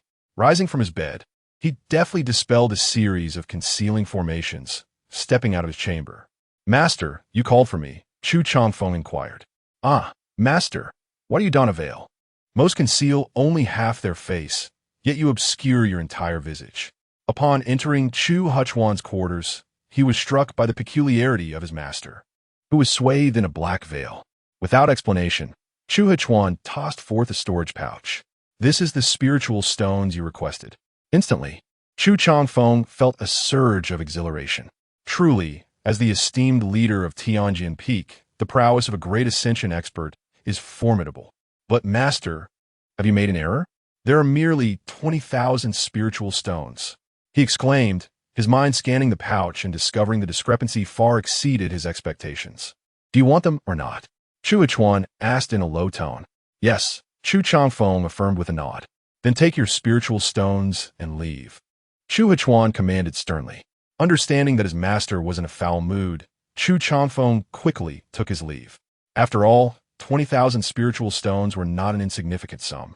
Once Chu Changfeng departed, Chu Huchuan removed his veil, revealing a bruised and battered visage, complete with a prominent handprint on his left cheek. That brat, Li Zheng, is truly obstinate. The spiritual stones belong to the sacred grounds, while the obligation is mine. Such a simple truth eludes him, insisting on a relentless confrontation. And that girl, Lung Lingshuang, shows no mercy, lacking any respect for her elders. As he applied ointment to his face, he lamented. His thoughts drifted back to the mission hall. He had believed he possessed a long-concealed trump card that would compel the mission hall's leader, Li Zheng, to yield and produce the spiritual stones. Instead, Li Zheng retorted, since the Peak Master is aware of this matter, does that imply you have also witnessed the law enforcement hall's leader, Lung Lingshuang, bathing? If you think this incident can intimidate me, you are gravely mistaken. To make matters worse, Li Zheng summoned Lung Lingshuang herself, who openly acknowledged the past blunder, inadvertently implicating Chu Huchuan. Upon hearing this, Lung Lingshuang erupted in fury. Ultimately, while Chu Huchuan failed to acquire the spiritual stones, he did receive 2,000 low-grade spiritual stones as medical compensation from Lung Lingshuang. As dawn broke, the two disciples convened early in the courtyard, clad in the customary attire of Tianjin sect. Brother, this time, could you refrain from leading him astray? I feel that Gu Changfeng has endured far too much, Qing Yao remarked to Chu Changfeng. Fear not, I shall not tarnish his reputation this time. In fact, I shall ensure he gains widespread acclaim, earning the gratitude of the people, Chu Changfeng assured her. Really? Qing Yao's eyes sparkled with hope. Indeed, Chu Changfeng affirmed with a nod. After enduring numerous experiences of being deceived, Qing Yao remained vigilant. I do not believe it. If such good fortune truly exists, why do you not reveal your true self? She remarked, her tone laced with skepticism. With a cold smile, Chu Changfeng replied, my esteemed senior brother is merely indifferent to fame and fortune. As he spoke, he retrieved a long banner from his storage bag, emblazoned with 4 distinct characters. Qing Yao read aloud, help me, please. Senior brother, are you serious? I took the wrong one. Chu Changfeng awkwardly put away the banner and produced another one. Once more, Qing Yao read, to heal the world. Senior brother, you understand the art of healing? She inquired, somewhat astonished. After all, I am a second-tier alchemist, Chu Changfeng declared with pride. Relieved, Qing Yao thought that at last, Chu Changfeng was set to engage in something worthwhile. Senior brother, why hasn't TR Master appeared today? She asked, pondering over the events of the previous day. Chu Changfeng hesitated before responding. Perhaps our master has some unspoken troubles. It is better not to pry. This time, Chu Changfeng brought Qing Yao to a market they had never visited before. Finding a suitable stall, he planted the banner into the ground and settled onto a stool. To heal the world? Quite intriguing, he mused, His actions starkly contrasted with those of the vendors selling various rare treasures, immediately attracting the interest of nearby cultivators. Esteemed friend, what are your fees for medical consultations? One asked.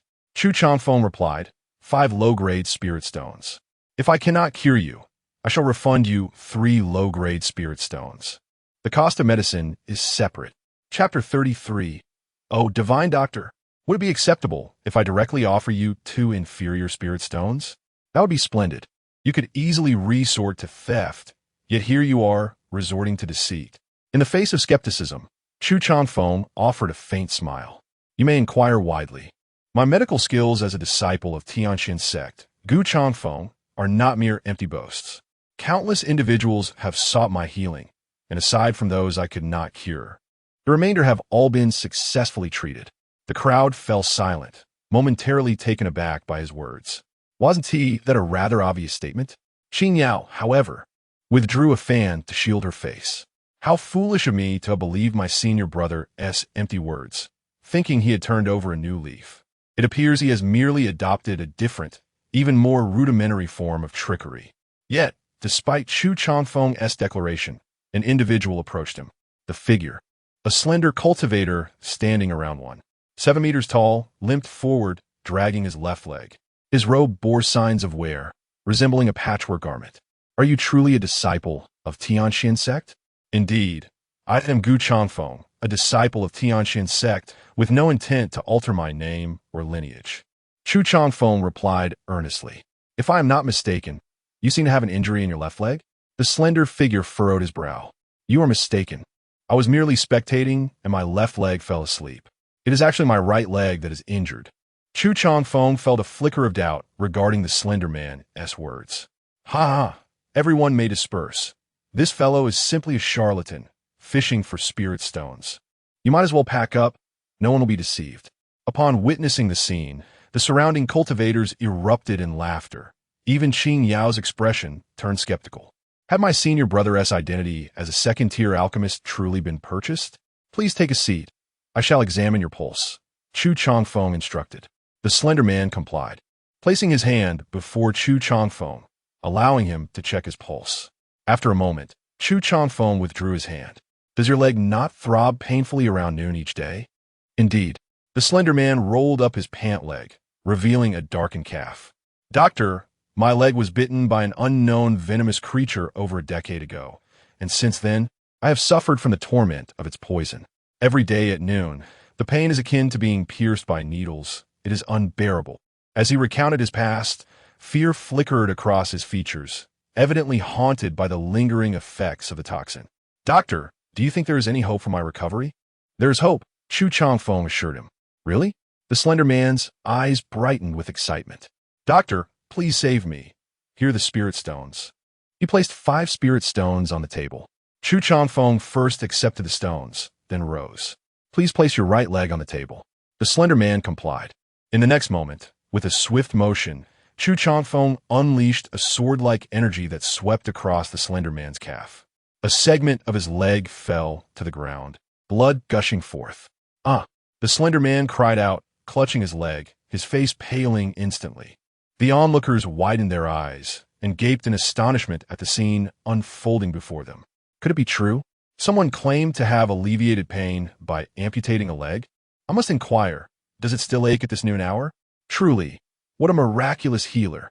Upon witnessing his treatment, I suddenly felt as though all my own ailments had vanished. This is indeed a genuine healer. After a brief silence, the crowd erupted in gasps of disbelief.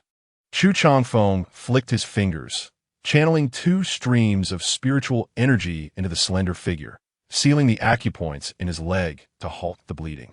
Brother, you have gone too far. Qing Yao could no longer contain her skepticism. To inflict pain where it hurts, I have never seen such a method of healing. The slender man glared at Chu Changfeng with resentment. Nevertheless, Chu Changfeng calmly returned to his seat and spoke. The toxins within you have lain dormant for years, penetrating deep into your bones. For all this time, you have suppressed their spread with your spiritual power, yet it has proven futile, has it not? What began as a minor wound has now spread throughout your calf and continues to do so. Over these years, you have surely sought countless remedies, yet none have worked. Or perhaps you are aware of solutions, but lack the means to procure them. Indeed, in your condition, a third-tier detoxification pill would cost no less than 10,000 low-grade spirit stones, which you cannot afford. As for anything beneath the third tier, there exists no remedy. Upon hearing this, the Slender Man's expression shifted abruptly, his anger dissipating. "But my leg," he began. "Which is more vital, your leg or your life?" Chu Changfeng interjected. "Fortuitously, you encountered me. Otherwise, within 3 days, you would have been unable to contain the toxins, leading to their systemic spread and a sudden demise. At that point, you would have no chance to sever your leg in a bid for survival. You have come to me, and for the price of 5 low-grade spirit stones, I offer you a solution." After a lengthy pause, the Slender Man slowly nodded, acknowledging the truth of Chu Changfeng's words. Indeed, he was nearing the limits of his ability to suppress the toxins. Suddenly, Chu Changfeng glanced at the sky, noting it was noon. "Can you now sense that penetrating pain deep within your bones?" "And no," the Slender Man stammered, pausing to reflect and realizing that the pain he had endured for decades had vanished. A relieved smile gradually spread across his face. "Thank you, divine healer. These 5 low-grade spirit stones were well spent." Could it be that he truly healed him? Although one leg was lost, it seemed to be the best course of action. This fellow possesses remarkable skills. Could he genuinely be a miraculous healer? The conversation between Chu Changfeng and the Slender Man stirred profound contemplation among the crowd. Those who had mocked Chu Changfeng earlier were now silenced. Spending 5 low-grade spirit stones to save one's life seemed a worthwhile bargain. "Brother, I apologize. I misjudged you." Qing Yao meekly offered her apology to Chu Changfeng. "Do not mention it. From the day I vowed to heal the world, I anticipated that I would be misunderstood by many. Yet, I seek only to act with a clear conscience, unburdened by the needs of every patient," Chu Changfeng declared emphatically. Such noble virtue. The crowd began to praise Chu Changfeng. In the marketplace, one is not permitted to engage in acts of violence. Are you not aware of this? A cultivator, wielding a leaf-like artifact, suddenly appeared above the crowd. His attire clearly indicated that he was a member of the enforcement team responsible for maintaining order within the marketplace. From his elevated position, he cast a cold and piercing gaze upon Chu Changfeng and the bamboo pole man, his eyes chillingly demanding the instigator to step forward. "Humph, how ruthless you are, even going so far as to sever a leg." "My lord, it's a misunderstanding indeed." The bamboo pole man quickly bowed in deference to the enforcer. "What misunderstanding? We have not engaged in violence. This esteemed doctor from the heavenly mysterious sect has been treating my ailment, and now I am completely healed. If you do not believe me, just watch." The bamboo pole man then proceeded to hop on one leg. The enforcer retorted, "You claim to have had your leg severed, yet you assert you are being treated? Do you expect me to believe that?" Chapter 34. Senior brother, are you still unwilling to let him go? Senior, this friend truly treated my ailment. It is absolutely certain. The numerous companions present can attest to this. The thin, bamboo-like figure, visibly anxious, gestured toward the surrounding individuals while explaining to the law enforcement officer. His voice trembled slightly, as though he feared the officer might doubt his words. Was he speaking the truth? The law enforcement officer, maintaining a stoic expression, surveyed the crowd briefly. "Indeed, it is true. I witnessed it firsthand. There was no dispute whatsoever. Yes, I also saw it. This friend was indeed treating the thin figure's ailment." Some among the crowd displayed expressions of sympathy, while others appeared indifferent. Yet none refuted the thin figure's claims. The surrounding cultivators exchanged words, each contributing to a general outline of events. Although their accounts varied slightly, the essence remained unchanged. Chu Changfeng was treating the thin figure and engaged in no misconduct. After listening to the crowd's recounting, the law enforcement officer remained silent for a moment before slowly stating, "Since it pertains to healing, it is permissible. However, I must remind you all to refrain from private conflicts. Otherwise, I shall impose severe penalties." With that, the officer turned and departed. Once the figure of the law enforcement officer faded from view, the thin figure glanced at Chu Changfeng, clasping his hands in gratitude. "Thank you, my friend. for your assistance in resolving my long-standing affliction." Chu Changfeng smiled faintly, replying, "It was merely a trivial effort.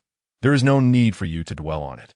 After the thin figure departed, Chu Changfeng surveyed the surroundings and called out to the gathered individuals. "Is there anyone else in need of healing?" After a brief silence, a stir arose from the crowd, and soon, another individual approached Wang Yu, plopping down before him. This person looked gaunt and appeared utterly dispirited. "Doctor, I have been practicing a particular technique, but I am plagued daily by the sound of thunder in my ears, which disturbs my peace of mind. It is truly vexing." The individual lamented to Chu Changfeng, seeking a remedy. Chu Changfeng replied, "Then do not practice it." "What?" His words left the surrounding crowd momentarily stunned, enveloped in an awkward silence. After a considerable pause, someone could not help but murmur, This is rather simplistic and blunt, isn't it?" Others laughed aloud, exclaiming, "Truly a divine physician. Such a straightforward and incisive response." In light of the crowd's reactions, Chu Changfeng appeared unfazed. He merely continued to focus on the distressed cultivator, stating, 5 low-grade spirit stones. That is 5 low-grade spirit stones. No, if I cease practicing this technique, my formidable cultivation at the 9th level of Qi refinement will be utterly ruined." The individual responded, his face a portrait of anguish. Chu Changfeng listened, remaining silent for a moment before extending his hand to diagnose the cultivator's pulse. After a while, he lifted his gaze to the cultivator and inquired, "Is this technique truly indispensable for you?" "Yes, doctor," the cultivator answered without hesitation.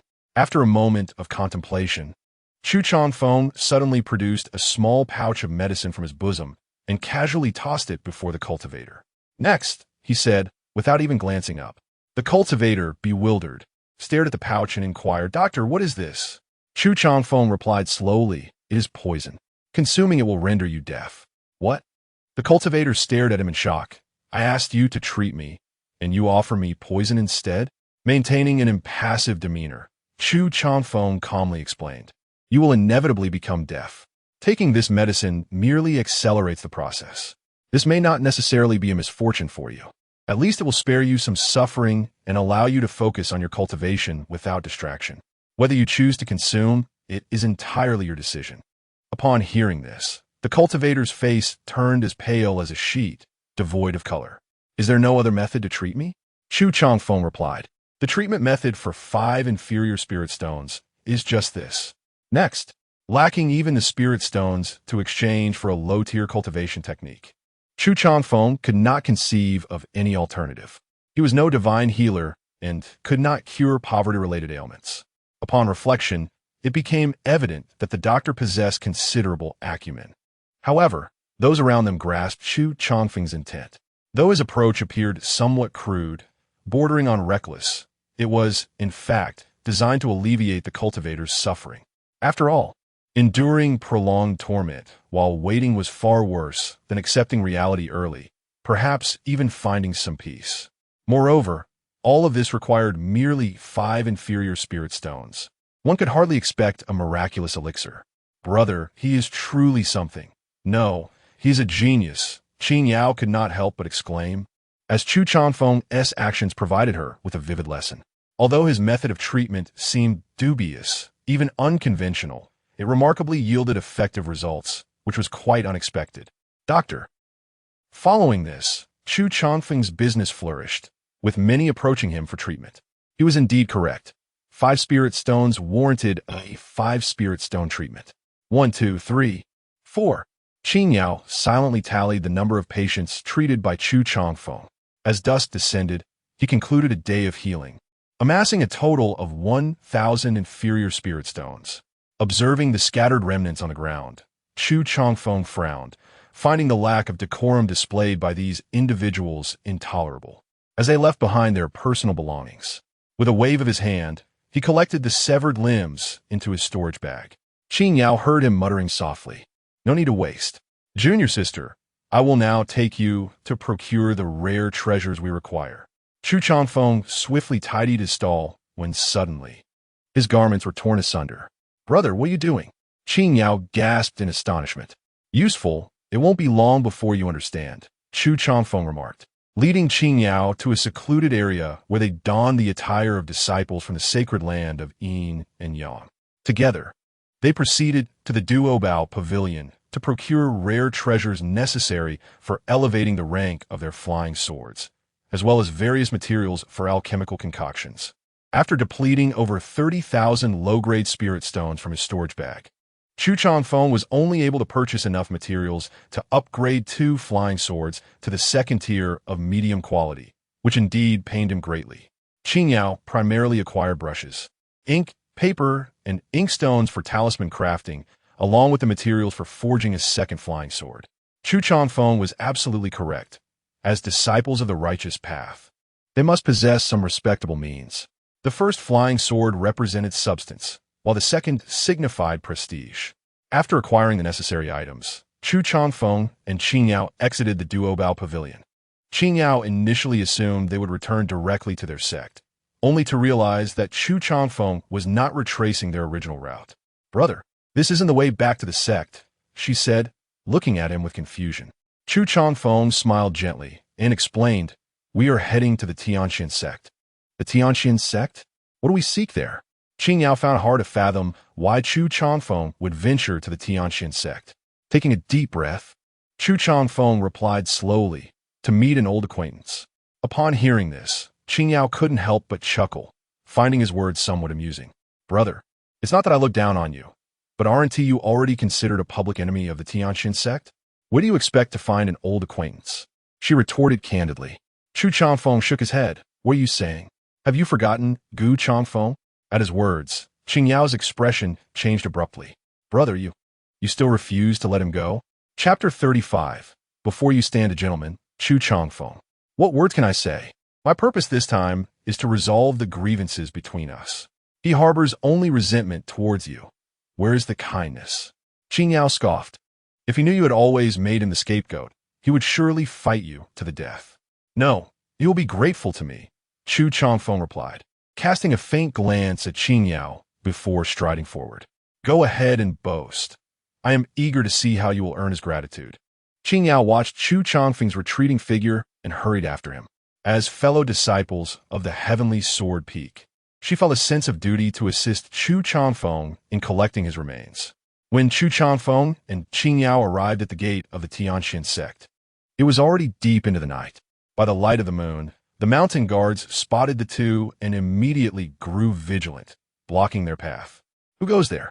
Upon seeing this, Chu Changfeng halted his steps and declared in a resonant voice, "I am Chu Changfeng from the Yin-Yang Holy Land. I kindly request your leniency. I seek Gu Changfeng." His voice was bold and confident, fully showcasing the imposing presence of a disciple from the Holy Land.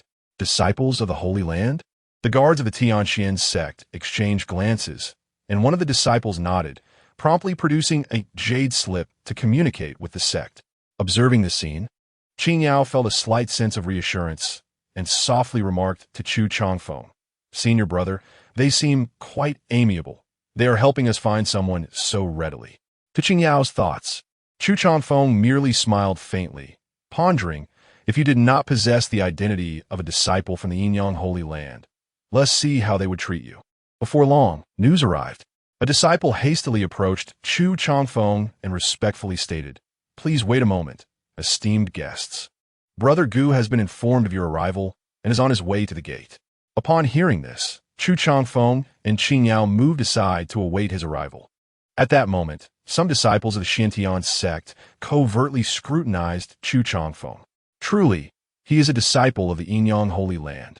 His demeanor is striking and his presence exceptional, embodying the model of righteousness. These disciples could not help but cast admiring glances at Chu Changfeng and Qing Yao, praising them.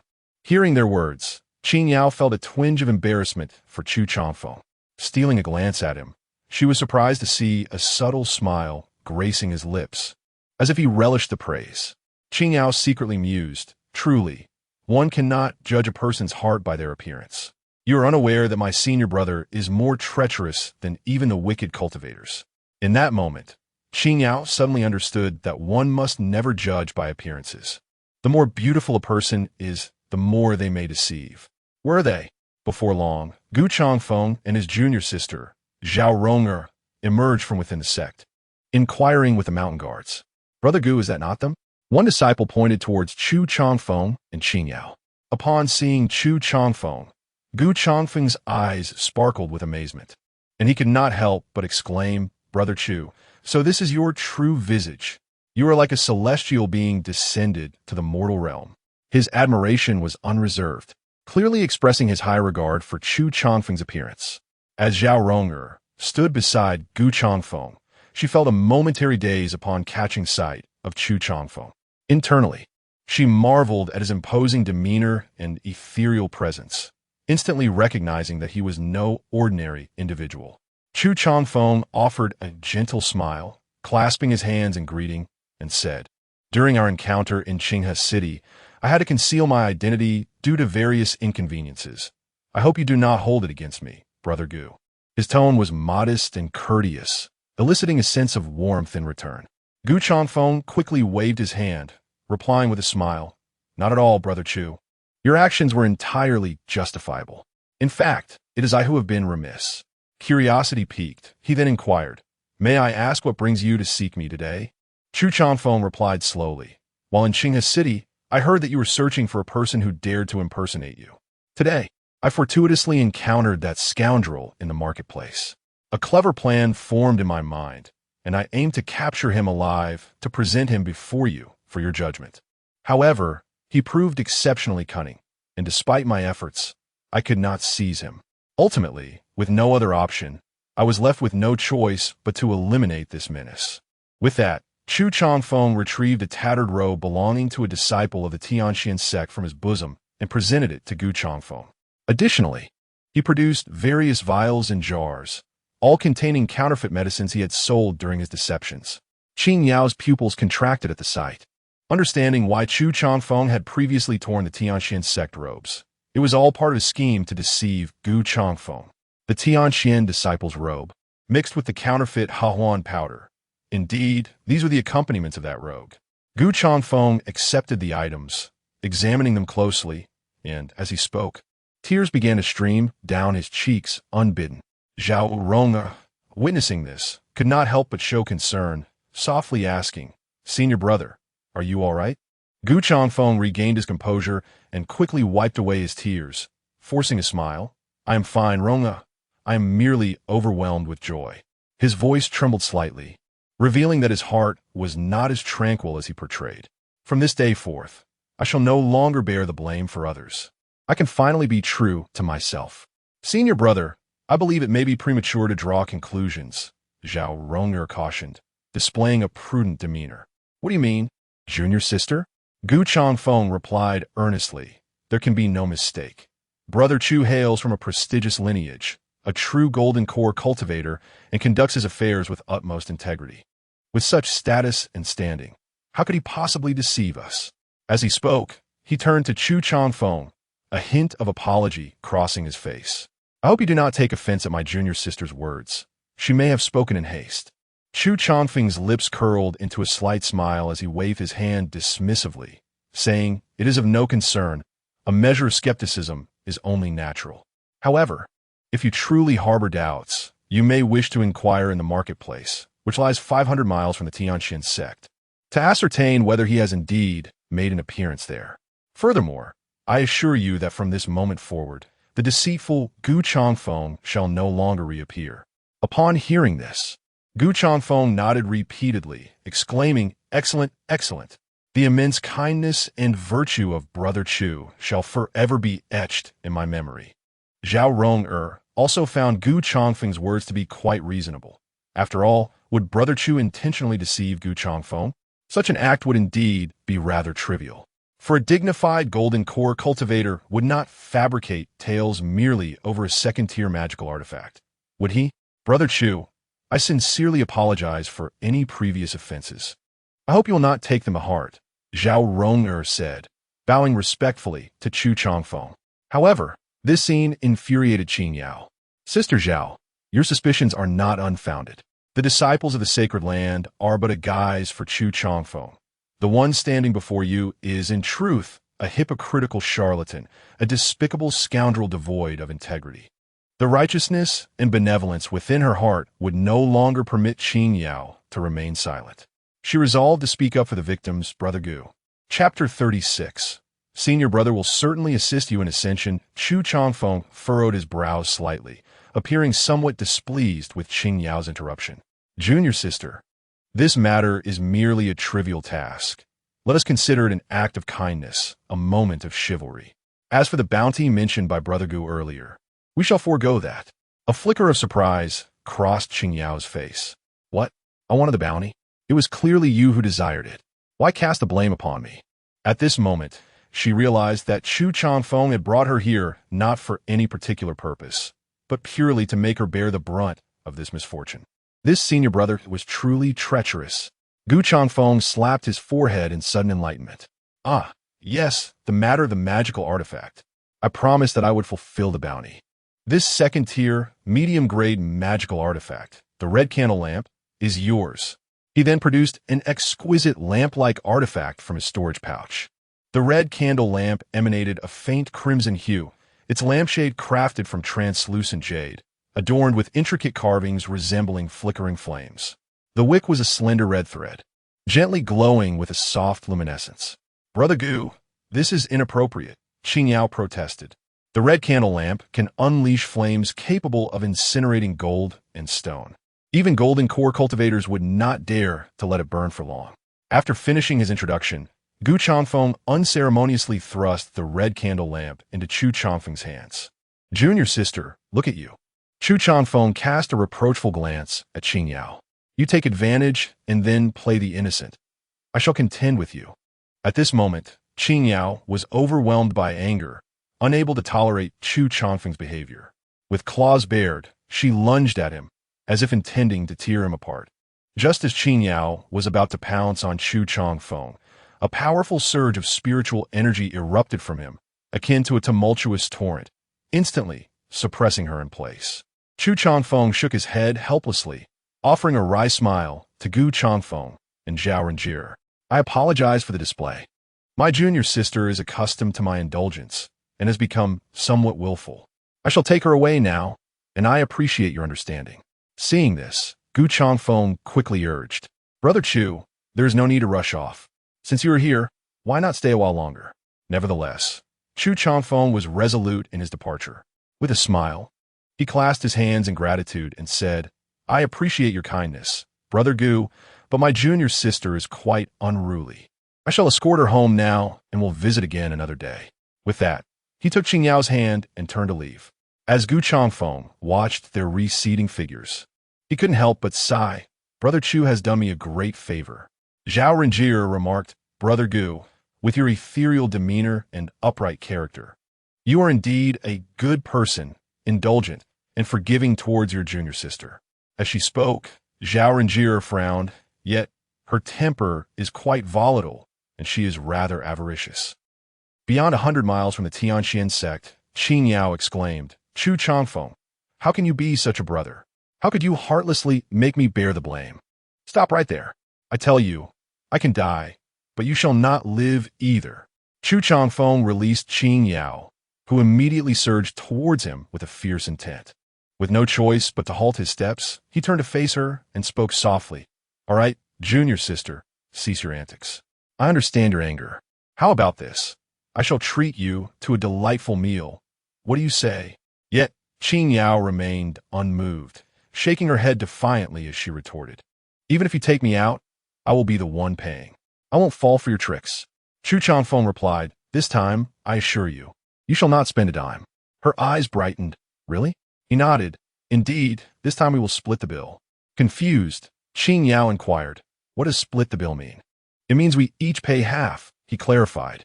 I would rather fight you. I can die, but you shall not live, she declared. Without further ado, Chu Changfeng pressed a hand on her head, preventing her from advancing. Upon returning to Tianjin Peak, Chu Changfeng hurried to his room. As he entered, he swiftly cast spells, laying down several formations around him to ensure he would not be easily disturbed. Once he confirmed everything was secure, he breathed a sigh of relief and retrieved the precious treasures he had purchased from the Baogao Pavilion. By refining these materials, I shall possess 2 second-tier mid-grade flying swords. And at that time, a steady breakthrough to the mid-stage of the Golden Core realm will be within reach. Securing first place in the Talisman division will be a certainty. He resolved, planning to attain the status of a second-tier Talisman Master before the competition. Meanwhile, in a secluded corner of Tianyin Peak, a gray donkey leisurely indulged itself in a spirit herb garden, savoring its delectable feast. Unabashed, it chewed on the precious herbs, mumbling, "Indeed, this is a holy land." Spirit herbs are abundant everywhere. Time flew by, and a month passed in the blink of an eye. One day, a sudden, resounding clamor of sword cries echoed from Chu Changfeng's room. After a month of relentless effort, he finally achieved remarkable results. Surrounding him were 9 flying swords, exclaiming, "Wait, senior. Be cautious from behind. Ancestor, spare me. I concede. Slay the demons. Vanquish evil, inquiring of the immortal." Among these swords, the Wait and Inquiring swords emitted a more formidable aura than the other 7, reaching the quality of second-tier mid-grade flying swords. Even more astonishing was that with the elevation of the sword's grade, Chu Changfeng's own cultivation had also experienced significant enhancement, now firmly establishing him at the mid-stage of the Golden Core realm. Following his breakthrough, Chu Changfeng did not hastily depart from his seclusion. Instead, he devoted an entire month to solidifying and familiarizing himself with his newly elevated cultivation, ensuring he could fully command the power of this stage. As time passed, the day of the sect competition drew near. Just before the competition commenced, Chu Changfeng finally emerged from his retreat, his aura stronger than ever before. "Senior brother, have you achieved another breakthrough in your cultivation?" Upon encountering Chu Changfeng, Qing Yao immediately sensed the transformation within him and inquired with astonishment. Chu Changfeng smiled and nodded, affirming, "Indeed, I have successfully entered the mid-stage of the Golden Core." Qing Yao's eyes widened in admiration as she gazed at Chu Changfeng, exclaiming, "When will I be able to step into the Golden Core stage like you, senior brother?" Chu Changfeng reassured her, "Do not rush into breakthroughs. It is essential to lay a solid foundation. Here at Tianjin Peak, we believe that the more flying swords one possesses, the mightier they become. You are an exceptionally rare sword-sheath body, endowed with the potential to nurture 3 flying swords." After a moment of hesitation, Qing Yao voiced her concerns. "However, nurturing a single flying sword requires a substantial amount of spirit stones. If I were to cultivate 3, wouldn't that be exceedingly challenging?" Understanding her apprehension, Chu Changfeng patted her shoulder and encouraged her. "Fear not.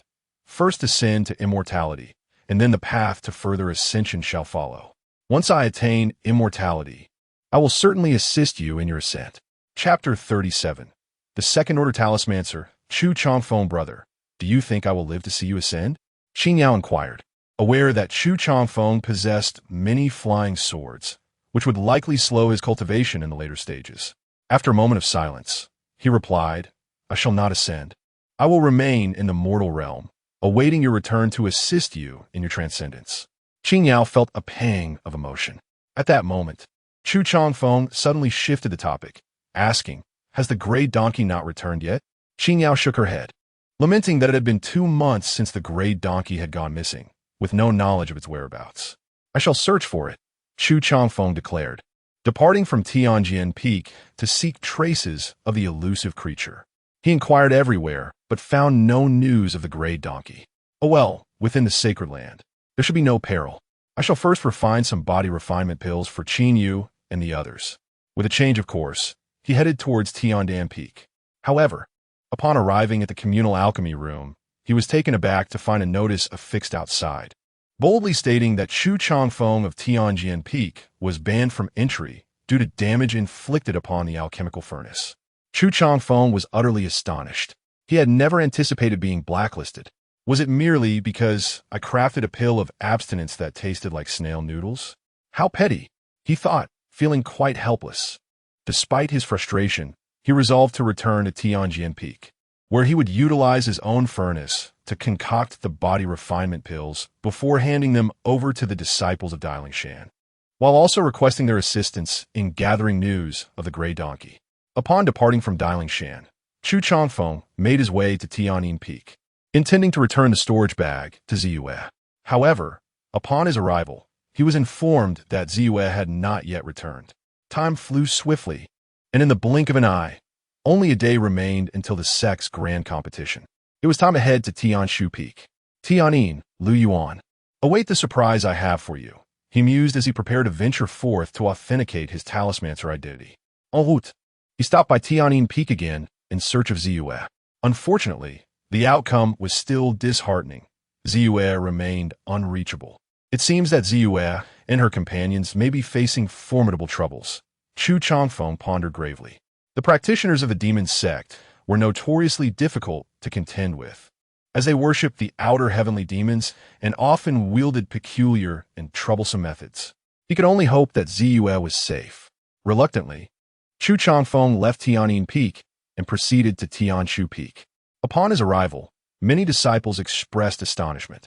Isn't that Brother Chu from Tianjin Peak? What brings him here?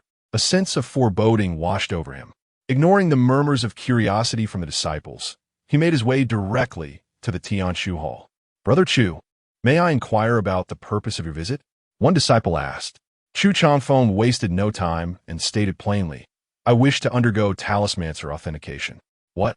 His words fell like a stone cast into a serene lake, instantly stirring a tempest of astonishment among those present, their expressions reflecting disbelief as they struggled to comprehend the revelation. Brother, do you not possess the titles of a second-tier artifact master and a second-tier alchemist? Chu Changfeng inquired. Can one not also be a talisman master while holding the ranks of a second-tier artifact master and alchemist? Have you not heard the saying that a talisman master who does not aspire to be an artifact master is not a worthy talisman master? What? Is there such a saying? The surrounding disciples exchanged glances in disbelief. Brother, this way please. After a brief moment of astonishment, a disciple from the Heavenly Talisman Hall regained composure, selected a number, and handed it to Chu Changfeng, gesturing for him to queue nearby. Receiving the number, Chu Changfeng glanced at the digits before proceeding to the end of the line, where he awaited his turn in silence. Time passed swiftly, and soon it was Chu Changfeng's turn. He approached the verification platform and presented his number to the elder in charge of the certification.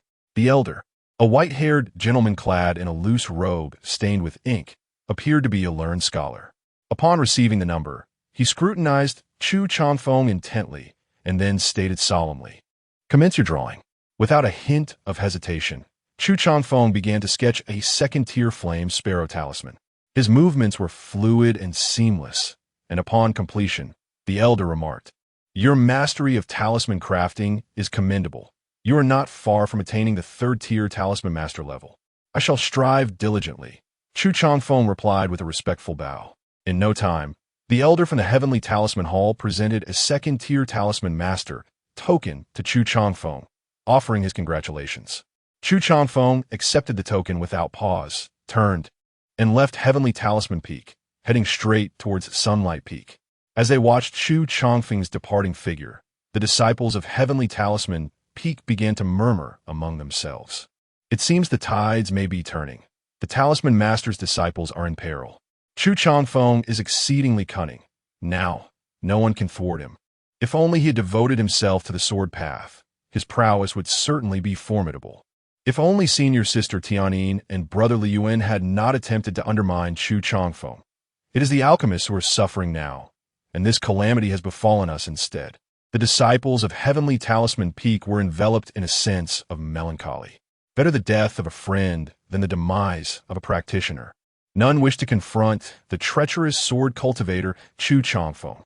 Meanwhile, at Earth Fiend Peak, Liyuan had also emerged from his seclusion, preparing for the upcoming sect competition.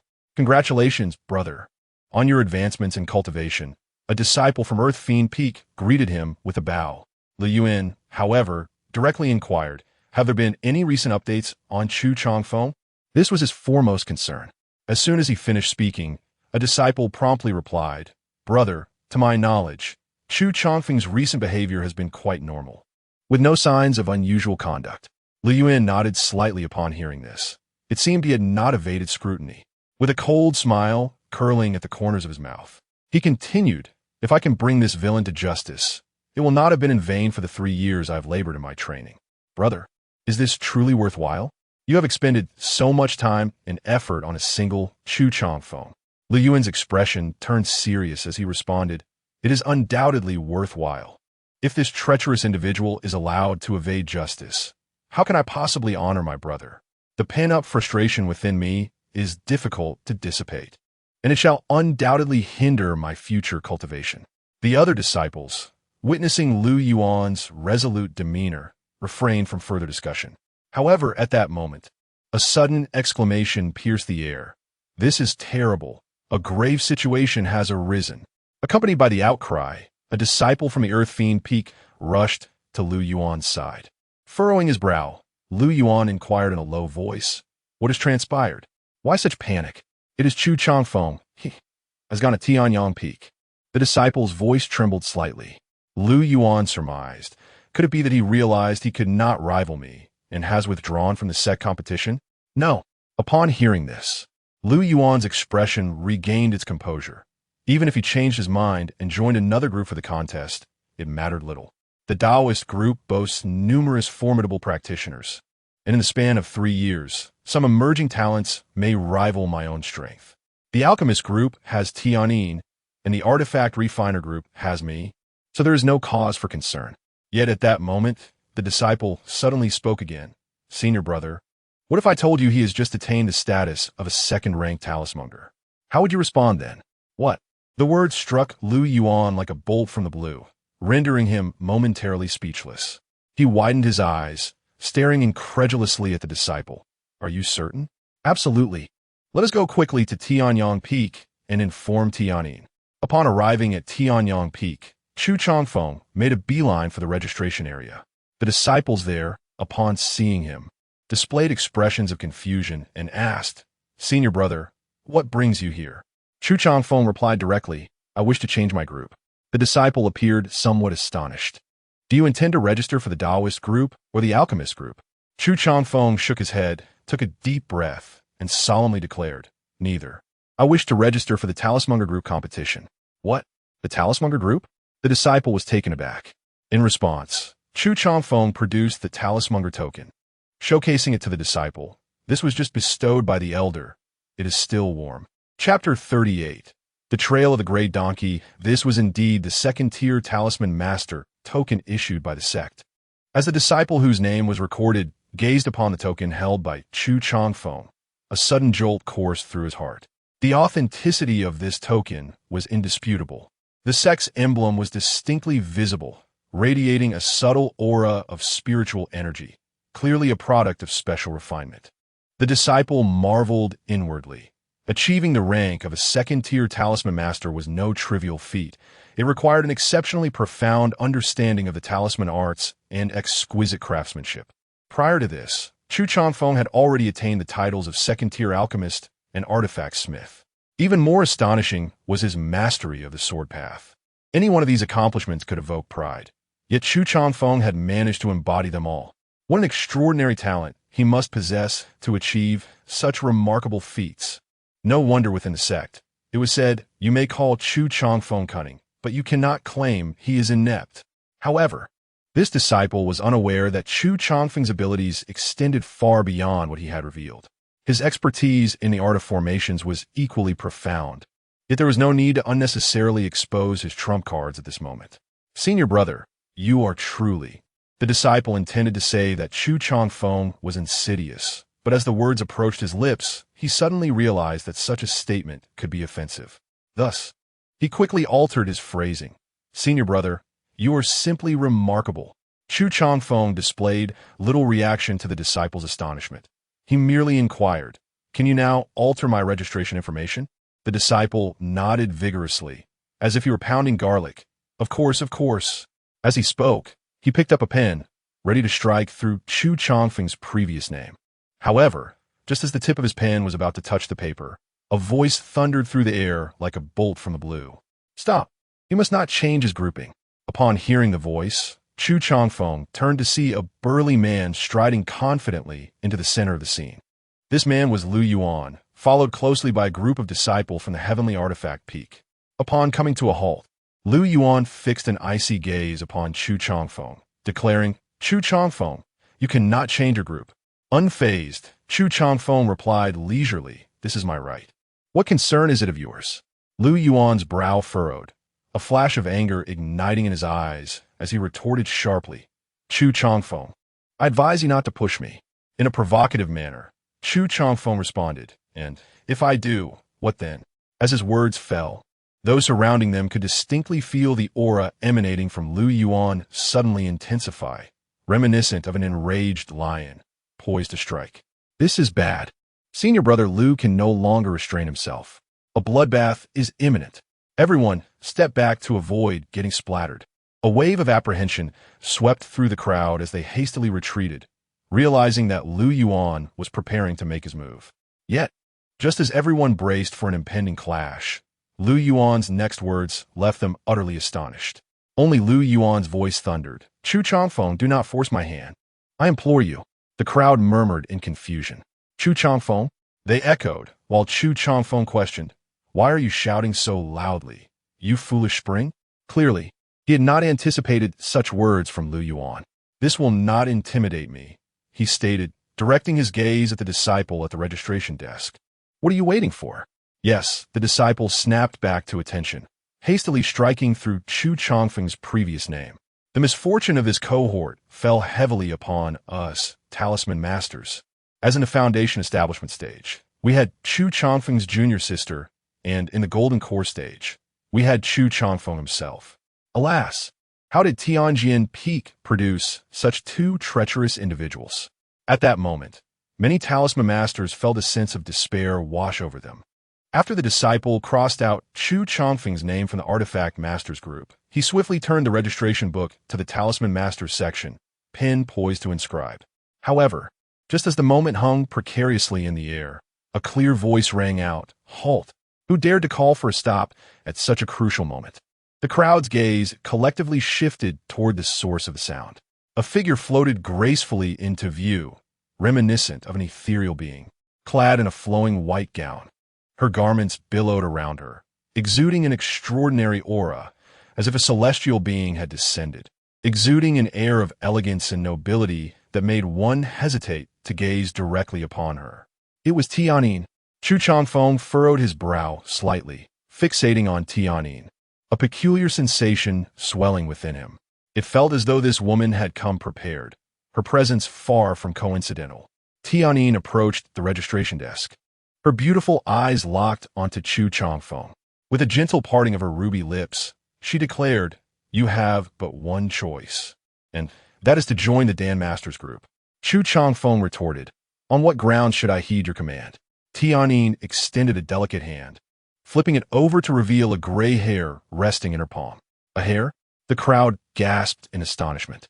Was Tianyin demanding that Chu Changfeng join her group based solely on this hair? Yet, Chu Changfeng's expression grew grave. He furrowed his brow, inquiring, Where did you obtain this? Tianyin replied slowly, From Tianjin Peak. It has wreaked havoc upon many spirit herb gardens and sullied the dragon-scaled horse I have nurtured. Her voice brimmed with an uncontainable fury, clearly incensed by the creature's behavior. Upon hearing her words, Chu Changfeng fell silent for a moment, pondering.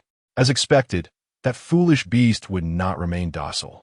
After a brief pause, he asked, Could we possibly negotiate a different demand? Tianyin responded firmly, No. Chu Changfeng pressed, I need to see it alive. This was his unwavering bottom line. Come with me to Tianjin Peak at once. There is still ample time, and if it is not alive, you may still make another choice. Hearing this, Chu Changfeng nodded in agreement. Let us go. Tianyin, taken aback by his response, was momentarily stunned. What are you waiting for? Chu Changfeng frowned at Tianyin, who stood frozen in place. Tianyin candidly remarked, I did not anticipate that you would alter your decision for the sake of Donkey. She had, in fact, already resolved to accept Chu Changfeng's rejection of her suggestion, yet she was taken aback by his prompt acquiescence. After all, it was I who brought this creature to our sect, and its nature is not malevolent. It does not deserve to perish. Upon hearing this, Tianyin's impression of Chu Changfeng wavered slightly. In her eyes, he remained the insidious, shameless, and despicable scoundrel, yet he now appeared to possess certain redeeming qualities. Indeed, it is true that one creature can subdue another. No matter how cunning and treacherous Chu Changfeng may be, he is still at the mercy of senior sister Tianyin. The celestial Tianyin is truly my dreamlike fairy, possessing remarkable prowess. Brother Liu, do not let your temper flare. With Tianyin's intervention, Chu Changfeng will undoubtedly face retribution in this sect competition. Indeed, let us, as brothers, keep a vigilant watch, eagerly awaiting the moment when senior sister Tianyin exacts a revenge. The disciples eagerly anticipated the official commencement of the sect competition the following day, feeling a sense of elation as they observed the two departing figures. Lu Yuan also quietly exhaled in relief. Although he did not personally have the satisfaction of delivering a blow to Chu Changfeng, it was certainly preferable to see him escape unscathed. Chapter 39. You are too early to rejoice as Chu Changfeng followed Tianyin along the edge of Tianyin Peak. He suddenly heard a distant, raucous braying. Despite the noise, he instantly recognized it as coming from the gray donkey. Approaching hastily, he discovered the donkey ensnared and suspended from a tree, its cries echoing through the air. To his surprise, the donkey appeared to be thriving. Although it had only been a few days since they last met, it had noticeably gained weight, its belly round and its coat gleaming. Indeed, with ample food, drink, and the company of the dragon scale horse, life seemed quite indulgent. Ah, you finally came, the gray donkey exclaimed joyfully upon spotting Chu Changfeng, its voice resonating in the mountains. However, Chu Changfeng's expression darkened. I've changed my mind. When you decide to butcher the donkey, sell me 2 pounds of the meat. With that, he turned to leave. Wait. Take me with you, master. No. Father. The gray donkey called after Chu Changfeng's retreating figure. I have no son like you. Chu Changfeng halted, turning back with a cold glare. What did you end up here? The gray donkey hurriedly replied. After you all left that day, I wandered aimlessly and found my way to this peak, where I saw an abundance of spiritual herbs and elixirs. I thought, and then I ended up eating all those herbs myself. Chu Changfeng was taken aback, realizing the gray donkey possessed an audacity even greater than his own. And what about the dragon scale horse? He pressed on. The gray donkey responded, mutual affection. We are quite. Nonsense. Tianyin's countenance was as frigid as ice, her voice piercing. The dragon scale horse, a spirit beast with dragon lineage, would never take a liking to you. Chu Changfeng interjected. Sister, you should just kill it. I would be better off signing up for the Talisman Master Group. At his words, Tianyin regained her composure. Chu Changfeng, you see it still lives. Can you now fulfill your promise? Chu Changfeng cast a long, contemplative glance at the gray donkey, fell silent for a moment, and then slowly nodded. I agree to your request. Brother, you have returned. Why do you look so glum? Upon seeing him, Qingyao expressed her surprise. Chu Changfeng replied, I was born with a disposition that does not favor laughter. With that, he turned to look behind him. You fool, why aren't you coming up?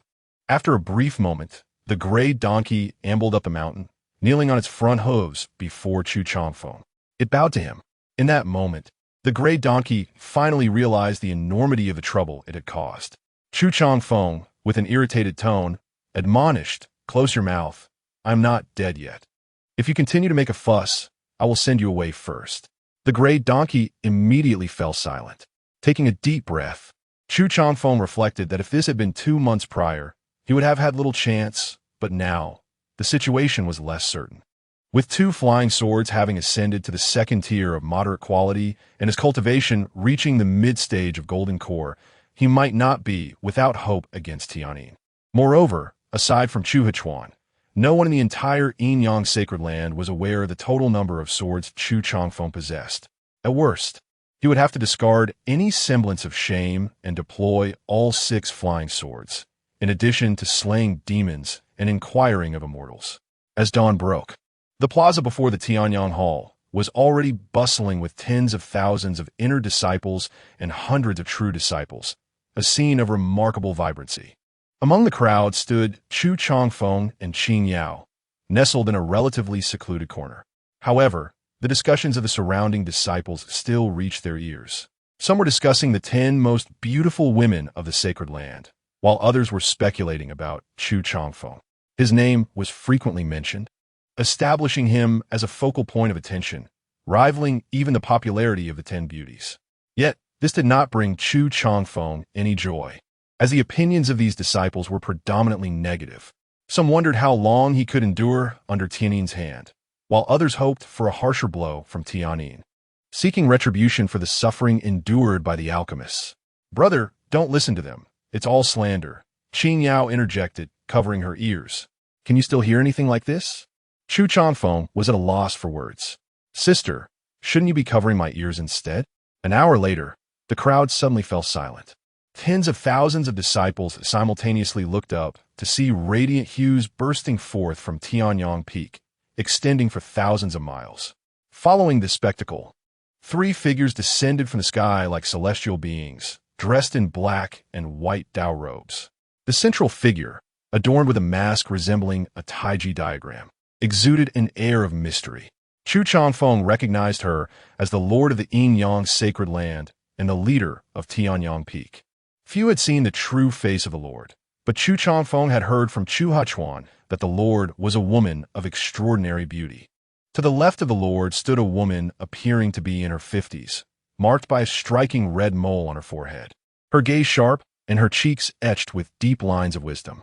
The sight of her evoked the term Elder Mo in Chu Changfeng's mind. This woman was the leader of Tianin Peak and the master of Tianin and Ziyue. To the right of the Lord was a robust man with wild hair and beard, intriguingly both tinted purple, with small arcs of purple lightning dancing around him like serpents, flickering in and out of existence. All hail the Lord! As the Holy Lord and the 2 great peak masters descended before the Tianyang Hall, numerous disciples bowed in reverence. Without further ado, the Yin-Yang Holy Lord proclaimed the commencement of the sect's grand competition. The disciples of the Taoist faction were instructed to remain, while the others proceeded to their respective peaks. Subsequently, the disciples dispersed in a flurry. Those from the alchemist group headed towards Tiandan Peak. The rune masters made their way to Tianfu Peak, and the blacksmiths and array masters ventured to Tianqi Peak and Tianjun Peak, respectively. Once the finalists were determined, they would reconvene at Tianyang Peak for the ultimate contest. At that time, all peak masters and elders would gather to observe the proceedings. Upon arriving at Tiandan Peak, Chu Changfeng witnessed the alchemists setting off firecrackers in the plaza before the Dan Hall. The crackling sounds resonated through the air, and each alchemist wore a broad smile. Brimming with joy, Chu Changfeng scratched his head, pondering whether they were celebrating a festival. An alchemist replied, "Today, Sister Tianin has eliminated our troubles. It feels no different from a New Year celebration." Chu Changfeng chuckled, thinking that their exuberance was rather premature. Chapter 40. I protest. There's a hidden agenda, Senior Brother Chu. Please proceed to draw lots. The competition commenced at noon, and Fairy Tianin had long awaited its arrival. The disciples of Tiandan Peak regarded Chu Changfeng's words with indifference. Fairy Tianin's prowess was deemed unrivaled beneath the Yuanying stage, while Chu Changfeng had recently stepped into the Jindan stage, his strength undeniably inferior to that of Tianin. Moreover, if Chu Changfeng truly possessed the capability to contend with Tianin, why resort to such underhanded tactics and evade her? With a steady gaze, Chu Changfeng observed the radiant Tianin, surrounded as if she were the moon among stars, before calmly approaching the front of Tiandan Hall to draw his competition token. The Jindan group comprised approximately 200 alchemists, while the Foundation Establishment Group boasted around 3,000. The token Chu Changfeng drew was inscribed with Jindan, 501, piquing his curiosity. According to the rules, his opponent would be Jindan, B501. Who could that be? At noon, the match officially began. The spacious plaza before Tiandan Peak had already been divided into 100 competition areas, with 10 elders of the Huashan stage maintaining order and serving as judges.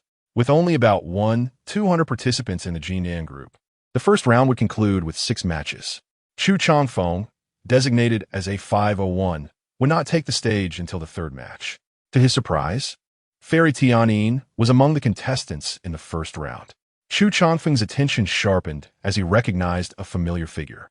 Dressed in a flowing white gown, Tianin resembled a serene, celestial being, while her opponent was a mid-stage Jindan alchemist, At the elder's command, the battle commenced.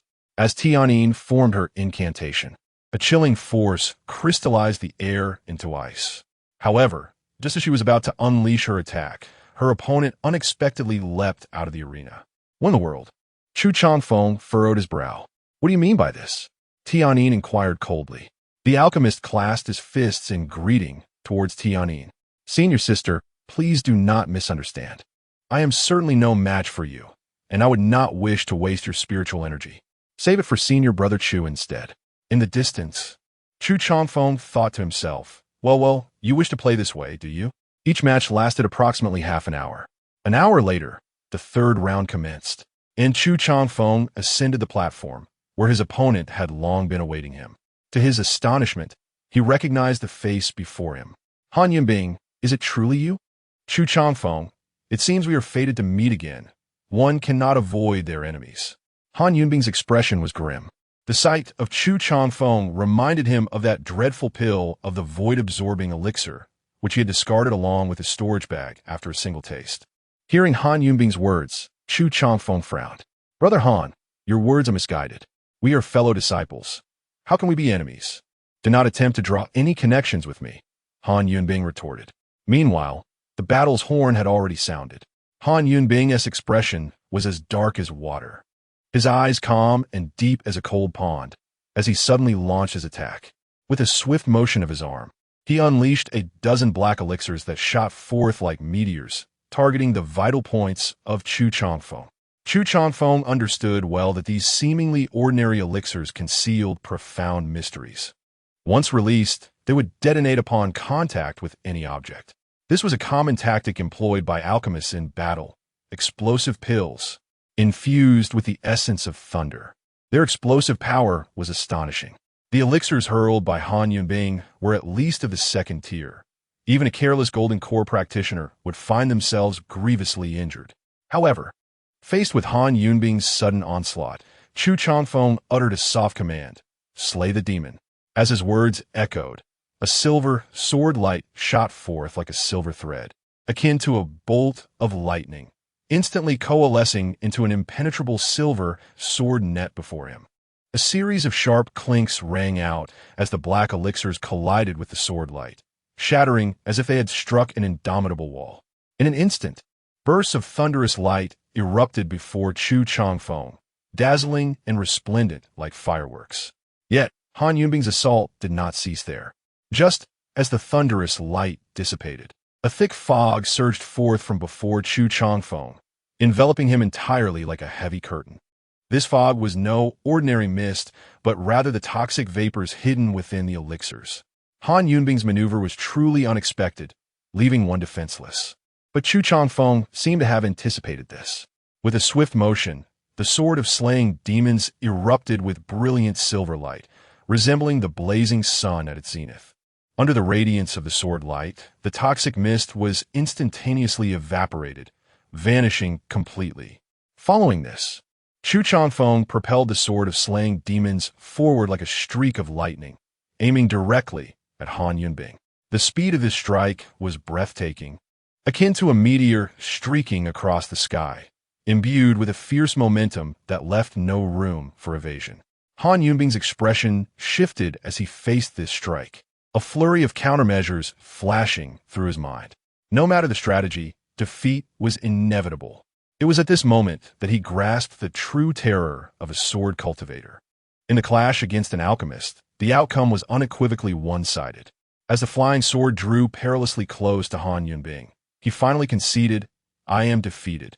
The sword of slaying demons hovered before Han Yunbing. He released his clenched fists, gradually opening his eyes to the sword poised merely an inch from his brow. Feeling a pang of emotion. With your prowess, you could hold your own even among the Taoist sections. Why then? Did you forsake your dignity to battle in the alchemist's arena? Han Yunbing voiced a long-held curiosity. I, Chu Changfeng, would rather be the head of a chicken than the tail of a phoenix. Chu Changfeng replied coolly as he sheathed the sword. Han Yunbing frowned. I see you are merely making excuses, clearly driven by the allure of the first-place reward. With that, Han Yunbing descended the stage, his expression dark. The multitude of watching alchemists felt a sense of disappointment. Although Chu Chongfeng's character left much to be desired, his mastery of the sword was formidable. Such a strike would be difficult for anyone, including myself, to withstand. A late-stage Golden Core alchemist sincerely spoke. 2 hours later, the second round of the Golden Core group competition commenced. Out of 1,200 participants, only 600 remained. This time, Chu Chongfeng's opponent was a late-stage Golden Core alchemist. When Chu Chongfeng consecutively wielded his 2 flying swords, the Demon Slayer and the Exorcist, his opponent conceded defeat after merely 2 exchanges. This left the alchemists in stunned silence. Chu Chongfeng's prowess had once again reshaped their understanding. One could argue that Chu Chongfeng was fortunate, but one could not claim he was lacking in skill. Do not be disheartened. We still have Sister Tianyin. Many alchemists regarded Tianyin as their last beacon of hope. In a single day, Chu Chongfeng faced 9 rounds of combat and finally secured his place in the finals. Unsurprisingly, his opponent was none other than Tianyin. There must be some hidden agenda.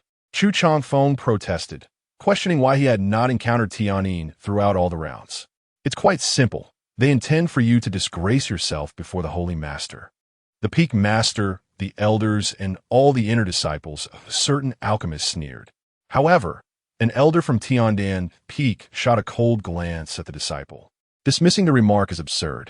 We have always upheld the principles of fairness, transparency, and justice. Chu Chongfeng, the fact that you have not faced Tianyin thus far can only be attributed to your good fortune. Chu Chongfeng replied, if it weren't for your old face struggling to suppress a laugh, I might have believed your nonsense. Chapter 41. The battle against Tianyin. Time swiftly passes, and 3 days have flown by in an instant. This day marks the final day of the set competition, the day of the finals for each group. The Holy Master and the Peak Master of Jiufeng sit at the forefront of the Tianyang Hall, with the heads of various halls and elders standing behind them. Tens of thousands of disciples are densely gathered in the square before the Tianyang Hall. At the center of the square stands a platform where the finals are to take place. At this moment, the duel of the Dao Law Group has commenced. The short and stout Zhao Qianfan steps onto the stage first, with his opponent being Lu Yuan. Indeed, after failing to strike down Chu Chongfeng, Lu Yuan has altered his grouping to join the Dao Law Group. Without comparison, there can be no harm. Thus, Chu Chongfeng has become the subject of much discussion. However, for him, it matters not. The resources in hand are what truly count. Brother, don't be overconfident. If you cannot defeat Tianyin, then concede. It is not disgraceful. Living is more important than anything else. In a corner, Qing Yao quietly advises Chu Chongfeng. You've already lost your edge. I must strive for the glory of the heavenly sword peak, responds Chu Chongfeng. Qing Yao, having secured 3rd place among the Foundation establishment stage talismans, has no chance of entering the finals, which is to be expected. After all, her time as a sword cultivator has been quite brief, and achieving this much is commendable, considering the plethora of formidable opponents in the late Foundation establishment stage. Upon hearing Chu Chongfeng's words, Qing Yao feels a wave of regret wash over her. How unnecessary. Why did I concern myself with this ungrateful wretch? She laments. Tianyin, put in some effort and defeat him. Soon, the first battle concludes, and, as anticipated, Lu Yuan emerges victorious. Despite Zhao Qianfan's numerous magical artifacts, his insufficient cultivation and limited mastery of techniques rendered his defeat inevitable. Useless trash. The Peak Master of Tianlei scoffs disdainfully at Zhao Qianfan. Beside him, Chu Huchuan remarks, I believe Zhao Qianfan is quite commendable. He is merely slightly inferior to Lu Yuan. That is certainly better than your disciple. The Tianlei Peak Master retorts sarcastically. Chu Huchuan furrows his brow. Is this man a mad dog? I extend you comfort, yet you bite back? He believes in the principle of aligning with one's intentions. If someone irks him, he feels compelled to retort, lest his thoughts remain unfulfilled. Your words are misguided. Your grandson pales in comparison to my disciple. Chu Huchuan boldly counters. What courage do you possess to speak so? When your sword cultivator dared not enter the Dao Law Group. The Tianlei Peak Master narrows his eyes. The strength of Chongfeng serves as the best explanation. What strength does he possess? Merely a cunning opportunist. The Tianlei Peak Master expresses his disdain for Chu Chongfeng S actions. Shall we make a wager? As I understand, your foundation is lacking as well. Let us not gamble on artifacts or spirit stones. If my disciple triumphs over Tianyin, you shall call me father. If I lose, I shall call you father. It is not about the buns, but about pride, he insists, seeking clarity of thought. Surely, the two peak masters cannot stoop so low. The Yin-Yang holy master interjects gently. Very well, it is settled. The Tianlai peak master concedes, unwilling to back down. Following the group of Taoists, the competition proceeded to the alchemists and talismans, culminating in the much-anticipated bout of the Dan Masters.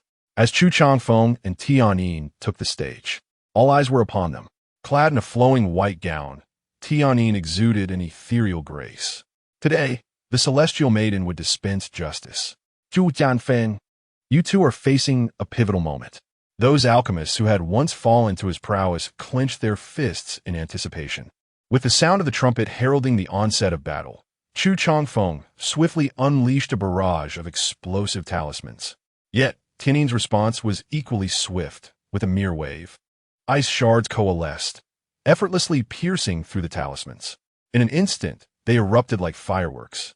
However, an unforeseen turn of events unfolded as a dense cloud of toxic mist enveloped Tianyin, ensnaring her completely.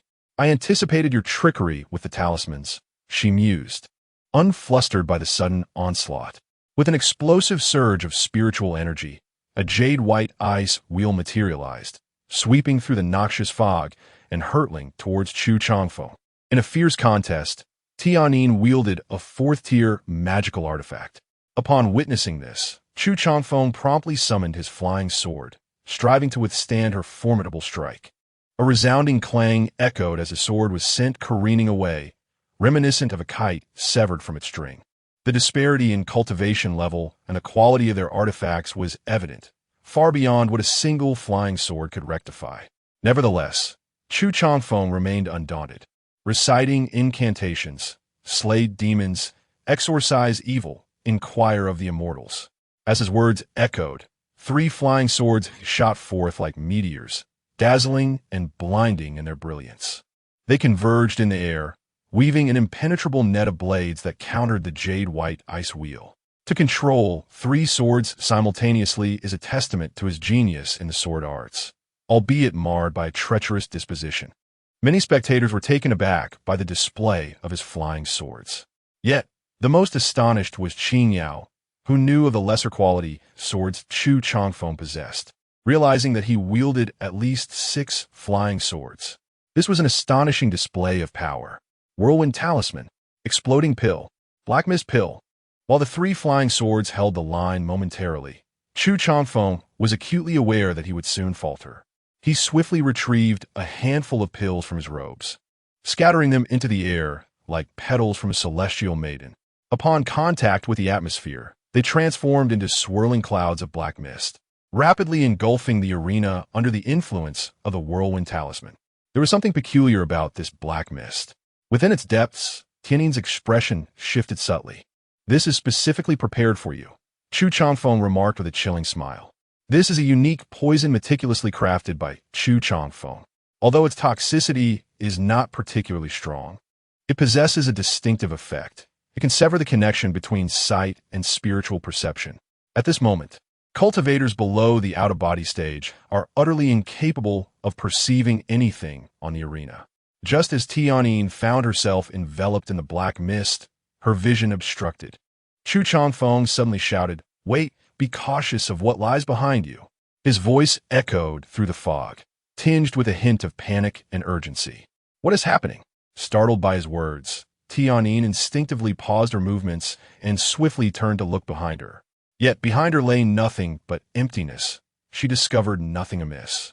Just as confusion washed over her, 2 flying swords streaked towards her with the swiftness of lightning. One aimed at her waist, the other hurtling towards her eyes. Chu Changfeng, you treacherous fiend. Chapter 42, a chilling wave of dread swept over Tianyin as she sensed the imminent approach of 2 flying swords, their ferocity unmistakable. What a despicable and shameless individual, to resort to such treacherous means to unleash these blades. With little time for contemplation, Tianin swiftly formed hand seals and invoked the ice armor technique, causing a torrent of true essence to surge forth from within her. This energy coalesced into a thick layer of crystalline ice, enveloping her like armor, providing a formidable shield. However, the power of the two flying swords, accompanied by the warnings of wait and be cautious behind you, was truly astonishing. Despite her armor being as solid as rock and successfully deflecting the critical strikes, the swords executed a swift reversal and launched another assault, striking dozens of times in the blink of an eye. Crack! The ice armor shattered. In an instant, Tianin felt as though she had been struck by a heavy hammer to her abdomen and back, blood surging violently, forcing her to spit out a mouthful of old blood. Left with no choice, she hastily summoned the white jade cold ice will back to her side, encircling herself in a defensive formation to withstand the onslaught of 5 flying swords. Chu Changfeng, you possess 5 flying swords yet resort to such vile tactics. Even if you defeat me, it will be an empty victory, Tianin exclaimed, her voice laced with fury. Under normal circumstances, she would not be so beleaguered. The truth was, Chu Changfeng's unorthodox methods had deprived her of the initiative, leaving her in a vulnerable position. Chu Changfeng, however, paid no heed to Tianin's outburst. Seizing the opportunity while she was ensnared by the 5 swords, he produced an array of poisons and talismans. 10 fragrance soft bone powder, eye-popping pill, exploding pill, thunderbolt talisman, explosive flame talisman. He unleashed a barrage of various techniques upon her without a second thought, convinced that sheer quantity could precipitate a qualitative change. Wait, did I inadvertently throw out 2 vials of blazing fire powder? Chu Changfeng's hand trembled, his expression tightening. That concoction was several times more potent than the genuine Hehuan powder. Yet, as he attempted to retract them, he found that the 2 vials were instantly shattered by icy spikes conjured by Tianin's cold energy, enveloping her in a pink mist. This is bad. A sudden alarm rang in Chu Changfeng's mind. He watched as Tianin's complexion rapidly flushed a vivid red. Chu Changfeng, you resort to such despicable means to win. I shall kill you. Tianin's furious voice echoed. However, just as she prepared to retaliate, a wave of weakness washed over her, leaving her body hot and her vision slightly blurred. A sense of dread filled her heart as she realized the potency of Chu Changfeng's insidious poison. Although she could still manage to suppress its effects, if the battle continued and her spiritual energy waned further, she feared she would lose control and embarrass herself publicly. In that moment of disarray, the demon-slaying sword breached her defenses, its tip poised dangerously at her throat. Sister Tianin, you have lost. Chu Changfeng's voice resonated calmly. Tianin's body jolted, instinctively yearning to resist. Yet, as the sword advanced a fraction more, its cold tip pressed against her throat, sending chills across her skin. At that moment, Chu Changfeng sheathed the other 4 flying swords and waved his hand to disperse the ominous black mist that enveloped the arena. My heavens, has Sister Tianin been subdued? Hiss! Does this mean that Chu Changfeng has triumphed? How can this be possible? Brothers and sisters, the sky has fallen. It is difficult for me to accept this as reality. After a brief silence, a chorus of astonished gasps erupted. They could hardly fathom that the formidable Tianin fairy, stronger than the first of the Dao Law group, Lu Yuan, had been defeated by Chu Changfeng. The Dan Master group declared, Chu Changfeng has emerged victorious. At that moment, an elder by the arena announced the result with a complex expression, shattering everyone's illusions. Chu Changfeng is indeed the champion. Amid the crowd, Qin Yao waved her small fists vigorously. My brother is number 1. He won to be expelled from the sect. This is truly wonderful. A hearty laugh escaped Chu Hechuan. The master of Tianlei Peak wore a grim expression, dismissing it as mere underhanded tactics. Chu Hechuan remained unfazed, asserting that even the unorthodox paths are still paths. Do not be discontented, call me father. Humph. The master of Tianlei Peak snorted in anger. Just then, a voice resonated in Chu Hechuan's mind. Chu Hechuan, I am not one to accept defeat lightly. There are too many people here, and I cannot voice it. No one is here. Father. Upon hearing this, Chu Chuan burst into laughter. Chu Changfeng, now that the competition has concluded, you may sheathe your sword, spoke the master of Tianyin Peak coldly. Chu Changfeng hesitated, replying, I can sheathe my sword, but you must ensure that Tianyin will not trouble me. He sensed a murderous intent in Tianyin's gaze. My disciple is not one to shy away from defeat. Put away your sword, the master of Tianyin Peak said in a deep voice. After a moment of contemplation, Chu Changfeng sheathed his sword and promptly distanced himself from Tianyin, who indeed refrained from making a move and quietly blended into the crowd, letting out a sigh of relief. Chu Changfeng made his way toward Qing Yao. As he walked, the crowd parted, each person respectfully clasping their fists and addressing him as Brother Chu. Having vanquished Tianyin, Chu Changfeng's strength was now recognized by all. Although he merely secured the top rank in the Dan Master Group, its significance surpassed that of the Dao Law Group.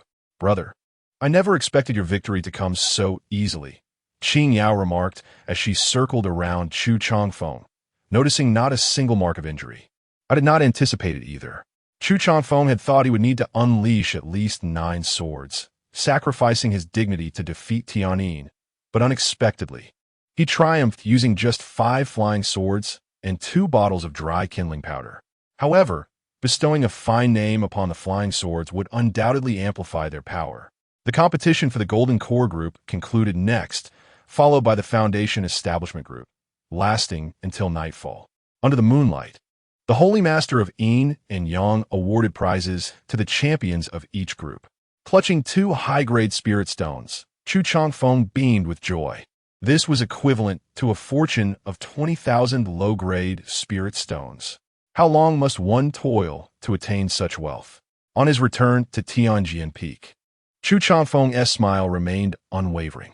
However, upon arriving at Tianjin Peak, his smile faded. What are you doing? Answer me.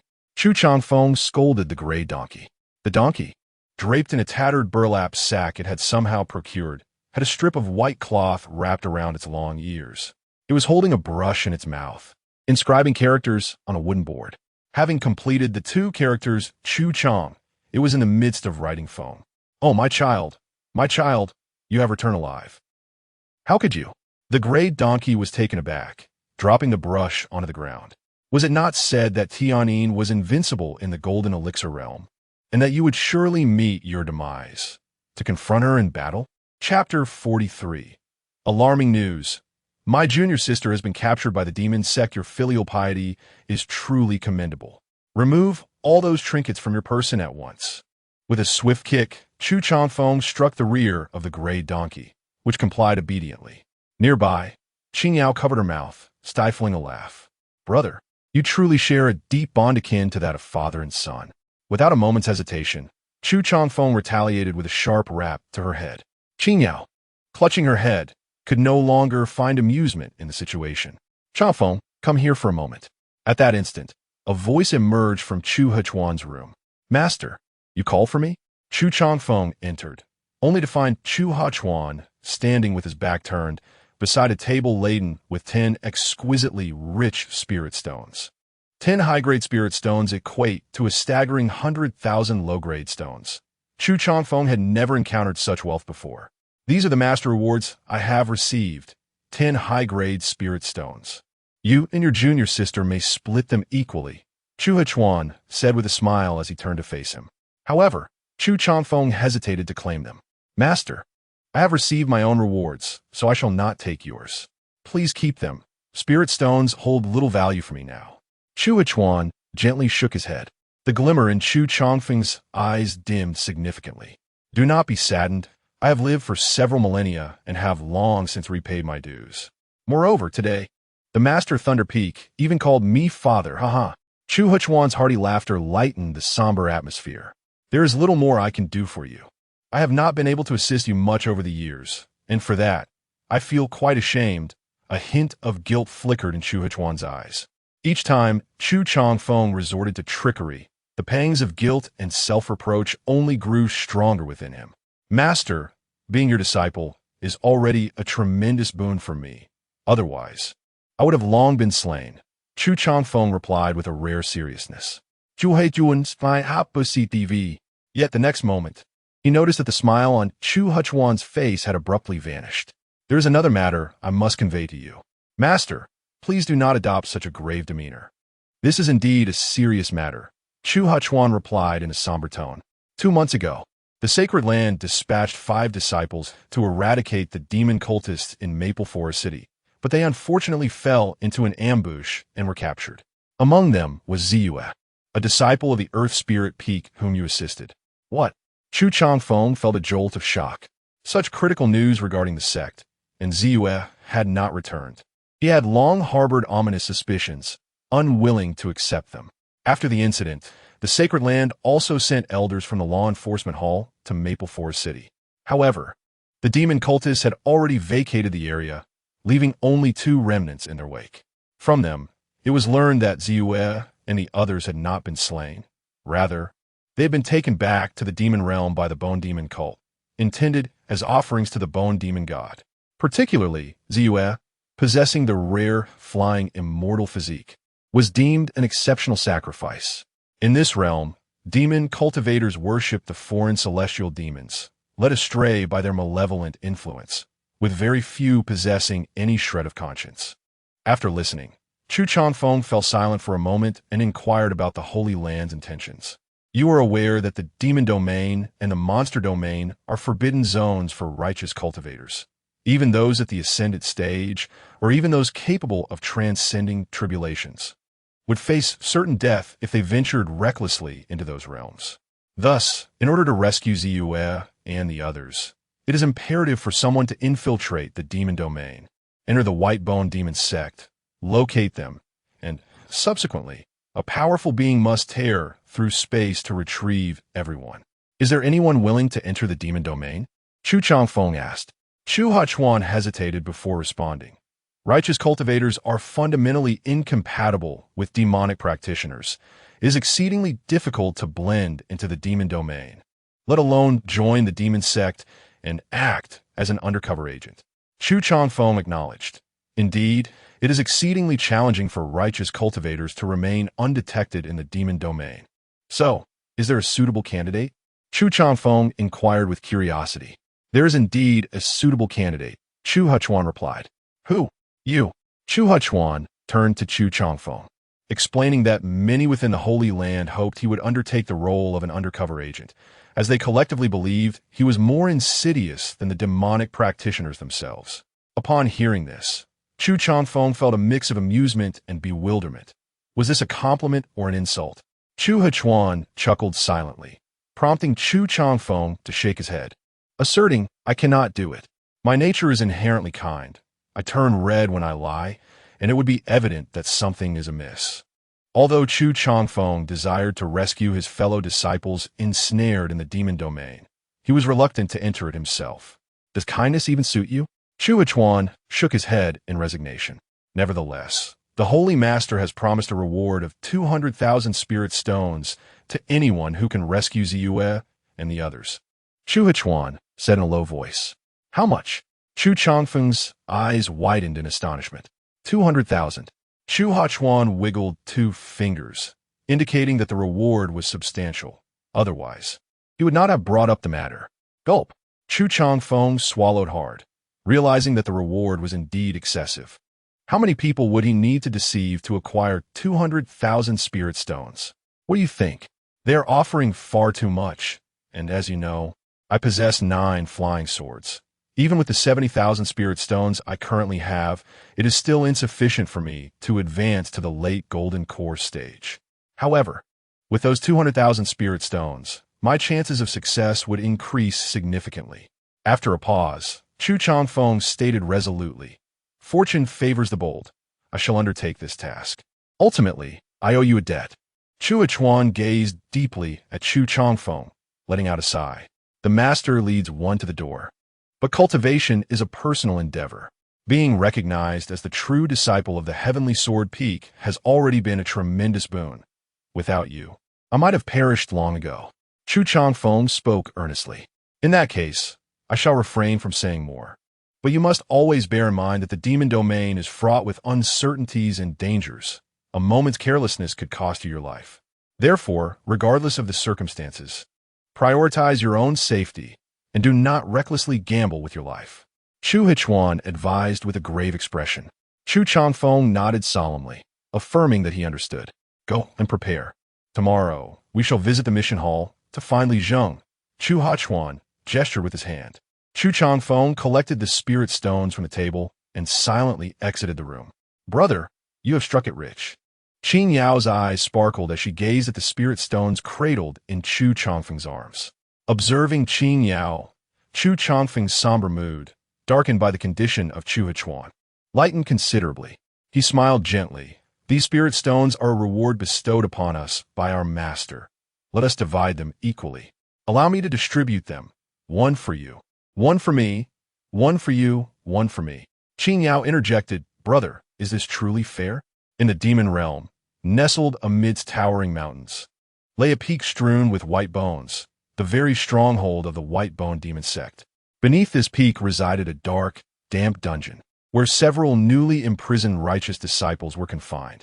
They were shackled with heavy chains, and special gold needles were embedded in their acupoints, rendering them immobile and sealing their spiritual power, thus stripping them of any ability to resist.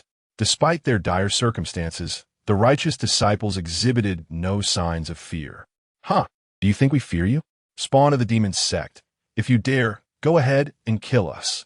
In Fenglin City, I have already slain 2 golden core demon cultivators. My victory is assured. If I perish while eliminating evil and upholding justice, I shall have no regrets. Yet, just as the disciples from the sacred Yin and Yang sects were passionately declaring their resolve, a voice suddenly pierced the silence. I still have regrets. This voice sounded particularly jarring in the stillness of the dungeon, drawing everyone's attention to the speaker. Junior sister Ziyue, are you serious? At that moment, Ziyue was also bound by chains, yet a hint of sorrow graced her features. Indeed, I have regrets. During the slaying of the demon cultivators, I acquired a storage bag containing 5,000 low-grade spirit stones, but alas, I cannot present them to Brother Chu. Before she could finish her sentence, the surrounding disciples displayed expressions of exasperation. Even in such dire straits, she remained preoccupied with those spirit stones and Brother Chu. Such infatuation is truly regrettable. Moreover, what is so commendable about that despicable, shameless Chu Changfeng? Even as death looms, she still clings to such thoughts? Chapter 44. Cultivating the demonic art of heart-devouring malice. The following day, Chu Changfeng accompanied Chu Hichuan to the task hall. The hall master, Li Zheng, bore a serious expression. Chu Changfeng, have you truly considered the implications of delving into the demonic realm in search of the disciples of the Holy Land? With a solemn tone, Chu Changfeng replied, It is my duty to rescue my fellow disciples from the depths of despair. Li Zheng scrutinized him from head to toe, a hint of a smile breaking through his stern demeanor. Indeed, I see you possess the makings of a fine infiltrator in the demonic arts. Though, I must clarify, the Holy Master has rescinded the reward of 200,000 spirit stones. Chu Changfeng's expression shifted, exclaiming, Alas! It seems I have unwittingly succumbed to demonic influence. I fear I may no longer be suited for such an undercover role. Despite my willingness to serve the Holy Land, the circumstances do not permit it. As he turned to leave, Li Zheng commanded, Return to me. Raising his hand, he confined Chu Changfeng in place, his brows furrowing. You resemble a demonic cultivator more than the actual ones. I do not speak in jest. The Holy Master did not revoke the reward. I was merely testing your resolve. A smile instantly brightened Chu Changfeng's face. I suddenly feel invigorated, as if I could even sprint. Li Zheng, unfazed, chose to ignore him. Before you embark on your mission, you must undergo some form of disguise to evade detection by the enemy. With a hint of uncertainty, Chu Changfeng inquired, Master, how am I to disguise myself? Li Zheng elaborated, You will need to cultivate a demonic technique. This will alter your aura and comportment, thus reducing the likelihood of your true identity being uncovered. Furrowing his brow, Chu Changfeng protested, As a righteous cultivator, how can I practice a demonic art? There is compensation, Li Zheng interjected. You will not be training in vain. The Holy Land shall provide you with 10,000 spirit stones as recompense. Instantly, Chu Changfeng responded with enthusiasm, Master, I am willing to cultivate the demonic art to better fulfill my mission. Li Zheng thought, this boy changes his stance quicker than one turns the pages of a book. Very well, follow me. I shall take you to the library to select a demonic technique suited to you. With that, he led Chu Changfeng toward the library. Inside, the expansive space was lined with towering shelves, each filled with a plethora of texts covering various doctrines and cultivation methods. However, the entrance to the underground level of the library was a restricted area, forbidden to disciples, as it housed sealed demonic techniques. Powerful wards had been set in place by formidable beings. Without the correct means of entry, even a formidable cultivator in the harmonization stage would face lethal consequences. Under Li Zheng's guidance, Chu Changfeng was granted a glimpse of these forbidden tomes. His eyes roamed over the various demonic techniques displayed on the shelves. Blood Shadow Soul Devouring Art. Practitioners can enhance their strength by consuming the blood of others. 9 Nether Soul Swallowing Technique. Practitioners can augment their power by devouring the souls of others. Earthly Fiend Corpse Refinement Spell.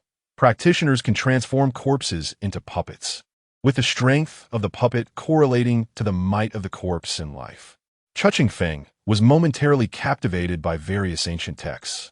The practices of demonic cultivators were indeed extraordinarily unique. Beside him, Li Zheng furrowed his brow, sensing something amiss in Chusheng's gaze, something quite unsettling. Clearing his throat, Li Zheng spoke in a grave tone, Chusheng, it would be prudent to refrain from cultivating those techniques that siphon bloodlines, consume souls, and disturb ancestral graves. They are far too malevolent and will be detrimental to your tribulation in the future. To be candid, Li Zheng felt a twinge of fear. He was genuinely concerned that Chusheng might irrevocably descend into the demonic path. Subsequently, Li Zheng selected a particular tome from the myriad of demonic techniques. A manual entitled The Heart-Devouring Method of Grievance and Malice. This method primarily harnessed resentment for cultivation. It not only allowed the practitioner to absorb the grievances of the world, but also to draw strength from the hatred of others. Moreover, the more formidable a cultivator was, the greater the malice they could generate. Chusheng frowned and inquired, Master, won't cultivating such a demonic technique lead to disdain from other practitioners of the demonic path? Li Zheng replied, Chusheng, I implore you to remember your identity as a righteous disciple. We require you to act as an undercover agent within the demonic realm, not to assume the mantle of a demonic leader. Chusheng scratched his head, contemplating, if I am to undertake this, I shall strive for excellence. Li Zheng reassured him. The heart-devouring method of grievance and malice does not necessitate the creation of bloodshed or the loss of virtue, and its power is formidable. A single strand of resentment from a nascent soul cultivator possesses more energy than slaying 10 mortals. Most importantly, can you remain an undercover agent for a lifetime? Upon your return, you will undoubtedly abandon this technique, which will inflict minimal damage upon you. After pondering Li Zheng's words, Chusheng ultimately accepted his proposal. Who could truly maintain an undercover existence indefinitely? Wouldn't he that lead one to become a demonic leader? Upon exiting the library, Li Zheng instructed, prepare yourself well. In 2 days, I shall send someone to escort you to the borders of the demon realm. Chusheng inquired, who else will accompany us? Li Zheng replied, you will be joined by Zhao Qianfan. Zhao Qianfan? Chusheng's brow furrowed. Noticing Chusheng's unease, Li Zheng asked, what troubles you? Chusheng responded, if he completes the mission, wouldn't I be? Ah, so you fear that he might claim a share of the rewards? Li Zheng rolled his eyes and reassured him, do not worry. Zhao Qianfan has stated he desires no recompense. His sole purpose for this journey is to assist the disciples of the sacred land. Chusheng sighed in relief. Then there is nothing to fret about. As long as there is no division of spirit stones, all will be well. Upon leaving the library, Chusheng did not hasten back to the Heavenly Sword Peak. Instead, he proceeded to the nearby market. With merely 2 days remaining, he had much to prepare. Thus, the cultivators in the market were spared from any misfortune. After all, even chives must grow a little before being harvested. Chusheng made a beeline for the treasure pavilion, exchanging all of his spirit stones for valuable resources. Among his purchases, he acquired sufficient materials to elevate 5 flying swords to the mid-tier of the second rank, which consumed a staggering 60,000 low-grade spirit stones. Since the disparity in rank among the 9 flying swords exceeded 1 tier, it would lead to an imbalance in the sword formation. Thus, Chusheng could only enhance each flying sword's rank incrementally, rather than recklessly upgrading one at a time. With the remaining spirit stones, Chusheng purchased herbs, talismans, and other items. After acquiring all the necessary supplies, he returned to Tianjin Peak and devoted himself to the cultivation of the vengeful heart-devouring technique. He meticulously studied the text and illustrations within the manual, gradually unraveling its profound intricacies. After a day of diligent practice, he finally grasped the essence of this skill. Utilizing his spiritual energy, he conjured a black rune within his body. This rune resembled ancient script, glimmering with a faint light, slowly revolving in his dantian to form a swirling vortex of darkness. This vortex acted like a magnet, perpetually absorbing the resentful thoughts surrounding Chusheng, provided, of course, that such thoughts existed.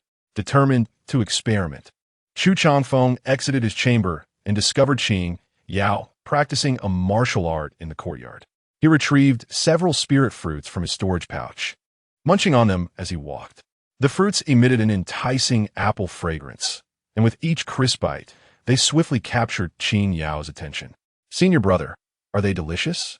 she asked, her eyes wide with longing as she swallowed hard. The implication was unmistakable. She yearned for a taste. "Delicious. Let me have another bite for you to see," Chusheng replied, taking another fruit and crunching down. "Just let me see?" Qing Yao questioned, bemused.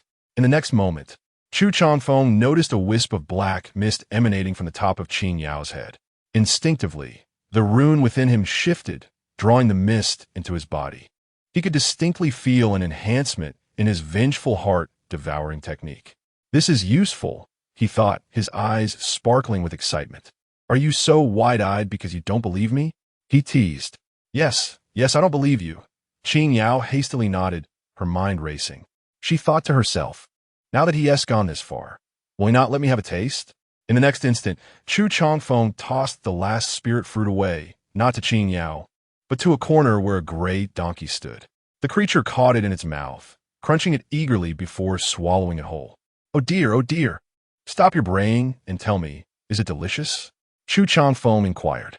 The gray donkey nodded vigorously. "Delicious. I want more." Qing Yao, exasperated, exclaimed, "Chusheng, are you even human? You'd rather feed a donkey than me."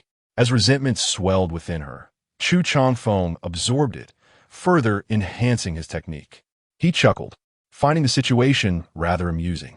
Chapter 45. The entrance examination of the evil sect. 3 days later, an elder from the task hall arrived at Tianjin Peak.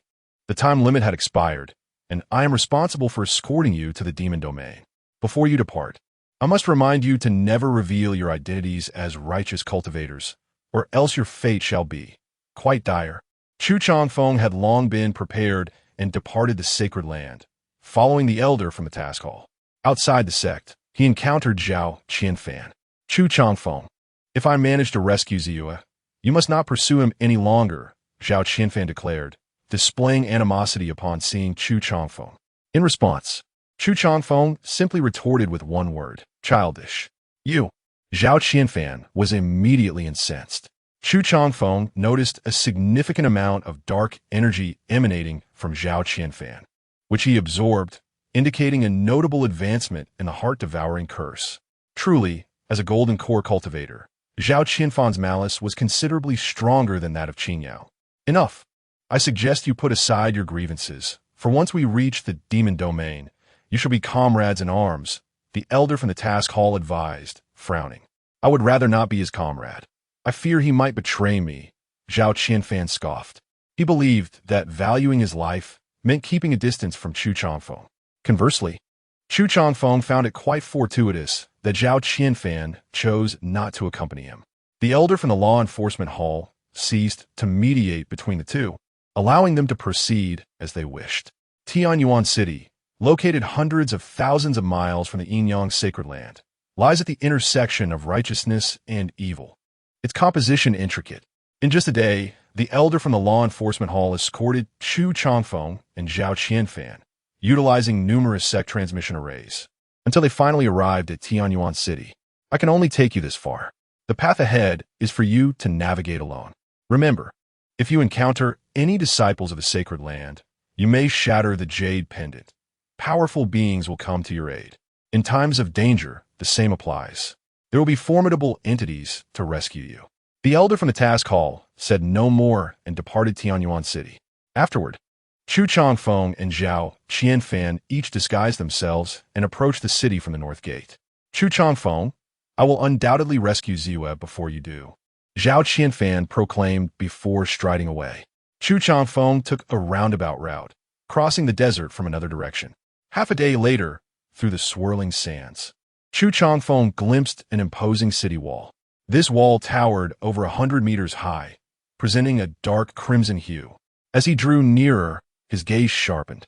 He noticed several corpses dressed in various Dao robes, hanging from the wall, their bodies long since desiccated.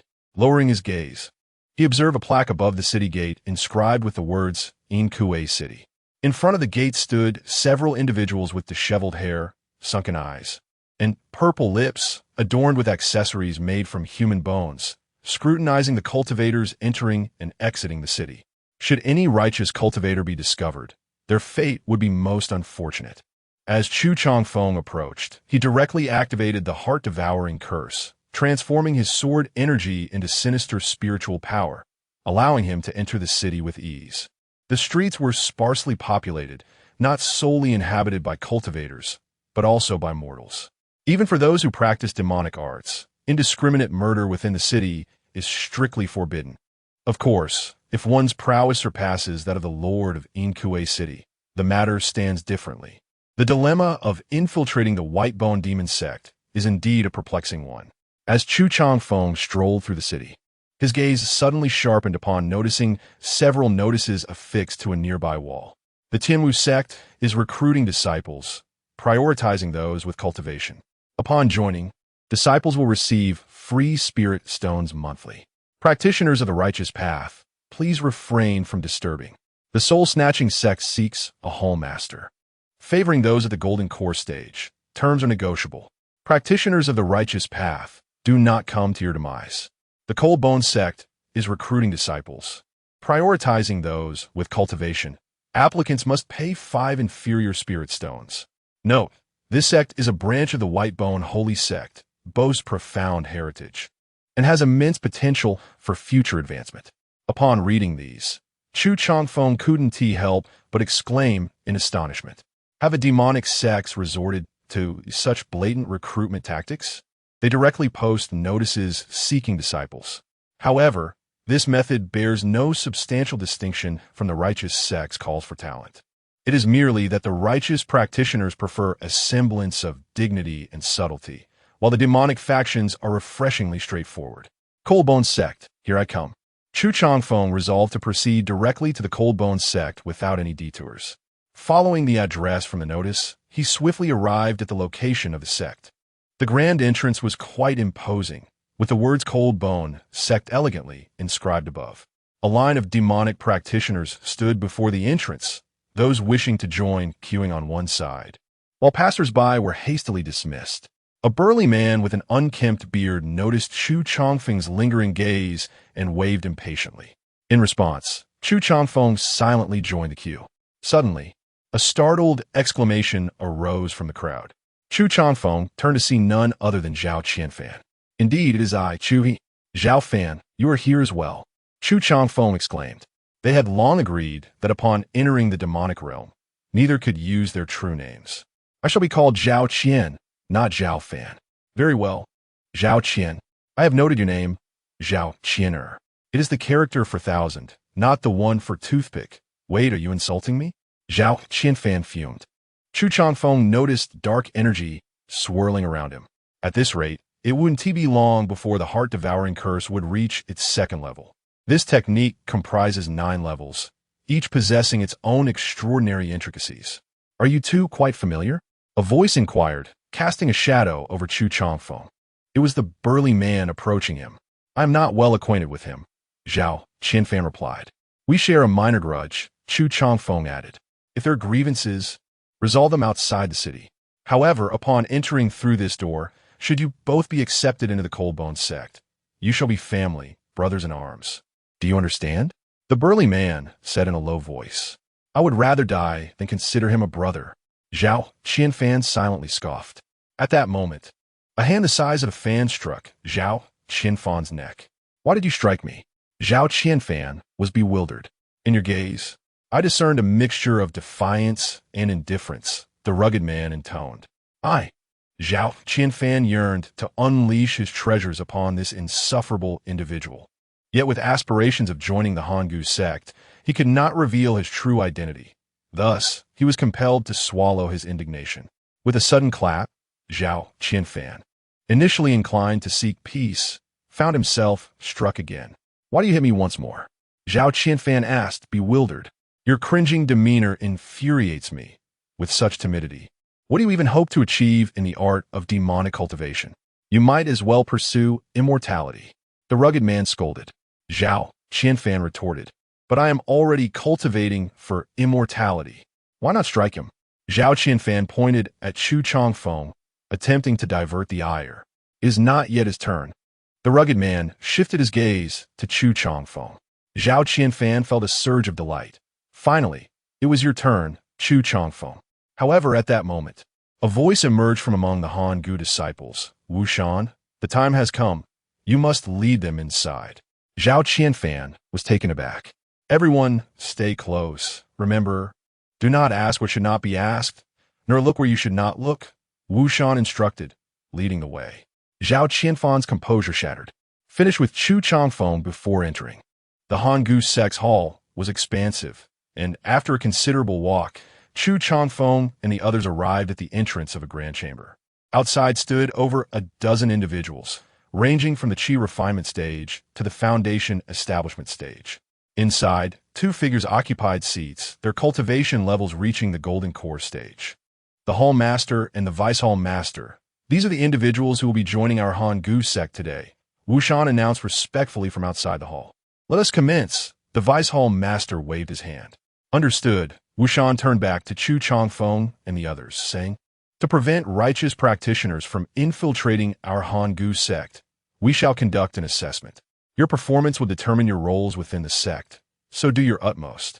First, unleash your spiritual energy. Upon hearing this, the crowd extended their palms, releasing their spiritual energy. An eerie wind howled, accompanied by ghostly wails. Wu Shan scanned the group and nodded. Well, you've all passed the first trial. Next, I have several questions to pose. Anyone ready may respond. The crowd nodded, indicating their understanding. First question. If your family or sect was annihilated by enemies, leaving you as the sole survivor, what would you do once your cultivation became sufficiently powerful? Upon hearing the rugged man's query, someone answered without hesitation, what else could I do? Certainly not visit them for tea and accept an apology. That is the way of the righteous. As a demonic cultivator, I would slaughter them all, leave not a single soul alive. They must be utterly ruthless. If I were to be an earthworm, I would be dug up and split in half. Even the eggs would be scrambled. Indeed, it must be so. Zhao Qianfan inhaled sharply, realizing the ferocity of these individuals. If they were within their righteous sect, the utmost they would do is eliminate the principal culprit. However, at this moment, he remained oblivious to the necessity of vocally proclaiming the annihilation of his enemies, much like a demonic cultivator. The burly man with stubble furrowed his brow slightly, questioning whether there was truly any distinction. Suddenly, Chu Chongfeng interjected, expressing, I believe we should not annihilate their entire clan. The crowd reacted with astonishment. To seek vengeance without exterminating the whole family. Are you truly a demonic cultivator? Zhao Qianfan inwardly scoffed, recognizing that despite Chu Chongfeng's seemingly arrogant demeanor, he was, in reality, a soft-hearted individual. His performance on the first question was already disappointingly inadequate. If Ziyue were present, she would undoubtedly feel a profound sense of disappointment in him. Chapter 46. After decades of cultivating demonic arts, I still feel like a novice. What do you think we should do? Wu Shan inquired solemnly. With his hands clasped behind his back, A shard of black bone quietly slipped into his palm. Mercy is indeed the righteous path. Yet it seems this Chu he is likely an undercover agent infiltrating the demonic sect. Clearly, if Chu Chongfeng's answer fails to satisfy him, he will be met with a swift and devastating retribution. Chu Chongfeng responded coldly, I will deliberately let a few individuals escape, then follow them. Whoever comes to their rescue shall be slain. How ruthless! Upon hearing Chu Chongfeng's words, Zhao Qianfan inhaled sharply. This was truly an extreme measure, surely effective in eliminating future threats. Why hadn't I thought of this? This is the true essence of eradicating all roots of trouble. I've learned my lesson. Next time I seek to annihilate an entire clan, I shall employ this method. This is indeed the ultimate way of eliminating future risks. The surrounding demonic cultivators expressed their admiration, their faces lit with newfound understanding. Wu Shan stowed away the black bone in his hand, clapping in commendation. Well done, well done. I had not realized you possess such cunning and ferocity. Individuals like you are precisely what our cold bone sect requires. A smile spread across Chu Chongfeng's face as he thanked the Lord for his praise. Reflecting inwardly that only in a demonic sect would one consider treachery and cruelty as admirable traits. Now, let us proceed to the next question. If someone within our cold bone sect succumbs to madness, losing control over their demonic powers and becoming frenzied, unable to distinguish friend from foe, what would you do? Wu Shan continued, noting that the crowd immediately fell into deep contemplation. Bear in mind, this individual is someone you share a close bond with, like a brother. Zhao Qianfan's immediate thought was to bind the person with a treasure like the binding immortal lock and then seek a gradual solution. After all, that was a life at stake. How could one allow it to vanish? However, at that moment, someone beside him spoke up. I would certainly slay him before he could harm me. Even if that person were my own brother, I would strike him down with a single sword. If one strike is insufficient, then two. It is well known that demonic cultivators often leave behind harmful remnants upon death. Thus, it is imperative to obliterate them completely. Zhao Qianfan felt a tightening in his chest as he listened to the words of the surrounding demonic cultivators. These individuals were truly more merciless than the last. Compared to them, he felt like an innocent novice, far too compassionate. Yet, he quickly chimed in, Indeed, I feel the same. It is only right. Wu Shan nodded slightly, visibly pleased, recognizing that each of them was willing to unsparingly turn their blades against their brethren for their own safety.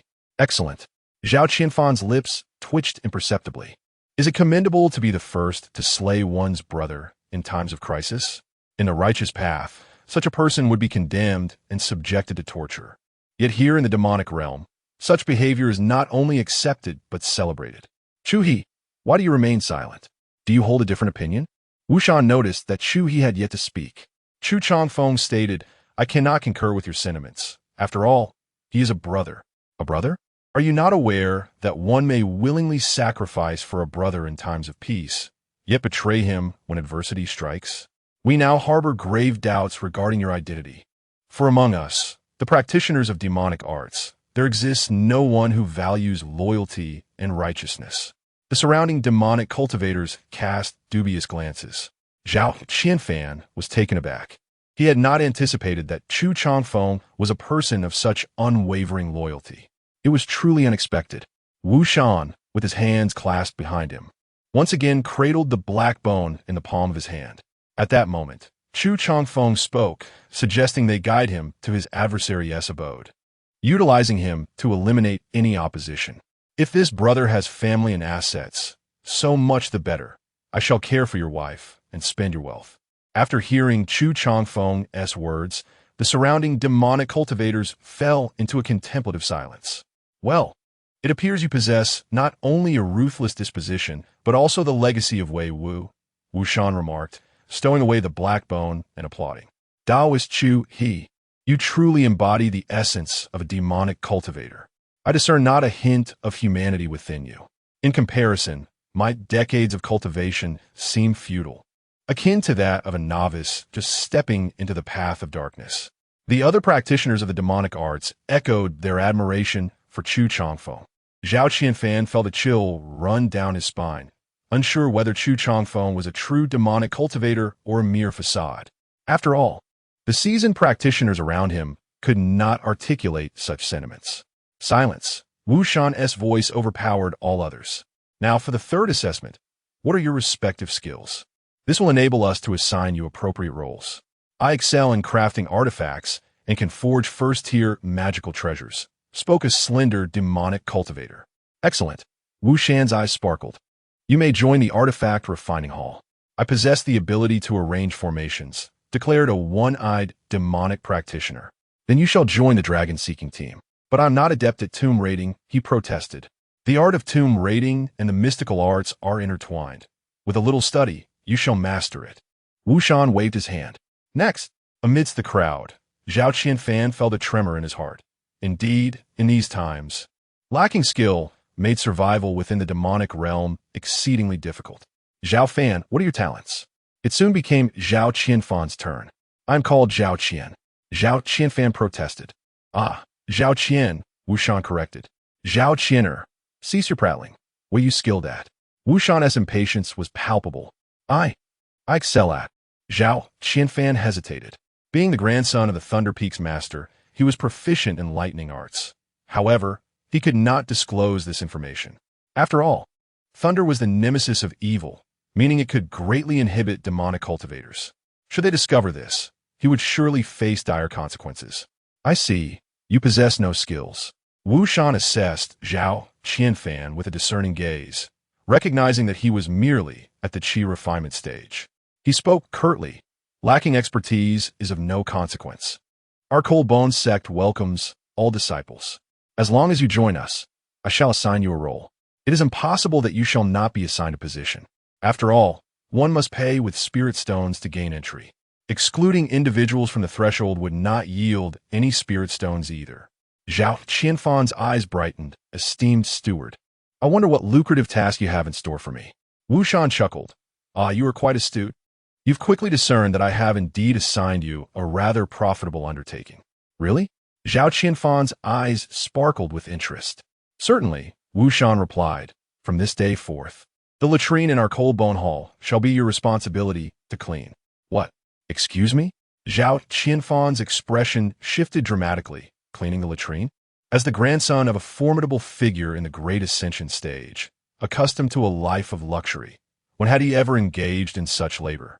Wu Shan approached Zhao Qianfan and said, Zhao Fan. It's Zhao Qian. Very well, Zhao Qianer. Zhao Qianfan retorted, did you not promise me a lucrative task?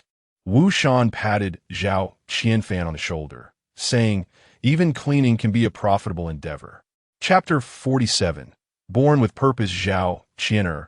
Do not perceive yourself as insignificant, nor should you fear being expelled from the sect. I assure you, as long as there remains even one person within the sect, there will always be a place for you to clean the latrines. Wu Shan vowed earnestly to Zhao Qianfan. Zhao Qianfan replied, I am eternally grateful to your ancestors. Chu Changfeng could sense that Zhao Qianfan was akin to a chimney, belching forth dark smoke. The intensity of his resentment was indeed remarkable. In this tense moment, Chu Changfeng's malevolence cultivation unexpectedly ascended to the second level. Upon reaching this stage, he could also manifest foundational cultivation. Chu Changfeng mused, Zhao Qianfan is truly a selfless individual. At that moment, despite Zhao Qianfan being engulfed in resentment, he suppressed his feelings and acquiesced. Fine, I shall first join the Hanggu sect and then explore how to advance further into the White Bone Demon sect. Resisting the urge to unleash a five thunder technique upon Wu Shan, Zhao Qianfan silently accepted Wu Shan's arrangements and nodded slowly. That's the spirit.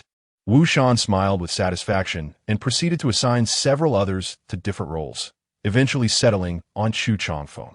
He gazed at Chu Changfeng and inquired, Chu-he, what are your specialties? After a moment of contemplation, Chu Changfeng answered with poise, I excel in medical arts and am a first-tier alchemist. This response was not given lightly. It was a conclusion reached after careful consideration. While alchemists were not uncommon in the sacred land of Yin and Yang, indeed, they could be found in abundance beyond the sacred realm. They were a rare presence, holding considerable status and value. As a first-tier alchemist with foundational cultivation, Chu Changfeng believed he deserved recognition. At least not to be relegated to a position like Zhao Qianfan's. An alchemist? How splendid! Wu Shan exclaimed, his eyes gleaming as if beholding a precious treasure.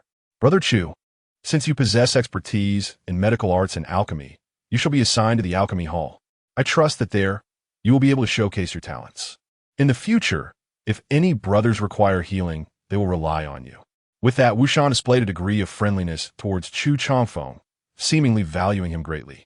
Of course, Chu Changfeng replied with a smile. Witnessing this exchange, Zhao Qianfan felt a pang of envy. Wu Shan, you old dog.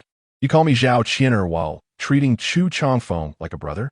But if you seek him for medical assistance, you truly have no idea what you're getting into. He might just lead you to your demise. After methodically assigning duties to everyone, Wu Shan let out a sigh of relief. He then turned towards the hall. Addressing the assembly with a resonant and respectful tone, Hall Master, Deputy Hall Master, all matters have been arranged. I now invite you both to address the congregation. At that moment, two figures emerged slowly from the depths of the hall. Both were clad in flowing black robes, their wide sleeves billowing gracefully in the wind. Most strikingly, these two individuals bear an uncanny resemblance to one another. However, the figure on the left has his right eye concealed by a black mask, while the individual on the right has his left eye obscured by a bandage. This detail infuses a subtle difference amidst their similarity. These brothers serve as the head and deputy head of the Cold Bone Sect's branch in Inkue City, appearing to be approximately 50 years of age. At that moment, the head stepped forward and proclaimed loudly, "From the beaming countenances before me, it is evident that you all are exceedingly delighted to join the Cold Bone Sect." The crowd murmured, "Beaming? What does that even mean?" "Radiant, glowing countenance." In the midst of their confusion, the deputy head stammered a correction. Clearing his throat, the head continued, "It is an honor to stand here with you all, ready to embrace a glorious demise together." "What? Embrace demise?" "I meant to say, gather under one roof." The deputy head corrected him once more. "From this day forth, you shall be members of the Cold Bone Sect. Though your positions may differ, remember this. I was born with purpose. I was born with talent, and it must have value. I hope you can work with earnest dedication, with the utmost diligence." "All right. Enough, brother, please stop." Wu Shan interjected, eager to move on. The deputy head, visibly anxious, waved his hand vigorously. He was growing increasingly impatient. Wu Shan promptly acknowledged the request, feeling equally embarrassed by the head's speech, wishing for it to conclude swiftly. At that moment, as if granted a reprieve, he turned to Chu Changfeng and the others, instructing them to follow him as he led the way outside. Yet, even after they had distanced themselves considerably, Chu Changfeng could still hear disgruntled voices behind them. "Second brother, what do you mean? I am far from out of tricks." "Indeed, far from out of tricks. Moreover, is that even the right expression? A dog without so much as 2 ounces of ink should refrain from attempting to mimic literary scholars." Clearly, the head was not yet satisfied, but the deputy head could not contain himself any longer. Chu Changfeng stifled a laugh, noting the contrast between a functionally illiterate individual and a stutterer. The Cold Bone Sect was indeed intriguing. Subsequently, Wu Shan guided Chu Changfeng and the other newly initiated demonic cultivators to the artifact refining hall, the dragon-seeking squad's quarters, and the lavatory, before finally leading them to the alchemy hall in the rear courtyard. Upon entering the alchemy hall, Chu Changfeng's first impression was that it resembled a pharmacy. A faint aroma of medicinal herbs pervaded the air, and various bottles and jars, along with some ancient alchemical tools, were arranged around the room. However, what astonished Chu Changfeng was the sight of numerous individuals sprawled in disarray outside the alchemy hall. Some had their eyes tightly shut, while others groaned in agony, appearing to be in dire straits. "We had a conflict with the Tianwu sect over a spiritual mine outside the city, and they sustained injuries. Such grievous injuries. Many are on the brink of death." Chu Changfeng was taken aback. Originally, their injuries were not severe. It was only later that they worsened. Wu Shan awkwardly explained, due to the absence of an alchemist to tend to them, their minor wounds escalated into severe ones, and those critically injured have already perished. Chu Changfeng, what about the alchemists of the Dan Hall? Are you not one of them? I mean, previously, there were no alchemists before, were there? What about the injured? Minor ailments are endured, but for serious illnesses, death is inevitable. Chu Changfeng, truly deserving of a demonic path. Your methods are profoundly sinister. It is akin to establishing a hospital without any doctors, merely bringing patients into await death. Chu, if you are able to heal these individuals, it would be a significant achievement. I shall certainly report to the Hall Master and commend you. It is even possible that I may recommend you for entry into the Sacred Bone sect, Wu Shan remarked. Upon hearing this, Chu Changfeng felt a stir of hope within, for this was precisely what he desired. However, he could not allow this to show. Joining the Cold Bone sect, saving lives, is my duty. Moreover, I am inherently compassionate and cannot bear to witness the suffering of others. At this, Wu Shan's lips twitched slightly. I believe you as much as I would a ghost. Chapter 48. The Poison Doctor, Chu Changfeng. Wonderful. The alchemist has arrived. We are saved. The conversation between Chu Changfeng and Wu Shan was unguarded, and upon discovering Chu Changfeng's identity, the surrounding crowd erupted with excitement. Doctor, I implore you, please save me. I have been struck by the poisonous needle of the Tianwu sect, and I am becoming increasingly unwell. A pallid and gaunt disciple of the Han Gu sect staggered towards Chu Changfeng, groaning in agony and trembling as he extended his arm. Roll up your sleeve.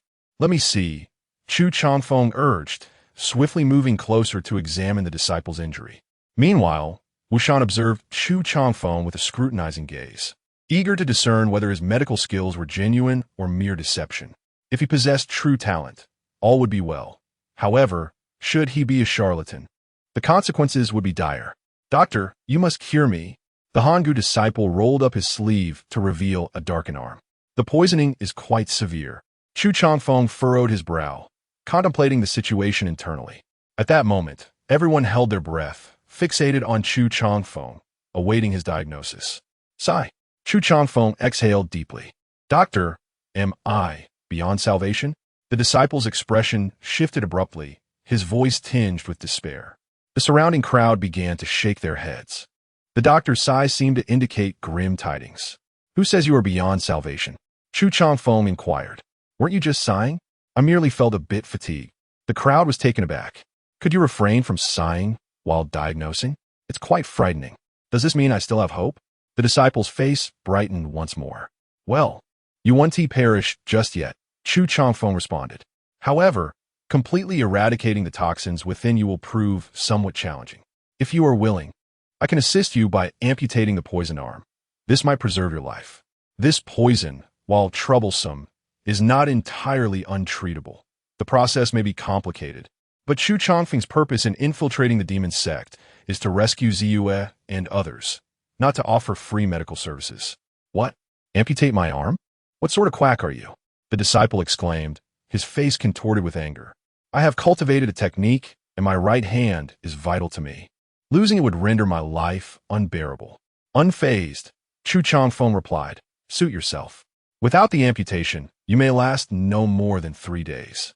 Once the toxin spreads throughout your body, not even a divine being could save you. Amputating the arm at least offers a chance at survival. Weigh your options. At that moment, Wu Shan interjected, Brother Chu, is there truly no alternative? This brother was injured while contending for the mine on behalf of our sect. It would be a shame to lose his arm. Chu Changfeng cast a glance at Wu Shan and discreetly transmitted his thoughts through a method of sound manipulation. Certainly, there were means available. However, it would require thousands of low-grade spirit stones to procure the necessary medicinal herbs, and the healing process would be protracted.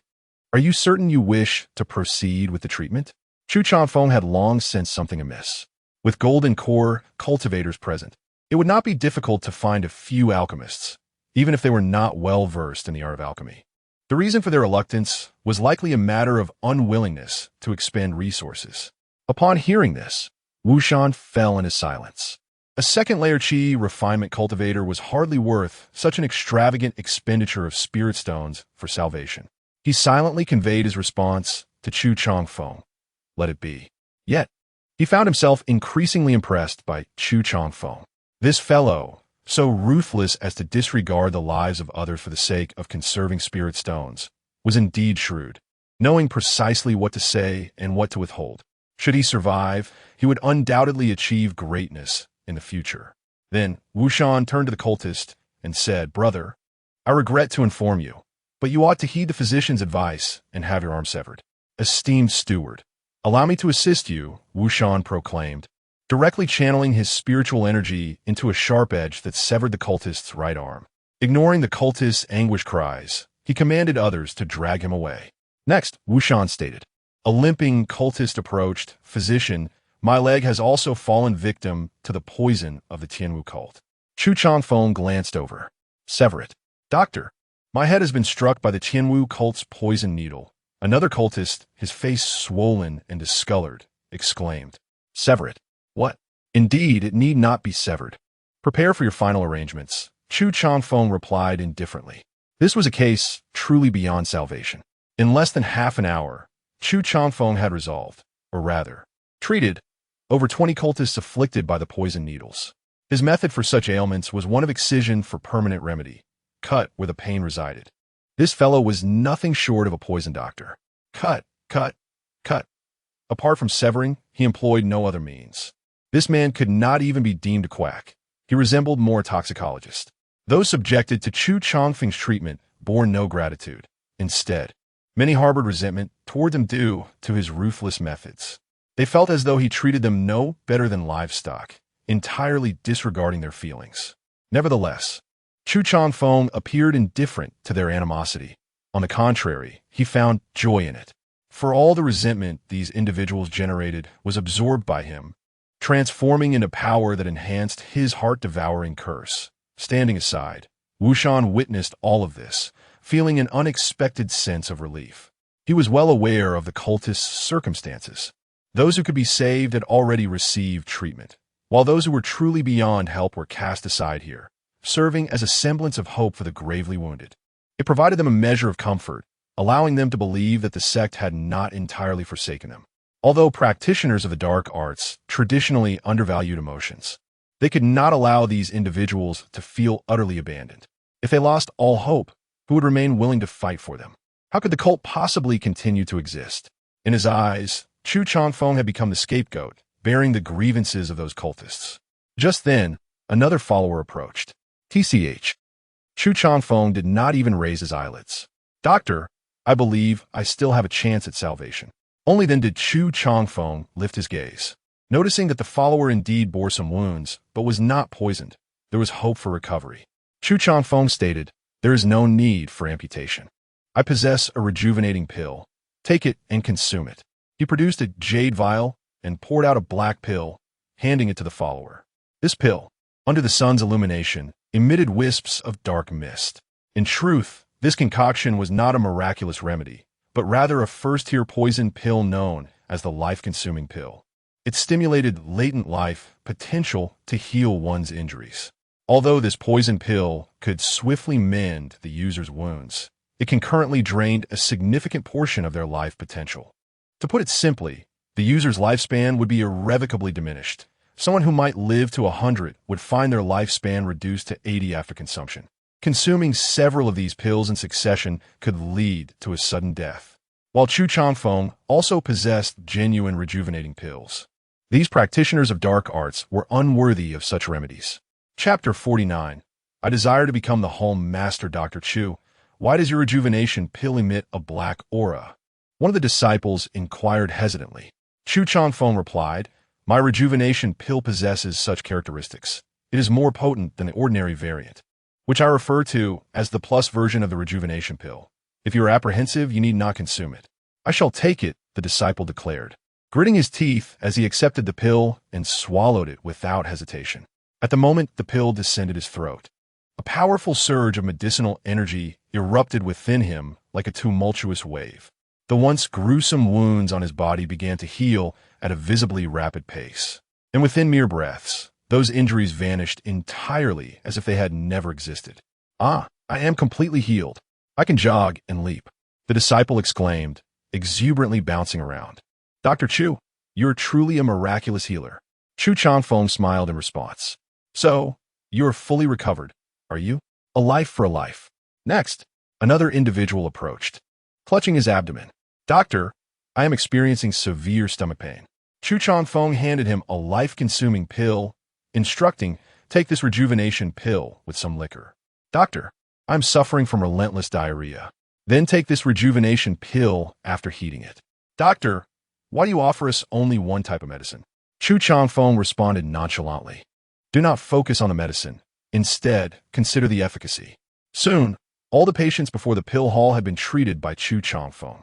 Brother Chu, your medical skills are truly remarkable. Wu Shan praised, giving a thumbs up. These minor injuries are trivial. Chu Changfeng waved his hand dismissively. However, treating these disciples has cost me quite a bit. Do not worry, Brother Chu. I shall certainly report this matter to the hall master, and you will undoubtedly receive accolades, Wu Shan assured him. Chu Changfeng waved his hand again. As for accolades, let that be. Consider it a token of my respect as I join the sect. Very well, I shall convey your words. Wu Shan responded, I had heard you mention your fatigue. Yet you treated dozens. I shall not disturb you further. He clasped his fists in salute to Chu Changfeng. Chu Changfeng returned the gesture. Safe travels, officer. However, he noticed Wu Shan take a few steps forward before halting. Do you have further instructions, officer? Chu Changfeng inquired, puzzled.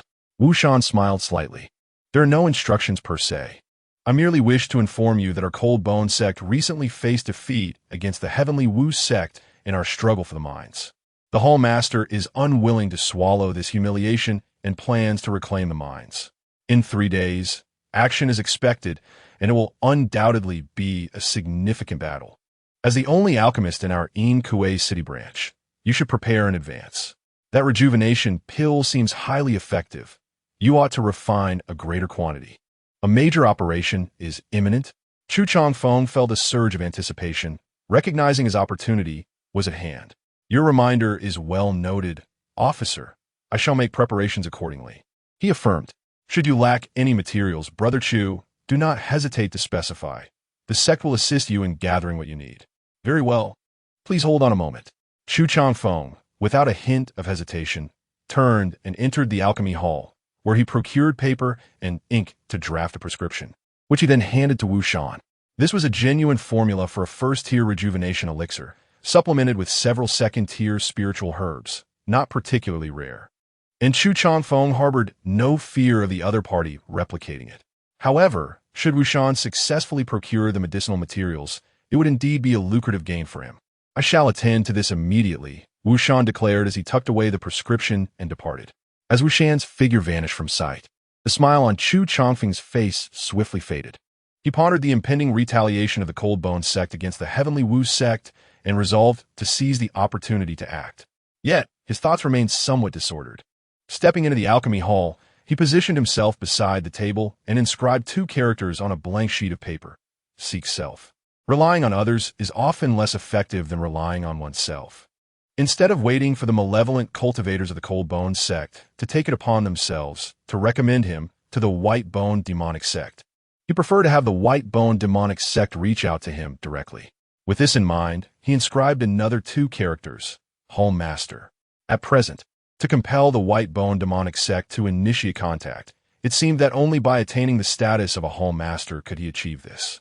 Currently, there was indeed a Hall Master in the Cold Bone sect's In Kuei city branch, and the sole path to becoming a Hall Master would be to usurp the position. Simply eliminating those 2 Hall Masters would not suffice for me to take their place.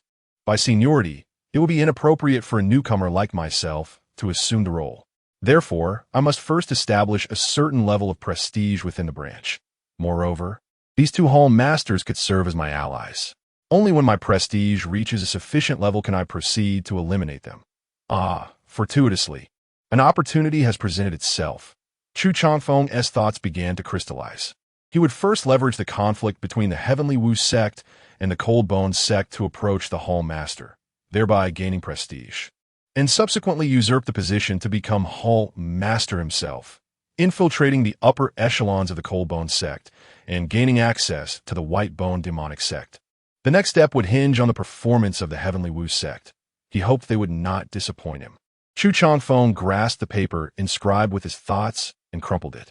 Then, he retrieved a dozen array plates and arranged them within the room before extracting a plethora of rare materials to refine a flying sword.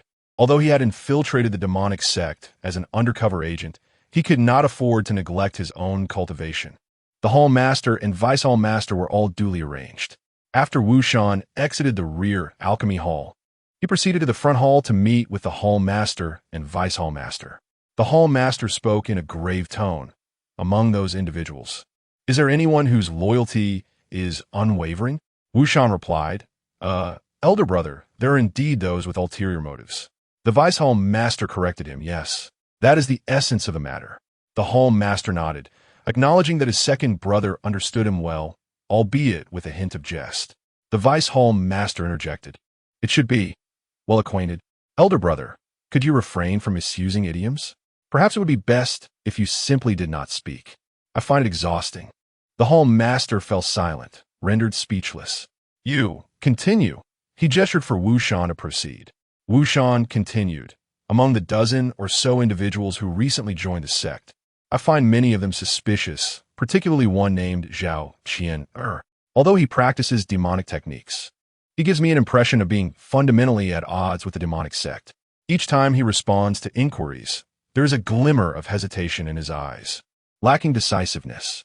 Thus, I assigned him a trivial position, intending to observe for a while before making further decisions. The vice leader nodded, affirming, very well. At that moment, Wu Shan interjected, there is but one individual whom I firmly believe to be a practitioner of the dark arts. That is, the alchemist Chu He. The vice leader remarked, I do recall him. His responses during the examination indeed exuded the demeanor of a dark cultivator. The leader was on the verge of articulating an idiom, but upon sensing the vice leader's disapproving gaze, he refrained, adding, I share the same thoughts as my younger brother. However, Wu Shan, with an expression of deep concern, remarked, Esteemed leaders, you are unaware that Chu He's conduct is even more sinister than what has been described. Chapter 50. Beware of what lies behind. The counterattack of the Cold Bone sect. The leader was intrigued. What manner of sorcery did that alchemist named Chu He possess? The disciples who had previously contended with the Tianwu sect over the mines had all been healed by him. Wu Shan, wearing a grave expression, remarked, All of them have been restored to health. Isn't that a good thing? The vice leader queried, perplexed. It seems his medical skills are quite remarkable. The leader acknowledged, astonished. Yet, Wu Shan shook his head, stating, I am uncertain about his medical prowess, but I do know that his methods are exceedingly ruthless. Many of those who fell victim to the Tianwu sect's poison needles were cut down by Chu He. What? Both leaders were taken aback. What transpired? Please elaborate. Wu Shan recounted, in meticulous detail, the events surrounding Chu He's treatment of the disciples. Upon hearing Wu Shan's account, both the leader and the vice leader were left speechless. Through his healing efforts, we have gained several more disciples and saved a substantial sum of spirit stones. Could he truly be a miraculous healer? The two leaders exchanged glances, both recognizing Chu He as a remarkable talent. However, the leader added that said, regardless of his medical skills, his merciless disposition clearly marks him as a formidable character. Such ruthlessness cannot simply be learned. Leader, Chu He also provided me with a recipe for a rejuvenation pill and asked me to gather the necessary ingredients, Wu Shan said cautiously, seemingly uncertain about the significance of the recipe. Upon hearing this, the leader's eyes sparkled with interest. Oh, what recipe? Present it to me at once. Wu Shan, not daring to hesitate, quickly retrieved the recipe from his robes and respectfully offered it to the leader. The leader accepted the recipe, scrutinizing it intently. Strange. I cannot comprehend the significance of these medicinal ingredients at all, the vice leader scoffed, rolling his eyes. It is indeed peculiar that you can understand it. You hardly recognize a few characters, yet you aspire to emulate literary scholars. Hand it over. He snatched the recipe from the leader's hands. You are an alchemist. How can you decipher it? The leader muttered. The vice leader replied, I may not be an alchemist, but I have slain one before. And he left behind a medical tome that contains the recipe for the rejuvenation pill. As he spoke, he produced a book that lacked a cover. Though it was called a book, it resembled more of a compilation of insights. I found it. The vice leader flipped through the pages until he located the recipe for the rejuvenation pill, comparing it with the one provided by Chu He. Roughly similar. But there are two rare second-tier ingredients that are not essential for the rejuvenation pill. The vice leader mused, furrowing his brow. Wu Shan interjected, Leader, I have consumed the rejuvenation pill before, and I even possess two of them, yet Chu He's version appears to be more potent. Some individuals experienced rapid healing of their wounds after taking it. The leader contemplated for a moment before slowly responding. It is quite possible that while these two rare ingredients may not be essential components of the rejuvenation pill, they could impart a unique effect on its efficacy. The surrounding individuals nodded in agreement, expressing their strong endorsement of the leader's perspective. Go forth, procure the necessary medicinal materials as per the records of these formulas, and expedite the alchemical process. It won't be long before we require them, the leader urged in a grave tone. Hearing the command, Wu Shan could not restrain his curiosity. Are we indeed launching a counteroffensive against the Tianwu sect? With a flick of his sleeve, the leader replied solemnly, wait for another 3 to 5 days. My injuries should be healed by then. At that point, I will reclaim that mineral vein. This time, we must not fail. The deputy leader remarked, achieving success and fame. The leader nodded emphatically, affirming the sentiment. Time passed swiftly, and in the blink of an eye, 5 days had elapsed. In the alchemical chamber, a sudden, melodious sound of a sword echoed, emanating from a flying sword radiating an astonishing aura. Be cautious behind you. I have ascended as well. Chu Changfeng's face lit up with joy. In this brief span, he had successfully elevated his third flying sword to the mid-tier of the second rank. At this moment, his spiritual power began to swell. Bolstered by 3 mid-tier, second-rank flying swords, his spiritual energy was far more robust than that of an ordinary mid-stage golden core cultivator, nearing the late stage. In terms of combat prowess, he had become significantly stronger. Suddenly, Chu Changfeng's ears perked up. He discerned footsteps approaching from outside.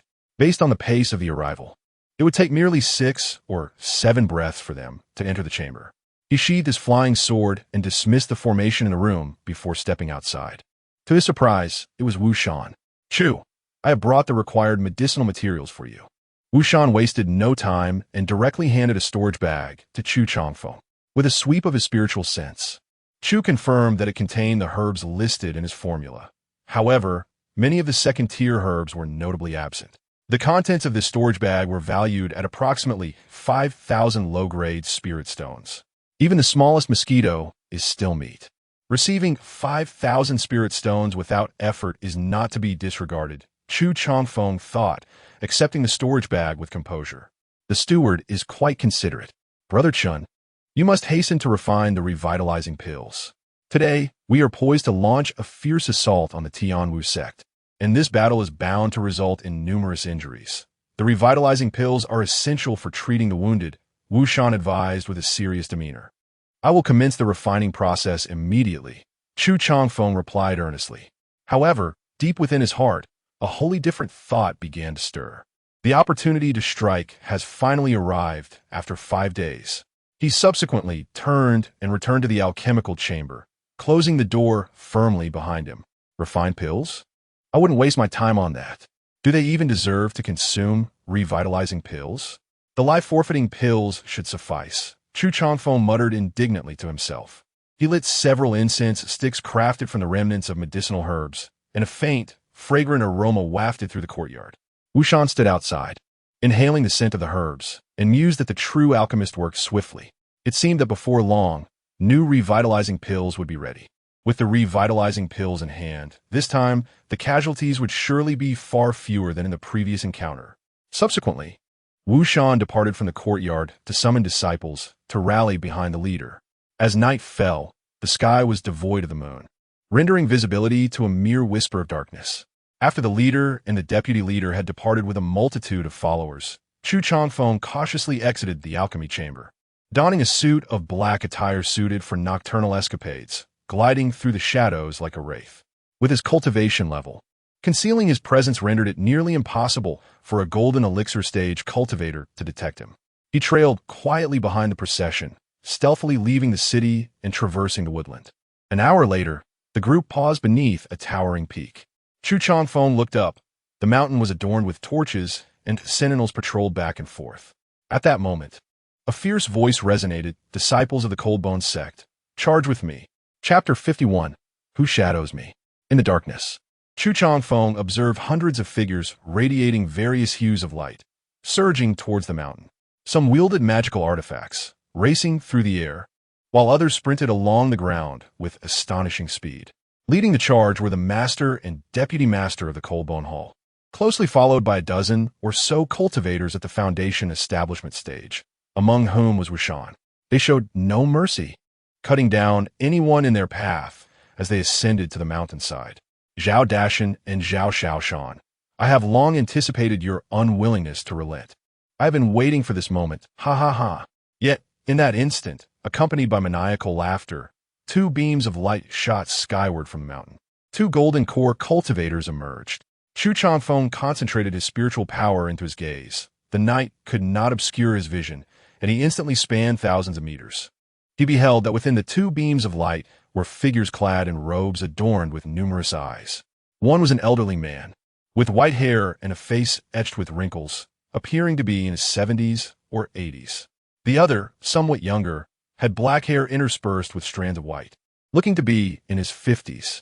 Following their appearance, streams of light cascaded down from the mountaintop, evidently the followers of the Tianwu sect.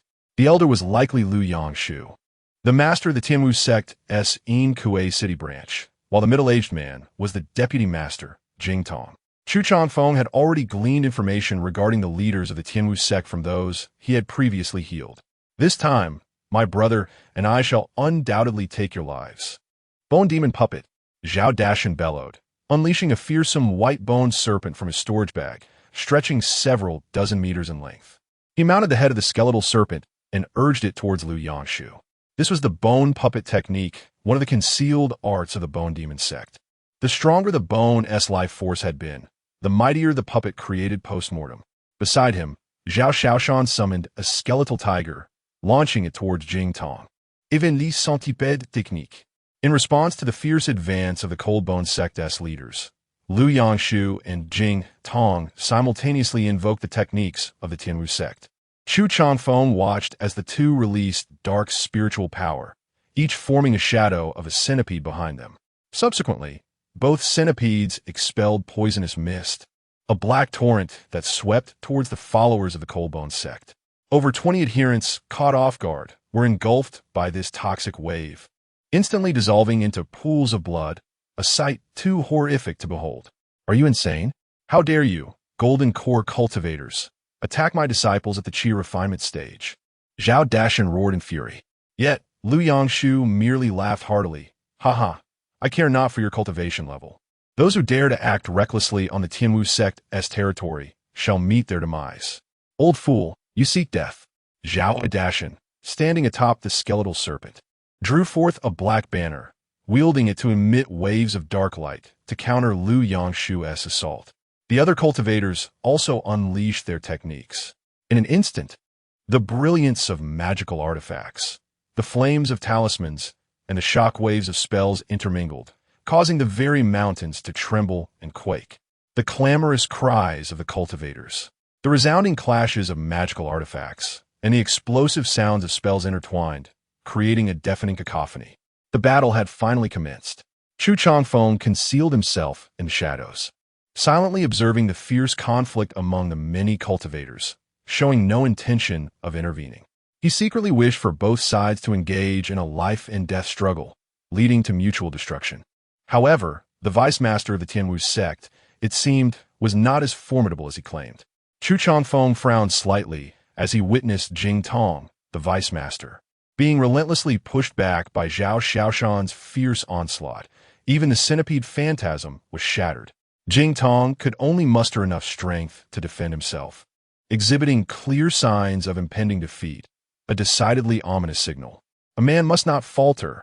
Allow me to lend a hand. After a moment of contemplation, Chu Changfeng retrieved a second-tier, life-consuming pill from his robe. This potion could ignite a cultivator's potential in a short span, yet at the cost of their lifespan. Overindulgence could lead to the complete depletion of vitality and a swift demise. No, I shall increase the dosage. Initially planning to use just one life-consuming pill, he hesitated momentarily before decisively pouring out 3 more, alongside a soul-consuming pill known for driving its user to madness. He kneaded these 5 pills together into a slender, needle-like form. Finally, he infused it with a sliver of his sword aura, sharpening the concoction further. The consequences of the needle's impact were of no concern to Chu Changfeng. Away, with a flick of his finger. The needle formed from the life-consuming pill hurtled through the air, silently aimed at Jing Tong. Who dares betray me? Jing Tong, a cultivator in the early stages of the Golden Core realm, sensed the impending danger a mere half-second before the pill needle would strike. He gathered his spiritual energy in an attempt to defend himself. Yet, could the sword aura of Chu Changfeng be thwarted by a cultivator of such mediocre talent? With a crack, the pill needle shattered Jing Tong's spiritual defenses and pierced his body. It was over. The assailant's cultivation far exceeded his own. He was doomed. Panic gripped Jing Tong's heart. However, in the next moment, astonishment took hold of him. His body had not been pierced. Under the influence of the sword aura, the effects of the life-consuming pill surged through him like a torrent. Boom! In an instant, Jing Tong's potential was unleashed, and within moments, his cultivation soared from the early to the mid-stage of the Golden Core realm. I yearned for an exhilarating battle. Under the influence of the soul-consuming pill, Jing Tong felt an exhilarating rush, his eyes glowing red, as if possessed. Yet, Zhao Xiaoshan, his opponent, was left dumbstruck with fear. He observed Jing Tong's hair turning white at a visibly rapid pace. He exclaimed, "Have you lost your mind? For a mere minor vein, you would sacrifice your very life?" This was but a small spiritual mine, yielding only a couple thousand low-grade spiritual stones a month. Was it truly worth risking the life of a Golden Core cultivator? In the face of Zhao Xiaoshan's inquiries, Jing Tong could not hear a word. All he desired was to rend apart the enemy before him. Death. He charged recklessly towards Zhao Xiaoshan. Boom, boom, boom. A terrifying surge of demonic energy suddenly coalesced, forming a centipede stretching 100 meters long. Tiger puppet, go!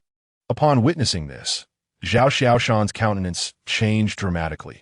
He understood the immense power of this strike was beyond comprehension. Without a moment's hesitation, he summoned all his strength to defend against it. With a crack, the fierce tiger puppet shattered. Subsequently, the colossal centipede crashed violently into Zhao Xiaoshan. He was struck as if by a heavy blow, spewing blood profusely, his body soaring backward like a kite severed from its string. Though Zhao Xiaoshan was slightly superior in the early stage of the Golden Core realm, he found himself utterly powerless to resist.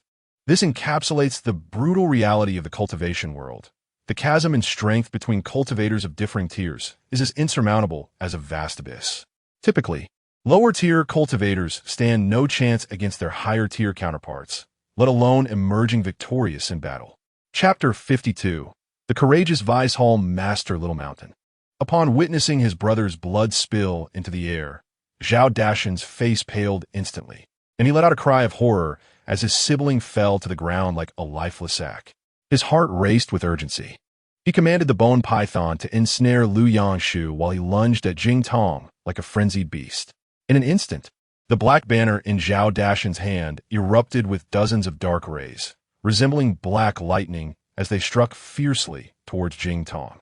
These rays, condensed from malevolent energy, were the culmination of Zhao Dashan's 30 years of arduous cultivation. Their power was formidable enough to compel even Lu Yangshu, who was also at the mid-Golden Core stage, to evade their edge.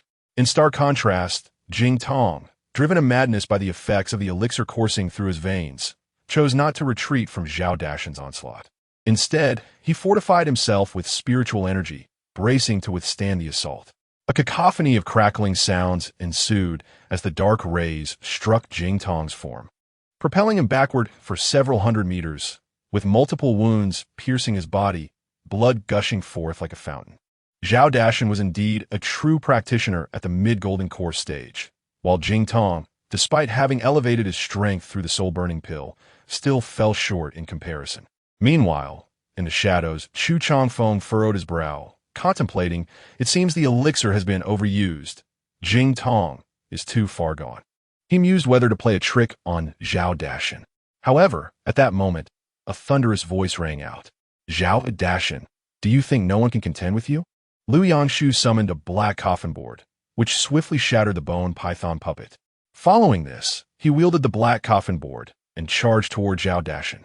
At the same time, Jing Tong, rallying his strength, coalesced his spiritual energy into a massive centipede, brandishing its claws menacingly. Jing Tong, You are injured. Lu Yangshu observed the wounds adorning Jing Tong's body, his expression shifting with evident concern. Do not concern yourself. But the wounds continue to bleed. Do not concern yourself. They include critical areas. Do not concern yourself.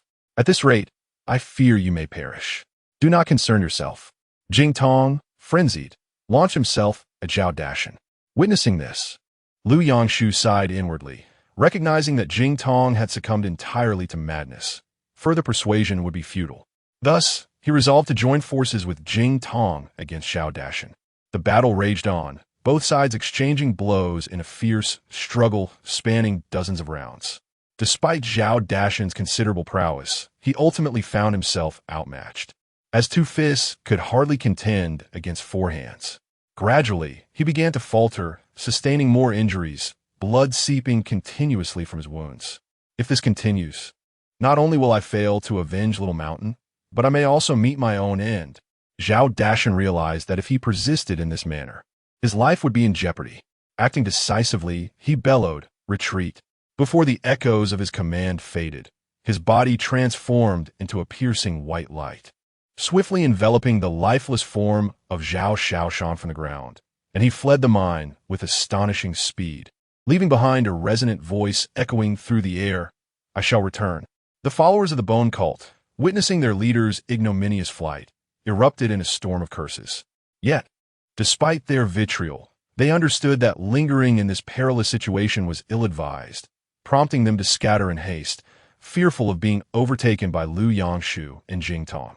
Do not pursue.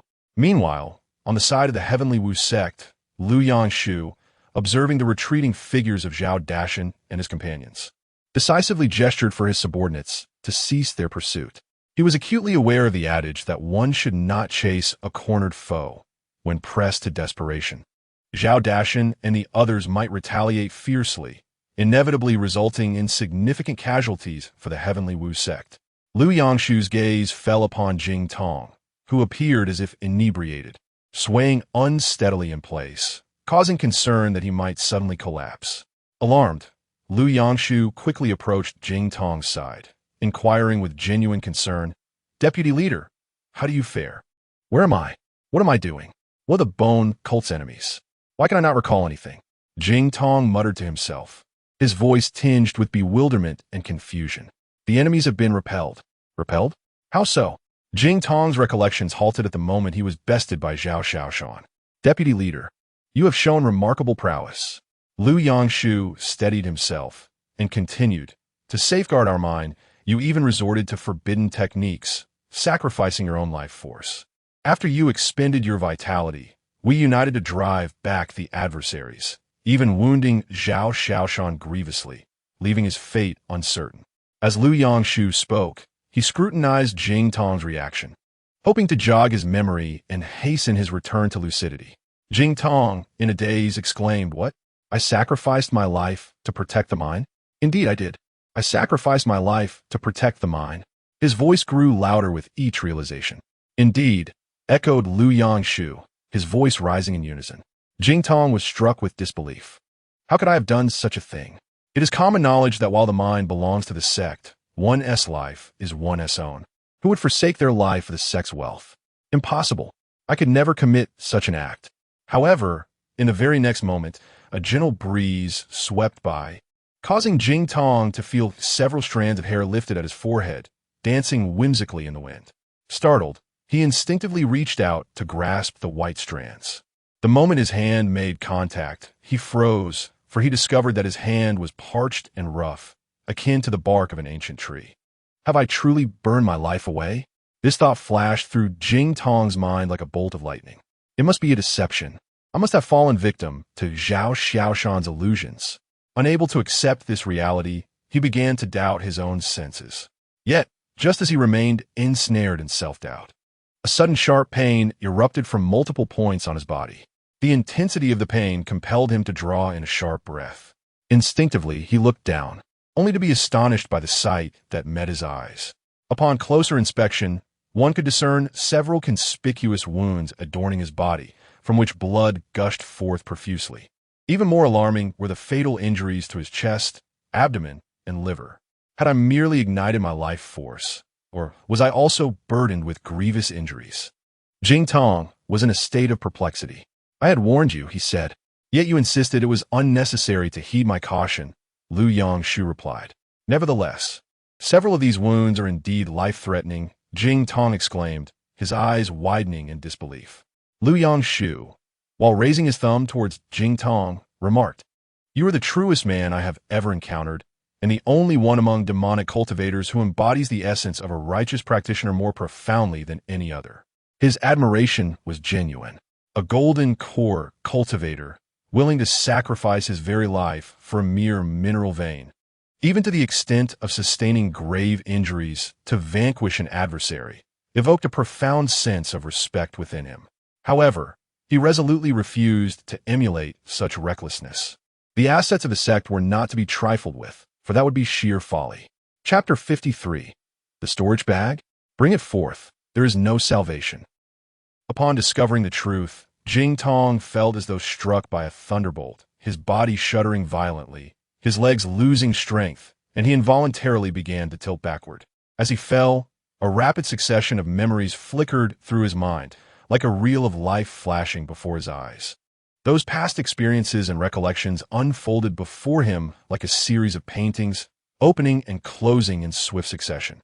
Suddenly, one scene froze in his mind. It was the moment he faced off against Zhao Xiaoshan.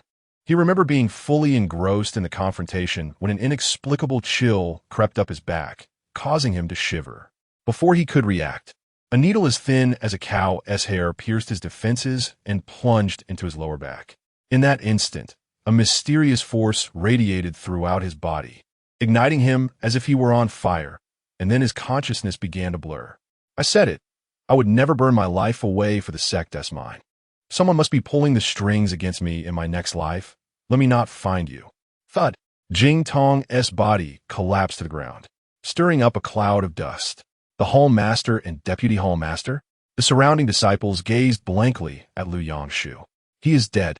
Yet, he died to protect the sect's assets, a noble and glorious death. This is the model and paragon of our kind, Lu Yangshu proclaimed loudly, pointing at Jing Tong. Yes, we shall certainly learn from the Deputy Hall Master, echoed the surrounding disciples of the demonic sect. However, within their hearts, they held great disdain. Sacrificing one's life to safeguard another's wealth. Wasn't he the Deputy Hall Master a fool? I shall report this matter to the main sect immediately. Lu Yangshu tore a corner from his robe, dipped his finger in Jing Tong's blood, and inscribed on the fabric, "The mine was ambushed." I led the crowd in a counterattack, successfully repelling the formidable enemy and severely injuring Zhao Xiaoshan. But Jing Tong was killed by Zhao Dashan due to carelessness. Jing Tong is dead anyway. What use are accolades for a corpse? Moreover, the pen remains in my hand. I shall inscribe as I please. Lu Yangshu whistled, and moments later, a hawk descended from the sky. He secured the bloodied note to one of its talons, and with a vigorous shake of his arm, the hawk soared high into the sky, vanishing in an instant. After Zhao Dashan's defeat, Chusheng swiftly returned to the alchemy chamber of the Coalbone sect. Upon entering the room, he quickly changed out of his night garb and lit an incense made from remnants of medicinal pills. The aroma wafted into the courtyard, just as a piercing white light descended from above. Chu he emerged. Who goes there? It is I. Chu Changfeng opened the door and, upon closer inspection, realized it was Zhao Dashan. He was drenched in blood, his chest heaving violently, clearly gravely injured. Hall Master? Chu Changfeng feigned surprise. What has befallen you? He wore an expression of shock. In truth, had he not played a treacherous game, how could Zhao Dashan have ended up in such a state? Zhao Dashan's countenance was clouded with anxiety. He scarcely had time to explain his own plight, urgently imploring, "Do not concern yourself with me. First, save my brother." With that, he swiftly entered the alchemical chamber, laying Zhao Xiaoshan upon the bed. Observing this, Chu Changfeng promptly approached, kneeling to assess Zhao Xiaoshan's injuries. In a short while, he garnered an understanding of the situation, multiple fractures, and some internal bleeding. Yet for a golden elixir cultivator, it was not a dire predicament. The unconsciousness was attributed to a toxic substance. Given a little time, the spiritual energy within Zhao Xiaoshan would suppress the poison, and he would likely awaken on his own. What is my brother's condition? Zhao Dashan asked, his voice laced with urgency. Is the Home Master unaware of the Deputy Home Master's injuries? Chu Changfeng inquired without lifting his gaze. Is this not a pointless inquiry? If I knew, would I be asking you? Zhao Dashan pressed on. What exactly is wrong with my brother? A flicker of brilliance passed through Chu Changfeng's lowered eyes. Since Zhao Dashan was ignorant of medical knowledge, it would be easier to spin a tale. With a sigh, he lamented, tightening Zhao Dashan's heart as foreboding took hold. He sensed that Zhao Xiaoshan's fate hung precariously in the balance. The Deputy Home Master has sustained grave injuries. His condition is critical, and he is afflicted by a potent poison. I fear his time may be limited, Chu Changfeng stated gravely. What? Zhao Dashan was taken aback, retreating several steps before regaining his composure. What were we to do? At that moment, Chu Changfeng discreetly pressed a pressure point on Zhao Xiaoshan, causing him to expel a mouthful of black blood. In truth, this act inadvertently released some of the poison from Zhao Xiaoshan's body. This is not good, Home Master. The Deputy Home Master's condition has worsened, Chu Changfeng declared hastily. Zhao Dashan's anxiety surged. You must treat him at once. If he dies, I shall ensure you pay with your life. Treatment? Without deriving benefits from you. How can I proceed? Chu Changfeng scoffed internally, though his visage betrayed a fade of difficulty. Healing was not impossible, but his resources were scant. Rare medicinal herbs were limited. What do you require? Zhao Dashan, in a state of desperation, inquired. With a serious expression, Chu Changfeng listed, I require dragon spittle herb, Millennium Ganoderma, Tianshan snow lotus, blood ginseng, purple spirit flower, dragon beard grass, 9-leaf Ganoderma, golden crow bone, jade dew immortal grass. He rattled off a litany of rare herbs, none of which were necessary for treating Zhao Xiaoshan's injuries. Zhao Xiaoshan would recover shortly without intervention. Enough, enough. Zhao Dashan felt his head spinning, hastily tossing a storage pouch to Chu Changfeng. This pouch contains all the rare herbs I have collected over the years. Take them, and please, find a way to save my brother. Chu Changfeng accepted the pouch, casting a cursory glance inside, and could not help but be inwardly astonished. The rare herbs within were indeed numerous, worth at least 50 to 60,000 low-grade spirit stones. Yet he furrowed his brow, stating, while these rare herbs are precious, they are insufficient for my needs. I can only attempt a modest remedy. However, before I attempt to rescue the Vice Home Master, I implore you, Home Master, to grant me your understanding. Should I ultimately fail to save the Vice Home Master, I kindly ask that you refrain from placing blame upon me. Upon hearing these words, Zhao Dashan's emotions began to stabilize somewhat. He realized that Zhao Xiaoshan's condition might indeed be dire, for otherwise, Chu Changfeng would not have spoken thus. Taking a deep breath, he slowly articulated, every grievance has its origin, and every debt its creditor. The true culprits are those scoundrels, Lu Yangshu and Jing Tong. Even if you are unable to cure Xiaoshan, I will never hold you accountable. Conversely, should you succeed in saving him, I shall reward you handsomely. As Zhao Dashan mentioned Lu Yangshu and Jing Tong, a palpable aura of resentment emanated from him, reminiscent of smoke billowing towards the heavens. Observing this, Chu Changfeng felt a surge of delight within, discreetly channeling his energy to silently absorb this potent resentment. What a truly benevolent individual. Not only has he bestowed upon me such rare and precious medicinal herbs, but he has also unwittingly presented me with the opportunity to harness this resentment for my cultivation. Such a generous soul is indeed a rarity, nearly impossible to find even with a lantern. Chapter 54. I, Chu Changfeng, have no conscience left. Please, Master, step outside. I require a tranquil environment. Chu Changfeng symbolically produced a few gold needles. Zhao Dashan responded, rest assured, I will not allow anyone to disturb you. I shall remain outside to guard. Should any thieves dare to intrude, I shall ensure they meet their desires. Chu Changfeng retorted, is that expression appropriate here? Nevertheless, Zhao Dashan had already exited the room, kindly closing the door behind him. Chu Changfeng mused inwardly, apologies, my brother. The thief is indeed within the room. He proceeded to set up several magical formations, then ceased his pretense and extracted all the spiritual herbs from Zhao Dashan's storage pouch. He placed 90% of the herbs into his own pouch, returning the remaining 10% back. Having secured his storage pouch, a satisfied grin spread across Chu Changfeng's face. What a profitable venture. Even after leaving behind 90% of the herbs, he still possessed nearly 50,000 spirit stones. Indeed, fortune does not come without risk, and one must seize the opportunities that arise. The gains from Zhao Dashan equate to months of toil within the sacred grounds. A sudden realization struck Chu Changfeng. Departing from this sect was undoubtedly the right choice. The constraints within the sacred grounds stifled his growth. Within the demonic sect, he harbored no fears of moral quandaries. Though he possessed a modicum of conscience, it was hardly significant. In the realm of the demonic, as long as he lacked morality, nothing could bind him. Moreover, he had a veritable money tree at that moment. Chu Changfeng's gaze fell upon Zhao Shaoshan, who exhibited signs of stirring, his eyelids twitching as if awakening. Deputy Master, you cannot recover yet. Chu Changfeng swiftly approached Zhao Shaoshan, delivering 2 swift blows that rendered him unconscious once more.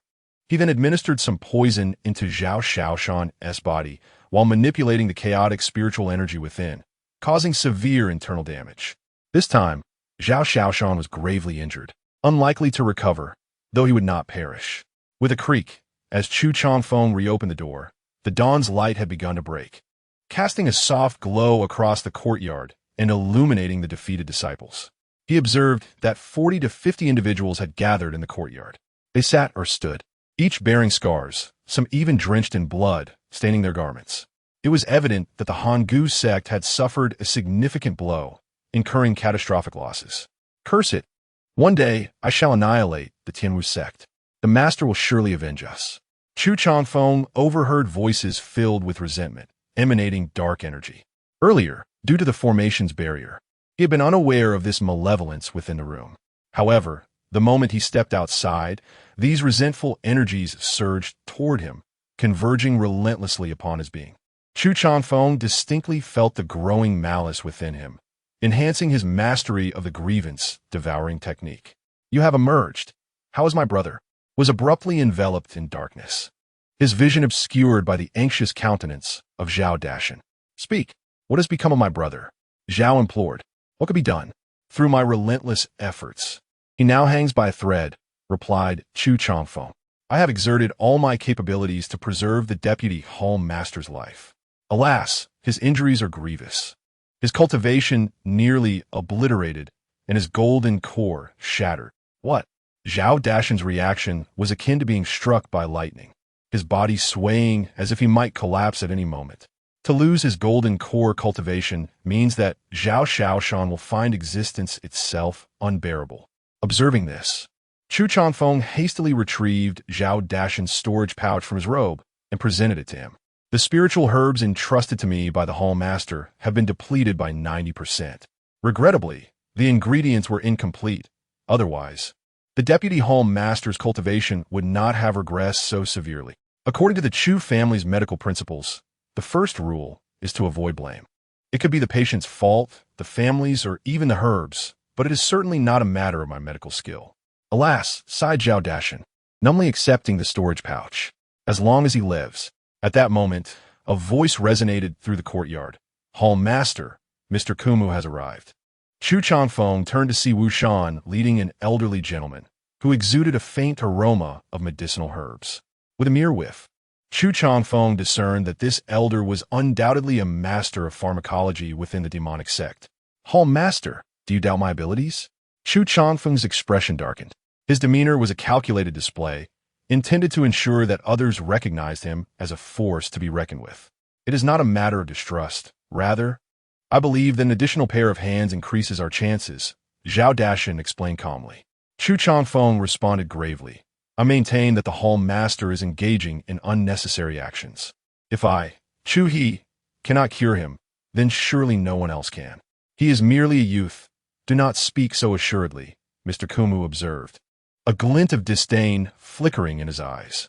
When Chu Changfeng joined the demonic sect, he meticulously fashioned himself to appear roughly 30 years of age. Yet, he appeared considerably younger than Mr. Kumu. Those I have treated, no one else can heal, Chu Changfeng said, a confident smile gracing his lips. He was acutely aware of the severity of the injuries he had inflicted upon Zhao Xiaoshan. Mr. Kumu, possessing only foundational cultivation and merely a first-tier alchemist, could hardly hope to remedy the poison administered by a second-tier alchemist like Chu Changfeng. Chu has crossed paths with Mr. Kumu, he thought. Mr. Kumu is the most formidable alchemist in Inkue City, unmatched in healing prowess. He would not have come were it not for the Deputy Hall Master's injuries. Chuhi is far too overconfident. After this encounter, he shall learn the true bounds of his abilities. In the face of surrounding mockery and skepticism, Chuhi felt not anger, but rather elation. For him to gain renown within the sect, he must attract sufficient attention and secure a stepping stone. Mr. Kumu's arrival was most fortuitous. Such arrogance. The demeanor of Chu Changfeng, indifferent to those around him, caused Mr. Kumu's expression to darken significantly, revealing his evident discontent with Chu's words. Zhao Dashan, observing this, couldn't help but furrow his brow. He deemed that this Chu he was exceedingly confident, bordering on arrogance. However, this was not the moment for such considerations. Once this matter had concluded, he would undoubtedly need to admonish Chu He, ensuring he comprehended that there are always greater heights and more formidable individuals beyond his own realm. Do not be angered, sir, Gil Xiaoshan, and the distinction between strength and weakness will be unmistakable. Mr. Kumu, please follow me. Zhao Dashan led Mr. Kumu to bypass Chu Changfeng and enter the room, their gazes instinctively falling upon Zhao Xiaoshan, who lay on the bed, as pale as a sheet, eyes tightly shut, and his breathing faint. Upon witnessing this, Mr. Kumu hastily advanced, extending his fingers to rest upon Zhao Xiaoshan's wrist, meticulously taking his pulse. Chapter 55. The Frantic Pursuit of Opportunities, sir. It has been half an hour. I have been thoroughly examined by you. What is the verdict? After a half-hour's wait, Zhao Dashan could no longer contain his anxiety. Mr. Kumu raised his head, a grave expression etched upon his face as he replied, I am powerless. The injury is far too severe.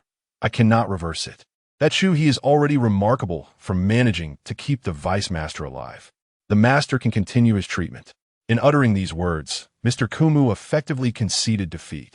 He had not anticipated that the young Chu he possessed such extraordinary medical skills. Had he been the one treating Zhao Xiaoshan, he would have given up long ago. Upon hearing this, Zhao Dashan's countenance darkened instantly, his eyes narrowing into a furious glare at Mr. Kumu. Quack! He spat vehemently.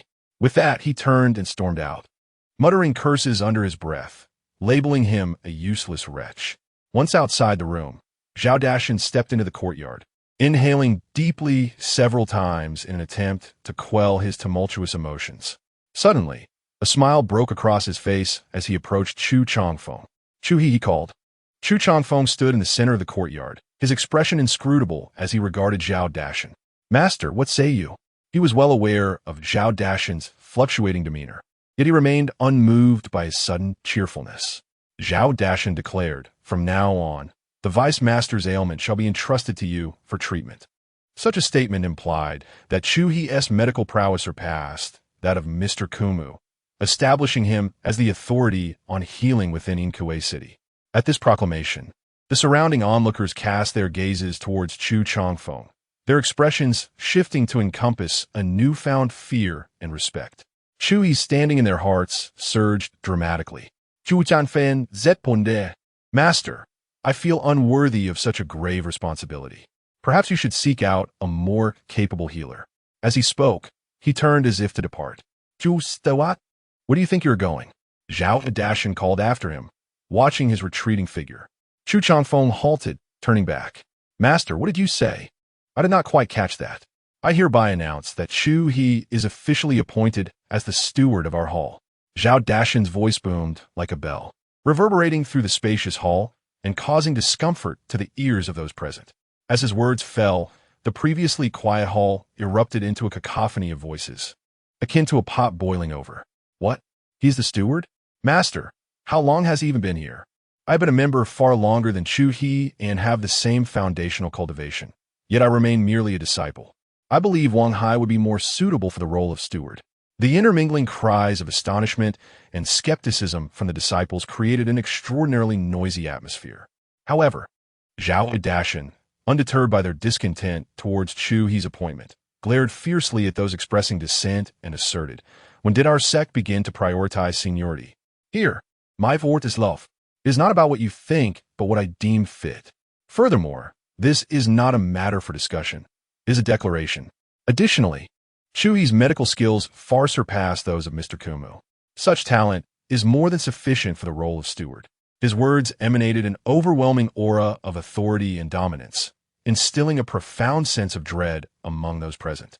In an instant, the once boisterous hall fell into an oppressive silence, with no one daring to utter a sound. The path of the demonic arts is indeed devoid of reason. Zhao Dashan observed this transformation with satisfaction, nodding before intoning gravely, "What are you all standing there for? Hurry and pay your respects to Steward Chu." The crowd, as if awakening from stupor, collectively regained their composure. "Pay respects to Steward Chu. Pay respects to Steward Chu." Chu Changfeng maintained a stoic expression, yet a sense of satisfaction welled within him. The position of steward ranked just below that of the hall master, alongside the deputy hall master, with only 5 individuals holding such titles in the hall, making him the 6th. Within the Hangu sect's branch in Inkue City, he held considerable power and influence. His plans had made initial strides, yet the path to the core of the White-Bone Demon sect remained distant. Chu Changfeng's next ambition was to ascend to the role of deputy hall master, then hall master, and, should that not suffice to breach the inner sanctum of the White-Bone Demon sect, to become the leader of the Hangu sect itself. The serious injury of Zhao Shaoshan was a crucial element of this scheme. But there are still a few individuals who harbor discontent, he mused. Despite the crowd's compliance in addressing him as Steward Chu, he keenly sensed the undercurrents of resentment emanating from certain individuals. It was evident that they harbored bitterness and dissatisfaction regarding his appointment. Without hesitation, Chu Changfeng pointed out those individuals. You, and you. What is it? The targeted individuals appeared bewildered. Chu Changfeng stated, "You are all beyond saving. Each person bore injuries, having come to seek his healing." What? The individuals were taken aback, realizing that their discontent had been unveiled. Yet, they wondered how he had discerned their thoughts. "I believe we can still be salvaged," they stammered in a panic. Chu Changfeng, growing impatient, waved dismissively. "I said you are beyond saving. Out you go." "No," they exclaimed in protest. "Did you not hear my words?" Chu Changfeng frowned. "Understood." In the next moment, a dozen disciples stepped forward and forcibly ejected the 5 individuals. Chu Changfeng smiled. Was this the essence of power? Exhilarating indeed. However, he had also made a lasting impression on the surrounding disciples of the demon sect. Chu He was perceived as narrow-minded, vengeful, and ruthless, yet possessed exceptional medical skills, making him a figure to be reckoned with. Half an hour later, all patients in the courtyard had been dismissed by Chu Changfeng. Each was given a life-burning pill. Those who could be healed were chosen, while the others were destined for burial. The realm of the demons was indeed merciless. "Is everything settled?" Zhao Dashan inquired as he watched Chu Changfeng enter the room and take a seat beside Zhao Shaoshan. "Yes," Chu Changfeng affirmed with a nod. Zhao Dashan continued, "Please, enlighten me on when Shaoshan will regain consciousness and the subsequent treatment plan." Chu Changfeng remarked, "It will only take 2 or 3 days for the Vice Hall Master to awaken, but subsequent treatment." He continued, "To restore the Vice Hall Master's health will require a considerable amount of spirit stones. I wonder if the Hall Master can accommodate this?" Zhao Dashan looked at the unconscious Zhao Shaoshan and resolutely declared, "Shaoshan is my dear brother. I would not hesitate to sell my life as treasure to ensure his recovery." Such a willingness to invest heavily? Chu Changfeng's eyes sparkled at this revelation. With the Hall Master's assurance, "I shall devote myself entirely to the Vice Hall Master's treatment. I will prepare a prescription for you." After a brief moment, Zhao Dashan scrutinized the prescription in his hands and furrowed his brow, inquiring, "How many spirit stones will this require?" Chu Changfeng replied, "Not much, merely 20,000 spirit stones." Zhao Dashan's eyelids twitched, but he gritted his teeth and said, "I will send someone to procure them." As Zhao Dashan hurried away, Chu Changfeng smirked inwardly. With both Zhao Dashan and Zhao Shaoshan alive, they could perpetually generate wealth. To resort to direct violence for riches would be akin to killing the goose that lays the golden eggs. As for the medicine for Zhao Shaoshan, 2 soul-igniting pills would suffice. Chapter 56. Zhao Qianfan. I come to repay you. When will such days come to an end? At this rate, when shall I learn of Zue's whereabouts? Zhao Qianfan, with paper wads stuffed in his nostrils, was cleaning the latrine, exuding an air of despondency. He had once contemplated leaving in a fit of rage, but ultimately his fury subsided. Greetings, esteemed steward. Greetings, esteemed steward. Suddenly, Zhao Qianfan was alerted by a commotion outside the latrine. Who could it be? He stepped outside and beheld a familiar figure, Chu Changfeng. Following him was a throng of individuals. Those who encountered Chu Changfeng along the way bowed deeply in respect, some even displaying signs of trepidation. The events of yesterday had spread like wildfire. Several individuals had met a dire fate due to their dereliction of duty towards him, ultimately perishing outside the Dan Hall. Now, within the branch hall, it was common knowledge that although Chu Changfeng's medical prowess surpassed even that of Mr. Kumu, he was also petty, vindictive, and ruthless. One should never provoke him. I am still cleaning the latrine, yet Chu Changfeng has been appointed as steward. Zhao Qianfan stood in stunned silence for a moment before regaining his composure. Zhao Qianfan, it has been quite a while. Chu Changfeng approached him with a smile. I go by Zhao. Enough. Your name holds little significance to me, Chu Changfeng interjected. I am here today for a singular purpose. What do you wish to do? A sense of foreboding stirred within Zhao Qianfan. One must not forget their friends in prosperous times. Now that I hold the position of steward, it is only natural that I extend my care towards you. And no need for that. Zhao Qianfan hastily gestured for him to stop. It was then that he noticed many of the individuals behind Chu Changfeng clutching their stomachs. He deduced that this sinister man surely harbored no good intentions. That cannot be. In order to care for you, my brothers have consumed both castor beans and fragrant melons. What? Chu, you are utterly inhumane. Zhao Qianfan trembled with rage, fully aware of the chaos that would ensue should these individuals be released. At that moment, one of the followers behind Chu Changfeng, his face contorted, declared, Steward, we can endure no longer. Then let us not endure any further. Chu Changfeng waved his hand dismissively. Release them at will. In the next instant, a dozen individuals surged into the latrine. Immediately, the air was filled with resounding rumbles. Zhao Qianfan stood at the entrance, utterly dumbfounded. What had he witnessed? Seeds were flying through the air like celestial blossoms, splattering against the ceiling. How on earth was he to clean this up? Chu Changfeng, you are truly inhumane. I will fight you. Zhao Qianfan charged at Chu Changfeng in a frenzy. With a swift motion, a gleaming long knife was drawn and pressed against Zhao Qianfan's neck. A follower by Chu Changfeng's side coldly warned, to offend the steward is to court death. Zhao Qianfan dared not advance any further, his gaze fixed on Chu Changfeng, as if flames were about to erupt from his eyes. His body emanated a palpable resentment. Chu Changfeng, however, embraced it fully, swiftly elevating his mastery of the heart-devouring technique. After a brief interval, he felt a tremor in his dantian, and the third black rune took shape. This signified that the heart-devouring technique had ascended to its third tier. Truly, the resentment generated by a genius of the Yinyang Holy Land is formidable.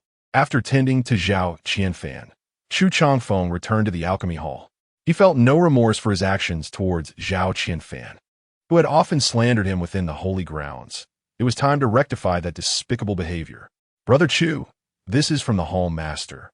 Wu Shan had been waiting at the door for quite some time, handing Chu Changfeng a storage bag. Upon receiving it, Chu Changfeng focused his spirit and discovered it contained the spiritual herbs he sought. Another 20,000 spirit stones at his disposal. Chu Changfeng felt quite pleased. However, having expended so many spiritual herbs, he needed to ensure Zhao Dashan saw some results. Returning to his chamber, he alleviated some of the toxins afflicting Zhao Xiaoshan, who soon stirred awake. I'm not dead, Zhao Xiaoshan murmured as he slowly opened his eyes. With me around, dying is hardly an option. Chu Changfeng finally spoke a truth. Vice Hall Master, please wait. I shall inform the Hall Master immediately. When Zhao Dashan learned that Zhao Xiaoshan had awakened, he trembled with excitement, rushing to his brother's room. As he pushed open the door, tears welled in his eyes. He saw his brother lying quietly on the sickbed. Though pale, he had regained some color. Zhao Dashin hurried to the bedside, grasping his brother's hand tightly, murmuring, "It was worth it, it was worth it." In the past few days, he had spared no effort to save Zhao Xiaoshan, investing a considerable amount of spirit stones and leveraging all his connections. Yet, seeing his brother open his eyes rendered all his sacrifices trivial. "Brother, you have been unconscious for 3 days. Brother, it was Chu He who saved you. Brother, your golden core has shattered, but do not worry. We shall avenge this." Zhao Dashin's voice conveyed a fierce determination and anger. For days, he had been recuperating. Rising to his feet, he approached the door and commanded the disciples outside. "Immediately summon the other elders. I have urgent matters to discuss." Before long, Wu Shan and 4 other elders hurried into the room. With everyone gathered, Zhao Dashin wasted no time and stated plainly, "Brothers, the blood of our kin must not be shed in vain. I intend to once again protect the Tianwu sect. Do you have any plans?" The others exchanged glances, momentarily silent. After all, the current circumstances were exceedingly unfavorable for them. Although the Vice Hall Master had perished, they had also lost the formidable power of Zhao Xiaoshan at the Golden Core stage, and Zhao Dashin's injuries had yet to fully heal, rendering their chances against Liu Yangshu slim. Moreover, in their last confrontation with the Heavenly Wu sect, the disciples suffered grievous losses, significantly diminishing their strength, rendering them incapable of seeking vengeance. The crowd exchanged glances, and for a moment, no one could offer a satisfactory answer. Amidst this awkward silence, Zhao Dashin suddenly spoke again, declaring that whoever could successfully exact revenge would be appointed as the Vice Hall Master, and he would personally recommend them to join the Bone Sacred Sect. The title of Vice Hall Master? All eyes turned toward Zhao Xiaoshan. You have all witnessed that Xiaoshan has nearly lost all of his cultivation and is no longer qualified to assume the position of Vice Sect Master, Zhao Dashin sighed. However, upon hearing these words, the eyes of the crowd instantly sparkled with renewed hope. The allure of joining the Bone Sacred Sect was akin to the fervent desire of disciples from the sacred land to become true inheritors.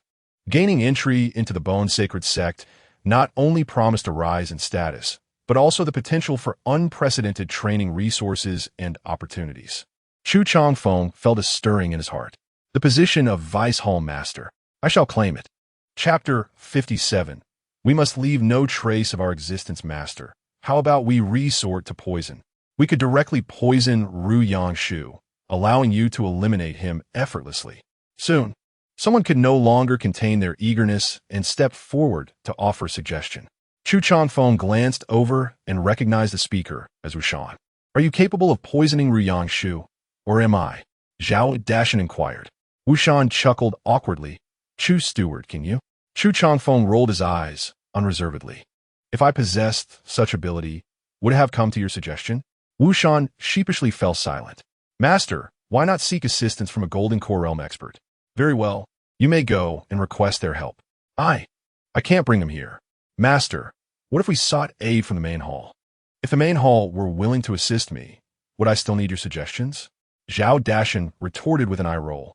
One plan after another was dismissed by Zhao Dashin, leaving the others to fall silent.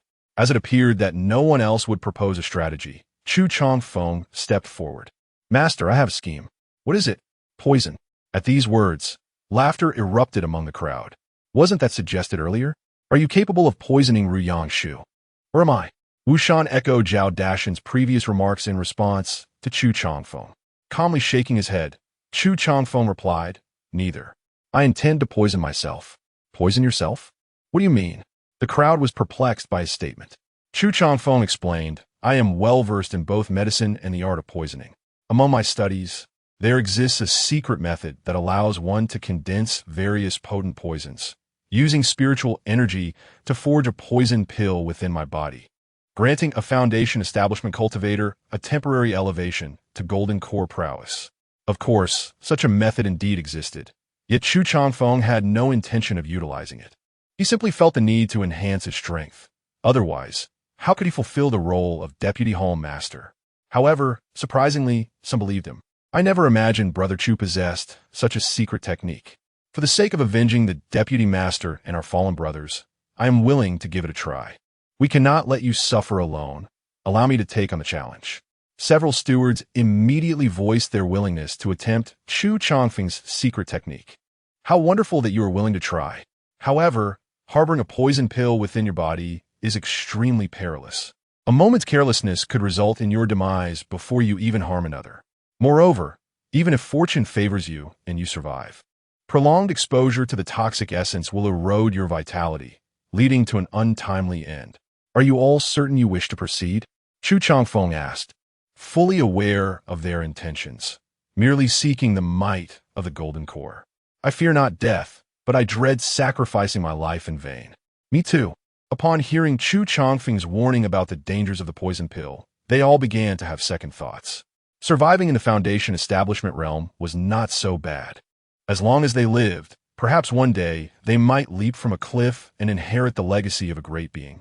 Or a rebellious saintess might cling to them desperately. Alternatively, one might consider taking a step back and seeking an old companion. Perhaps when she celebrates her 8,888th birthday, she may bestow upon herself a couple of fifth-tier treasures. Only by living can one harbor hope. Steward Chu, does this imply that you intend to personally condense the poison elixir? Zhao Dashan regarded Chu Changfeng with a penetrating gaze. Indeed, Chu Changfeng nodded solemnly, fearing that only I could continuously wield the poison elixir in battle. However, after merging with it, I might not have much time left to live. Merging with the poison elixir shortens one's lifespan, yet remaining unmerged poses no issue. Zhao Dashan inquired further, is it worthwhile? He was eager to discern Chu Changfeng's true intentions. I yearn for progress. Chu Changfeng smiled faintly, for in this life, who does not aspire to wield power over the world and indulge in the embrace of beauty? To live joyfully for a few years is certainly preferable to a lifetime spent as a steward. Chu Changfeng refrained from uttering any platitudes about dedicating oneself to the sect. If he were in the righteous path, people would believe him and even commend him. However, here in the demonic realm, to claim one's life for the sect would elicit a scoff from the dogs on the roadside. The others in the room, upon hearing Chu Changfeng's words, regarded him as somewhat mad. Yet, they found this rationale acceptable. Is it worth risking one's life for power? Undoubtedly, it is. How many demonic cultivators act with propriety? As long as one deems an endeavor worthwhile, one should pursue it wholeheartedly. Is not being a demonic cultivator about seeking pleasure? There are countless demonic cultivators more formidable than Chu Changfeng. Very well, if you can assist me in eliminating Lu Yangshu, the position of Deputy Hall Master shall undoubtedly belong to you, Zhao Dashan stated emphatically. The other stewards voiced no dissent. However, there is one matter I must inform you of. Regarding the collection of poisons, I can offer you no assistance.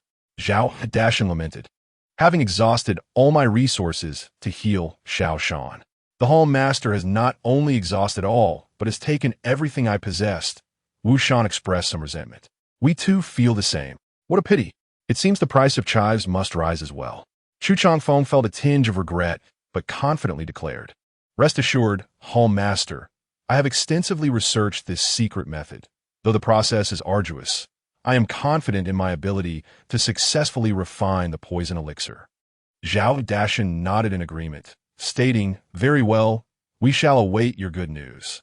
With that, he departed the pill hall with Zhao Xiaoshan and several stewards, granting Chu Changfeng a tranquil environment to focus on refining the poison elixir. Chu Changfeng set up the magical formation, retrieved the materials, and elevated the rank of his flying sword. As for refining the poison elixir, I shall practice on your grandmother's claws. As for Lu Yangshu, a single thrust of my sword shall suffice. 3 days later, Chu Changfeng's ancestral sword successfully ascended to the second tier of middle grade. At present, Chu Changfeng possesses a second-tier middle-grade flying sword, and it is time to take action. He sheathed his flying sword and meticulously attended to his appearance. His once rosy visage now appeared as pallid as parchment, with lips taking on an eerie shade of purple, reminiscent of one deeply poisoned and on the brink of demise.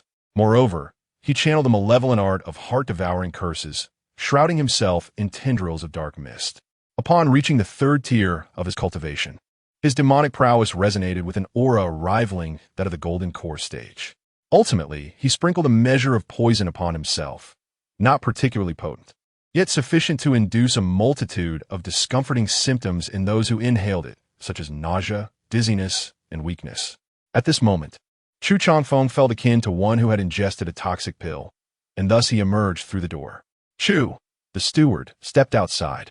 In the courtyard, several acolytes had been waiting with keen anticipation. However, as one of the acolytes, positioned dangerously close to Chu Changfeng, uttered a single word, he succumbed to the poison emanating from Chu's body, collapsing on the ground and convulsing violently. What on earth is happening? The remaining individuals were left bewildered. Do not approach me. Summon the Hall Master. Chu Changfeng commanded in a grave tone. Understood. The remaining acolytes, as if granted a reprieve, swiftly vanished from sight. At that moment, Chu Changfeng exuded an aura so sinister that they wished to distance themselves from him. Before long, the Hall Master and 5 stewards, including Wu Shan, arrived. Observing the aura of the golden core radiating from Chu Changfeng, along with the acolytes sprawled on the ground frothing at the mouth, they maintained a distance of several dozen meters, hesitant to draw near. Zhao Dashin, brimming with excitement, inquired, has it succeeded? Chu Changfeng nodded. I have not failed in my duty. Instantly, a look of rapture spread across Zhao Dashin's face. Brothers, today we have the opportunity for vengeance. Let us march toward the mine and slay Lu Yangshu. Today, we shall either emerge victorious or fall in battle, with no place to be buried.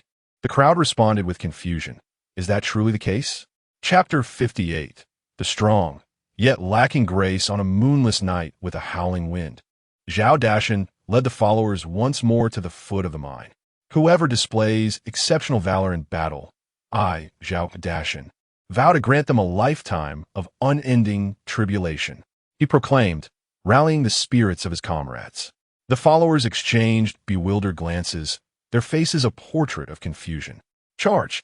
At that moment, Zhao Dashin shouted a rallying cry, brandishing a black banner as he led the charge towards the mine. What are you waiting for? Forward! Wu Shan quickly regained his composure and shouted, following closely behind. However, Chu Changfeng was not among them. He remained hidden in the shadows. According to Zhao Dashin, Chu Changfeng was the ace in the hole, to be unleashed at the critical moment to strike down Lu Yangshu with overwhelming force. Alarm! An enemy assault! The members of the Hanggu sect sensed the commotion as Zhao Dashin and his followers launched their attack. Do not panic, for this leader has anticipated such a scenario. Suddenly, Lu Yangshu, the leader of the Tianwu sect, appeared atop the mountain, standing alongside his followers, coldly observing Zhao Dashin and his band below. Zhao Dashin, you fool who knows no fear. I allowed you to escape last time, yet you dare to come here seeking death. Lu Yangshu hissed through gritted teeth, a glint of malice flickering in his eyes. Zhao Dashin, undeterred, replied defiantly, Lu Yangshu, today I shall not only seize this mine, but also slay you to avenge our past grievances. With that, he brandished the black banner and charged at Lu Yangshu. As the banner waved, dark rays shot forth, accompanied by phantoms that lunged toward Lu Yangshu. In an instant, the sky darkened, a chilling wind howled, and the cries of spirits echoed throughout the mine. Zhao Dashin, I anticipated your unwillingness to relent. Lu Yangshu observed, now wielding a soul-breaking staff. This is the trump card I have prepared for you during this time. He swung the staff with ferocity, each blow dissipating the advancing phantoms. 100 ghosts march at night. Zhao Dashin continued to summon more apparitions, encircling his adversary. He then plunged into the midst of the swirling phantoms. At this moment, neither the Tianwu sect nor the Hanggu sect could discern the figures of Lu Yangshu and Zhao Dashin. Their hearts tightened, for the outcome of their clash would determine the victor. Boom, boom, boom. Soon after, a series of explosive sounds erupted, scattering the phantoms. Almost immediately, hundreds of eyes witnessed a figure being hurled from the center of the explosion, crashing heavily to the ground. It was Zhao Dashin. A gaping wound marred his abdomen, blood gushing forth in torrents. Zhao Dashin, you truly are a mad dog. Yet, you have been defeated. Today, you cannot escape death. In the next moment, Lu Yangshu appeared, suspended in the air, looking down upon Zhao Dashin from a commanding height. At this moment, he found himself in a dire predicament. His right hand was severed at the root, blood flowing incessantly, while his left hand clutched a broken, soul-hitting staff, his breath considerably weaker than before. He had plummeted from the mid-stage to the early stage of the Golden Core realm. Although he had triumphed over Zhao Dashin in their battle, it was a Pyrrhic victory. Ha ha, Lu Yangshu, this time I have won, Zhao Dashin cackled. Chu He, it is your turn to strike. An ominous premonition surged within Lu Yangshu. Suddenly, he hurled a half-staff like a dart toward Zhao Dashin. Yet, in the next moment, a figure stood before Zhao Dashin, firmly grasping the broken staff. It was none other than Chu Changfeng, another Golden Core cultivator. Lu Yangshu's pupils constricted. This individual emanates a subtle sense of danger. Should I engage him now, I would only possess a 70% chance of victory. No, I cannot act. What is the difference between a 70% chance and certain death? If I can lure him into the formation I have meticulously prepared, I would have at least a 99% certainty of slaying him. After all, he is merely an early-stage Golden Core cultivator. Lu Yangshu's thoughts raced, and he swiftly made his decision to flee. In the blink of an eye, he had retreated several hundred meters. This old fox is truly cunning, Zhao Dashin cursed. I will pursue him. Chu Changfeng pursued closely behind. He chased. Lu Yangshu fled. Unbeknownst to them, they had traversed over 20 miles to a secluded valley. Foolish creature, you think you can escape my pursuit? Suddenly, Lu Yangshu ceased his flight, and with his left hand, he executed a spell, unleashing a stream of light that struck the ground. Immediately, the mountains illuminated with brilliance, with a flurry of shimmering lights. A grand formation took shape, enveloping Chu Changfeng within its confines. Is this your trump card? Chu Changfeng inquired nonchalantly. Lu Yangshu replied with a cold smile, indeed. I anticipated your retaliation, thus I invested considerable resources to establish this formation, specifically to eliminate you. Unfortunately, Zhao Dashin did not follow, but it matters not. Once I dispatch you, I shall return to deal with him. Chu Changfeng curiously surveyed the formation, realizing that it possessed remarkable qualities, capable of channeling the malevolent energies of the earth for the user's command. Do not be deceived. Even a late-stage Golden Core cultivator would struggle to breach this formation. Furthermore, beyond this formation lies an illusion array shrouding the valley, ensuring that even if someone attempts to assist you, they will not arrive anytime soon. Upon hearing this, Chu Changfeng's eyes sparkled with delight. This was indeed splendid news. Thus, he would not need to worry about anyone discovering his use of the flying sword. There may yet be someone capable of unraveling your formation, Chu Changfeng remarked mysteriously. What do you mean by that? Lu Yangshu responded, momentarily taken aback. However, before Lu Yangshu could finish speaking, Chu Changfeng suddenly bowed deeply behind him, his eyes gleaming with joy as he exclaimed, Ancestor, you have finally arrived. This unexpected gesture left Lu Yangshu bewildered, enveloped in confusion. A cultivator of the Golden Core realm calling out for an ancestor. Who would not be astonished? Could it be that Zhao Dashin and the others had a backup plan? Instinctively, Lu Yangshu turned to glance in the direction where Chu Changfeng was bowing. Yet he discerned no presence. This is bad. In the depths of his mind, Lu Yangshu pondered. An ominous premonition surged forth. A sudden chill enveloped him. He scarcely had time to react before a flash of cold light pierced through his abdomen, the ancestral sword shattering his golden core, its fierce energy rampaging within him, siphoning away his vitality. Gush, gush, gush. Numerous wounds erupted across Lu Yangshu's body, blood gushing forth like a fountain, splattering onto the ground around him. Weakly, he knelt, fixating on Chu Changfeng, and managed to force out words through gritted teeth. Your true cultivation lies at the mid-stage of the Golden Core, and you are a sword cultivator. The ancestral sword danced around Chu Changfeng, and Lu Yangshu could now sense the true depths of his opponent's power. Chu Changfeng nodded. A mid-stage Golden Core sword cultivator could indeed vanquish one at the late stage. You are undeniably far stronger than I, yet you still resort to treachery. Lu Yangshu roared, consumed by rage. His anger stemmed predominantly from the realization that his adversary was undeniably superior, yet still chose to deceive him. Is there not a shred of dignity in your strength? Chu Changfeng, however, maintained an air of calmness. In the hunt, even a lion exerts its full strength against a rabbit. Deception is but a facet of my prowess, My actions towards you are steeped in respect, devoid of any contempt. I respect your grandmother. Lu Yangshu gasped, his voice laced with venom. I curse you to grow taste buds at the end of your intestines. I curse your posterior to split horizontally. I curse you to bear 8 sons, none of whom are truly yours. I curse you to remain at the golden core stage for all your days. Chapter 59. What is the title of a steward? Is the deputy hall master. Lu Yangshu incessantly cursed Chu Changfeng, his resentment surging forth, dark and purplish. Such pure malice. Chu Changfeng's eyes brightened, and he took the initiative to employ the heart-eating malice technique to absorb his opponent's resentment. His mastery of this technique began to ascend once more.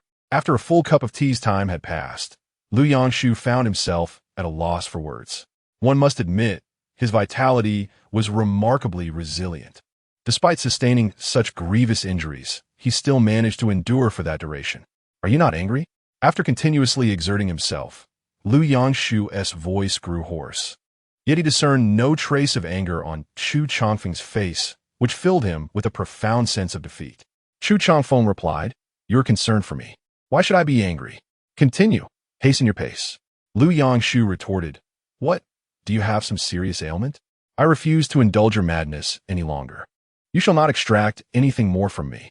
In the next moment, a gaping hole erupted in his chest, and he perished, utterly defeated. Lu Yangshu realized that Chu Changfeng had spared him for some ulterior motive, and he directly used his dwindling spiritual energy to take his own life. What a pity for such a resentful soul. Chu Changfeng shook his head regretfully, then sprinkled some poison on Lu Yangshu's corpse to disguise it as a death by poisoning, wrapping it in a cloth before departing the scene. After losing Lu Yangshu's protection, the guards of the mine were like a ship without a captain, their morale plummeting and combat effectiveness sharply diminished. Faced with Zhao Dashan and numerous adherents of the Hanbon sect, their defenses crumbled rapidly, retreating in disarray. The mine was soon occupied by the Hanbon sect. However, they did not rejoice, for they were acutely aware that this victory was merely temporary.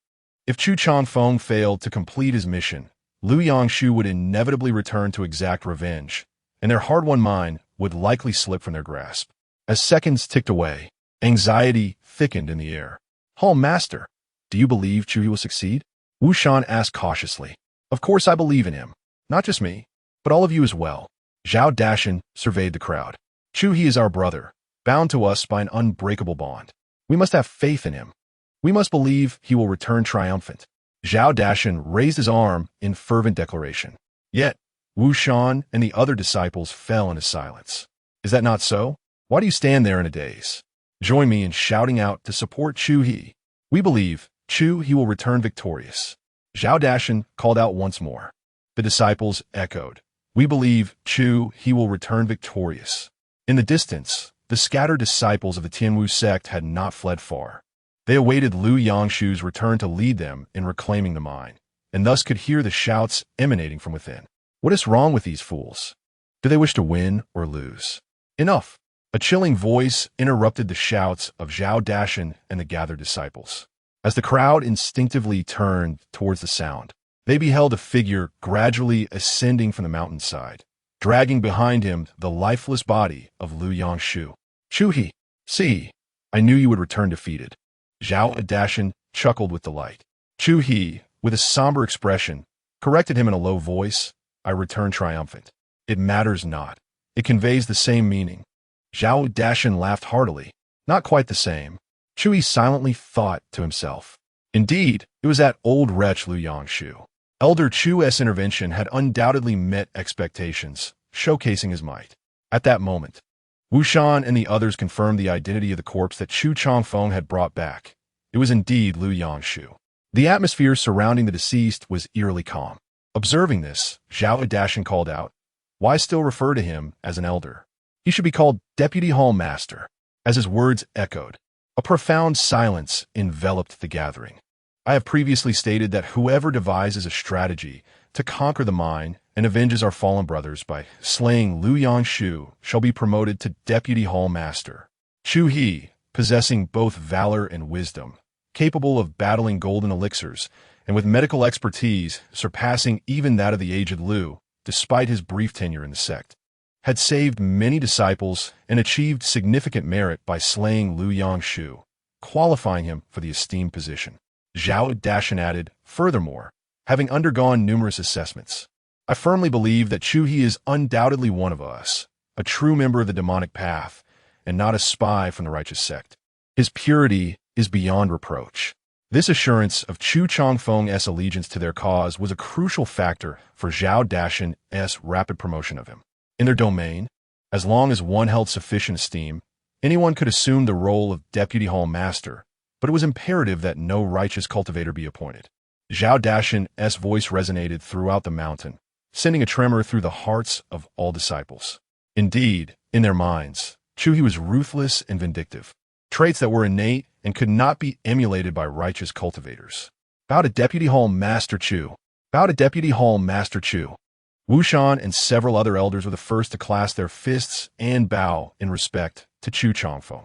They understood that the matter had progressed to this point, and Zhao Dashan would not alter his decision. Under such circumstances, no one wished to provoke this ill fate or offend either Chu He or Zhao Dashan, especially Chu He, who harbored a remarkable grudge. I have become Deputy Hall Master. Chu He inhaled deeply. His next ambition was to ascend to Hall Master. Zhao Dashan, how shall I orchestrate your demise? Poison? Assassination? Entering a state of madness? Chu Changfeng's gaze fell upon Zhao Dashan. Suddenly, Zhao Dashan flinched. Do you not feel a pair of eyes watching us from the darkness? What? Where? Could there be a formidable foe from the Tianwu sect lurking in the shadows? The disciples of the Hangu sect immediately became vigilant. Hall Master, I believe it may be a mere illusion stemming from your grievous injuries. Perhaps we should return to the hall, where I can attend to your wounds, Chu Changfeng suggested. Zhao Dashan replied, agreed. The Deputy Hall Master's suggestion is indeed prudent. A day later, Zhao Dashan once again arrived at the Dan Hall and sought out Chu Changfeng. Chu he began. You may not be aware that only those who attain the position of Deputy Hall Master or higher may officially become disciples of the White Bone Sacred Sect and gain access to its resources. I have submitted your application, and it should not be long before you receive a response. There should be no unforeseen complications. Zhao Dashan brought forth the news that Chu Changfeng yearned to hear most. Hall Master, I have heard that becoming a disciple of the sacred sect grants one the privilege to participate in the sacred rite. Chu Changfeng's expression was one of intense desire. The sacred rite, as mentioned by Chu Hachuan, referred to the white bone offering, during which the disciples of the white bone demon sect would present sacrifices to their revered bone demon god, beseeching for blessings. By participating in the sacred rite, Chu Changfeng would be able to uncover the location of the white bone sacred land and summon powerful beings from the Yin-Yang sacred land to rescue disciples like Ziyue. Zhao Dashan raised an eyebrow. Who did you hear this from? A sense of unease gripped Chu Changfeng's heart. Trouble was looming. Chapter 60. Teammate to my granary, is it that big mouth from Wushan? Just as Chu Changfeng pondered how to respond, Zhao Dashan suddenly spoke. At first, Chu Changfeng instinctively wanted to answer yes. However, if Zhao Dashan had not disclosed any information about the bone sacrifice to anyone, what if he was testing him? After a moment of contemplation, Chu Changfeng shook his head, indicating that the Hall Master should not probe further. To be honest, I have a friend whose identity I cannot reveal. Yet, he possesses considerable cultivation and extensive knowledge, not only about the Bone Holy Sect, but also about the affairs of other sections.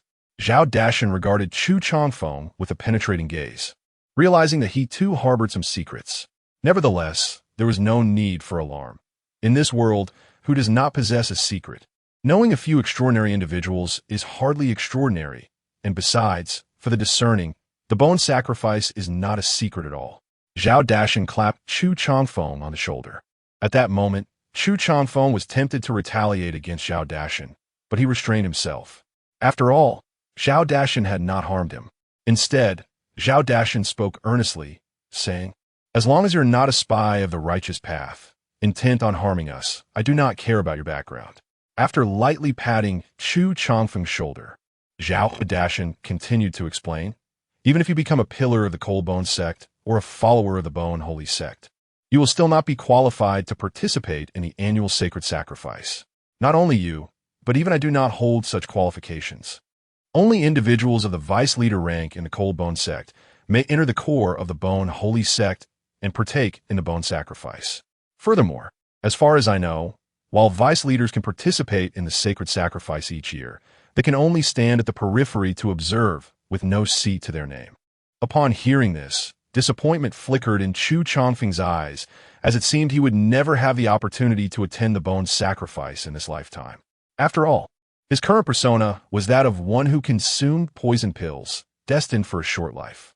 Of course, he still had ways to explain this issue later.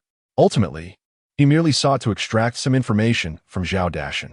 Zhao Dashan, after a moment of silence, replied, "Indeed, there is no hope, as your body is ravaged by the poison pill, leaving you with only 2 or 3 years to live. Moreover, ascending to the vice leader rank is no trivial matter. One must achieve great merits. For instance, if you were to eradicate all sects within Kuei City and consolidate all resources, it would only then be possible for our cold bone sect to dominate. Yet, this is an impossible feat unless it is accomplished by a nascent soul cultivator. Who could possibly achieve that?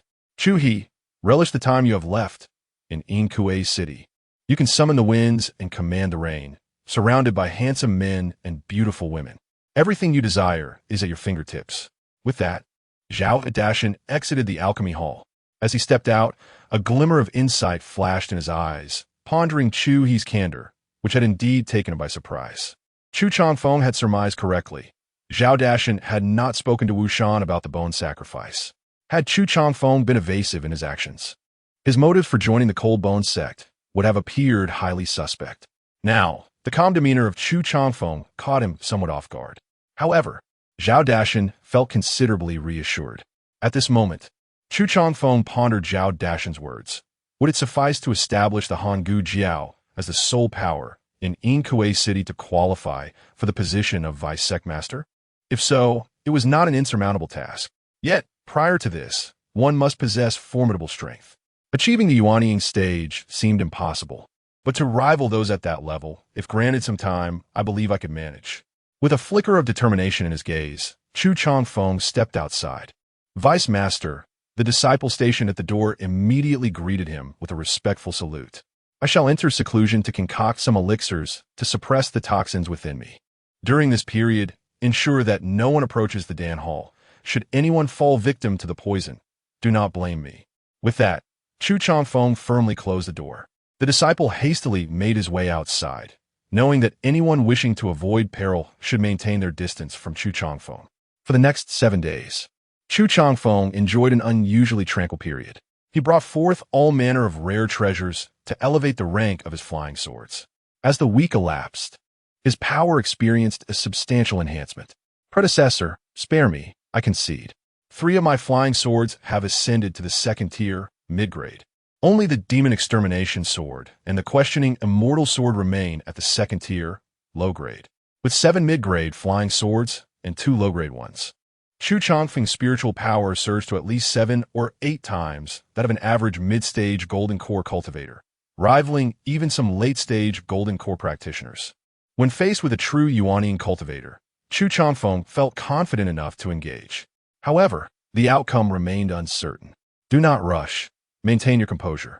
Once the Demon Extermination Sword and the Questioning Immortal Sword ascend to mid-grade, I shall attempt to forge a high-grade flying sword. At that juncture, I could easily annihilate ordinary Yuanying cultivators." Chu Changfeng began to strategize. Yet, after calculating, he shook his head in resignation. The rare treasures he had brought from the demon realm were exhausted. To elevate the flying swords further, he would require a substantial amount of rare materials. Where would he procure them? That was a dilemma. Furthermore, he was out of spirit stones, possessing only some spiritual herbs worth 70 to 80,000 spirit stones, which would take time to utilize. He was still unfamiliar with the demon realm, and converting these spiritual herbs into the rare treasures he needed would demand further time. Is there not a veritable treasure trove beside me? Suddenly, Chu Changfeng recalled someone. Zhao Qianfan, the grandson of the Thunder Peak's master, was a formidable cultivator in the ascended stage, with profound resources. Moreover, Zhao Qianfan was cherished by that powerful ascendant, thus immensely wealthy. As the saying goes, While teammates stockpile provisions, I stockpile armaments, my allies and my granaries. I shall seek to borrow some resources from Zhao Qianfan. With that thought, Chu Changfeng sheathed his flying swords, dismantled the formation, and stepped out into the courtyard. Congratulations, Vice Master, on your emergence from seclusion. Your prowess has greatly advanced. The disciples in the courtyard greeted him promptly. During my seclusion, has anything of note transpired? Chu Changfeng inquired. A few days prior, the master visited but refrained from disturbing you during your seclusion, indicating that he would speak with you upon your emergence regarding a matter of great importance. I'm now aware. Chu Changfeng departed from the Dan Hall, making his way towards the villa where the Zhao brothers resided. An unsettling premonition lingered in his heart, suggesting that significant events were on the horizon. Chu He, you have emerged from your seclusion. The Zhao brothers, Zhao Dashan and Zhao Xiaoshan, were present in the courtyard and immediately noticed his arrival. Zhao Dashan's face broke into a smile, observing the submaster's listless demeanor. It seemed that this period of seclusion had yielded no fruitful results. Indeed, Zhao Xiaoshan interjected eagerly, Chu, my elder brother meant to convey that you appear radiant and rejuvenated. This time in seclusion must have been quite fruitful. Chu Changfeng could no longer bear to watch Zhao Xiaoshan struggle to articulate. Yes, Zhao Xiaoshan nodded emphatically. Chu Changfeng replied, I indeed gained something from this seclusion, exhausting my resources to extend my life by 2 years. Upon hearing this, Zhao Dashan's expression transformed into one of astonished delight. It was indeed a most unfortunate circumstance. Is this true? He inquired. Chu Changfeng responded, Master, are you pleased or displeased with my extension of life? Chapter 61. I, Chu Changfeng, A.M., the most trustworthy Zhao Dashan, chuckled heartily, clearly pleased that the deputy leader could prolong his life. You are well versed in literature, yet often misuses idioms, he remarked. Chu Changfeng, Zhao Xiaoshan corrected him, saying it's not that, it's a lack of knowledge. Superficial. Indeed, Zhao Xiaoshan nodded emphatically once more. These two brothers were truly a perfect match. Chu Changfeng chose not to engage in further debate. Leader, I have heard from my subordinates that you have something important to discuss with me? Chu Changfeng inquired. It is good news. From this day forth, you shall be a disciple of my White Bone holy sect, the backbone of the Cold Bone sect, Zhao Dashan proclaimed, producing a token from his storage pouch and handing it to Chu Changfeng. Chu Changfeng looked down to see the token inscribed with Yi Hong Lu. A first-class VIP? Not quite. Is the headquarters of the White Bone holy sect located in Yi Hong Lu? Ah, I grabbed the wrong one. Zhao Dashan swiftly exchanged the token for another. Upon examining the new token, Chu Changfeng noted that the front displayed a throne of white bones, while the back bore the characters Chu He. This is your identification token. Be sure to keep it safe, Zhao Dashan cautioned earnestly. Absolutely, Chu Changfeng replied with equal gravity. Furthermore, I have both good and bad news to share. Which would you prefer to hear first? Zhao Dashan continued. To be honest, Chu Changfeng had not anticipated such a choice. Let's hear the bad news first. Zhao Dashan sighed. The bad news is that I plan to resign from my position as leader and seek a nominal role at the headquarters, taking my brother to seek medical treatment and find a way for him to regain his cultivation. Additionally, I have recommended you for the position of leader of the Cold Bone sect's in Kuei City branch. After all, your cultivation is the highest among the branch members, and your talents, though slightly beneath mine, make you the best candidate. Chu Changfeng, ISNT this, in fact, rather good news. After becoming the deputy leader, Chu Changfeng had been contemplating an opportunity to eliminate Zhao Dashan and ascend to the position of leader himself. If it weren't for his recent focus on refining his flying sword, he might have taken action sooner. Now, Zhao Dashan had voluntarily stepped aside and recommended him, which certainly saved him considerable trouble. However, the headquarters has rejected my proposal and has decided to send an elder to take on the role of leader. This news was undeniably disappointing. Chu Jianfen Zhao Wen, just as he thought he was about to clear one obstacle, another emerged. Chu He, you must be cautious. The new leader is named Feng Lun, a cultivator in the mid-stage of the Golden Core realm, nearing the late stage. His temperament is dark, and his methods are ruthless. Do not offend him, Zhao Dashan warned solemnly. I will remember that. Chu Changfeng thought to himself, No matter if you are Feng Luan, Ma Luan, or even Napoleon, those who stand in my way shall perish. Leader, what then is the good news? Chu Changfeng inquired again. Before Zhao Dashan could respond, he smiled first. The good news is that through this life-and-death battle, I have gained new insights and am on the verge of breaking through to the late stage of the Golden Core. What kind of good news is that? What relevance does it have to me? In the heart of Chu Changfeng, there was a secret disdain. Yet his countenance bore an expression of feigned surprise as he clasped his fists in congratulation, saying, I extend my early congratulations to Home Master Chu, he for his breakthrough in cultivation, achieving the late stage of the Golden Core realm. This is unacceptable, absolutely unacceptable. Zhao Dashan replied, though his triumphant laughter betrayed his true feelings, revealing that it was, indeed, quite acceptable. Upon departing from Zhao Dashan's villa, Chu Changfeng sought out Zhao Qianfan. Chu He, how dare you come to see me again? Do you know that after your last visit, I went 3 whole days without food? Now, the mere sight of the melon makes me want to retch, Zhao Qianfan lamented, his resentment palpable and a dark aura emanating from him. Chu Changfeng smiled faintly. Disregarding Zhao Qianfan's complaints, are you truly considering departing from your current position? I assure you, you shall suffer no more. Zhao Qianfan's eyes brightened, his grievances dissipating instantly. Really? He inquired, curiosity piqued. Of course it is true.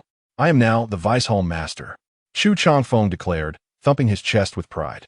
Would you truly be so benevolent? You, the one who plunders like a passing goose, must have some ulterior motive, Zhao Qianfan said suspiciously, eyeing Chu Changfeng warily.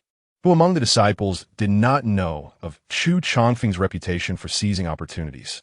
Many had fallen victim to his schemes, and none had ever heard of anyone benefiting from dealings with him. Unfazed, Chu Changfeng replied, I do indeed have a request. I merely wish to engage in a fair exchange with you. What do you desire? Zhao Qianfan asked cautiously, arms crossed. Chu Changfeng then stated, at this moment, you possess a round head and a beard. Do you truly believe yourself to be astute? He continued, I harbor no interest in you personally, but seek to trade for some rare treasures. With no one around, he handed Zhao Qianfan a list detailing the exotic items necessary for elevating the grade of his flying swords. A quantity sufficient to elevate all 9 of his swords to the 2nd-tier upper grade. Such a quantity? Zhao Qianfan's brow furrowed. Just tell me if you have them. Not that many. Zhao Qianfan replied after a careful examination. What do you possess? He promptly marked the items he had. Chu Changfeng's eyes gleamed. This fellow was indeed wealthy beyond comprehension. The rare treasures Zhao Qianfan owned were sufficient to elevate all of Chu Changfeng's remaining flying swords to the 2nd-tier middle grade, with one sword achieving the 2nd-tier upper grade. If converted to spirit stones, this would amount to at least 200,000 low-grade spirit stones. Very well, let us exchange, Chu Changfeng decided resolutely. Suddenly, Zhao Qianfan sneered, why should I trade with you? The more you desire, the less you shall obtain. Unfazed by the threat, Chu Changfeng retorted, do you not wish to change your position? I do not, Zhao Qianfan replied defiantly. No matter, I shall send someone tomorrow to find 1,000 individuals to consume castor beans, watermelons, muskmelons, bitter melons, and the like, forcing them to visit the restroom continuously for 12 hours. You shall be the one to clean up afterward. Hiss, are you a demon? Zhao Qianfan gasped, envisioning the horror as a shiver ran down his spine. After swallowing hard, Zhao Qianfan relented. What can you offer in exchange? I certainly will not accept a loss. Chu Changfeng smiled faintly. You may inquire around. I am known for my integrity. As he spoke, he produced a flower that emanated a soft lavender glow and a delicate fragrance. Just a whiff of this flower's scent invigorated the senses.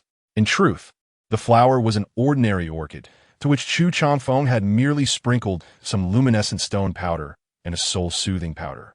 Yet, it bore an uncanny resemblance to the 4th-grade spiritual herb, Ziyu Yulan. Even a true alchemist would find it challenging to discern any flaws from its appearance. This is... Zhao Qianfan's pupils constricted in surprise. The 4th-grade spiritual herb, Ziyu Yulan? Chu Changfeng's eyes sparkled. I did not realize you had such discerning taste. Zhao Qianfan replied. Of course, I once encountered such a thing in my grandfather's treasure trove, tucked away in a corner. Chu Changfeng felt a twinge of envy. He wished for a grandfather like that, so he wouldn't have to struggle so hard. Zhao Qianfan continued. If you were to trade that Ziyu Yulan flower for my rare treasures, I could accept. But this flower isn't counterfeit, is it? Chu Changfeng patted his chest, declaring, I, Chu Changfeng, swear to the heavens. If this Ziyu Yulan is fake, I am willing to pay tenfold for my deceit. Should I break this vow, may taste buds sprout from the end of my intestines. Chapter 62. Chu Changfeng, you are simply inhumane. What a poignant oath this is. Upon hearing Chu Changfeng's words, Zhao Qianfan suddenly felt a wave of nausea. Just tell me whether you can accept it, he said. Chu Changfeng continued. Or should I make a solemn vow? If I fail to fulfill my promise, may I be struck by lightning, live in solitude until old age? Or be crushed by a dump truck upon stepping outside? What is a dump truck? Zhao Qianfan inquired, curiosity evident in his expression. Chu Changfeng replied. It is a magical contraption that allows an ordinary person to traverse 1,000 miles a day while carrying thousands of pounds. Such a thing exists? Zhao Qianfan pondered whether he should accept the proposal. He fell silent, weighing the pros and cons. Even if I agree to Chu Changfeng's demands and hand over those rare treasures, it matters little. I have no use for those peculiar artifacts. They merely gather dust. And they are not lost, but transformed into the company of Ziyu and Yulan. More importantly, I could exchange them for a better position, liberating myself from this wretched place. In truth, I would be the one gaining. With a resolute heart, Zhao Qianfan finally declared, Fine, I agree to trade with you. I can provide you with those rare treasures you seek. Excellent. I knew you would make the right choice, Chu Changfeng responded, a satisfied smile gracing his face. He then led Zhao Qianfan to an abandoned warehouse. With a swift motion, Chu Changfeng produced several array plates and placed them within the room. As these plates were activated, a faint glow enveloped the entire space, creating an atmosphere of isolation. Zhao Qianfan suddenly felt a surge of tension. Do not be alarmed. I have no intention of harming you for your treasures. I simply wish to conduct our transaction without interruption. After all, the abundance of rare items could cause fluctuations in spiritual energy, easily drawing attention. Chu Changfeng reassured him. Now, we may proceed with the trade. A subtle smile played on Chu Changfeng's lips as he regarded Zhao Qianfan. Nodding in response, Zhao Qianfan promptly took out his storage bag. With a resounding clatter, a multitude of rare treasures cascaded from the bag, covering the floor. Each item shimmered with light and spiritual power, dazzling the eyes. Chu Changfeng's eyes widened with excitement, his breath quickening. These treasures were precisely what he needed. In the next moment, he eagerly gathered all the rare artifacts into his own storage bag, exhilarated. The value of these treasures was worth hundreds of thousands of spirit stones. He could scarcely fathom the time and effort it would take to acquire them elsewhere. Chu Changfeng, do not forget your promise. Zhao Qianfan warned gravely as he watched Chu Changfeng collect the treasures. Rest assured, I would never forget. I will find you a suitable position shortly. Chu Changfeng replied with a slight smirk. Is it truly that simple? Zhao Qianfan's gaze was fixed intently on the purple Yuyo orchid in Chu Changfeng's hand, seemingly dissatisfied with his response. Of course, that was not all. Chu Changfeng glanced at the orchid, which he had painstakingly acquired, and now it belonged to you. Before he could finish his thought, he swept his arm and casually tossed the purple Yuyo orchid to Zhao Qianfan, as if discarding refuse. Be careful not to damage my treasure. Zhao Qianfan, startled by this action, hurriedly reached out to catch it. Once he firmly grasped the orchid, he breathed a sigh of relief. Thankfully, it landed safely, unharmed. However, Zhao Qianfan failed to notice that Chu Changfeng had said painstakingly acquired rather than painstakingly obtained. A single word made all the difference. I truly did not expect you to honor your promise. Zhao Qianfan looked deeply at Chu Changfeng, his expression complex. Chu Changfeng's reputation within the Holy Land was far from favorable. He was regarded as a cunning and shameless scoundrel, someone even dogs would turn away from. I previously mentioned that I am a person of my word. What I say, I will certainly do. It is merely that you all view me through a tinted lens, causing you to perceive my actions as wrong. Prejudice in the heart is indeed a towering mountain. Chu Changfeng gestured, retracting the formations he had set up around them. Zhao Qianfan's eyes flickered. Chu Changfeng's words resonated with him. It seemed that perhaps Chu Changfeng was not as despicable as he had presumed. By the way, these are also yours. Suddenly, Chu Changfeng tossed down an object. What is this? Zhao Qianfan instinctively reached out to catch it. What the hell? Upon recognizing the item in his hand, Zhao Qianfan was instantly astonished, his eyes nearly bulging out. It was a bouquet of flowers. All purple Yuyo orchids. A full 10 of them. All for me. It was important to note that 10 purple Yuyo orchids were worth at least 3 million low-grade spirit stones. A sum he could not afford even if he emptied his pockets. Indeed, they are all yours. For every falsehood, I shall compensate tenfold. I've kept my word. From this point on, we owe nothing to each other. Tenfold compensation? What the hell? Zhao Qianfan was initially taken aback. Then he shoved the blue flowers into his mouth and bit down hard. Damn, there was no spiritual energy at all. These were just ordinary orchids. What about the others? Zhao Qianfan bit into each flower as though he were chewing a peony, and ultimately, the last remnants of hope shattered within him. No effect. They're all just plain orchids. Chu Changfeng, you deceive me.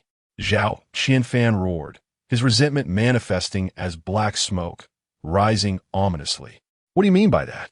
This was clearly a fair trade. How could I have deceived you? Chu Changfeng furrowed his brow. Moreover, you accepted my earlier offer of tenfold compensation. I have fulfilled my promise, and this transaction is concluded, which I find quite delightful. Delightful, you say? Zhao Qianfan retorted. You profited immensely, of course you're delighted. But I've been duped by you. Zhao Qianfan, cease your unreasonable commotion. Chu Changfeng remarked, his brow furrowed. I am undeniably the victim here.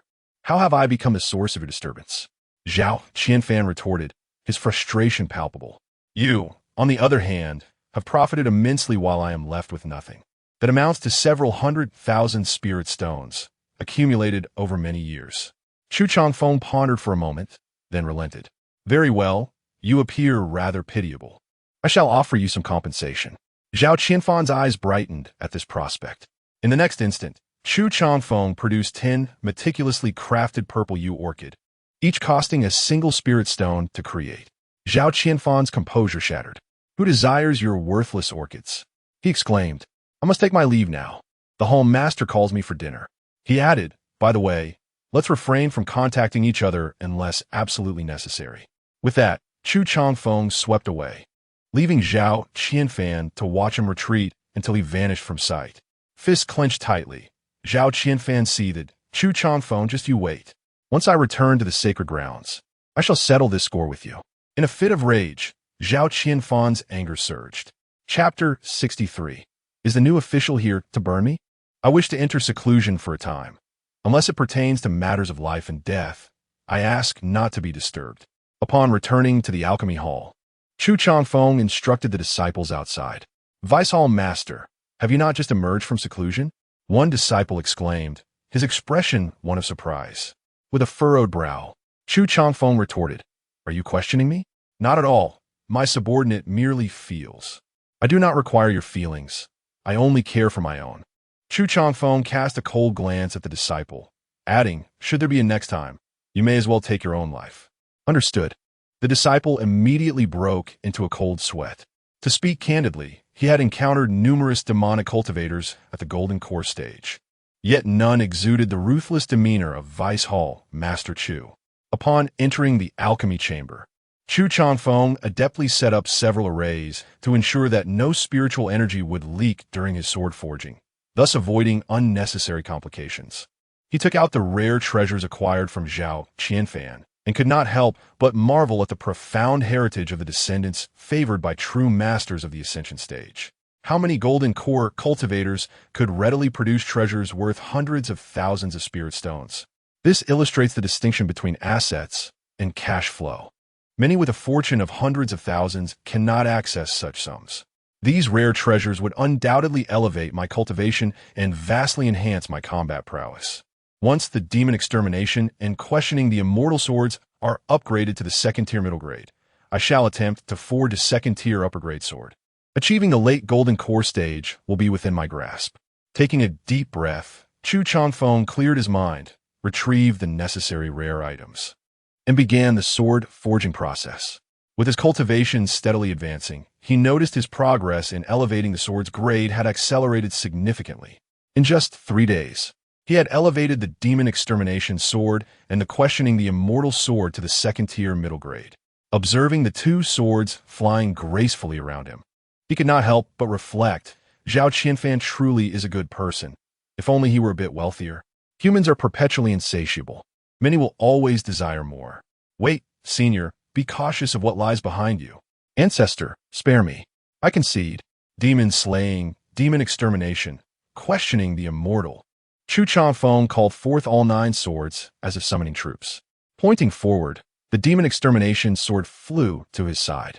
With Zhao Qianfan possessing a thunder attribute spiritual body and having received the legacy of the Thunder Peak, he had an abundance of rare treasures of the thunder attribute.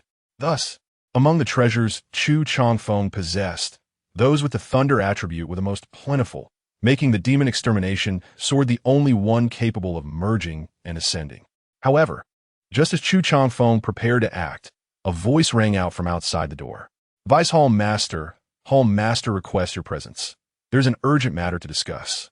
Zhao Hadashin seeks me? Chu Changfeng furrowed his brow, sheathing the swords and hastening towards the door. Did the Hall Master mention the nature of the matter? He inquired of the disciple outside. The disciple shook his head. The Hall Master did not disclose the reason, but seemed quite anxious and insisted that you must go. In the main hall, Chu Changfeng saw Zhao Dashin standing before an elder, seemingly introducing the circumstances of the branch hall to him. The old man, clad in plain garments, with a head full of white hair and a prominent hawk-like nose, listened attentively to Zhao Dashin's narrative. Occasionally, he would nod in agreement or interject with inquiries regarding specific matters of the division hall. Chu Changfeng surmised that this elder was the chief hall master, Feng Lun, dispatched by the main hall, and also a potential obstacle on his path to success. Zhao Dashin noticed Chu Changfeng and waved towards him, announcing Hall Master Feng. Our division's Vice Hall Master has arrived. As Chu Changfeng prepared to approach, he was abruptly halted by the elder's voice. Let the unrelated individual wait here. Zhao Hall Master may continue discussing the affairs of the hall with me. Upon hearing this, Zhao Dashin's expression shifted slightly, and he quickly clarified, Hall Master Feng, Chu he is not an unrelated person. He is our division's Vice Hall Master and will jointly govern the division with you in the future. Chu he is astute and capable, having successfully eliminated the Hall Master of the Tianwu sect, Liu Yangshu. His contributions are undeniable, and I believe he will become your right-hand man. How dare he presume to share governance with me? Feng Luan's disdain was palpable as he retorted, to my knowledge, this Chu he is merely a fleeting wretch, having barely attained the Golden Dan stage through toxic elixirs. Essentially, he remains a mere ant at the foundation establishment level, hardly worthy of consideration. Feng Luan made no effort to conceal his contempt for Chu Changfeng. Zhao Changlau's demeanor darkened at this blatant disrespect. He addressed Hall Master Feng. Chu he has shed blood for us and rendered significant service. How can you belittle him so? Yet, Feng Luan dismissed Zhao Changlau's words with indifference, replying coolly, the position of Vice Hall Master is of utmost importance to me. I cannot appoint just anyone. As the saying goes, a new emperor brings new courtiers, Hall Master Zhao. I trust you understand this principle. This old man intends to remove me outright.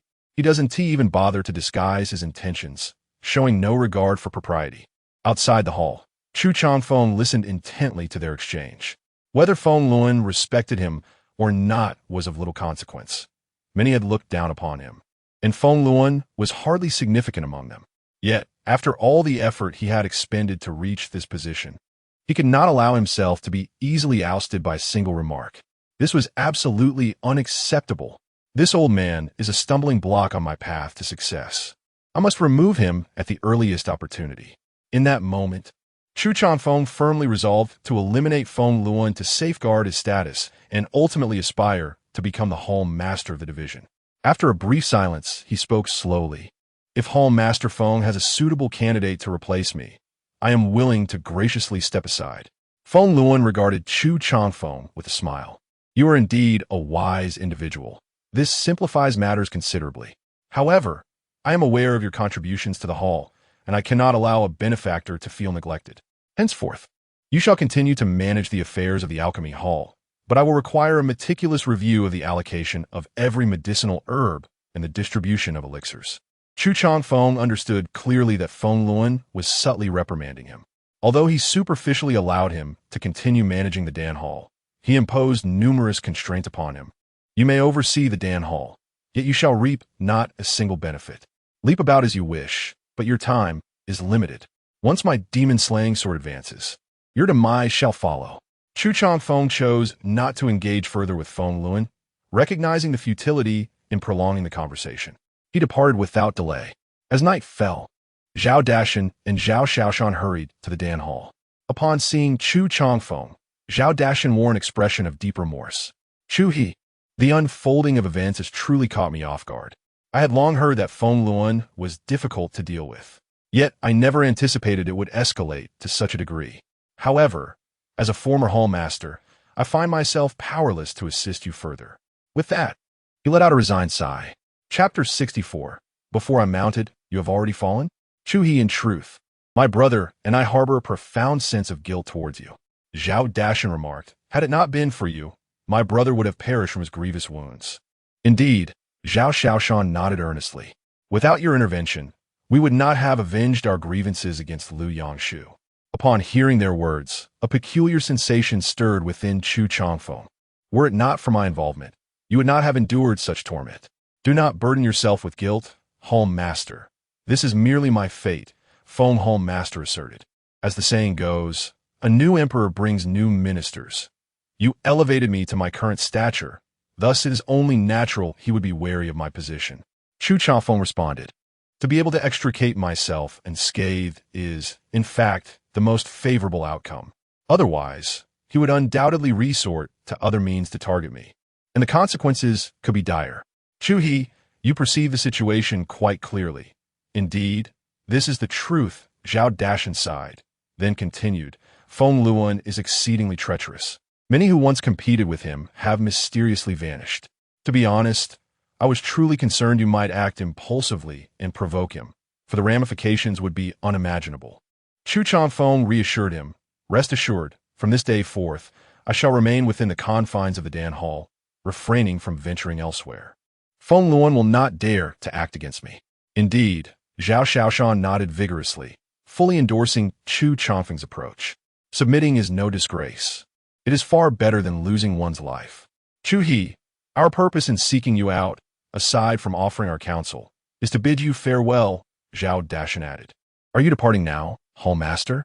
All that needed to be said has been articulated.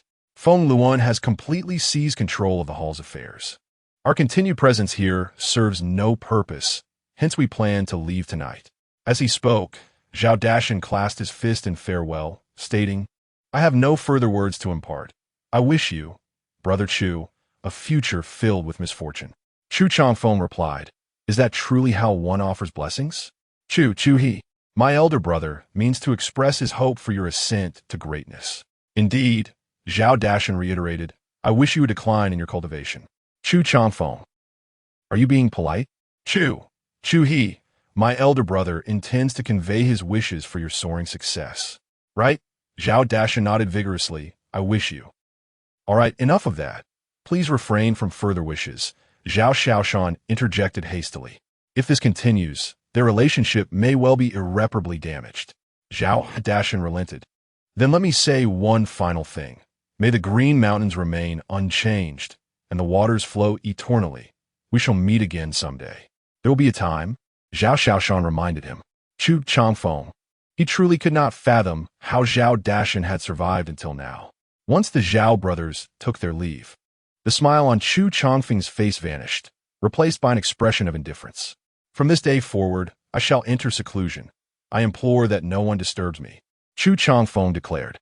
However, no one in the courtyard responded to his words. It was only then that Chu Changfeng recalled that after his dismissal from the position of Vice Hall Master, the disciples who had once obeyed his commands in the courtyard had also been reassigned. Now, he was alone in the Dan Hall. One cannot deny that Feng Luan was indeed adept at striking when one was down. Consequently, Chu Changfeng decided to inscribe a few bold characters on the stone slab in the courtyard, in seclusion, those who intrude without permission shall die. Afterward, he directly entered the alchemy chamber to commence his seclusion and refine rare treasures, aiming to elevate the rank of the demon exterminating sword. Hall Master. Wushan seeks an audience. A voice called from outside the hall. Feng Luan languidly uttered 2 words, "Come in." Creak. The next moment, the grand door swung open, and Wushan stepped inside. He kept his head bowed and his posture hunched, clearly hesitant to meet Feng Luan's gaze, exuding an air of caution. Bang! The door closed behind him.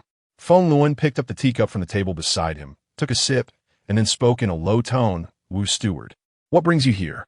Zhao Dashan and Zhao Shaoshan have departed overnight. Ah, they're quite sensible, Feng Luan replied with a gentle nod. However, they met with Chu He before leaving. Oh, and then, after bidding farewell to the two, Chu He inscribed the words in seclusion. Those who intrude without permission shall die on the floor outside the Dan Hall. After a moment of silence, Feng Luan chuckled, realizing that Chu He had acted in a fit of anger. I had heard that Chu He was a ruthless character. Dealing with him would require considerable effort. It seems I have worried unnecessarily. It is nothing more than that. Wushan asked, Hall Master, should I continue to keep an eye on him? There is no need. He is now like a wounded beast, retreating to its den to lick its wounds, devoid of ambition and no longer a cause for concern, Feng Luan stated. I have an important task for you. Please instruct me, Hall Master. Deliver 2 invitations to the masters of the Grey Crow sect and the Enli sect. In 7 days, I will host them at Tianshang Mountain outside the city to sample wine and tea. Is the Hall Master planning to set a trap to ensnare them? Wushan pondered, intrigued. The Grey Crow sect, the Enli sect, the Tianwu sect, and the Hangu sect divided Inkue City among themselves. Now that the Tianwu sect had been dismantled, only the remaining 3 factions stood. Should the Grey Crow sect and the Enli sect be eliminated, the Hangu sect would reign supreme. A cold glint flickered in Feng Luan's eyes. Do not presume to fathom my intentions with your meager intellect. The strength of the other 2 sects is not inferior to ours. What means do we have to eliminate them?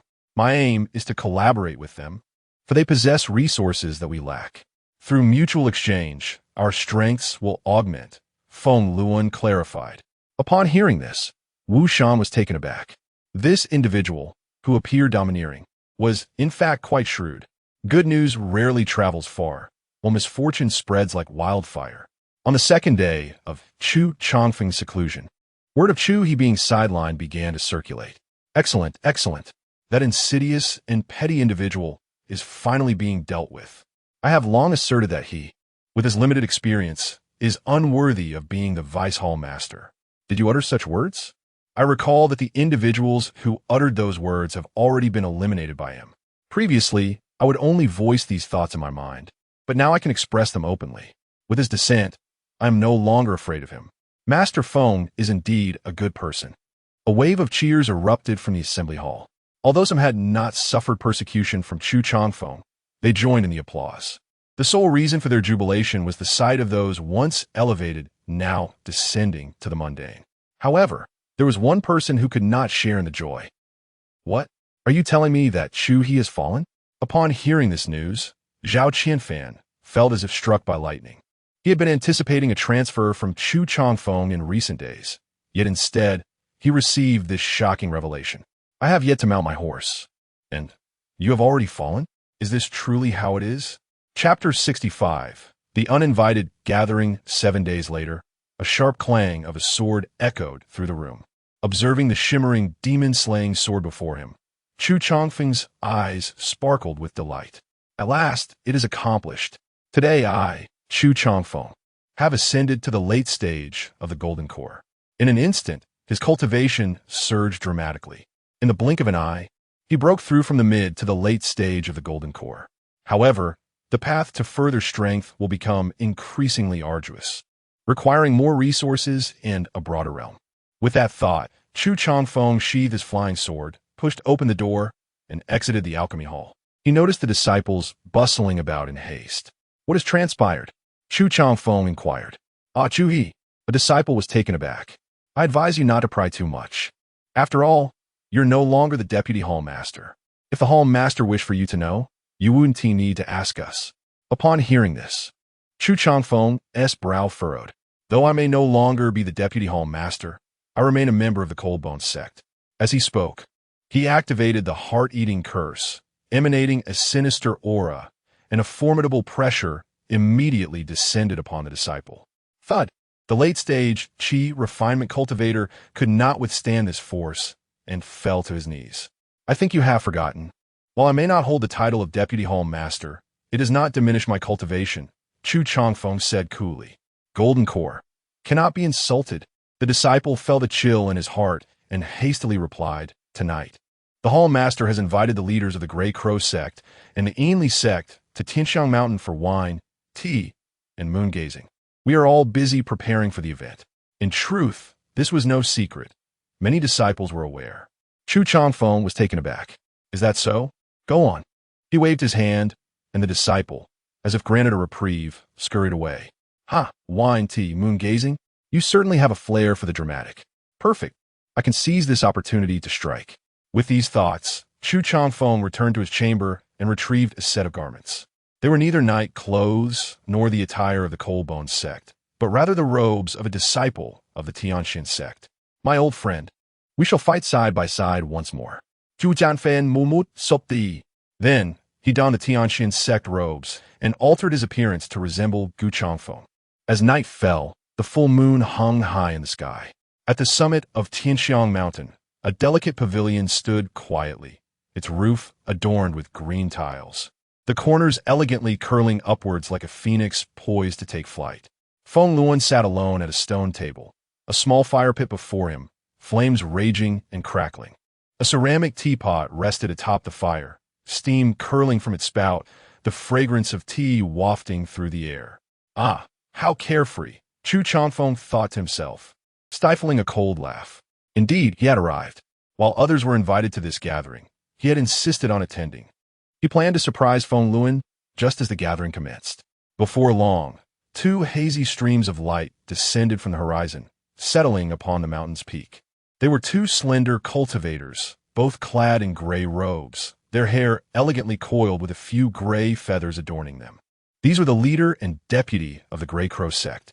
The leader was a mid-stage golden elixir cultivator, while the deputy was at the initial stage. Ah, how fortuitous that you both have arrived. The tea has just been brewed, Feng Luan said with a smile, inviting them to take a seat and pouring tea for them. However, the two leaders of the Grey Crow sect merely glanced at the steaming tea and made no move to partake. One of the fundamental tenets of demonic cultivators is to refrain from consuming tea prepared by strangers. Feng Luan, undeterred, lifted a cup for himself and sipped leisurely. After a short while, two more figures enveloped in white light arrived at the mountain peak. They were a man and a woman, both dressed in white robes. The woman, veiled, was the leader of the Ainley sect, while the man, possessing a refined appearance, was the deputy leader. It appears we have arrived a bit late, the woman remarked. Not at all, not at all. It is perfect timing as long as you are here. Feng Luan gestured for them to take a seat. However, the leaders of the Ainley sect remained more vigilant, casting wary glances at the pavilion without entering. If there is something to discuss, Master Feng may proceed. The leader of the Ainley sect's voice was laced with a chilling distance. Feng Luan smiled slightly. There is no need for tension. I have summoned you all to deliberate on a matter of great importance. Suddenly, the deputy leader of the Ainley sect interrupted. Master Feng mentioned an important matter, yet it seems he has forgotten someone. Who? Feng Luan asked, momentarily taken aback, surveying the four present. Everyone who should be here was indeed present. He felt no one was missing. The deputy leader of the Ainley sect continued. Where is the deputy leader of your Cold Bones sect branch? I have not seen him. Indeed, could it be that your deputy leader is plotting against us? The two leaders of the Grey Crow sect immediately became tense. Feng Luan raised an eyebrow. Are you referring to Chuhi? I have dismissed him. Currently, our Cold Bones sect branch lacks a deputy leader. You may rest assured that aside from us, there is no one else within a 50-mile radius. Ah, I see. The new leader truly is eager to make a mark, the leader of the Ainley sect remarked with a hint of approval. The atmosphere relaxed somewhat as they exchanged glances. Now, let us set aside trivialities and address the matter at hand. Feng Luan smiled slightly. However, at that moment, a voice suddenly resonated. Master, the 8 directions soul-locking array has been set up, and is ready for activation. This voice thundered across the mountaintop. What is happening? Who is speaking? What is going on? The members of the Grey Crow sect and Ainli sect were momentarily taken aback. Chu-he! Feng Luan roared in fury, shattering the teacup in his hand upon realizing it was Chu-he's voice. Master, I understand. I will activate the array now. The voice of Chu Changfeng echoed once more across the peak. In the next moment, he directly activated the array laid out on Tianxiang Mountain. Instantly, a golden light curtain formed, resembling an inverted bowl, enveloping an area of 10 miles in circumference. How could there be an array? Feng Luan was bewildered. How did this array come about? Are you not aware of it? Are you still confused? The master of the Grey Crow Hall coldly remarked, if I surmise correctly. Just now, Master Feng was signaling by shattering his cup. Was he not? I did not. I truly did not. It was Chu-he, it was his doing.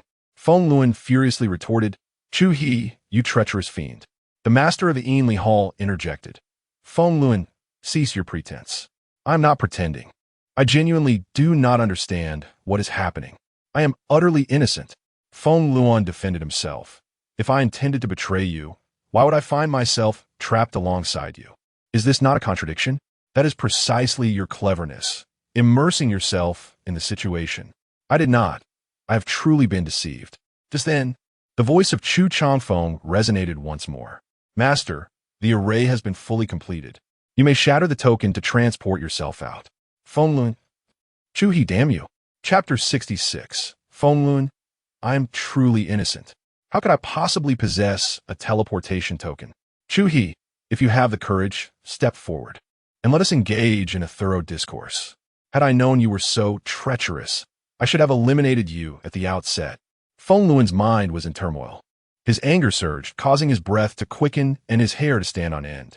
Chu-he was relentlessly casting blame upon him. Regret filled Feng Luan's heart. He had initially believed that Chu-he would retreat in the face of adversity, yielding to his intimidation. Little did he anticipate that the fellow was merely biding his time, waiting for him. Suddenly, Feng Luan felt a chill wash over him. He keenly sensed the eyes of the members from the Ainli sect and the Grey Crow sect upon him, their gazes now icy and suffused with unmasked murderous intent, as if he had become their sworn enemy. A tightening sensation gripped Feng Luan's heart, and beads of sweat began to form on his forehead. Taking a deep breath, he attempted to maintain his composure and spoke. Esteemed friends, this is truly a misunderstanding. I swear upon the heavens, I am entirely ignorant of the circumstances surrounding this matter. You must believe me. I too have been deceived. His voice carried a note of urgency and trepidation as he endeavored to defuse the impending crisis with words. However, his explanations elicited no anticipated response. The leader of the Ainli sect, a woman of striking beauty, glared at him with a glint of coldness in her eyes. Do you really think we will believe you? Her voice cut through the air like a chilling wind, sending shivers down one's spine. Feng Luan's heart sank. He was acutely aware of how feeble his explanations appeared. In such circumstances, anyone would harbor doubts about his words. He mused, if I were in their position, I would likely find it hard to believe as well. At that moment, the leader of the Grey Crow sect also spoke, his words laden with profound disappointment and anger towards Feng Luan. Feng, you are truly calculating to immerse yourself in this game, hoping to seize control of Ainli City. We have underestimated your ambition and the treachery of human nature. His words struck Feng Luan's heart like a heavy hammer. Come now, please do not jump to conclusions. Feng Luan hastily countered. I have no intention of scheming against you and monopolizing Ainli City. I merely desire a cooperative and mutually beneficial relationship. Friends, let us cease this pointless delay. In my opinion, we should dispense with the idle chatter and engage directly. If we allow Feng Luan to prolong this any further, he may very well utilize that teleportation array to escape. I will strike first to demonstrate, declared the leader of the Ainli sect. Her voice is frigid as the winter's breath. Despite being a woman, her decisiveness and resolve were no less formidable than that of any man. As her words fell, she moved with ghostly swiftness, dashing towards Feng Luan. Simultaneously, a faint chill emanated from her, enveloping her in a shroud of coldness. With each movement, the chill intensified, causing the surrounding air to crystallize into tiny shards of ice. Under the command of the sect leader, the shards of ice spun rapidly, hurtling towards Feng Luan like a volley of sharp arrows. "Don't make a move," Feng Luan shouted in terror. After all, that woman was a formidable sorceress, equal to him in strength. However, the leader of the Ainli sect paid no heed to his pleas, maintaining an unrelenting offensive. "Mad woman," Feng Luan thought to himself. Realizing the danger, if struck by this attack, he would surely find himself with a gaping hole in his body. Bone demon puppet. With a crack, the ground split open, revealing a towering bone puppet over 3 meters tall, resembling a bear-like beast. This puppet had been strategically placed by Feng Luan in anticipation of a potential fallout with the Ainli sect or the Grey Crow sect. To his dismay, before negotiations could even commence, it was summoned into action. The bone puppet wasted no time, launching an attack by swinging its bear-like paw down upon the ice shards. A sharp crack echoed as the ice shattered, splintering into countless fragments. "Feng Luan, you claim we are not under your influence. Yet, why does this bone demon emerge from the earth?" The sect leader of the Ainli sect demanded. Feng Luan was at a loss for words, feeling that no explanation could suffice. Prepare to perish. Suddenly, he sensed a powerful aura approaching from his side. His heart raced. He knew without looking that it was undoubtedly the Grey Crow sect making their move.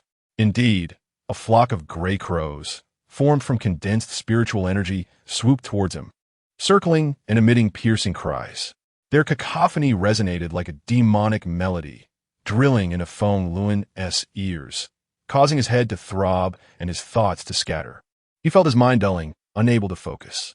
The soul attack from the Grey Crow sect was indeed a formidable challenge, and Feng Luan silently lamented his plight. At that moment, a new wave of cold swept through, and hundreds of icy arrows shot toward Feng Luan, a renewed assault from the leader of the Ainli sect. However, the two vice leaders from the Grey Crow and Ainli sects refrained from intervening, watching each other warily, clearly anticipating unforeseen developments.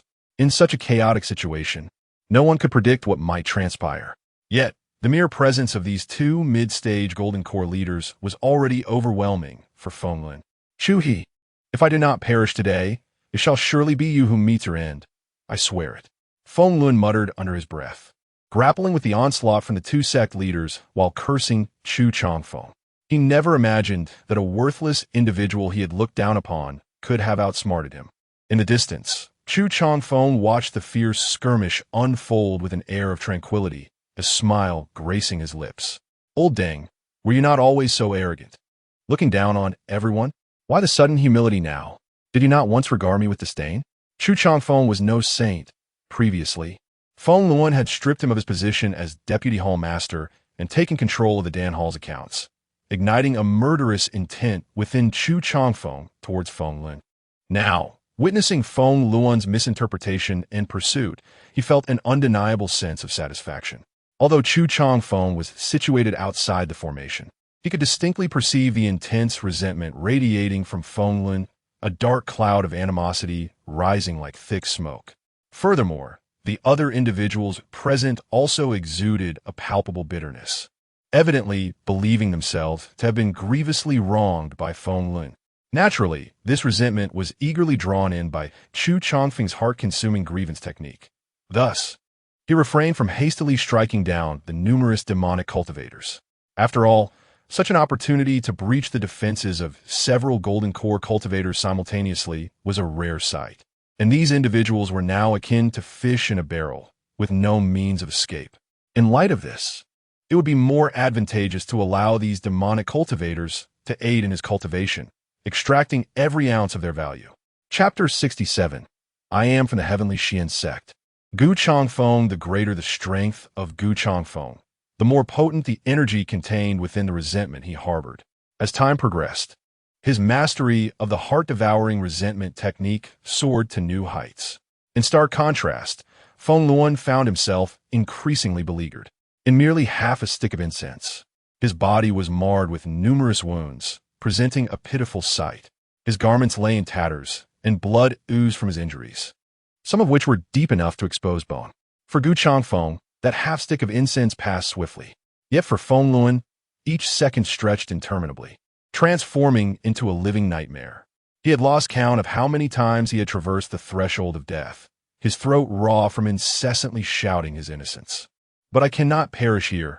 I must survive to find Chu He and exact my vengeance. The quest for revenge against Chu He had become Feng Luan's obsession. However, just as despair threatened to engulf him, an idea suddenly dawned upon him.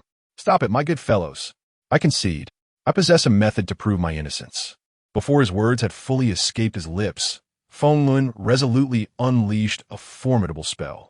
His spiritual energy surged like a torrential flood, coalescing in his hand before instantaneously transforming into a pitch-black serpent that lunged toward the formation.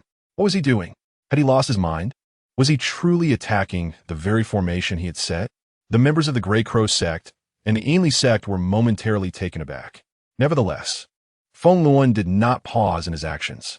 The ebony serpent raced toward the formation with astonishing speed, colliding violently with the barrier of light conjured by the array. Boom! A deafening roar ensued as the light of the formation flickered ominously. Clearly, Feng Luan's strike bore immense power. Behold, I am exerting every ounce of my strength to assist you in unraveling this accursed formation. Do you still doubt my intentions? Taking advantage of their momentary bewilderment, Feng Luan shouted, If you remain skeptical, feel free to continue your assault upon me. I shall persist in my attack on the formation. His voice reverberated within the confines of the array, as the members of the Ainley sect and the Grey Crow sect exchanged glances. Their murderous intent toward Feng Luan began to wane. Gradually, they started to entertain the possibility of his words. After all, from the current circumstances, Feng Luan did not appear to be the architect of the formation. He seemed more like a hapless victim ensnared in a trap. Given your earnest efforts to dismantle the formation, we shall grant you our trust for the time being, spoke the leader of the Ainley sect coldly. The leader of the Grey Crow sect added, We may also extend our trust to you momentarily, but you would do well to refrain from any trickery. Otherwise, we shall not show you mercy. Upon hearing this, Feng Luan, a distinguished cultivator in the mid-stage of the Golden Core realm, felt a surge of emotion. For the first time, he experienced the sweetness of being trusted. Rest assured, I shall devote my utmost effort to liberate you all, Feng Luan hastily affirmed, nodding vigorously to demonstrate his unwavering sincerity. The tense atmosphere in the arena was finally alleviated at that moment. Boom! With no worries lingering in his mind, Feng Luan unleashed a full-scale assault on the shimmering barrier formed by the array. Waves of formidable spiritual power surged forth, and he even commanded the skeletal puppet to join in the fray.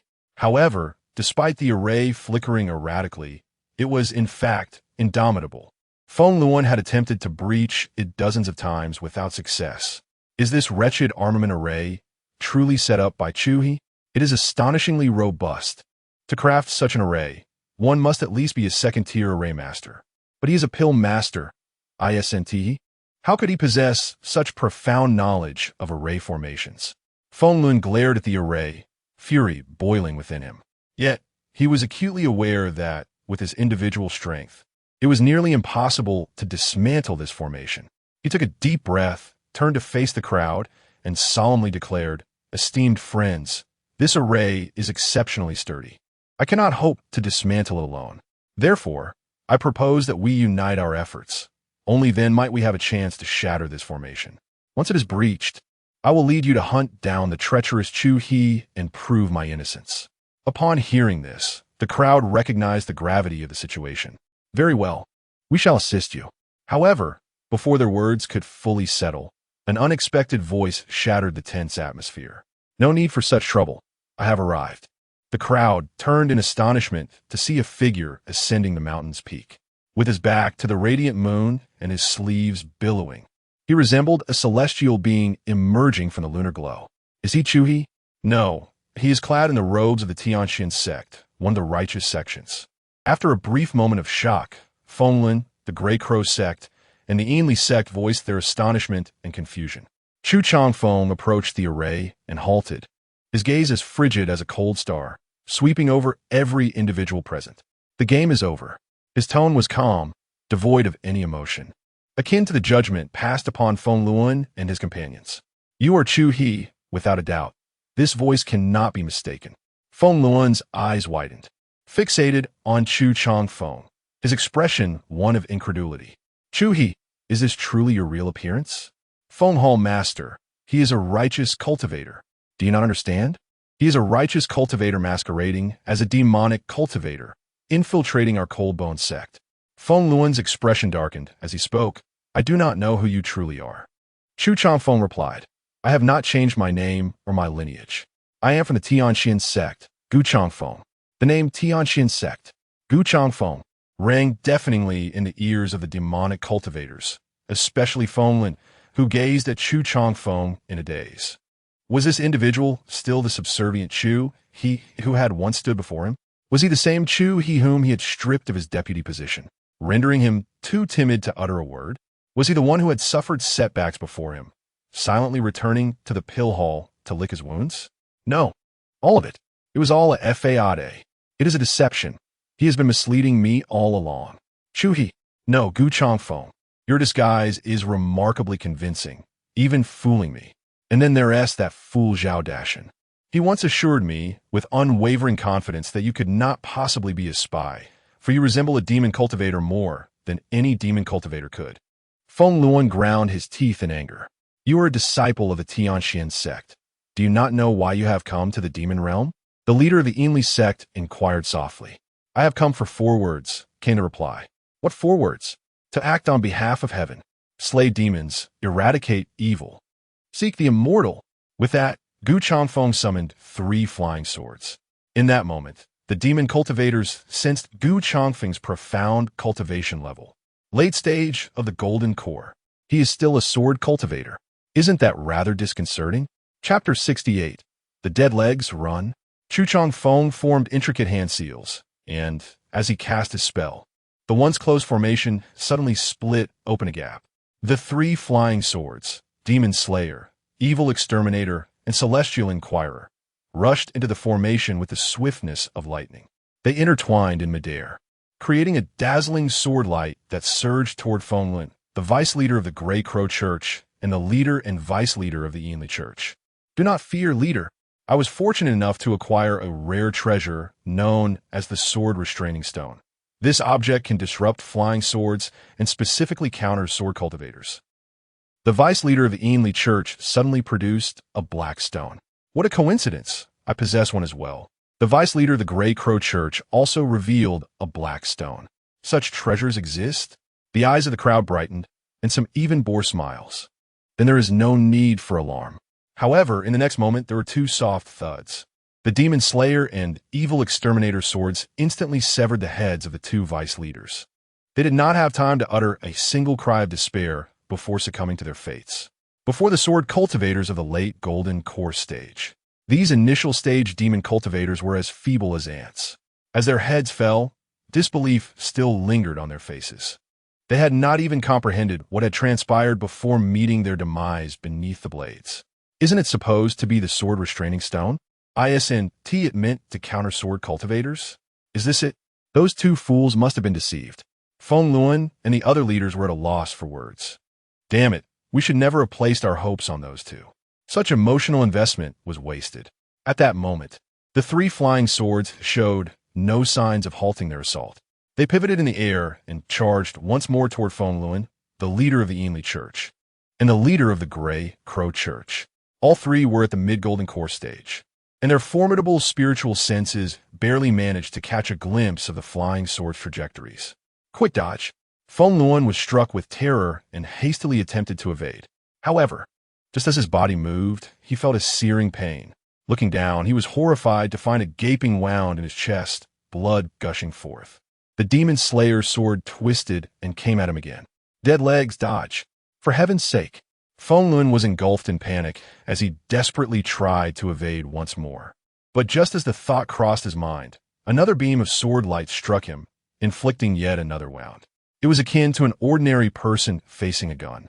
One could see the gun pointed at them, but evasion was utterly impossible. Chu Changfeng's flying swords moved with such astonishing speed that they left no room for reaction. Moreover, their power was incredibly formidable. Feng Luan's protective spiritual energy was as fragile as paper before them, utterly incapable of withstanding the assault. The fates of the other two leaders mirrored his. Fenglun, along with the leaders of the Grey Crow and Ainley churches, had battled fiercely for a long time, depleting their spiritual energy significantly. In the face of the incoming flying swords, they found themselves helpless, hastily drawing their respective treasures in a desperate bid to withstand this lethal strike. The master of the Grey Crow Church produced a gray feather fan, which enveloped him in a shroud of gray mist upon its emergence. The master of the Ainley Church summoned a black chalice that floated above him, exuding waves of chilling energy. Fenglun, too, brandished a shield crafted from white bones. However, outside the formation, Chu Changfeng suddenly let out an enraged roar. "Do not recklessly wield my treasures." This unexpected outburst left everyone in stunned silence. "Where's your treasure?" As the crowd pondered this, Chu Changfeng pointed a finger directly at Fenglun, shouting furiously, "Old Deng, quickly put down my bone shield. Are you out of your mind?" Fenglun responded, as if struck by lightning. His eyes widened in disbelief, and he bellowed with indignation. "What nonsense are you spewing? This is undoubtedly my own treasure. When did it become yours?" Yet, Chu Changfeng paid no heed to Fenglun's protest and continued to berate the other two masters, demonic fiends. "You two should also relinquish your treasures. The master of the Ainley Church, the master of the Grey Crow Church. Want my treasure? Dream on. Even if I have to destroy it, I will never give it to you." The Grey Crow Master shouted furiously, his voice resonating like thunder. His eyes bulged with rage, bloodshot and fierce, as he clutched his gray feather fan tightly. At that moment, the sword of inquiry was already upon them. Facing this strike, the Grey Crow Master attempted to block it with his fan. "Do you not desire my treasure? Even if I must ruin it, I shall not yield."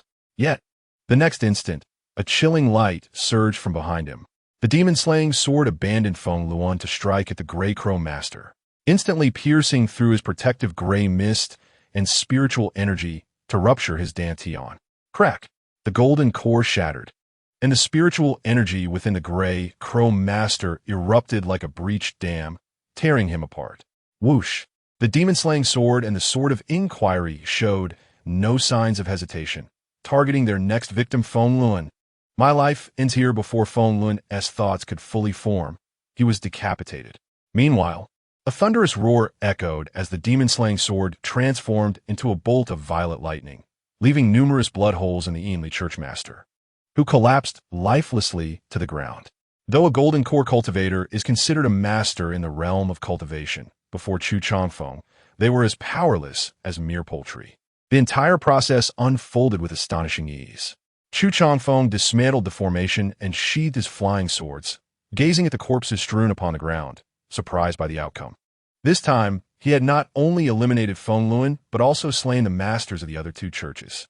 This meant that the leaders of several major factions within the city had all perished, allowing him to commence his grand design of annexing the various powers without impediment. Chu Changfeng turned his gaze to Fenglun. "I must extend my gratitude to you, Old Deng. Had it not been for your summoning of the other church masters, I would have faced considerable difficulty in taking them down one by one." Moreover, Fenglun and several other hall masters had already suffered considerable damage to their vitality and diminished their strength after their encounters. By the time they finally realized the necessity of uniting against Chu Changfeng, it was far too late. Seizing this opportunity, Chu Changfeng effortlessly triumphed over them, successfully claiming this coveted prize. "What a good person," he remarked as he approached Fenglun, retrieving the fallen magical artifact from the ground and absconding with his storage bag. Subsequently, he spared no one else, meticulously searching the others as well. After a thorough examination, they discovered a total of 8 storage bags. Upon opening them, they found a considerable amount of treasures within. Firstly, there were the spirit stones belonging to 5 golden core cultivators, totaling around 50,000, though not an exorbitant sum. In addition to the spirit stones, the bags contained various rare and exotic treasures. However, most of these peculiar items were primarily intended for the cultivation of demonic arts, rendering them of limited use to Chu Changfeng. Nevertheless, he estimated that these items could still fetch several thousand spirit stones. Among these spoils, the most remarkable finds were undoubtedly the magical artifacts. Upon careful counting, Chu Changfeng discovered that there were 3 high-grade second-tier artifacts, 2 mid-grade second-tier artifacts, 5 low-grade second-tier artifacts, and around 10 first-tier artifacts. His eyes sparkled with excitement. He was on the verge of striking it rich. Chapter 69. The Righteousness of Master Feng. Several first-tier magical artifacts are valued at approximately 10,000 spiritual stones. However, the situation changes significantly at the second tier. Typically, a low-grade magical artifact is worth over 10,000 spiritual stones. Although Chusheng Feng acquired 5 second-tier, low-grade magical artifacts, some of which are not in optimal condition due to previous battles, their combined worth still amounts to at least 40,000 spiritual stones. Furthermore, 2 second-tier mid-grade artifacts are similarly valued around 40,000 spiritual stones. As for the 3 second-tier high-grade artifacts, the Bone Shield, Feather Fan, and Cup, each one could easily fetch 30,000 spiritual stones, totaling no less than 90,000 spiritual stones for all 3. Thus, the total value of magical artifacts and spiritual stones exceeds 200,000, along with a plethora of unknown materials. Chusheng Feng contemplated seizing an opportunity to exchange these for rare treasures, hoping to elevate the tier of his flying swords. With some luck, it should suffice for the advancement of 2 swords. He mused that materials of certain attributes are relatively inexpensive, such as the 5 common elemental materials, metal, wood, water, fire, and earth, contrasted with the higher costs associated with thunder and ice attributes. The demon realm truly is a remarkable place. As he murmured to himself, he recognized the camaraderie of his companions, who were exceptionally noble, readily willing to sacrifice their lives for one another. While engaged in his thoughts, he did not cease his actions, skillfully crafting a fabricated crime scene. He arranged the area to resemble the aftermath of a fierce battle, with signs of conflict and bloodshed scattered about, as if both sides had exerted their utmost, resulting in a tragic stalemate. After completing this task, Chusheng Feng surveyed his handiwork with satisfaction before swiftly departing the scene and returning to the pill hall. The night passed without incident. The following morning, sunlight streamed through the window, illuminating Chusheng Feng's face as he stretched and stepped outside, only to be met with a cacophony of commotion. Deputy Hall Master, a grave matter has arisen. An anxious disciple rushed toward Chusheng Feng, his face contorted with terror. What transpired? Chusheng Feng inquired. The Hall Master hosted a meeting yesterday with the leaders and deputy leaders of the Grey Crow sect and the Yinli sect, the disciple panted, continuing. And you want to believe what happened? The Hall Master has perished. Not only has the Hall Master died, but he has also slain the leaders of the other sects. What? The Hall Master is dead? Chusheng Feng's eyes widened in disbelief. He had been well just days prior. Make way, everyone! A booming voice interrupted as Wushan entered the courtyard with several disciples in tow. They bore a stretcher, upon which lay Feng Luan's lifeless body, cradling his own head in a macabre embrace. Deputy Hall Master, I believe the Hall Master can still be saved. You must act quickly. He's already stiff. How can I possibly save him? Chusheng Feng furrowed his brow. But the Hall Master cannot die. Wushan's eyes brimmed with tears. What are we to do? It won't be long before the others from the Yinli sect and the Grey Crow sect come seeking vengeance, he expressed with deep concern. He was not grieving for Feng Luan's demise. Rather, he was apprehensive about how to manage the ensuing chaos. Upon hearing this statement, the countenance of the crowd shifted to one of trepidation. Perhaps we should take our leave sooner rather than later. Indeed, should another alliance form, our fate would be exceedingly grim. Observing the despair etched on their faces, Chusheng Feng discerned that the moment had arrived. A group of useless wretches. Whoever dares to leave shall meet their end. Although the Master Feng has perished, I remain unscathed. Chusheng Feng's gaze, sharp as a bolt of lightning, swept across the assembly, plunging the room into an eerie silence.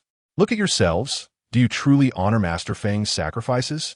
Chusheng Feng fixed his gaze upon the crowd, his voice resonating with gravity. Master Feng displayed remarkable righteousness, willingly placing himself in peril to eliminate the powerful and pave the way for us. Thus, we should not squander his sacrifice. We must take the initiative to vanquish our formidable foes and ensure that from this day forth, there exists but one sect in Inkue City, our Cold Bones sect. I firmly believe that Master Feng would endorse this course of action, should he witness our endeavors. His spirit would surely find solace. If Feng Luan's spirit were to exist, it would undoubtedly be incensed to the point of resurrection. Chu Changfeng's words prompted a chorus of nods from the others. They did not concur with his sentiments out of agreement, but rather due to the undeniable force of his fist. Deputy Master, what shall we do? We shall heed your command. If you instruct me to head east, I shall do so. If you bid me to chase dogs, I shall never pursue chickens. However, in light of the loyalty expressed by the crowd, Chu Changfeng's brow furrowed slightly. Wu Shan, observing this, seized a moment to interject, "What do you mean by Deputy Master?" According to the rules of the Cold Bone sect, in the event of an unexpected incident involving Master Feng, and in the absence of a superior appointment, it is Chu Deputy Master's duty and responsibility to assume the role of Master. Therefore, we should all address him as Master. Chu Changfeng cast a profound glance at Wu Shan, silently acknowledging his potential. It was no wonder he could serve 3 prominent families. His discernment was unparalleled. Meanwhile, the surrounding individuals knelt on one knee, exclaiming, "We pay homage to the Master. We pay homage to the Master." In another location, not far from the pill hall, Zhao Qianfan approached in haste. "Chu Changfeng, you have deceived me regarding rare treasures and have not facilitated my transfer from my current position. I can endure losses, but I cannot remain at a disadvantage indefinitely. This matter cannot simply be dismissed." Zhao Qianfan seethed inwardly as he reached the entrance of the pill hall. He needed to obtain an explanation from Chu Changfeng. "Chu he bellowed, forcefully kicking the door open. The next moment, dozens of eyes were fixed upon him. Observing the multitude of disciples kneeling, Zhao Qianfan felt a wave of confusion wash over him. "What are you all doing? Zhao Qianfan, what do you intend to do? Hurry and pay your respects to the Master." Wu Shan reprimanded him with a frown. "What is happening? Did he not just come down? How has he become the Master?" Zhao Qianfan was somewhat bewildered. The abrupt shift in Chu Changfeng's identity caught him off guard. Why waste words with him? Someone rose to restrain Zhao Qianfan, compelling him to kneel. At this moment, Chu Changfeng fixed his gaze upon Zhao Qianfan and inquired, "What brings you to me?" Zhao Qianfan felt a stir within his heart and replied, "Well, I once had something, but now it is gone. I extend my congratulations to the Hall Master, wishing you eternal fortune and longevity equal to the heavens." Although he was perplexed by how this enigmatic figure, Chu Changfeng, had ascended to the position of Hall Master, he understood the necessity of avoiding further provocation, lest he suffer unbearable consequences. Chu Changfeng chuckled, "Your timing is impeccable. I offer you a splendid opportunity to make your mark. We are about to launch an assault on the branches of the Grey Crow sect, the Yinli sect, and the Tianwu sect, and you shall lead the charge." "What?" Zhao Qianfan was taken aback. "Is this ayist? Are you sending me to my death?" Chapter 70. Chu Changfeng. I am the rule. Look at him. He has faltered. With opportunities for glory and achievement presented to him, he remains oblivious to their significance. Among the disciples, some observed Zhao Qianfan's pale complexion and coldly ridiculed him. Zhao Qianfan's expression darkened considerably. His body quivered slightly as if he wished to retort. Yet he found himself at a loss for words. Indeed, he had succumbed to fear. At that moment, Wu Shan suddenly stepped forward, his voice low yet resolute. "Leader, I am willing to take the lead and serve as the vanguard." The presence of Wu Zhisher exuded authority. This declaration stirred a commotion among the crowd. Chu Changfeng gazed upon the scene with quiet observation. It was evident that Wu Shan was eager to advance. In this fiercely competitive world, each individual yearns to distinguish themselves, to acquire greater resources and status.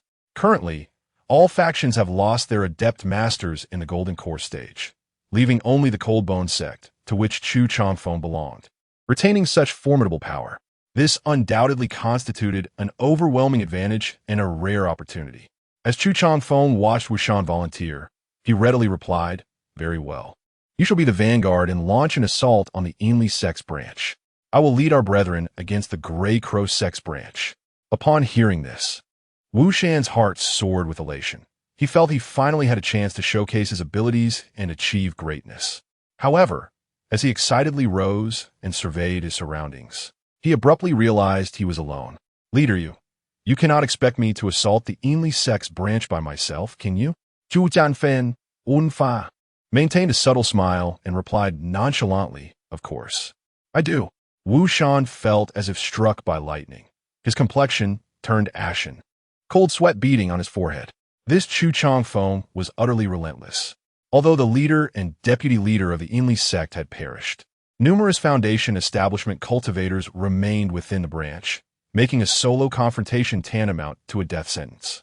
"Rest assured, I have not sent you to your demise in vain. You are the backbone of our Cold Bone sect," Chu Changfeng reassured him, retrieving a basin-sized array plate from his storage bag. The array plate, adorned in an ancient copper hue, was inscribed with a myriad of intricate runes and lines, enough to dazzle anyone unfamiliar with formations. Gently caressing the array plate, Chu Changfeng elucidated, "This is a first-tier superior mist array, possessing considerable power. Once activated at the Yinli sect's branch, it will create a formidable illusion, ensnaring those Yinli sect disciples within, leaving them no means of escape. After we deal with the Grey Crow sect, we shall come to your aid. Capturing the entire Yinli sect with this array will be a significant achievement." Wu Shan gazed at the array plate in Chu Changfeng's hands, a surge of excitement blossoming within him. Clenching his fists tightly, he earnestly declared, "Rest assured, leader, I shall not disappoint your expectations. I will devote myself fully to this task." Without another word, Wu Shan took the array plate and turned it apart. After watching Wu Shan depart, Chu Changfeng turned to the multitude of disciples behind him and proclaimed loudly, "Brothers, let us proceed to the Grey Crow Church's branch." However, within the branch of the Grey Crow Church, an eerie silence prevailed. The congregation gathered around the two mangled corpses, their expressions grave and silent. These two bodies belonged to the church's leaders, whose tragic demise was too harrowing to behold. That scoundrel Feng Luan is utterly shameless. Using a meeting as a pretext to ensnare the leaders in his trap, someone exclaimed indignantly. Yet, one could not entirely blame the leaders for falling into his deceit. Who could have anticipated such treachery from Feng Luan?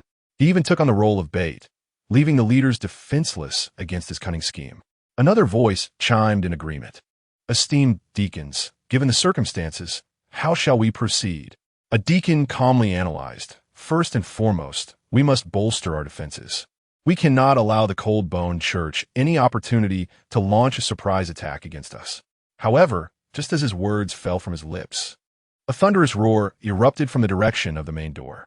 The sound was like a clap of thunder, causing pain to resonate in everyone's ears. Subsequently, amidst a billow of dust, walls and structures collapsed with a resounding crash. From within the swirling haze, over 100 figures, like phantoms, swiftly emerged before them, led by none other than Chu Changfeng. "How dare you come to our church?" The Grey Crow Church's disciples glared in fury, their eyes ablaze with anger and disbelief. Chu Changfeng replied impassively, "If we do not come to slay, would we not betray the schemes of Leader Feng?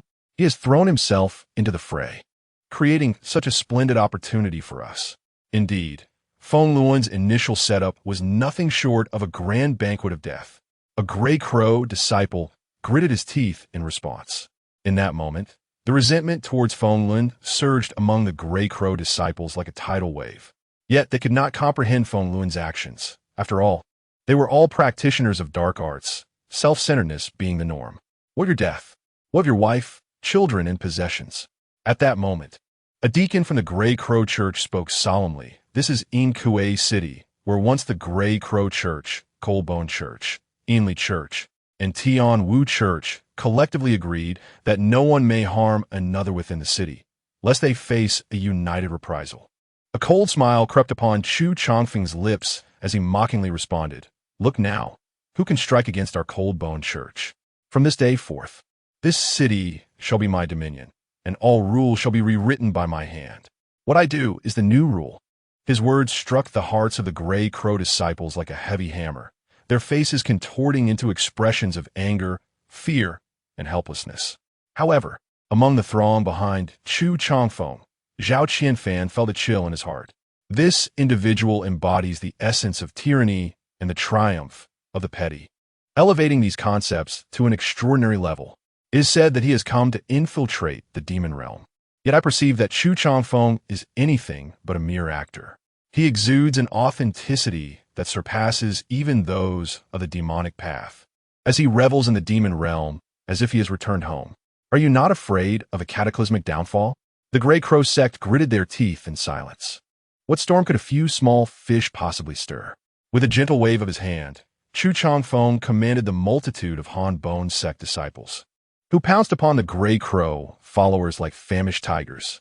In an instant, an array of magical artifacts, talismans, and spells rained down upon the Grey Crow sect, producing thunderous roars and blinding flashes of light.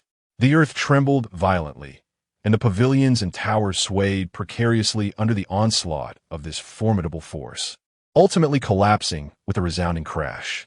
Dust swirled and debris scattered, plunging the scene into chaos. Amidst this turmoil, many from the Grey Crow sect suffered injuries or even lost their lives under the relentless barrage of magical assaults. Meanwhile, Wuxian had also arrived at the gates of the Yinli sect. Chapter 71, Fearless, Who Approaches? At the entrance of the Yinli church, two devotees stood guard, their expressions tense as they eyed the approaching Wuxian with palpable hostility. Yet, Wuxian remained undaunted, his head held high, his stride steady as he approached them directly, proclaiming with a resonant voice, "I am Wuxian, a deacon of the Han Gu Church." "What? A member of the Han Gu Church dares to come here?" One of the devotees snarled, his face contorted with fury. "Why should I not dare?" Wuxian replied calmly. "Are you not afraid of death?" The other devotee glared at him menacingly, gripping his long knife at the ready, as if prepared to strike at any moment. In the face of these fierce guardians, Wuxian exhibited remarkable composure. A subtle smirk graced his lips as he responded with nonchalance, "Not afraid." "Why are you not afraid?" The furious devotee pressed, clearly taken aback by Wuxian's audacity. "Not afraid is simply not afraid." Wuxian maintained his tranquil demeanor, his piercing gaze locking onto both devotees. As he continued, "Today, I alone shall confront your entire congregation." With that, Wuxian produced the mysterious array disc entrusted to him by Chusheng. Taking a deep breath, he began to channel his spiritual energy into the disc. At the moment the energy made contact, the disc erupted in a blinding golden light, so brilliant that Wuxian had to squint against its glare. As the golden radiance surged, the disc could not withstand the force and shattered into countless fragments. Yet, at the instant of its destruction, the runes inscribed upon the disc seemed to come alive, rapidly escaping from the shards and plunging into the ground like raindrops. With a sharp sound, a colossal curtain of light materialized, resembling an inverted bowl, enveloping a 10-mile radius. Naturally, the entrance of the Yinli church was also shrouded in this luminous barrier. This does not resemble a mysterious array," Wuxian observed, momentarily bewildered. He possessed a certain understanding of the mysterious array, which was designed to disorient individuals, making it difficult for them to perceive one another even when in close proximity. However, the array he found himself within now bore no resemblance to that. This curtain appeared more akin to a prison, ensnaring all within its confines. What has transpired? It seemed that a formidable force had invaded, setting up an array within the church.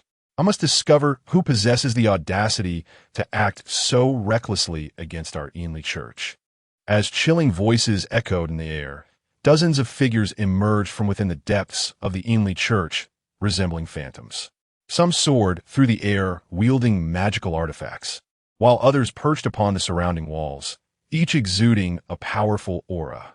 Wuxian focused intently and was astonished to see that there were as many as 30 individuals before him, among whom 5 were foundation-building cultivators.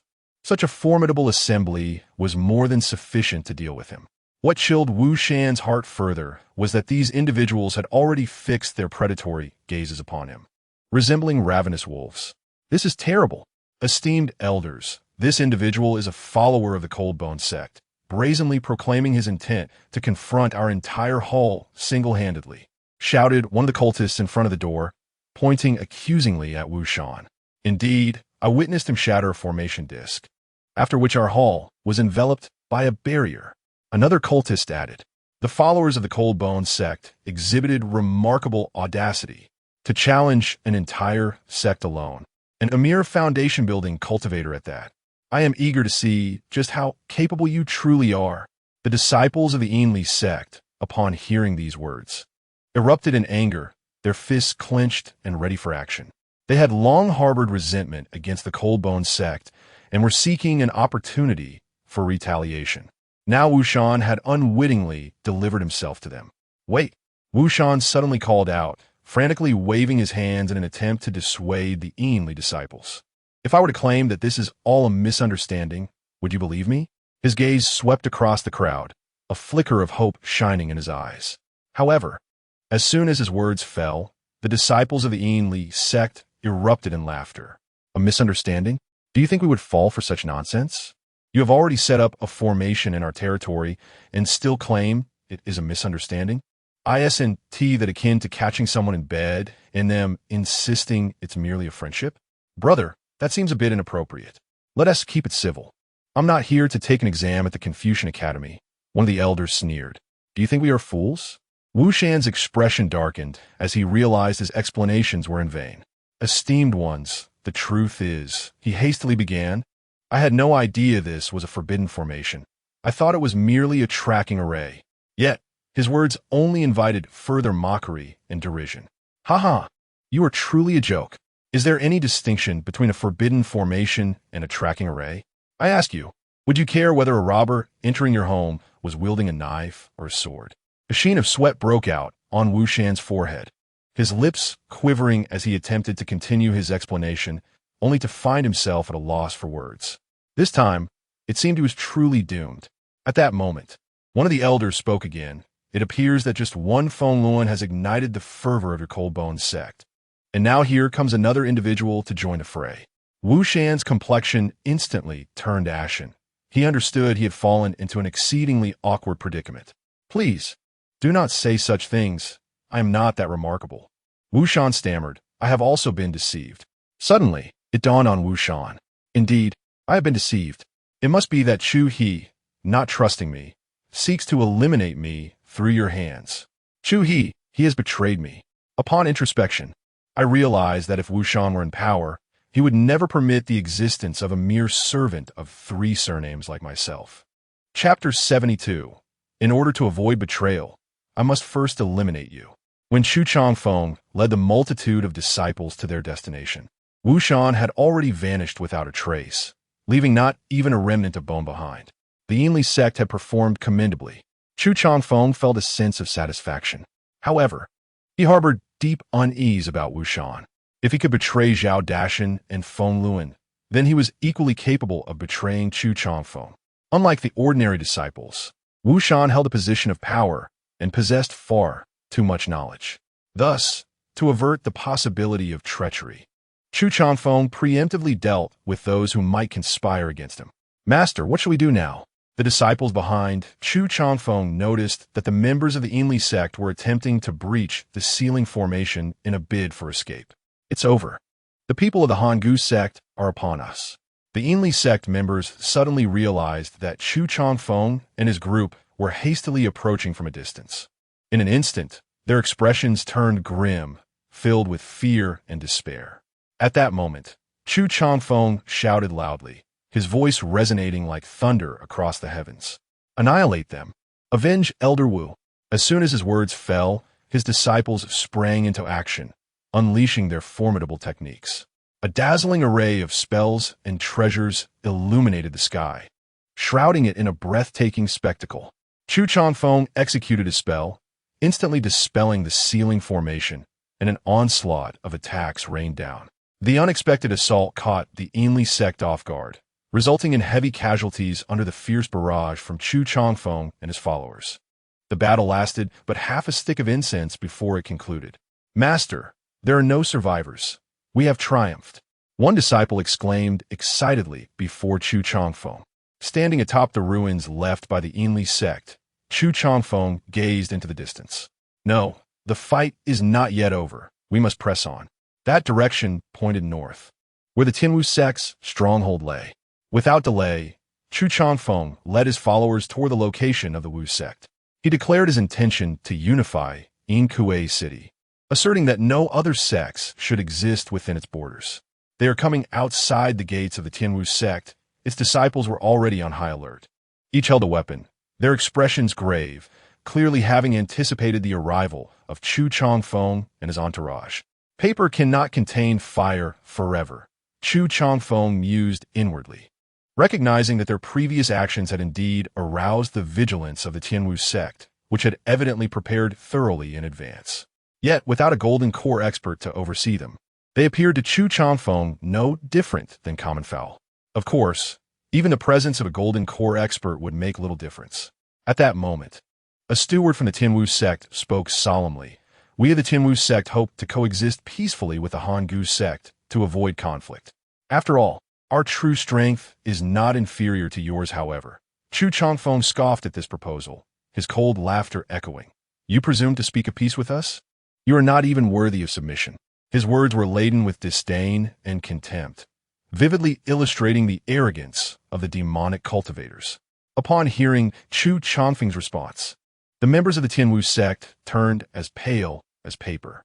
Are you truly intent on annihilating us? They had harbored a glimmer of hope, believing that a peaceful negotiation might resolve their plight, but Chu Changfeng's demeanor shattered their illusions. Raising an eyebrow, Chu Changfeng remarked, if I cannot uproot other sects, how can I justify the sacrifices made by Master Feng? Just as despair enveloped the members of the Tianwu sect, a deep and authoritative voice resonated through the air. How dare a mere initial stage golden core cultivator wreak havoc before a Tianwu sect? Accompanied by this thunderous proclamation, a figure descended like a meteor. As the crowd focused their gaze, they beheld an elderly man with flowing white hair, mounted upon a colossal centipede and clad in a robe adorned with centipede embroidery. His piercing gaze was intimidating, making it difficult for anyone to meet his eyes. The aura emanating from the elder caused many of Chu Changfeng's followers to retreat, some trembling in fear on the verge of kneeling. A late-stage golden core cultivator. Chu Changfeng scrutinized the elder, feeling a formidable pressure that marked the might of a late-stage golden core. This individual's cultivation surpassed even that of Feng Lun. As the crowd marveled, the elder declared in a resounding voice, I am Chen Jinyue, and from this day forth, I shall be the master of the Tianwu sect branch. His voice echoed like a great bell, reverberating through the air and causing the ears of the assembly to ring. Wonderful! The main sect has finally sent reinforcements. We are saved. The followers erupted into cheers. Ever since Liu Yangshu was slain, the Tianwu sect branch had sought aid from the main sect, and at last, a powerful ally had arrived. What has transpired here? Chen Jinyue appeared to inquire, yet his gaze remained fixed on Chu Changfeng. Among the crowd, someone shouted, Master, be wary of this man. He has obliterated other sects. At this, Chen Jinyue's expression shifted slightly, and he asked gravely, Oh, what exactly is the situation? The followers hastily recounted the events to Chen Jinyue in detail. What? The Hangu sect's Feng Lun infiltrated the fray, single-handedly ensnaring the leaders of the Yinli sect and the Grey Crow sect, and now the Hangu sect has swept through the others? After hearing the followers' account, Chen Jinyue was initially taken aback, but soon a smile spread across his face. Haha, splendid. They have annihilated all the other sects. This is simply magnificent. I merely intended to assume the role of a branch master here. Yet you Hangu sect have bestowed upon me such a bountiful gift. Chen Jinyue appeared immensely pleased with the news. Now all I need to do is eliminate you, and from this moment on, there shall be but one sect in Yingkue City, our Tianwu sect. Who would have thought that on my first day in office, I would achieve such a grand accomplishment? Clearly, Chen Jinyue did not regard Chu Changfeng and the other Hangu sect members as adversaries, but rather as stepping stones to his success. Master, what should we do? Should we retreat? A follower whispered to Chu Changfeng. Confronted by a practitioner at the late stage of the Golden Core, he felt a surge of anxiety. Chu Changfeng slightly turned his gaze, noticing the expressions of fear etched upon the faces of many disciples. In an instant, he acted decisively, snapping the throat of the one who questioned him and carelessly casting the lifeless body aside. In the face of impending conflict, those who sow discord must be eliminated. Hiss! The other disciples, witnessing this, involuntarily gasped in shock, their thoughts of retreat dissipating. Leave this old fool to me. At that moment, Chu Changfeng's attention shifted to Chen Jinyue. Chen Jinyue regarded Chu Changfeng with disdain, yet Chu Changfeng held no regard for Chen Jinyue either. What tempest could a late-stage golden core cultivator truly unleash? Zhu Jianfen Muset. At present, he possessed 8 flying swords of the second tier, medium grade, and one of the second tier, superior grade. Even a nascent soul cultivator would think twice before challenging him. Chapter 73. Redemption of Skills Arrogance. Chen Jinyue furrowed his brow, his voice heavy with admonition. Yet, an inexplicable sense of vigilance washed over him. He could not fathom how a mere early-stage golden core cultivator could exude such calmness in his presence. Could it be he possessed some hidden strategy? Contemplating this, Chen Jinyue extended his spiritual sense to investigate. Is the leader truly capable of facing a late-stage golden core cultivator? The disciples of the Cold Bone sect were drenched in sweat.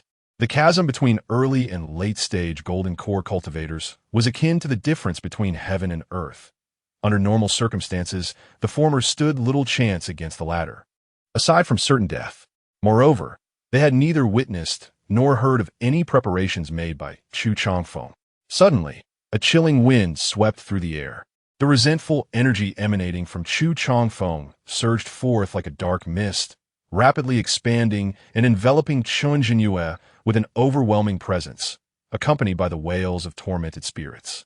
Both the Cold Bone sect and the Tianwu sect followers instinctively retreated to a distance of several miles, as the black mist released by Chu Changfeng extended its coverage to a radius of 10 miles before finally ceasing.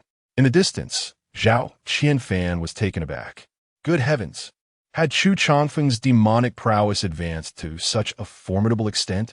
It seemed he was born to be a demon cultivator. The black mist obstructed vision and severed perception. Even he could not discern what lay within. Within the shroud of darkness, Chen Jinyue's expression darkened to an extreme. With a furious roar, he declared, "A mere early-stage golden core cultivator dares to strike at me." Without hesitation, he launched a fierce counterattack, tapping the ground with his toe, summoning a centipede that unleashed a noxious green gas. This centipede was not a living creature, but a magical artifact of his own creation, imbued with deadly poison. Even a golden core cultivator would think twice before coming into contact with such venom. However, what Chen Jinyue never anticipated was that Chu Changfeng, confronted with such a formidable onslaught, displayed not an ounce of fear, his eyes unwavering. A person who barely managed to attain golden core strength through external means dares to show off before me? He must be feigning calmness, utterly terrified beneath the surface. Chen Jinyue believed that Chu Changfeng was merely posturing, regretting his previous caution. Yet at that moment, Chu Changfeng finally made his move, producing a talisman and casting it toward Chen Jinyue. A mere glance was enough for Chen Jinyue to discern the significance of these first-tier talismans. Explosion, flame, talisman. Explosion, flame, talisman. More explosion, flame talismans. Is this all he can muster? Chen Jinyue sneered, thinking to counter my poison with fire? Such folly.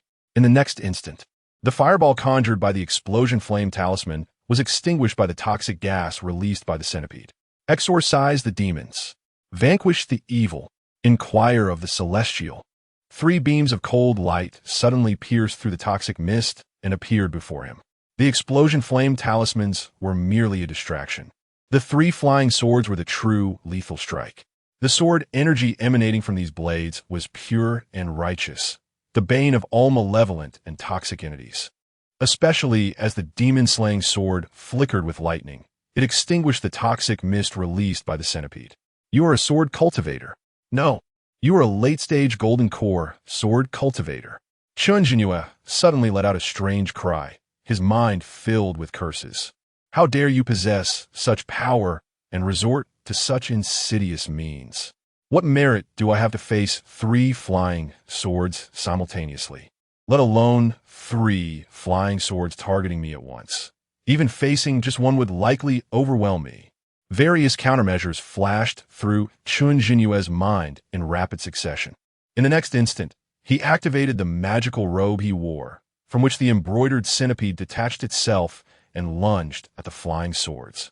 Simultaneously, he channeled his spiritual energy, rendering his entire body rigid to enhance his defenses. However, all of this appeared remarkably feeble before the flying swords. As if made of mere paper, the swords effortlessly pierced through Chen Jinyue's defenses, and in the blink of an eye, 3 gaping wounds appeared on his chest, abdomen, and forehead, blood gushing forth like a fountain. The golden core within him shattered, his heart was crushed, and his soul sustained grave injury. Chen Jinyue fell to the ground like a sandbag. In the presence of Chu Changfeng, a late-stage golden core cultivator was utterly powerless. Yet at that moment, Chu Changfeng suddenly roared, "Ah, truly deserving of being a late-stage golden core powerhouse. Your strength is indeed formidable. However, even though your power surpasses mine and you have wounded me, I, Chu He, will never easily yield." His voice was pained, yet his face bore no trace of suffering. Chen Jinyue thought, "Are you out of your mind? You stabbed me 3 times, and you're shouting like this? Is this right?" However, in the next moment, Chu Changfeng's voice thundered in his ears. "Snake venom, bee venom, cold poison, evil poison, all merge into my being, aiding me in breaking through the late golden core stage to slay my formidable foes." This shout resonated like thunder, exploding in Chen Jinyue's ears. "What are you performing? Haven't you already reached the late golden core stage?" Chen Jinyue was bewildered. Yet, the one involved was confused while the onlooker was clear-headed. Beyond the thick mist, Chu Changfeng's voice suddenly emerged, but it was solely his voice that echoed. Truly deserving of being a late-stage golden core powerhouse. Your strength is indeed formidable. However, even though your power surpasses mine and you have wounded me, I, Chu He, will never easily yield." The expressions of the Cold Bone sect members changed dramatically. "This is bad. The leader has been injured. What shall we do now?"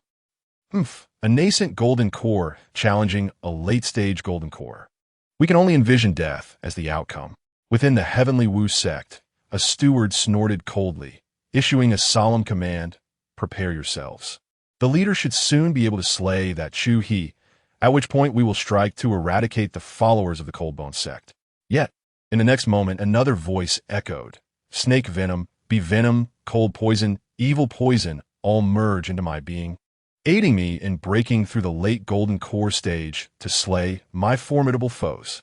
Following that, a wave of late golden core cultivation fluctuations emanated from the black mist. The disciples of the Cold Bone sect were also profoundly shaken by this scene. They stood, mouths agape, their faces etched with disbelief. The master was actually undergoing a breakthrough. Had they not heard him just moments ago, exclaiming while consuming various toxins? The master was indeed pushing himself to the limit. In their minds, they envisioned the imagery of Chu Changfeng retreating in defeat, bloodied and on the brink of death. Yet at that critical juncture, Chu Changfeng displayed an indomitable spirit. He suddenly produced several pills and swallowed them whole. These elixirs rapidly dissolved within him, transforming into a torrent of energy, causing his cultivation to soar. The disciples of Tianwu sect were left bewildered. What on earth? He broke through in the midst of battle? I see now. Your true identity is far from honorable. You are exploiting me to cleanse your cultivation. Within the dark mist, Chen Jinyue experienced a sudden epiphany. No wonder he had previously disguised himself as a novice in the Golden Core stage, reluctant to openly wield his flying sword. Chapter 74. Can you be any more stingy? Chu Changfeng, you are absolutely correct. In response to Chen Jinyue's bewilderment, Chu Changfeng offered an affirming reply. After all, being merely at the initial stage of the Golden Core, he needed a reasonable strategy to overcome Chen Jinyue. Given the current circumstances, igniting his potential and engaging in a desperate battle with Chen Jinyue seemed quite justified. Moreover, from this point forward, he could lay the groundwork for the legitimate use of his late-stage Golden Core cultivation. Why be so insidious when you possess such extraordinary strength? Chen Jinyue was filled with resentment. Chu Changfeng sighed. My life has been like walking on thin ice. Silence. Chen Jinyue, unwilling to hear more from Chu Changfeng, gathered what little strength he had left and struck his own crown. Crack! His skull shattered, akin to a watermelon exploding. A late-stage Golden Core cultivator hastening his own demise in such a manner was indeed shocking. Chu Changfeng shook his head. I had hoped you would provide me with more resentment. Subsequently, Chu Changfeng disguised Chen Jinyue's wounds, creating the appearance of being corroded by a potent poison. He then swiftly tore some fabric from his own garments, allowing his long hair to dance wildly in the wind, and smeared Chen Jinyue's blood across himself, crafting an image of grievous injury. With his hands clasped behind his back, he stood tall and proud, exuding an air of invincibility. Under his control, Chen Jinyue's lifeless body knelt slowly before him, as if submitting to his will. The atmosphere was thick with grandeur. Chu Changfeng activated the heart-devouring resentment technique, dispelling the ominous mist that enveloped the area within a 10-mile radius. His figure gradually became discernible to both factions' followers. Master! Master! In almost perfect synchrony, the disciples of both sects cried out in unison. Yet, in this moment of awe, the sight before them was unexpectedly shocking. Though Chu Changfeng stood there, his garments were stained with blood, giving the impression that he had endured severe injuries. Meanwhile, Chen Jinyue's headless corpse knelt before him. Witnessing this scene, the disciples of the Heavenly Wu sect were taken aback. How could Chen Jinyue, a late-stage golden core cultivator, have perished at the hands of Chu He, who was merely at the initial stage?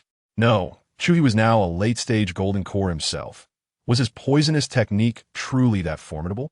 Master, your condition. The disciples of the Cold Bone sect looked at Chu Changfeng with concern. Though I am gravely wounded, I am not yet dead. Do not concern yourselves with me. Focus on annihilating the Heavenly Wu sect, for that is the only way to honor my sacrifice. His gaze fixed intently on the Heavenly Wu sect, a glimmer of icy determination in his eyes. Yes, the Cold Bone sect disciples rallied. Charge with me, fueled by fervor. They surged towards the disciples of the Heavenly Wu sect. Amidst the chaos, Zhao Qianfan observed Chu Changfeng and secretly scoffed. He harbored no belief in Chu Changfeng's words. If Chu Changfeng had truly been gravely wounded by Chen Jinyue, he would willingly offer his head as a night pot for him. As night fell, the branch of the Cold Bone sect prepared for the impending battle. Seated prominently at the forefront, Chu Changfeng rested his substantial sword upon his lap. Before him lay several chests filled with the rarest treasures plundered from the Yinli sect, the Grey Crow sect, and the Heavenly Wu sect. Yet, these treasures held little value. Indeed, they were not worth much at all. The truly valuable items had always been kept close at hand, for who would so foolishly leave them behind for others to seize?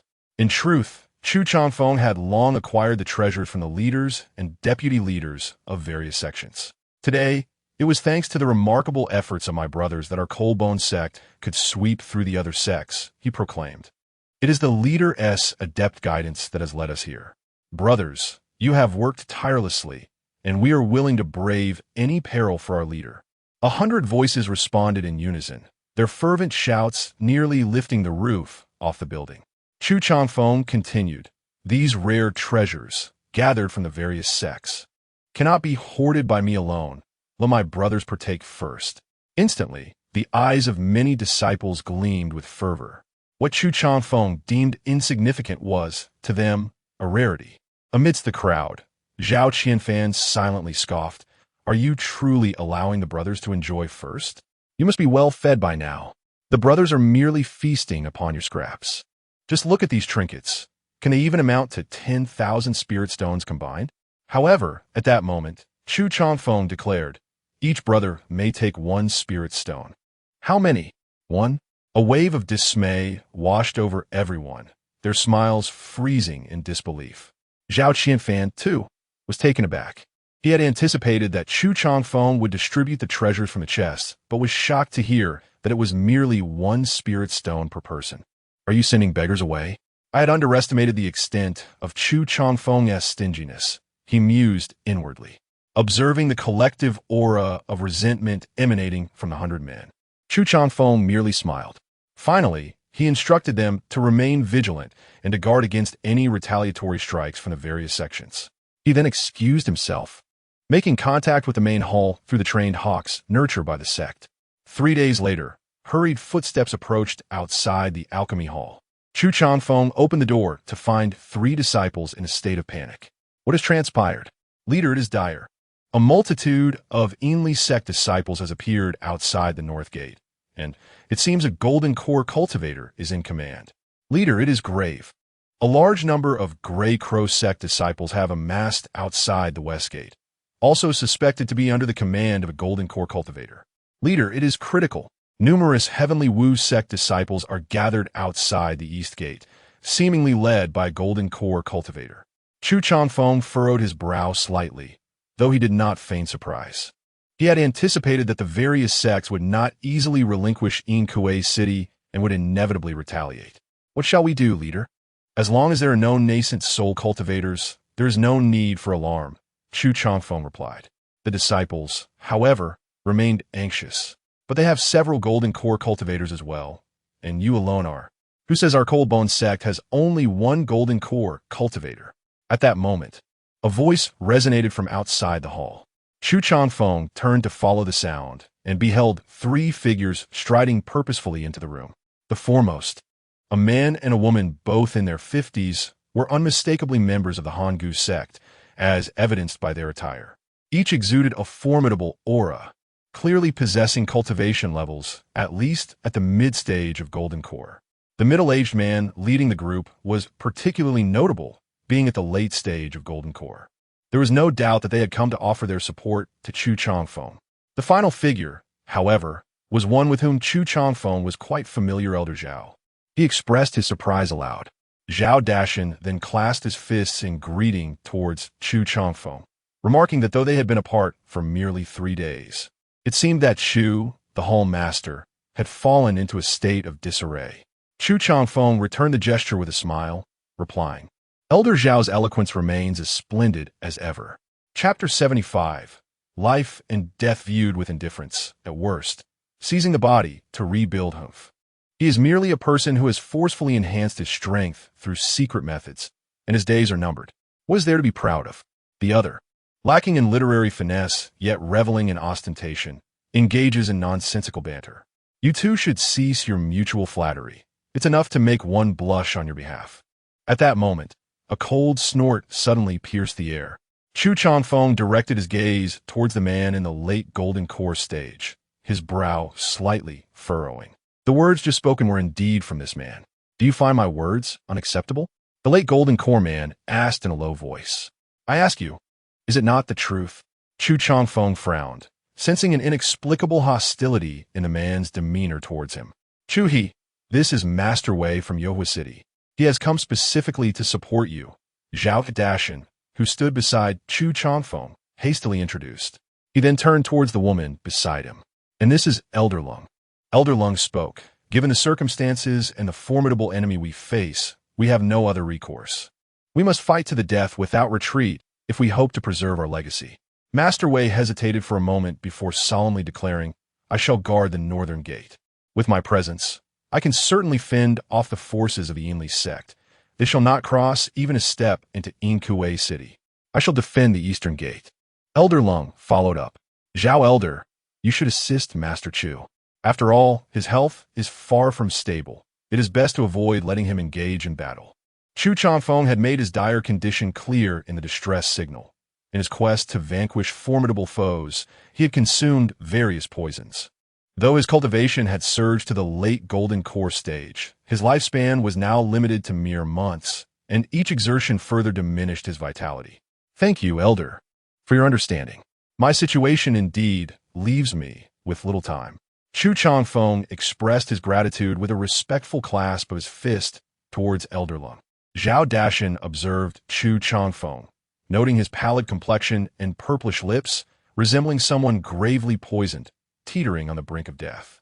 Yet, Zhao Dashan recalled how, during the encounter with Lu Yangshu, Chu Changfeng had appeared just as lifeless, lamenting his imminent demise, yet here he was, still standing. Zhao Dashan nodded in response. Very well. I shall assist Chu He in guarding the eastern gate. However, before I proceed, I must extend my premature congratulations to you all. On the brink of failure. The crowd responded with a collective groan. Ugh. What ill fortune. Master Wei and Elder Lung shook their heads, discontent with Zhao Dashan's remarks, yet refrained from further comment, recognizing the inappropriateness of such concerns at this moment. Thus, everyone dispersed, heading to their respective posts to guard the city gates. Zhao Dashan scratched his head awkwardly, realizing that his literary skills still required considerable refinement. Chu Changfeng, puzzled, asked why Zhao Elder was so intent on improving his literary prowess. Did he aspire to enter the secular realm and pursue a political career? Zhao Dashan's face flushed with embarrassment. I have taken a liking to a lady who appreciates men of eloquence and wit, those who can articulate with grace. Chu Changfeng felt that Zhao Dashan would never win the affection of that young lady. Elder, you should accompany me to face the enemy, Chu Changfeng declared, striding towards the east gate. Along the way, Zhao Dashan noticed the absence of others and suddenly said, Chu-he, you must be cautious of Master Wei.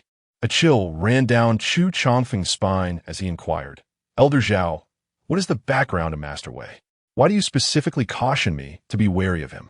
In truth, Chu Changfeng had already sensed the palpable hostility emanating from Master Wei when he cast his gaze upon him. They were clearly strangers. Such animosity was unwarranted. Zhao Dashan lowered his voice and elucidated. If you succeed in defending Inkue City this time, you will become a formidable rival to Master Wei. Allow me to explain succinctly. Last year, our Cold Bone Sect's deputy leader unfortunately fell victim to an ambush by Righteous Path demons, resulting in his untimely demise. Since then, Master Wei, Master Qiu, and Master Jiang have been vying for the position of deputy leader. Each has achieved remarkable feats and individually led their followers to capture a city. However, their strengths and accomplishments are so closely matched that it remains undecided who will assume the role of deputy leader. Pausing momentarily to gauge Chu Changfeng's reaction, Zhao Dashan continued, if you manage to successfully defend Inkue City, I believe other sects will relinquish their claims to it. According to our sect's customs, you will have made a significant contribution and will be eligible to compete for the deputy leader position. Hence, Master Wei regards you with such animosity, perceiving you as a potential adversary. Understanding dawned upon Chu Changfeng as if he had received a profound revelation. He finally comprehended the peculiar glances and unfriendly demeanor Master Wei directed towards him. He had unwittingly been viewed as a rival. However, Master Wei's intuition is indeed sharp. Zhao Dashan suggested, Chu-he, I recommend that after this incident, you seek out Master Wei to clarify matters, assuring him that you do not aspire to contend for the deputy leader position. That way, he will not target you. Nevertheless, Chu Changfeng shook his head, asserting that such an approach was unnecessary. Zhao Dashan was taken aback. Are you truly considering competing for the deputy leader? Chu Changfeng nodded with resolve. Indeed, that is my intention. My physical condition is deteriorating. Yet if I can partake in the Bone Festival and receive the blessings of the demon god, there may be hope for improvement. However, only by becoming the deputy leader can I attend the Bone Festival. Zhao Dashan fell silent for a moment. Chu-he, I understand your sentiments. It is only natural to take a gamble for the sake of survival. However, I still urge you to reconsider. Master Wei, Master Qiu, and Master Jiang are all true late-stage golden elixir cultivators, having practiced for decades. You cannot hope to rival them. If one were to relinquish the pursuit of the position of deputy sect leader, one might still survive for several months. However, should one engage in the competition for this role, the prospect of living for even a few months appears grim. As I understand it, the 7th of next month marks the Bone Festival, and a selection for the deputy sect leader must be finalized before this date. The sect leader intends to implement an assessment, and those who succeed will be appointed as the deputy. There are whispers suggesting that even for the likes of Wei, Qiu, and Jiang, who are genuinely at the late stage of the Golden Core, the situation is fraught with peril. Chu Changfeng comprehended that aspiring to become the deputy sect leader is considerably more challenging than he had anticipated. Nevertheless, it matters little. With a smile, Chu Changfeng regarded life and death with indifference, considering that, at worst, he could seize another's body and begin anew. To be timid and overly cautious is the demeanor of a conventional cultivator. Zhao Dashan's eyes sparkled with insight. Brother, you truly understand. Chapter 76. The 6th of the Tianwu sect. The members of the Tianwu sect have arrived. Shortly thereafter, Chu Changfeng and Zhao Dashan ascended the eastern city wall together. Standing atop the battlements, they gazed into the distance, observing that 200 to 300 cultivators had already arrayed themselves outside the city, cautiously advancing. These cultivators either wielded magical artifacts, hovering in midair, or radiated a brilliant aura of spiritual energy. Among this multitude, a large flag embroidered with a centipede stood out conspicuously. It was the banner of the Tianwu sect. Hall Master. The Hall Master has come. This is splendid. Upon seeing Chu Changfeng, the guards of the Han Gu sect collectively breathed a sigh of relief, as if a heavy burden had been lifted from their hearts. Ultimately, the Tianwu sect halted 5 miles away.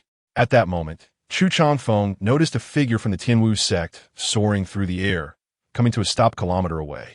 This individual appeared to be in his 30s, with emerald green hair and an aura of verdant spiritual energy flowing around him like a gentle stream, clearly indicating he was a formidable cultivator, one at the mid-stage of the Golden Core realm. Chu Changfeng cautioned everyone to remain vigilant. The elder of the Han Gu sect spoke. I have come not to engage in conflict, but to reclaim the territory belonging to our Tianwu sect. The elder's voice reached the ears of Chu Changfeng and Zhao Dashan. Reclaim the territory we have conquered? Such delusions. Chu Changfeng bellowed, his face flushed with anger. Once Hall Master Feng risked everything, even his life, to create the perfect opportunity for us to unify in Kuei City. We have paid a staggering price for this goal. One could even say a Pyrrhic victory. Do you think we will simply relinquish the territory we have fought so hard to acquire at the mere mention of your words? If we were to concede so easily, how could we face those brothers who sacrificed their lives for this war? Chu Changfeng's words struck like a hammer upon the heart of the Tianwu sect elder outside the city. Indeed, we shall never retreat. In Kuei City belongs to the Han Gu sect. We shall not cede an inch of our territory to you. The followers of the Han Gu sect roared in unison beside Chu Changfeng. Outside the city, the expression of the Tianwu sect elder darkened significantly, inwardly cursing Feng Lun. What folly has possessed him? Is his mind but a muddled mess? How could he make such an absurd decision that endangers not only himself, but also drags others into the fray? It was precisely this reckless action by Feng Lun that had thrown the balance of power among the sects in Kuei City into disarray, obliterating the mutual checks and balances that had previously existed. Other hall masters had perished, allowing Chu Changfeng to seize the opportunity to grow powerful and ultimately unify in Kuei City. However, reclaiming lost ground would prove exceedingly difficult. I advise you to reconsider. The Tianwu sect elder called out once more, his voice rising above the tension. As I understand it, your current predicament is far from favorable. Facing assaults from multiple sects, you may very well find yourselves utterly defeated. Should we truly face failure, it would not merely be a matter of various sects coexisting. It is likely that the entire city of Kuei would witness the demise of the Coldbone sect. In the face of the elder from the Tianwu sect's threats, Chu Changfeng merely smiled faintly, responding with composure, our Coldbone sect is not without allies. No sooner had he spoken than Zhao Dashan emerged from the crowd. Mid-stage of the Golden Core, the elder's pupils contracted as he coldly remarked, it seems that reasoning has failed us. If that is the case, we shall settle this with our abilities. Chusheng, there is no need for you to intervene. Zhao Dashan turned his gaze to the elder of the Tianwu sect, declaring, let me now experience your formidable skills.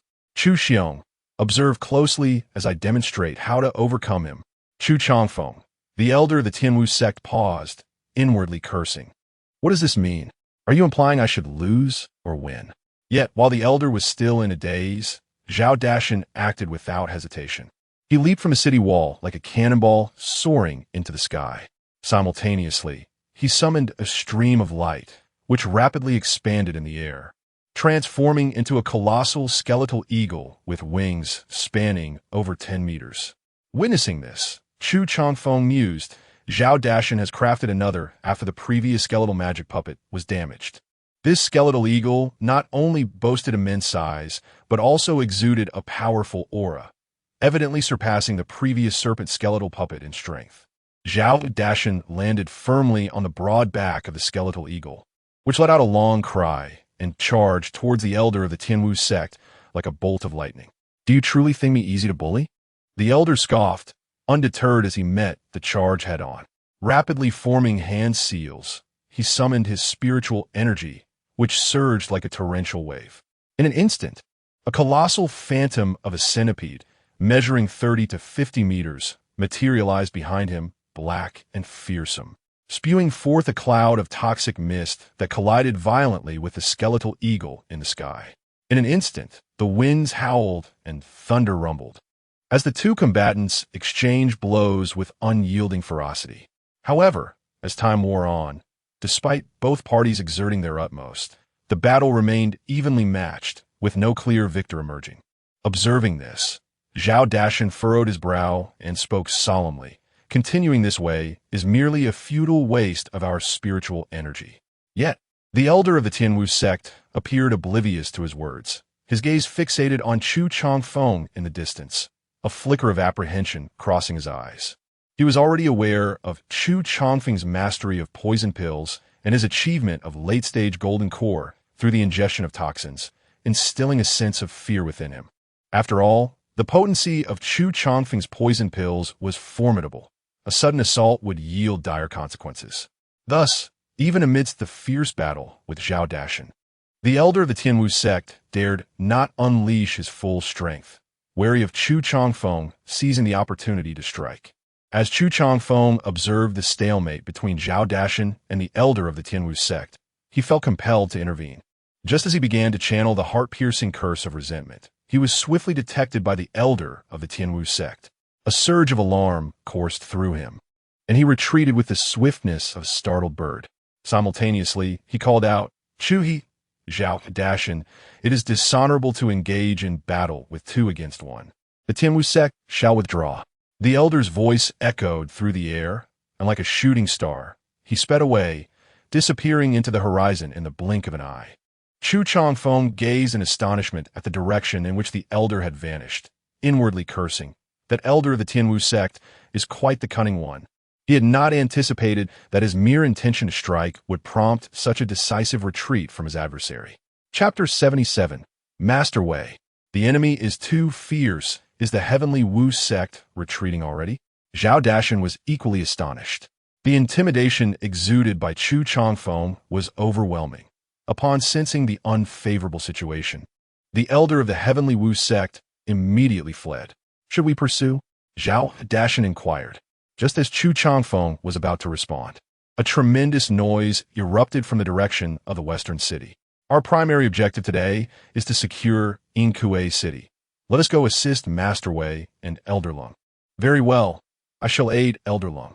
After Zhao Dashan spoke, he soared toward the western gate, while Chu Changfeng made his way to the northern gate. Upon reaching the ramparts above the northern gate, Chu Changfeng beheld Master Wei engaged in a fierce battle outside the city with a formidable adversary from the Yinli sect. This opponent exuded an imposing aura, summoning hundreds of icy spikes with a mere wave of his hand, showcasing tremendous power. He was, in fact, a late-stage golden core cultivator. Chu Changfeng gazed at this individual in astonishment. He had presumed that the Yinli sect would only dispatch mid-stage golden core experts, yet they had deployed such a formidable figure. At that moment, Master Wei suddenly bellowed, "Yingzhou, have you lost your mind? You would go to such lengths to reclaim Yingkue City?" Hearing this, Chu Changfeng realized that the Yinli sect's powerful foe was named Yingzhou. With bloodshot eyes, Yingzhou gritted his teeth and declared, "I will slaughter all of you to avenge Ali." Ali? Chu Changfeng recalled that the recently deceased leader of the Yinli sect was indeed named something akin to Li. It became clear that Yingzhou's madness stemmed from a desire for vengeance. However, it was not I who killed her. It was Feng Luan who ended her life. And he is already dead. Your vendetta has been avenged.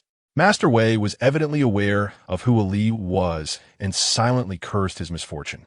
The leader of the Yinli sect, slain by Feng Luan, was none other than Yingzhou's consort. Moreover, judging by Yingzhou's demeanor, his feelings for Ali appeared to be profoundly deep. Nonetheless, Yingzhou refused to relent, stating, "No, I want all the disciples of the Hangu sect in Yingkue City to accompany her in death." Master Wei attempted to persuade Yingzhou to reconsider, saying, "She is already gone. Cannot you find another? Why cling so desperately to this?" Yet, Yingzhou resolutely shook his head, his voice heavy with anguish. "No one can replace her. Master Wei was momentarily speechless. Brother, we are all demonic cultivators, devoid of compassion and sentiment. How can you still possess such a romantic heart? Today, I shall kill, and none shall stop me. Ingio's face was as cold as ice. His eyes, like chilling stars, fixated on Master Wei with an ominous aura of murderous intent radiating from him.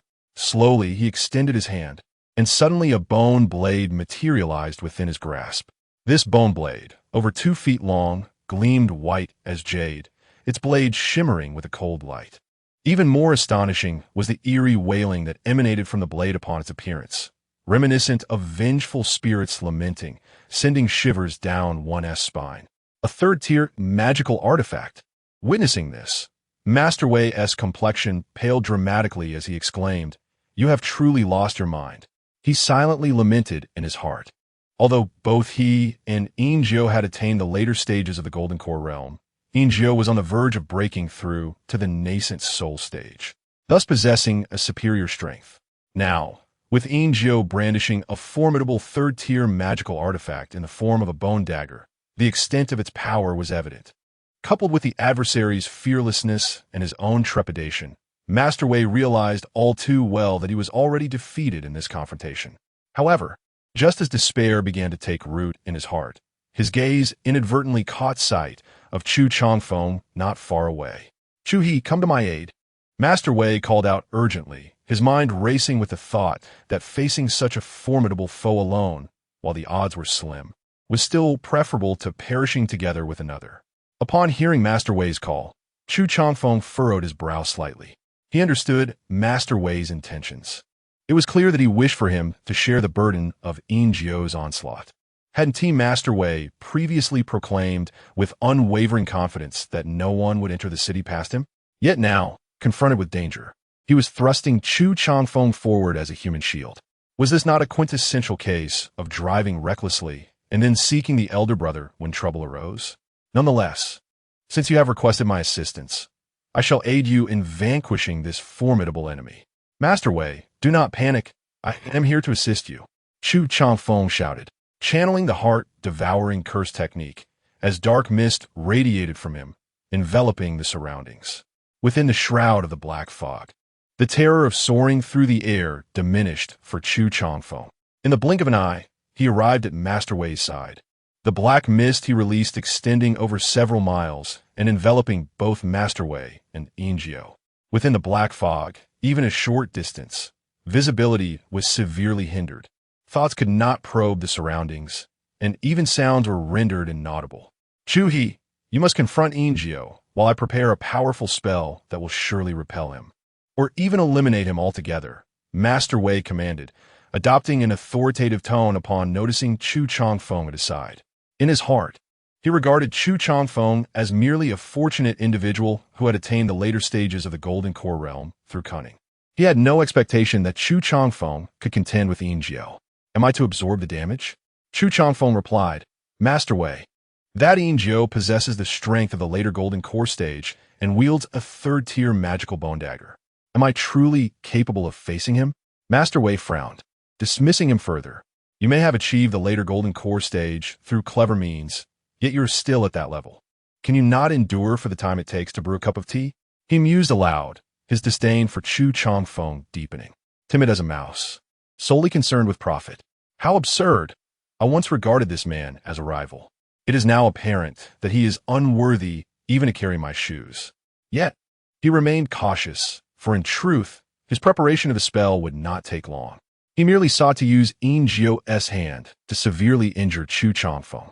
Should he eliminate Chu Changfeng entirely, it would be even better, for it would reduce the competition for the position of deputy leader. Very well then, Master Wei, but you must be swift. With a determined grit of his teeth, Chu Changfeng plunged into the depths of the black mist. Instead of charging toward Ingio, he extracted several life-extending pills, soul-dulling elixirs, and chaos-inducing potions, all crafted to unleash latent potential while disrupting cognitive clarity. He kneaded them into needles and infused them with sword energy. You wish to deceive me? You shall not fare any better, Chu Changfeng mused, suddenly dispersing the surrounding black fog encasing Wei Tangzhu. I have found you. Yin Daozhan. The chilling voice of Yin Jiu resounded as he gripped his bone knife and struck downward. In an instant, dozens of icy blade lights descended upon the location of Chu Changfeng and Wei Tangzhu, with sword energy coalescing at his fingertips. Chu Changfeng effortlessly shattered several blade lights, but called out urgently, "Wei Tangzhu, Yin Jiu's blade is exceedingly sharp. I am gravely injured. You would do well to fend for yourself." Though his voice echoed, his presence remained unseen. An image of Chu Changfeng, bloodied and wounded, flashed through Wei Tangzhu's mind. He snorted in anger, "Useless fool, unable to withstand even a single attack. I have truly overestimated your capabilities." Chapter 78. Are you targeting my kidney? The Bone Demon Armor. With a furious shout from Master Wei, he swiftly formed hand seals, reciting incantations under his breath. This was his ultimate technique. In an instant, his storage bag began to release a continuous stream of bones. Chu Changfeng observed as these bones spiraled through the air like a pack of ravenous wolves lunging at Master Wei. In the blink of an eye, the bones fit together seamlessly, akin to a jigsaw puzzle, forming a complete set of bone armor that enveloped Master Wei tightly. Just as the bone armor took shape, the chilling blade light unleashed by Yin Jiu struck fiercely against Master Wei. Clang, clang, clang. Sparks flew in a dazzling display as they erupted across the surface of the bone armor. Yet, to everyone's astonishment, despite the ferocity of Yin Jiu's strike, the bone armor stood firm like an impregnable fortress, merely bearing a few shallow marks on its surface. Is that all? Master Wei thought to himself, a hint of disdain rising within him. However, just as this feeling of contempt began to swell, an unexpected chill surged from behind him. This icy sensation was reminiscent of a frigid winter wind, sending shivers down his spine and causing the hairs on his body to stand on end. Before Master Wei could react, he suddenly felt a sharp pain in his waist, as if a keen blade had pierced through his flesh. In shock, he looked down to find a black needle had indeed breached the defenses of the bone armor, deeply embedded in his side, blood gushing from the wound. Yin Jiu, how despicable of you to launch a sneak attack with a hidden weapon. Master Wei's expression darkened, his eyes widening in disbelief. In the distance, Yin Jiu was momentarily stunned. What hidden weapon? I know nothing of it.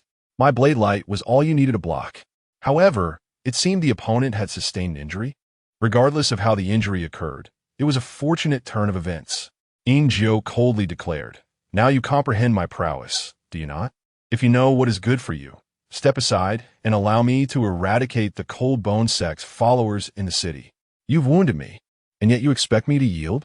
Such foolish delusions." Master Wei retorted coldly. Yet, as he attempted to extract the black needle from his waist, he was horrified to discover that the needle had fused into his body. Something is amiss. Master Wei murmured, "Why has my body sustained no harm? Instead, it feels as though a powerful force is continuously merging within me." This force arrived so abruptly that Master Wei was caught completely off guard. It surged through him like a ferocious beast, causing his previously tranquil spiritual energy to spiral out of control.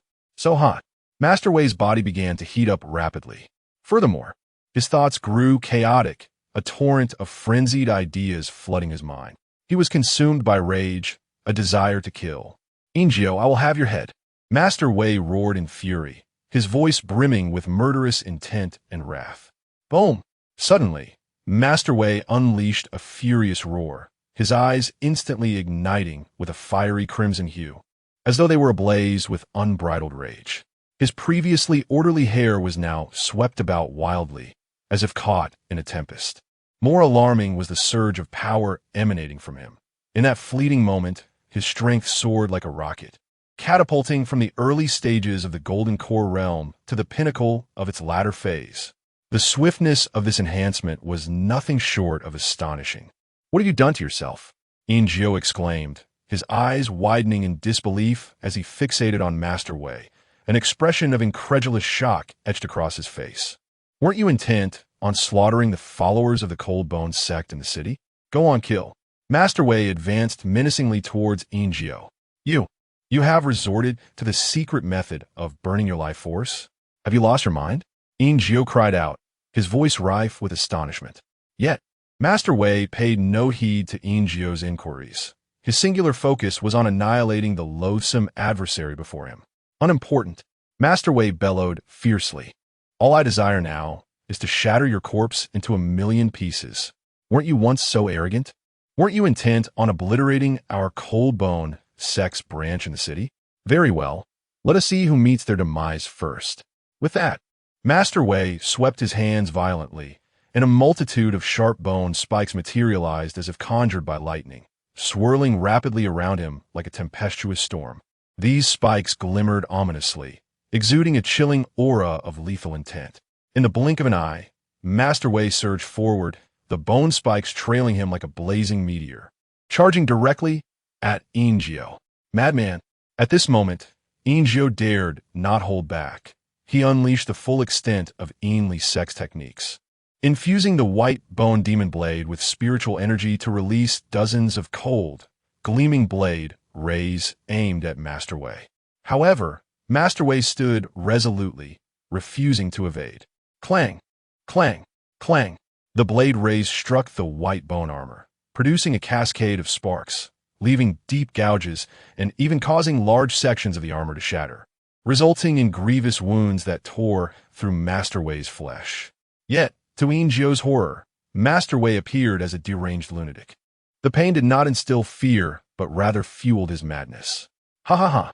Excellent! The more you resist, the more exhilarated I become. Now take this. Swish! The icy bone spikes lunged densely toward Ingio. Insane. Truly insane. I want to kill others. Why are you risking your life in this? Ingio's eyelids twitched violently, unwilling to engage in direct confrontation with Master Wei. This time, he found himself entirely at a disadvantage, forced to retreat repeatedly under the relentless pressure of Master Wei. The reason was simple. Master Wei had cast aside all concern for his own safety, driven by a singular thought, to eradicate Ingio. Conversely, Ingio sought to eliminate the followers of the Cold Bone sect in the city to avenge Ali, never contemplating the possibility of sacrificing himself in the process. The strong fear the reckless, and the reckless fear those who have nothing left to lose.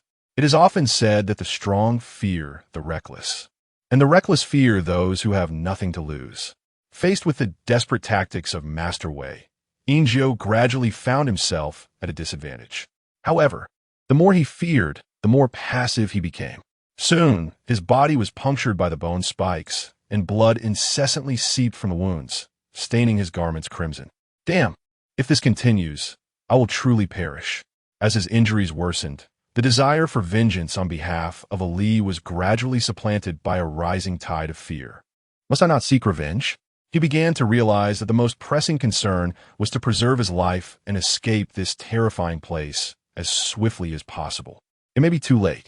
Just as Ingio prepared to turn and flee, a chilling voice suddenly pierced through the air beside him. Chapter 79, Master Wei. Do not perish with unabashed arrogance. Ingio declared, I wish to leave. Who are you to impede my path? He discerned that the voice did not belong to Master Wei, but rather to another individual. Chuhi, you, a mere late-stage pseudo-golden core, dare to obstruct my way? Ingio's tone dripped with disdain for Chu Changfeng. Yet, before he could finish his sentence, an astonishing phenomenon occurred. Hundreds upon thousands of runes flared to life like shooting stars, weaving an immense net between Master Wei and Ingio with remarkable speed, ensnaring them tightly. This was not a mere trick of the demonic arts. It was an array. However, it was but a trifling skill. I shall cleave it asunder with one stroke. Ingio's expression shifted as he witnessed this, and, without hesitation, brandished his bone demonic blade. With a swish, a cold, fierce blade of light sliced towards the surrounding runes like lightning. To his astonishment, this seemingly formidable strike had no effect on the runes. The blade of light struggled within the net like a fish ensnared in a fishing net, thrashing futilely before dissipating into nothingness. This was no ordinary formation. A sense of urgency gripped Ingio's heart as he realized the gravity of the situation.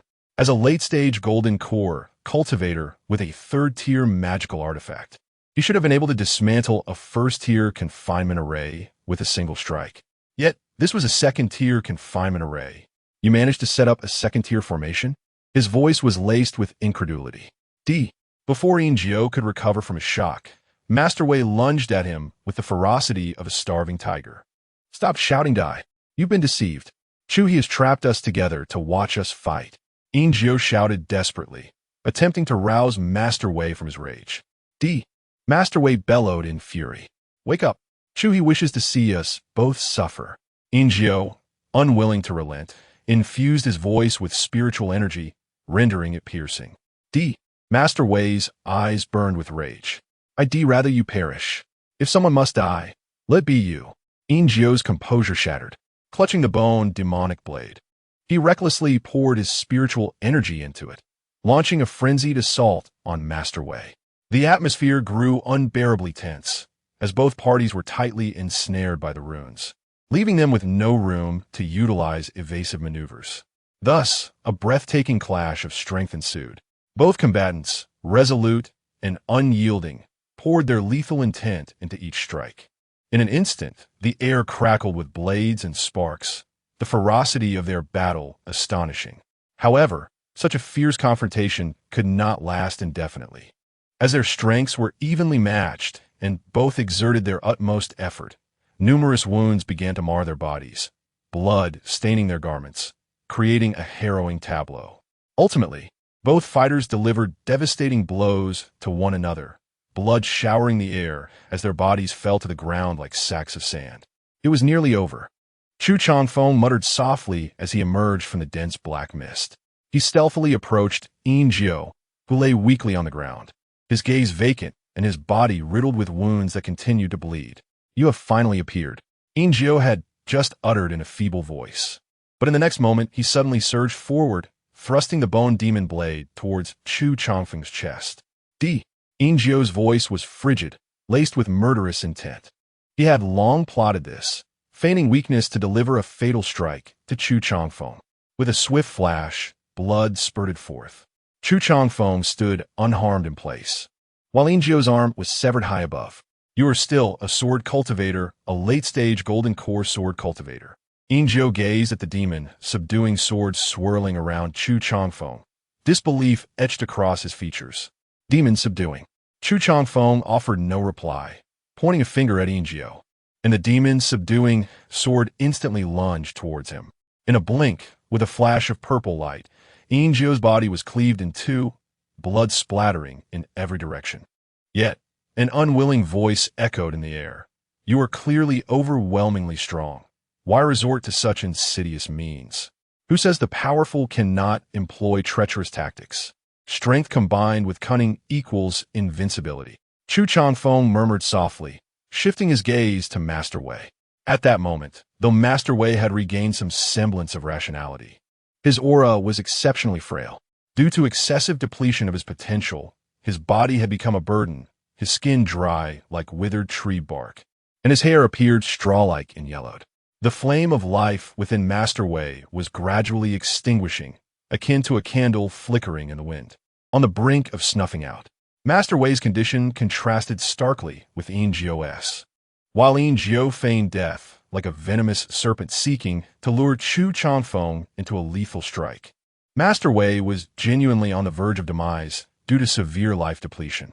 Help me, Master Wei implored with a voice so faint it was nearly inaudible. His eyes brimmed with despair and pleading, as though Chu Changfeng were his sole hope. Observing Master Wei's pitiful state, Chu Changfeng felt no trace of compassion.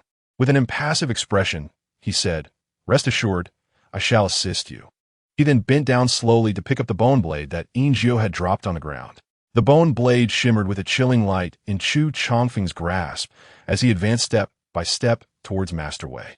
Seeing Chu Changfeng approach with the blade, a flicker of panic crossed Master Wei's eyes. "No, please, you cannot kill me."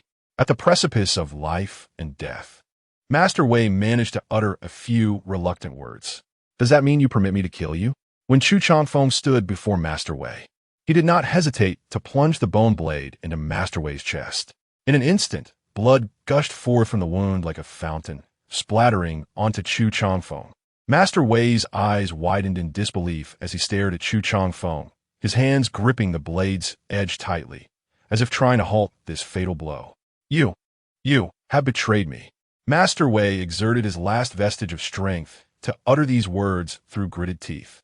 His voice was rife with indignation and despair, yet his grave injuries rendered him incapable of articulating a complete sentence.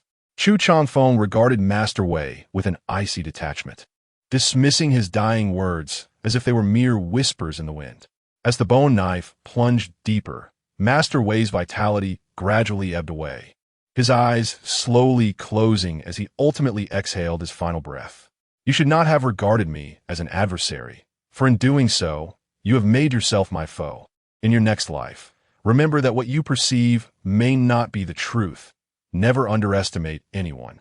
Chu Changfeng coldly concluded, channeling the heart-devouring curse to retract the ominous black mist that enveloped the area for miles. Simultaneously, he cried out in anguish, Master Wei, you must hold on. Do not succumb to death. Chapter 80. The vanished storage bag. Yin Jiao had made his move. It seemed that Master Wei had also acted. Upon the city ramparts, the disciples of the Han-Gu sect listened to Chu Changfeng's calls, their eyes drawn to the two lifeless bodies, uncertain whether to rejoice or grieve. After all, the demise of a formidable foe was a cause for celebration. As for Master Wei's death, they could hardly feel sorrow. He was no kin of theirs. Yet, no one dared to express their sentiments openly. In the distance, the disciples of the Tian Wu sect watched in horror as the once mighty master Yin Jiao lay motionless upon the ground, resembling a mere scarecrow. The fall of Master Yin left them disheartened. Why was there no word of retreat? One practitioner lamented, noticing that his companions had silently vacated the area. They too hastily turned to flee. With a late-stage golden core cultivator fallen, what use were they, mere foundation and chi refinement practitioners? Master Chu, what has transpired? Moments later, Elder Lung and Zhao Dashan rushed to Chu Changfeng's side, akin to meteors racing across the night sky. Though they seemed to inquire about the situation, their gazes were fixated on the lifeless form of Master Wei. His body lay still, a bone dagger embedded in his chest, devoid of any signs of life. The events unfolded thusly. Chu Changfeng inhaled deeply, still shaken, and recounted the ordeal in detail to Elder Lung and Zhao Dashan. That Yin Jiao, driven by madness, had recklessly attacked Master Wei in a bid for vengeance, even resorting to utilizing a third-tier magical artifact. Although Master Wei was powerful, he was ultimately overwhelmed by such a formidable relic. Realizing Master Wei was in peril, I rushed to his aid. However, Yin Jiao was simply too formidable. I was no match for him. After all, you're aware that I do not truly possess late-stage golden core cultivation. During that fierce conflict, we faced an onslaught of terrifying attacks. Yin Jiao was akin to a madman, each strike infused with boundless murderous intent, sending chills down one's spine. In just a few blows, I was left spitting blood, severely injured internally. Chu Changfeng gestured to the bloodstains on his chest, which were actually Master Wei's blood, a slight borrowing that stained his attire. Brother Chu, you should refrain from speaking further. Rest for now, Zhao Dashan urged promptly. Chu Changfeng waved him off. No, I must speak. My injuries are grave, and I may not see the dawn. I must ensure that Master Wei's deeds are known to all.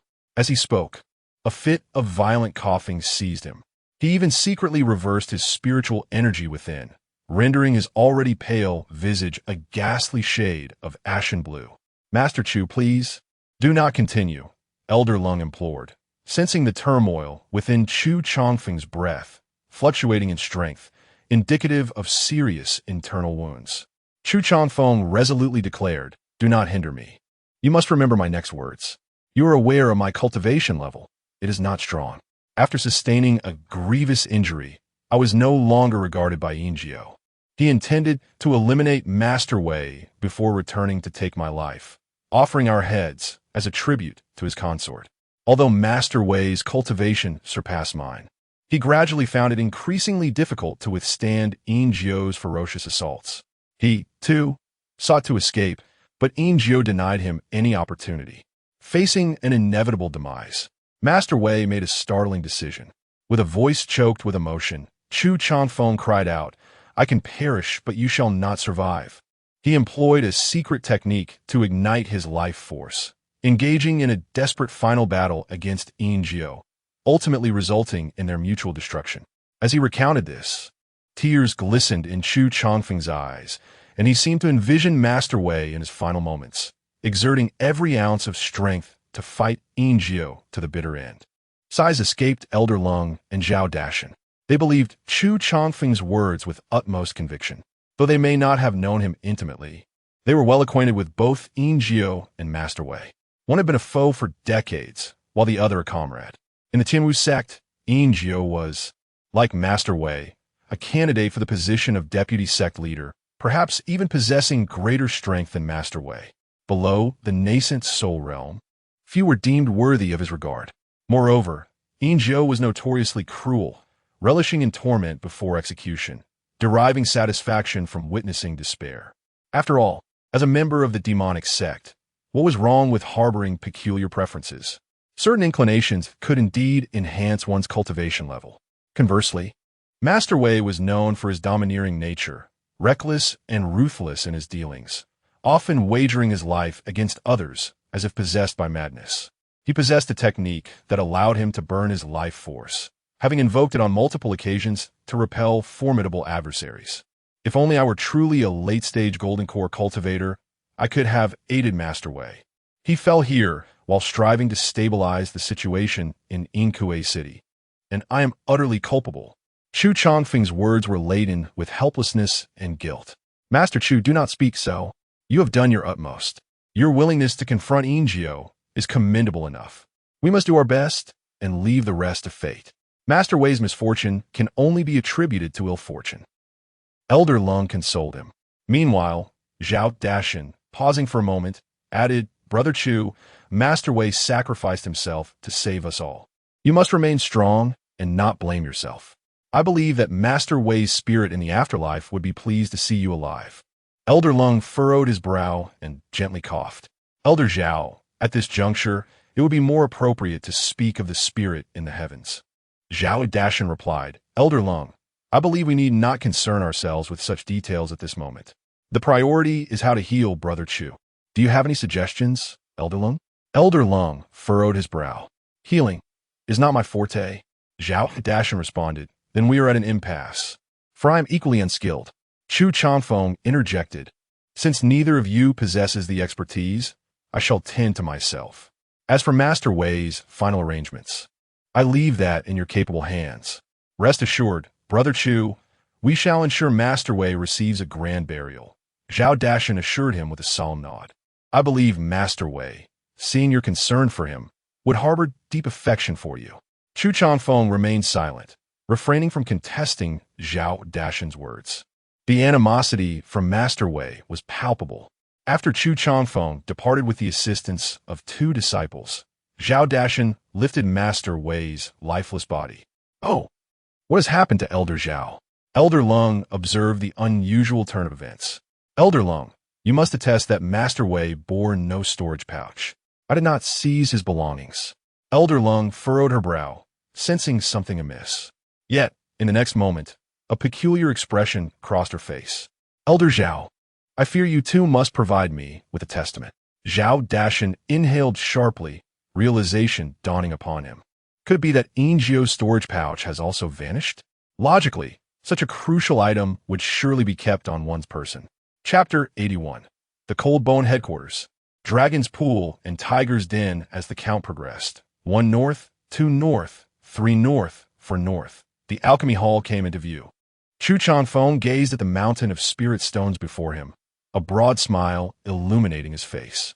At that moment, he exhibited no trace of his previous ailments. The source of these spirit stones stemmed from the storage bags of Master Wei and Yin Jiao. After a brief period of calculation, Chu Changfeng discovered that he possessed a total of 500 medium-grade spirit stones and over 1,000 low-grade spirit stones. This signified that Yin Jiao and Master Wei had yielded more than 51,000 low-grade spirit stones. Among these, there were numerous materials for crafting demonic artifacts, 2 high-grade second-tier artifacts, and 5 first-tier artifacts. Regrettably, as they did not practice swordsmanship, there were no materials for forging flying swords. Chu Changfeng's desire to find an opportunity to exchange the rare treasures and artifacts he held for those he truly needed grew stronger. As another day passed, Chu Changfeng had managed to somewhat recover. Upon pushing open the door of the alchemy hall, he beheld the figures of Elder Lung and Zhao Dashan in the courtyard. "Brother Chu, how are you faring?" Zhao Dashan inquired. Chu Changfeng forced a smile. "I have narrowly escaped with my life, but time is running short, I know." Zhao Dashan had already surmised his predicament. Elder Lung remarked, "Master Chu, please take care of your health. We reported the events to the headquarters yesterday. You have made a significant contribution and may very well be summoned to the headquarters to meet the master."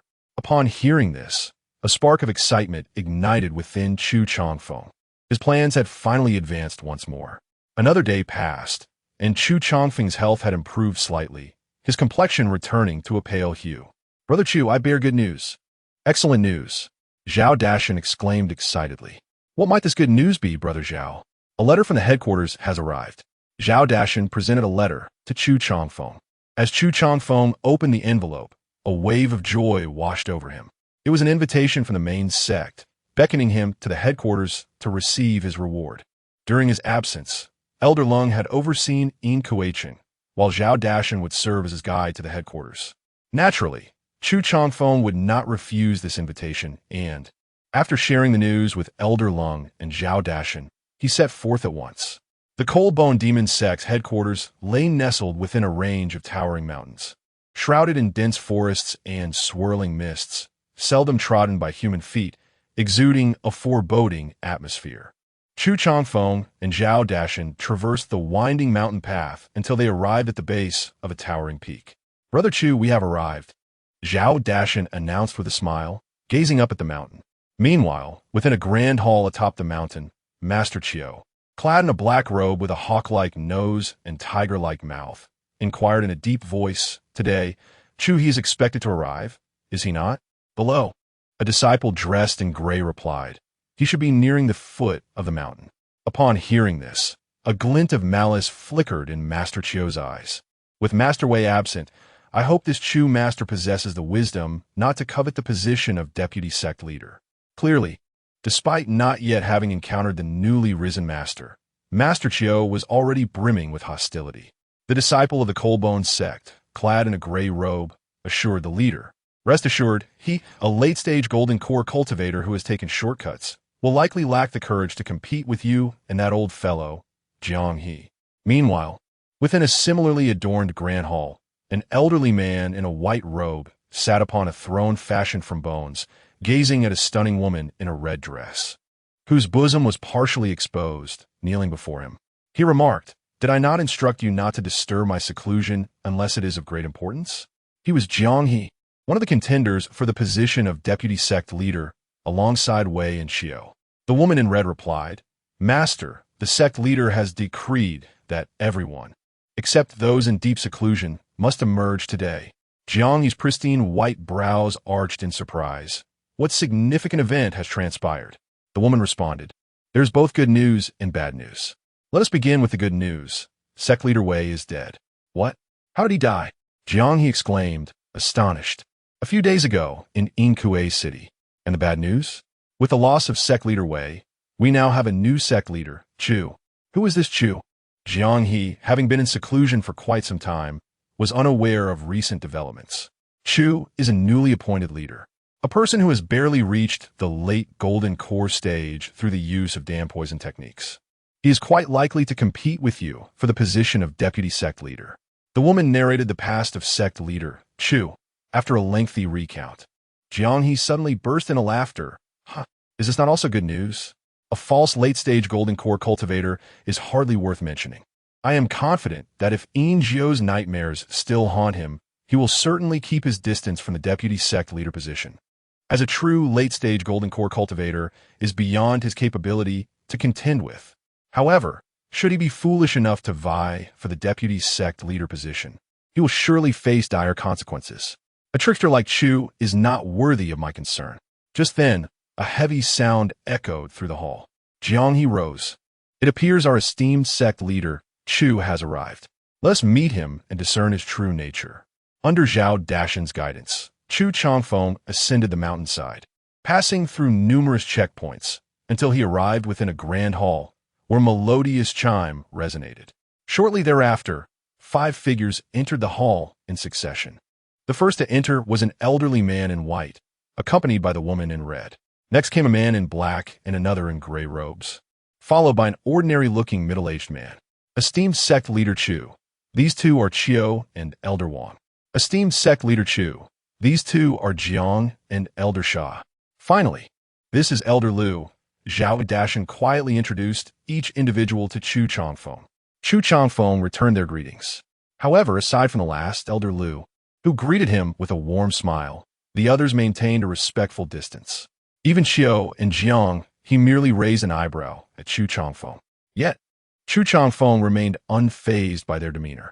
In the eyes of Chu Changfeng, within the Grand Hall, every individual, aside from Zhao Dashan, was enveloped in a faint shroud of dark mist. This ethereal vapor, elusive and subtle, eluded the perception of many cultivators. However, Chu Changfeng discerned it with clarity. It was a manifestation of resentment. The presence of such animosity signified that deep within these individuals lay dissatisfaction and bitterness.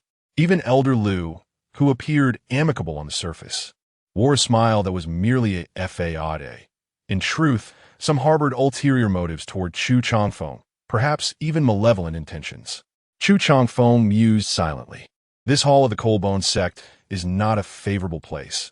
It could very well be a den of dragons and tigers. Chapter 82. Chu Changfeng. I wish to take a chance. Chu Changfeng observed these individuals with an impassive demeanor, a sense of vigilance quietly taking root within him. He understood that in this place, trust was a rare commodity. At that moment, the palace doors were abruptly swung open. A gust of dark wind swept through, and a figure suddenly emerged upon the throne at the center of the Grand Hall. Upon closer inspection, Chu Changfeng discerned a person clad in a flowing black robe, their visage obscured by a white half-mask, rendering their true age indiscernible. Yet, in an instant, he sensed a palpable aura of danger emanating from this individual. A practitioner of the nascent soul stage. He was unequivocally certain of this. As this figure made their entrance, the expressions of everyone present became grave. We welcome Master. We welcome a Master. Even the defiant Xiao Hall Master and Jiang, he bowed in reverence to this person. Chu Changfeng, you have secured a city for our Coldbone sect, thereby rendering a tremendous service, the Master of the Coldbone sect stated without preamble, revealing his admiration for Chu Changfeng. Chu Changfeng humbly inclined his body in respect, asserting that expanding the sect's territory was the duty of every disciple. Furthermore, the achievement was inextricably linked to the selfless contributions of Hall Masters Feng and Wei. The Master nodded slightly and continued, in recognition of your remarkable contributions, I have decided to reward you with 50,000 spirit stones. With a wave of his hand, a bag containing the stones soared toward Chu Changfeng. The onlookers displayed expressions of envy at this spectacle. 50,000 spirit stones represented a substantial sum for the majority of Golden Core practitioners. More importantly, this reward signified the Master's profound acknowledgement of Chu Changfeng. Thank you for your generous gift, Master, Chu Changfeng expressed, receiving the storage bag with a countenance full of gratitude. Observing his triumphant demeanor, Xiao Hall Master scoffed inwardly, dismissing the notion that Chu Changfeng deserved such recognition as mere fortune, a boon from Hall Masters Feng and Wei. Jiang he furrowed his brow in discontent, echoing the sentiment that Chu Changfeng was undeserving of his position. Had it not been for Hall Master Wei's unfortunate fate, in conjunction with that scoundrel Jiao, what merit did Chu Changfeng possess to warrant such a reward? The Master of the Cold Bone sect took note of the crowd's expressions and proclaimed with a resonant voice, Ladies and gentlemen, there is no need for envy. If you possess similar strength, you too shall receive rewards commensurate with your capabilities. I solemnly promise to treat all brothers who share in the trials of life and death with equal regard, ensuring no one is overlooked.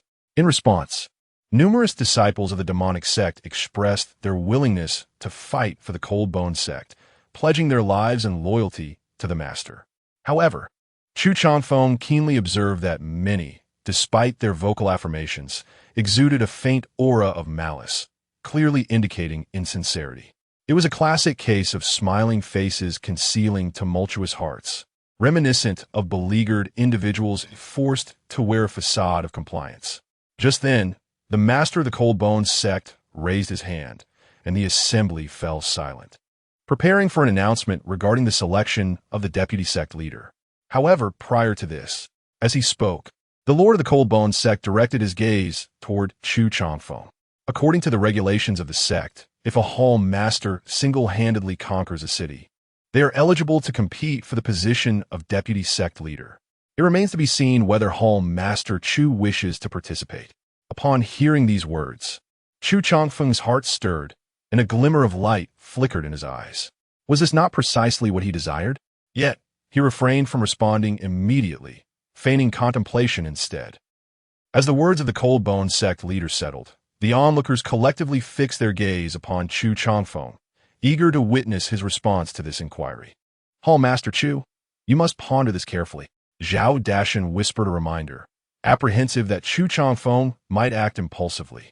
On their way here, Zhao Dashan had already urged Chu Changfeng to reconsider his ambition of vying for the deputy sect leader position. After all, both Hall Master Qiu and Jiang he were true late-stage golden elixirs, having dominated the sect for many years. If Chu Changfeng expressed his intent to contend for the deputy position, he would be positioning himself against both of them, thereby making two formidable enemies. In such a scenario, it would be inevitable for Chu Changfeng to face dire consequences. After all, he was merely a man who had achieved late-stage golden elixir through toxic alchemy and whose life was waning. What could he possibly wield against Hall Master Qiu and Jiang He? Was Hall Master Wei truly powerful? Had he not also gained nothing beneficial from confronting the two? Nonetheless, Chu Changfeng appeared to deliberate extensively, finally turning to the Cold Bone sect leader, stating, "Sect leader, I wish to take this chance." Sigh. Upon hearing these words, Zhao Dashan could not help but shake his head in dismay. This notion was exceedingly immature. It is crucial to recognize that when Chu Changfeng uttered these words, he simultaneously acquired two new adversaries. This, without a doubt, would pose significant obstacles to his future endeavors. Hall Master Qiu furrowed his brow slightly, inwardly mocking. This lad truly embodies the fearless spirit of youth. He will soon learn the bitter taste of defeat.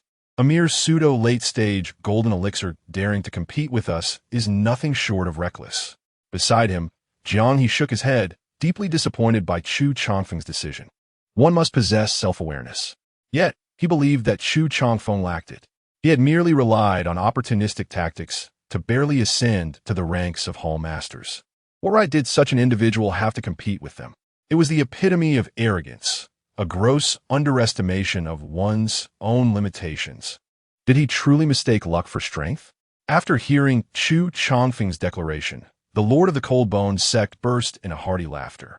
Hall Master Chu, what a remarkable spirit. However, he swiftly shifted his tone, stating, "Since we are all gathered here today, I shall no longer beat around the bush and will directly articulate the requirements for the position of deputy sect leader." The leader of the demonic sect paused for a moment before continuing. It is quite simple. The murderer of the previous deputy sect leader has emerged. However, he has since become even more formidable and is on the verge of breaking through to the nascent soul stage. Recently, this individual was sighted at the Coldwater Marsh. Whoever can slay him and bring back his head, thus cleansing the disgrace of our Cold Bone sect, shall inherit the position of deputy sect leader. What? The requirements are indeed exceedingly harsh. The words of the Cold Bone sect master resonated like a thunderclap, reverberating in the ears of the crowd and sending a jolt of shock through their hearts, their faces betraying their astonishment. It is crucial to understand that a cultivator nearing the nascent soul stage is no easy adversary, particularly for the two individuals, Master Qiu and Jiang He, who had originally intended to compete with Chu Changfeng. Their expressions shifted slightly, clearly taken aback by the realization that in their pursuit of the position of deputy sect master, they must confront such a formidable opponent. This was, in truth, the scheme devised by the Cold Bone sect master. Chu Changfeng pondered quietly. He recalled the words spoken to him by Zhao Dashan, who had mentioned that the sect master would soon unveil a plan allowing all qualified candidates for the deputy sect master position an equitable opportunity to compete. Little did he anticipate that this plan would unfold in such a manner. Nonetheless, it was undoubtedly a daunting challenge. Even the likes of Master Chiu and Jiang He, when faced with a practitioner who had already brushed against the threshold of the nascent soul realm, would likely find themselves merely offering their heads on a platter. Chapter 83. I only need to run faster. Do not be overly anxious, everyone. Although the Elder Spirit Devourer possesses a formidable realm, he has sustained significant injuries and is unable to unleash his full might. As uncertainty enveloped the crowd, the Lord of the Cold Bones sect added this clarification. Yet, despite this assurance, both Master Chiu and Master Jiang remained hesitant. The adage "a dying camel is larger than a horse" is not difficult to comprehend, is it? In the midst of the silence, Chu Changfeng suddenly rose to his feet, his gaze resolutely fixed upon the Lord of the Cold Bone sect. I am willing to accept this trial and slay the Elder Spirit Devourer, who harmed the previous deputy sect leader. Gasps filled the air. How audacious of Chu he to be the first to step forward and embrace such a perilous challenge. His words reverberated through the stillness, provoking quite a stir. However, rather than commend his bravery, the onlookers criticized his folly. They shook their heads, deeming Chu Changfeng hopelessly overconfident. How could a mere late-stage, false golden core cultivator dare to boast of confronting a formidable opponent on the brink of the nascent soul stage? It was tantamount to striking a stone with an egg, a fool's errand, akin to courting death. Yet, unbeknownst to them, for Chu Changfeng, even a nascent soul cultivator would pose no concern. Masters Jiang and Xiu, you both possess the qualifications to vie for the position of deputy sect leader. Are you now silent because you wish to withdraw? The Lord of the Cold Bones sect inquired languidly. Withdraw? Absolutely not. We would never be outdone by a mere dying man. Master Chiu retorted, gritting his teeth as he expressed his willingness to undergo the trial and eliminate the Elder Spirit Devourer. Though trepidation lingered in their hearts, spurred on by Chu Changfeng's determination, they resolved to take a bold leap. Master Jiang turned to Chu Changfeng and declared, if even Master Chu possesses the courage to accept this trial, how can I allow myself to falter? Lord, I too am willing to undergo the assessment. In truth, they harbored some resentment towards Chu Changfeng. Neither of us dared to accept this task, yet you boldly stepped forward without a care for your life. But they could not allow themselves to be outshone by him. The Lord of the Cold Bones sect surveyed the assembly before speaking slowly. Since you have all accepted the trial, I bid you to return and rest well tonight. Gathering your strength, tomorrow morning, you shall set forth to the cold water great marsh. After a brief pause, he turned to Zhao Dashan and instructed Zhao Dashan, you shall be responsible for attending to Chu He. Understood, Zhao Dashan replied promptly. I shall await your good news at the main hall. The Lord of the Cold Bones sect concluded, and before his words faded, he transformed into a gust of dark wind, vanishing from the grand hall. Esteemed ones, I shall take my leave first, Master Jiang said, cupping his fist in salute as he strode purposefully out of the hall. However, as he departed, Chu Changfeng sensed that Jiang He's gaze was laden with murderous intent. The woman in the red dress followed closely behind. Master Chu, if you have any instructions, be sure to convey them before you leave, for there may not be another opportunity, Master Chiu remarked with significant undertones. At the moment when Chu Changfeng chose to accept the Master-S trial, the two had already positioned themselves as adversaries. Given that they were now enemies, there was no longer any need for subterfuge. After Master Chiu spoke his piece, he departed alongside the elder clad in gray. Be cautious, Chu. Particularly now that you have offended both Master Jiang and Master Chiu, your days are likely to become even more arduous, Elder Lu gently cautioned Chu Changfeng. His voice was soft, seemingly imbued with concern for Chu, yet Chu could discern the malevolent smoke emanating from him, revealing his deep-seated resentment. Your words are sweet, yet I can sense the malice beneath them. You must be reveling in my misfortune for having crossed Masters Chiu and Jiang, perhaps even wishing for my untimely demise. Chu Changfeng silently berated him while maintaining a smiling facade. He resolved to heed Elder Lu's warning, proceeding with caution should matters become untenable. He would prioritize his own safety and withdraw from the assessment altogether. Elder Lu's words served as a reminder that his life was paramount. Upon hearing this, Elder Lu's expression stiffened. I was merely being polite. Do not take it to heart. If you can avoid returning, please do. After departing the Grand Hall, Chu Changfeng closely followed Zhao Dashan. They traversed several corridors and soon arrived at a tranquil courtyard nestled in the rear mountains. The environment was delightful, surrounded by verdant trees and filled with the melodious chirping of birds and fragrant blossoms, which instilled a sense of serenity. Chu Changfeng was surprised to discover such a peaceful haven in this otherwise ominous place. The malevolent energy here is quite potent and detrimental to Xiaoshan's health. Hence I have set up a formation to isolate the negative influences, Zhao Dashan elucidated, perceiving Chu Changfeng's confusion. Nodding in understanding, Chu followed Zhao Dashan into the courtyard. As soon as he stepped inside, Chu caught sight of a familiar figure, the former vice master, Zhao Xiaoshan. "Brother, you have returned," Zhao Xiaoshan exclaimed, momentarily taken aback, but quickly breaking into a smile as he approached to greet him. "Chu, Zhao Xiaoshan stammered, struggling to articulate his surprise.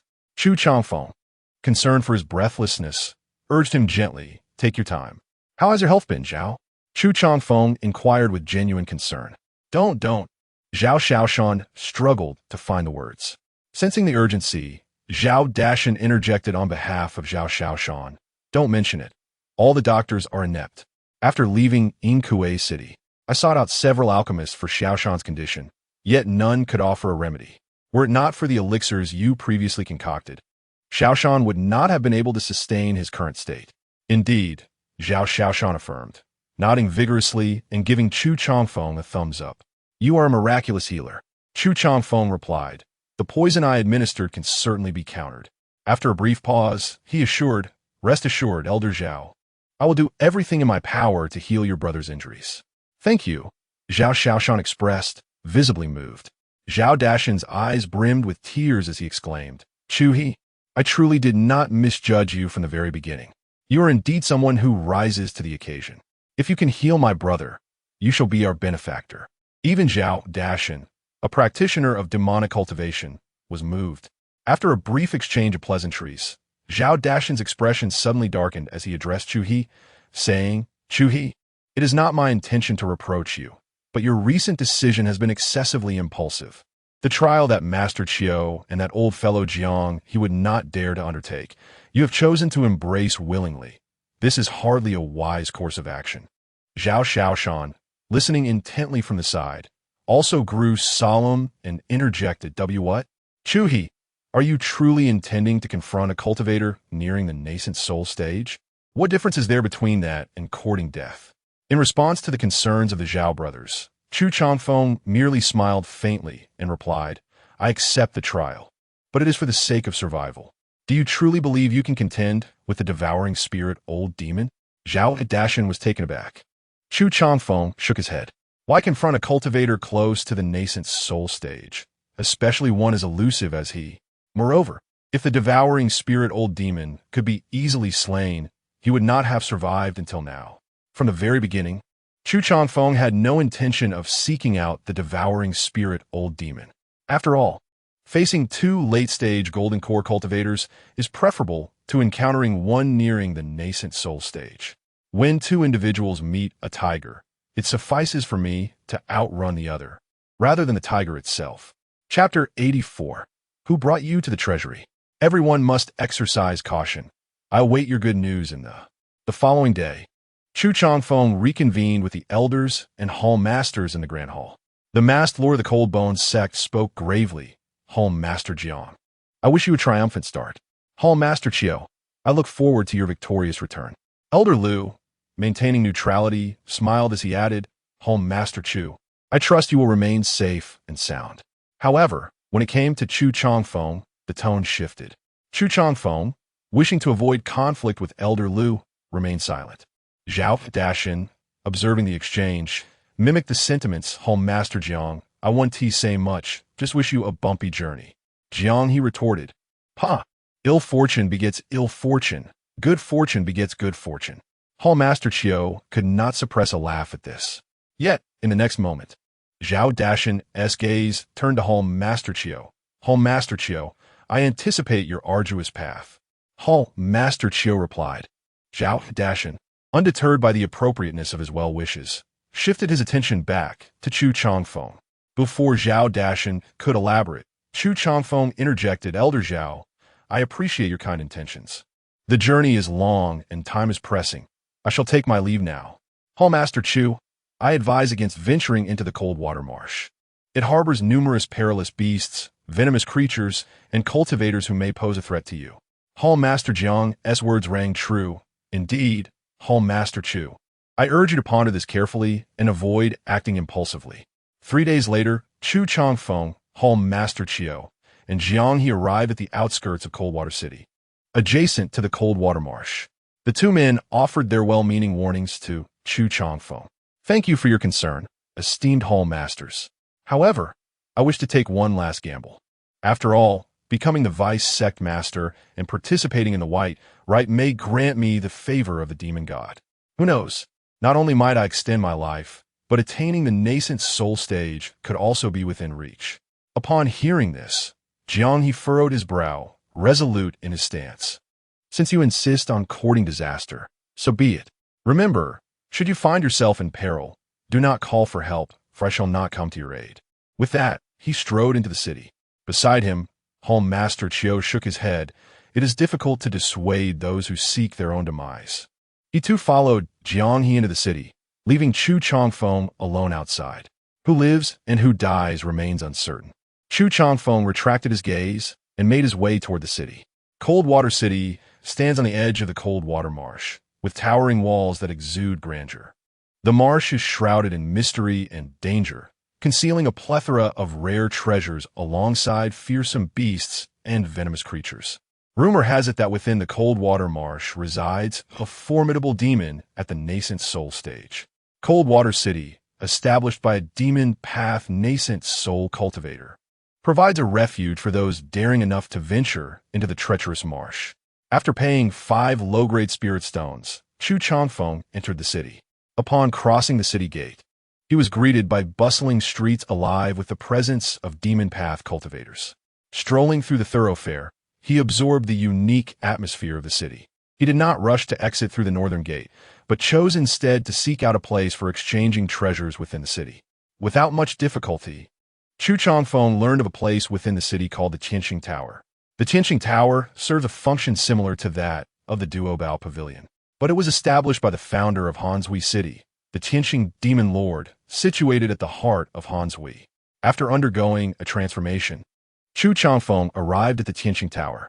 This edifice stands 7 stories tall, making it the tallest structure in the city. Dear friend, are you here to acquire treasures or to sell valuables? As Chu Changfeng was captivated by the various rare and exotic items displayed within the Chusheng Tower, a voice interrupted his reverie. He turned to see a woman in her 30s, with a graceful appearance, smiling at him. There were many women in the tower dressed similarly.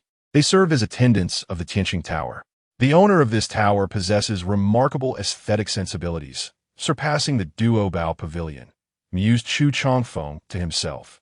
The attendants at Duobao Pavilion were primarily young maidens in their teens and 20s, while those at Chusheng Tower appeared to be more mature women in their 30s. In the realm of allure, cuteness pales in comparison. I wish to sell some treasures and also purchase some valuables, Chu Changfeng stated. Please allow me to assist you. The attendant replied softly, her voice smooth and soothing. Chu Changfeng glanced around, realizing that this was not the appropriate place for discussion, as he had quite a substantial collection. The attendant's eyes brightened. Dear friend, please follow me upstairs. On the second floor, in an elegantly adorned room, Chu Changfeng wasted no time and directly produced 5 pieces of high-grade second-tier magical artifacts, 2 pieces of mid-grade second-tier artifacts, 5 pieces of low-grade second-tier artifacts, and around 21st-tier artifacts. These were treasures that Chu Changfeng had recently gathered. The attendant was taken aback, unable to fathom that Chu Changfeng had brought forth such an abundance of magical artifacts. However, he was not finished. He continued to draw out unusual and precious items he no longer required, including skulls, leg bones, and arm bones, materials primarily used for the crafting of demonic artifacts. My goodness! The attendant gasped, utterly astonished. If she had not witnessed it with her own eyes, she would have thought she had stumbled into the treasure vault of the Chusheng Tower. Please, dear guest, wait a moment. I shall fetch the steward, the attendant said, hurrying away after receiving Chu Changfeng's permission. Moments later, the door to the room was pushed open. Why did you not take me to meet the esteemed guest? Why bring me to the treasury instead? Steward, the esteemed guest is right here in the room. All these treasures were presented by him. What? With an exclamation, a thin middle-aged man clad in a black robe entered the room. His expression was one of excitement as he addressed Chu Changfeng at last. I have the pleasure of meeting you, honored guest. One might think he had encountered a long-lost father, yet even such a reunion would not have evoked such fervor. Half an hour later, Chu Changfeng left the Chusheng Tower, thoroughly satisfied. The assortment of magical artifacts and rare treasures had fetched him a total of 400,000 low-grade spirit stones. Subsequently, Chu Changfeng invested all his savings, a total of 150,000 low-grade spiritual stones, extravagantly spending 600,000 to procure a vast array of essential materials. These resources would suffice to elevate his 3 flying swords to the second tier of superior quality. With his storage bag brimming, he could not help but marvel at the wonders of the demon domain. In the sacred land, he pondered, it would be uncertain when he could amass such a fortune of spiritual stones. Now, it was time to attend to pressing matters. Those 2 individuals must have already ventured into the cold water marsh. He mused, a glint of cold light flashing in his eyes. He then exited the city through the northern gate, stepping into the cold water marsh. Upon entering, Chu Changfeng swiftly donned a new attire, the standard garb of a disciple of the Tianxian sect. He then reached into his sleeve, and when he withdrew his hand, a tiny flying insect, no larger than an ant, rested in his palm. This creature, known as the spirit-seeking insect, possessed significant medicinal value. However, today, Chu Changfeng intended to use it to locate individuals. During his recent interactions with Master Qiu and Jiang he had discreetly sprinkled a special powder on both of them. Within a radius of 100 miles, the spirit-seeking insect would be irresistibly drawn to them. Chapter 85, Master Jiang, it is I. A reaction has occurred. It is uncertain whether it is due to the discovery of Jiang, He, or Master Qiu. After circling around for a few moments, the spirit-seeking insect suddenly darted off in a particular direction, prompting Chu Changfeng to follow closely behind. The insect's speed was remarkable, and Chu Changfeng trailed it like a gust of wind, weaving through the trees and causing them to sway.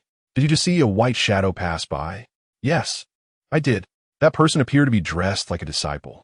Impossible. Would a righteous disciple be so reckless as to venture into the demon domain? There were those among the demonic cultivators daring enough to risk themselves in the cold water marsh, believing they were merely imagining things. An hour later, guided by the spirit-seeking insect, Chu Changfeng arrived above a marshy expanse. Light as a swallow, he glided over the reeds. The cold water marsh earned its name due to its vast swaths of swampy terrain. Who goes there? In the distance, thick fog obscured visibility, and a sudden shout erupted from within. Chu Changfeng recognized the voice as belonging to Jiang He. However, he did not hesitate and plunged directly into the dense mist. Oblivious to danger. Within the fog, Jiang He stood atop the reeds and struck forward with a sudden palm, channeling his spiritual energy into a handprint the size of a pot lid. Crack! After soaring 100 meters, the handprint shattered, revealing Chu Changfeng in Jiang He's line of sight, not far away. At this moment, Chu Changfeng had transformed into Gu Changfeng, a disciple of the Tianxian sect, and Jiang He failed to recognize him. He merely frowned at the sight of Chu Changfeng clad in the garb of a righteous disciple. A disciple of the Tianxian sect? A note of surprise and displeasure tinged Jiang He's voice. How dare you appear in the demon domain, especially before me? His words were laden with evident questioning and threat. In response to Jiang He's inquiry, Chu Changfeng's lips curled into a faint, cold smile. Not only do I dare to appear here, but I also dare to kill you. Jiang He was momentarily taken aback by Chu Changfeng's audacity. Do we have a grudge? Exterminating evil and upholding justice is our unyielding duty. At this, Jiang He burst into laughter. Haha, what arrogance! To come to the demon domain to exterminate evil is nothing short of a joke. Do you truly believe this is a place you can enter and exit at will? Jiang He clearly doubted Chu Changfeng's capabilities, considering him merely a blustering fool. However, just as Jiang He prepared to continue his mockery, Chu Changfeng's gaze suddenly shifted past him, looking toward the rear. Ancestor, wait. I will handle him. Chu Changfeng's voice was calm and resolute, as if he possessed complete confidence in the situation at hand. What? The ancestor of the Tianxian sect has also arrived? How can this be possible? Jiang He's mind raced with thoughts. Could it be that the Tianxian sect harbors some nefarious plans against us in the demon domain? A wave of ominous premonition washed over him. He instinctively turned around sharply, only to find an empty expanse behind him, devoid of any presence. Not a soul was in sight, not even a shadow of a ghost. Yet, Jiang He did not relax. Instead, a sense of dread gripped his heart. He had fallen into a trap. As anticipated, he suddenly sensed two chilling forces piercing towards him like arrows, causing goosebumps to erupt all over his body. An overwhelming feeling of imminent danger enveloped him. This was beyond his capacity to resist. Jiang He's complexion shifted dramatically, and he quickly realized this was no ordinary attack. In this moment of crisis, his reflexes were commendably swift. He summoned all his strength, and vibrant lights erupted around his body, intertwining to form a formidable protective shield. Moreover, he swiftly retrieved several talismans from his pocket, infusing them with spiritual energy. The talisman spun rapidly in the air, ultimately coalescing into a solid barrier that shielded him fiercely. Just then, the source of the lethal cold approached. Jiang He finally discerned the true nature of the two chilling forces, two flying swords. The murderous aura emanating from these swords was terrifying. You are a sword cultivator. Jiang He gasped, astonished. Wasn't the disciple of the heavenly profound sect supposed to practice the heavenly profound scripture and excel in mystical arts? How could one wield such formidable swordsmanship? Swordsmanship is also a form of magic. Jiang He cursed furiously. At that moment, the flying swords were upon him. His defensive measures proved utterly feeble against the onslaught of the twin blades. With a sharp crack, his protective shield and talisman barrier were pierced as easily as paper. Jiang He widened his eyes in disbelief, unable to fathom how his seemingly invincible defenses could be shattered so effortlessly. Just then, he felt a chill at his waist. The two flying swords had pierced through his kidneys. You bastard. Not only a sword cultivator, but one that specializes in such underhanded tactics. This is hardly the demeanor of a righteous disciple. Jiang He seethed with pain and fury. What kind of treacherous sword cultivator was this? Yet, despite his anger, he refused to surrender. In an instant, dark mist billowed from his body, transforming him into a shadowy wind that vanished from Chu Changfeng's sight. Chu Changfeng, however, pursued him with an air of nonchalance. Before long, Jiang He fell into a grove of trees. Chu Changfeng followed closely, appearing before Jiang He with a cold gaze. In that moment, Jiang He resembled a flickering candle in the wind, his body losing all strength as he collapsed to the ground. The sword aura emitted by the two blades had drained him of all vitality. Even his formidable golden core, late-stage cultivation, reached its terminus at that instant. Nevertheless, he summoned the last vestiges of his willpower, struggling to lift a finger and scrawl in the dirt. On the ground, Jiang He wrote the three characters of the heavenly profound sect in a shaky manner. However, just as he attempted to inscribe more, he found himself utterly spent. His fingers felt as though they were burdened by an insurmountable weight, rendering any movement nearly impossible. He was utterly devoid of strength. Allow me to assist you. At that moment, Chu Changfeng approached Jiang He, crouched down beside him, and without a moment's hesitation, grasped his hand to inscribe the characters for Gu Changfeng upon the ground. The final stroke of the character for wind remained unfinished. Yet, it was evident to all that it represented the essence of wind. You! Jiang He widened his eyes in astonishment, gazing at Chu Changfeng. In that instant, he suddenly realized that the situation was far more complex than it appeared. The individual before him was likely not Gu Changfeng. but rather an imposter seeking to exploit this opportunity to undermine the Tiangshuanzong. Just then, Chu Changfeng smiled and said, "Jiang Hall Master, it is indeed I." The name Chu echoed in Jiang He's mind, filling him with an overwhelming sense of dread. Chapter 86. Do you think you are worthy to be a righteous cultivator? It is I, Chu He. Chu Changfeng responded with a smile to Jiang He's words, while Jiang He was engulfed by fear and despair. He could hardly fathom that the righteous disciple who had turned against him was none other than the sickly ghost Chu He, the so-called late-stage fake golden core cultivator he had always looked down upon. Jiang He stammered, his mind racing. Chu Changfeng smiled gently. "Rest assured, Jiang Hall Master, I will take good care of your storage bag and treasures." "You audacious thief, do you intend to seize my wealth as well?" Jiang He felt his rage boiling over, and in his already wounded state, the fury caused him to faint. Unperturbed, Chu Changfeng proceeded to search Jiang He's person. He discovered a high-grade second-tier magical artifact, 2 mid-grade second-tier artifacts, 1 low-grade second-tier artifact, and 3 first-tier artifacts, while not abundant in rare treasures. There was also a bone puppet crafted from the skeleton of an avian demon beast. Additionally, he found 20,000 spirit stones, which pleased him greatly. However, in the next moment, the smile on his face abruptly faded. In his spiritual perception, he detected 2 figures approaching. "Hurry! The fluctuations of spiritual energy are emanating from ahead. It seems the battle has ceased. Perhaps both sides have sustained injuries. We shall act as the mantis stalking the cicada, while the oriole awaits behind." Chu Changfeng wore a peculiar expression. Were there others seeking to claim my head? He remained in place, concealing his aura, and awaited quietly. Soon, the bushes rustled, and 2 figures clad in black emerged. "This is bad. We've been spotted. That fellow is watching us. A righteous cultivator, and a sword cultivator at that." The 2 foundation-building demon cultivators felt their legs tremble. What righteous cultivator? All cultivators are one family. There is no distinction between good and evil. Those outside our kin are bound to have ulterior motives. Only the demon race is our common enemy. "Senior, we were merely passing through. Do you believe us?" The 2 foundation-building demon cultivators cast ingratiating smiles at Chu Changfeng. Chu Changfeng chuckled. "Do you think I would believe you?"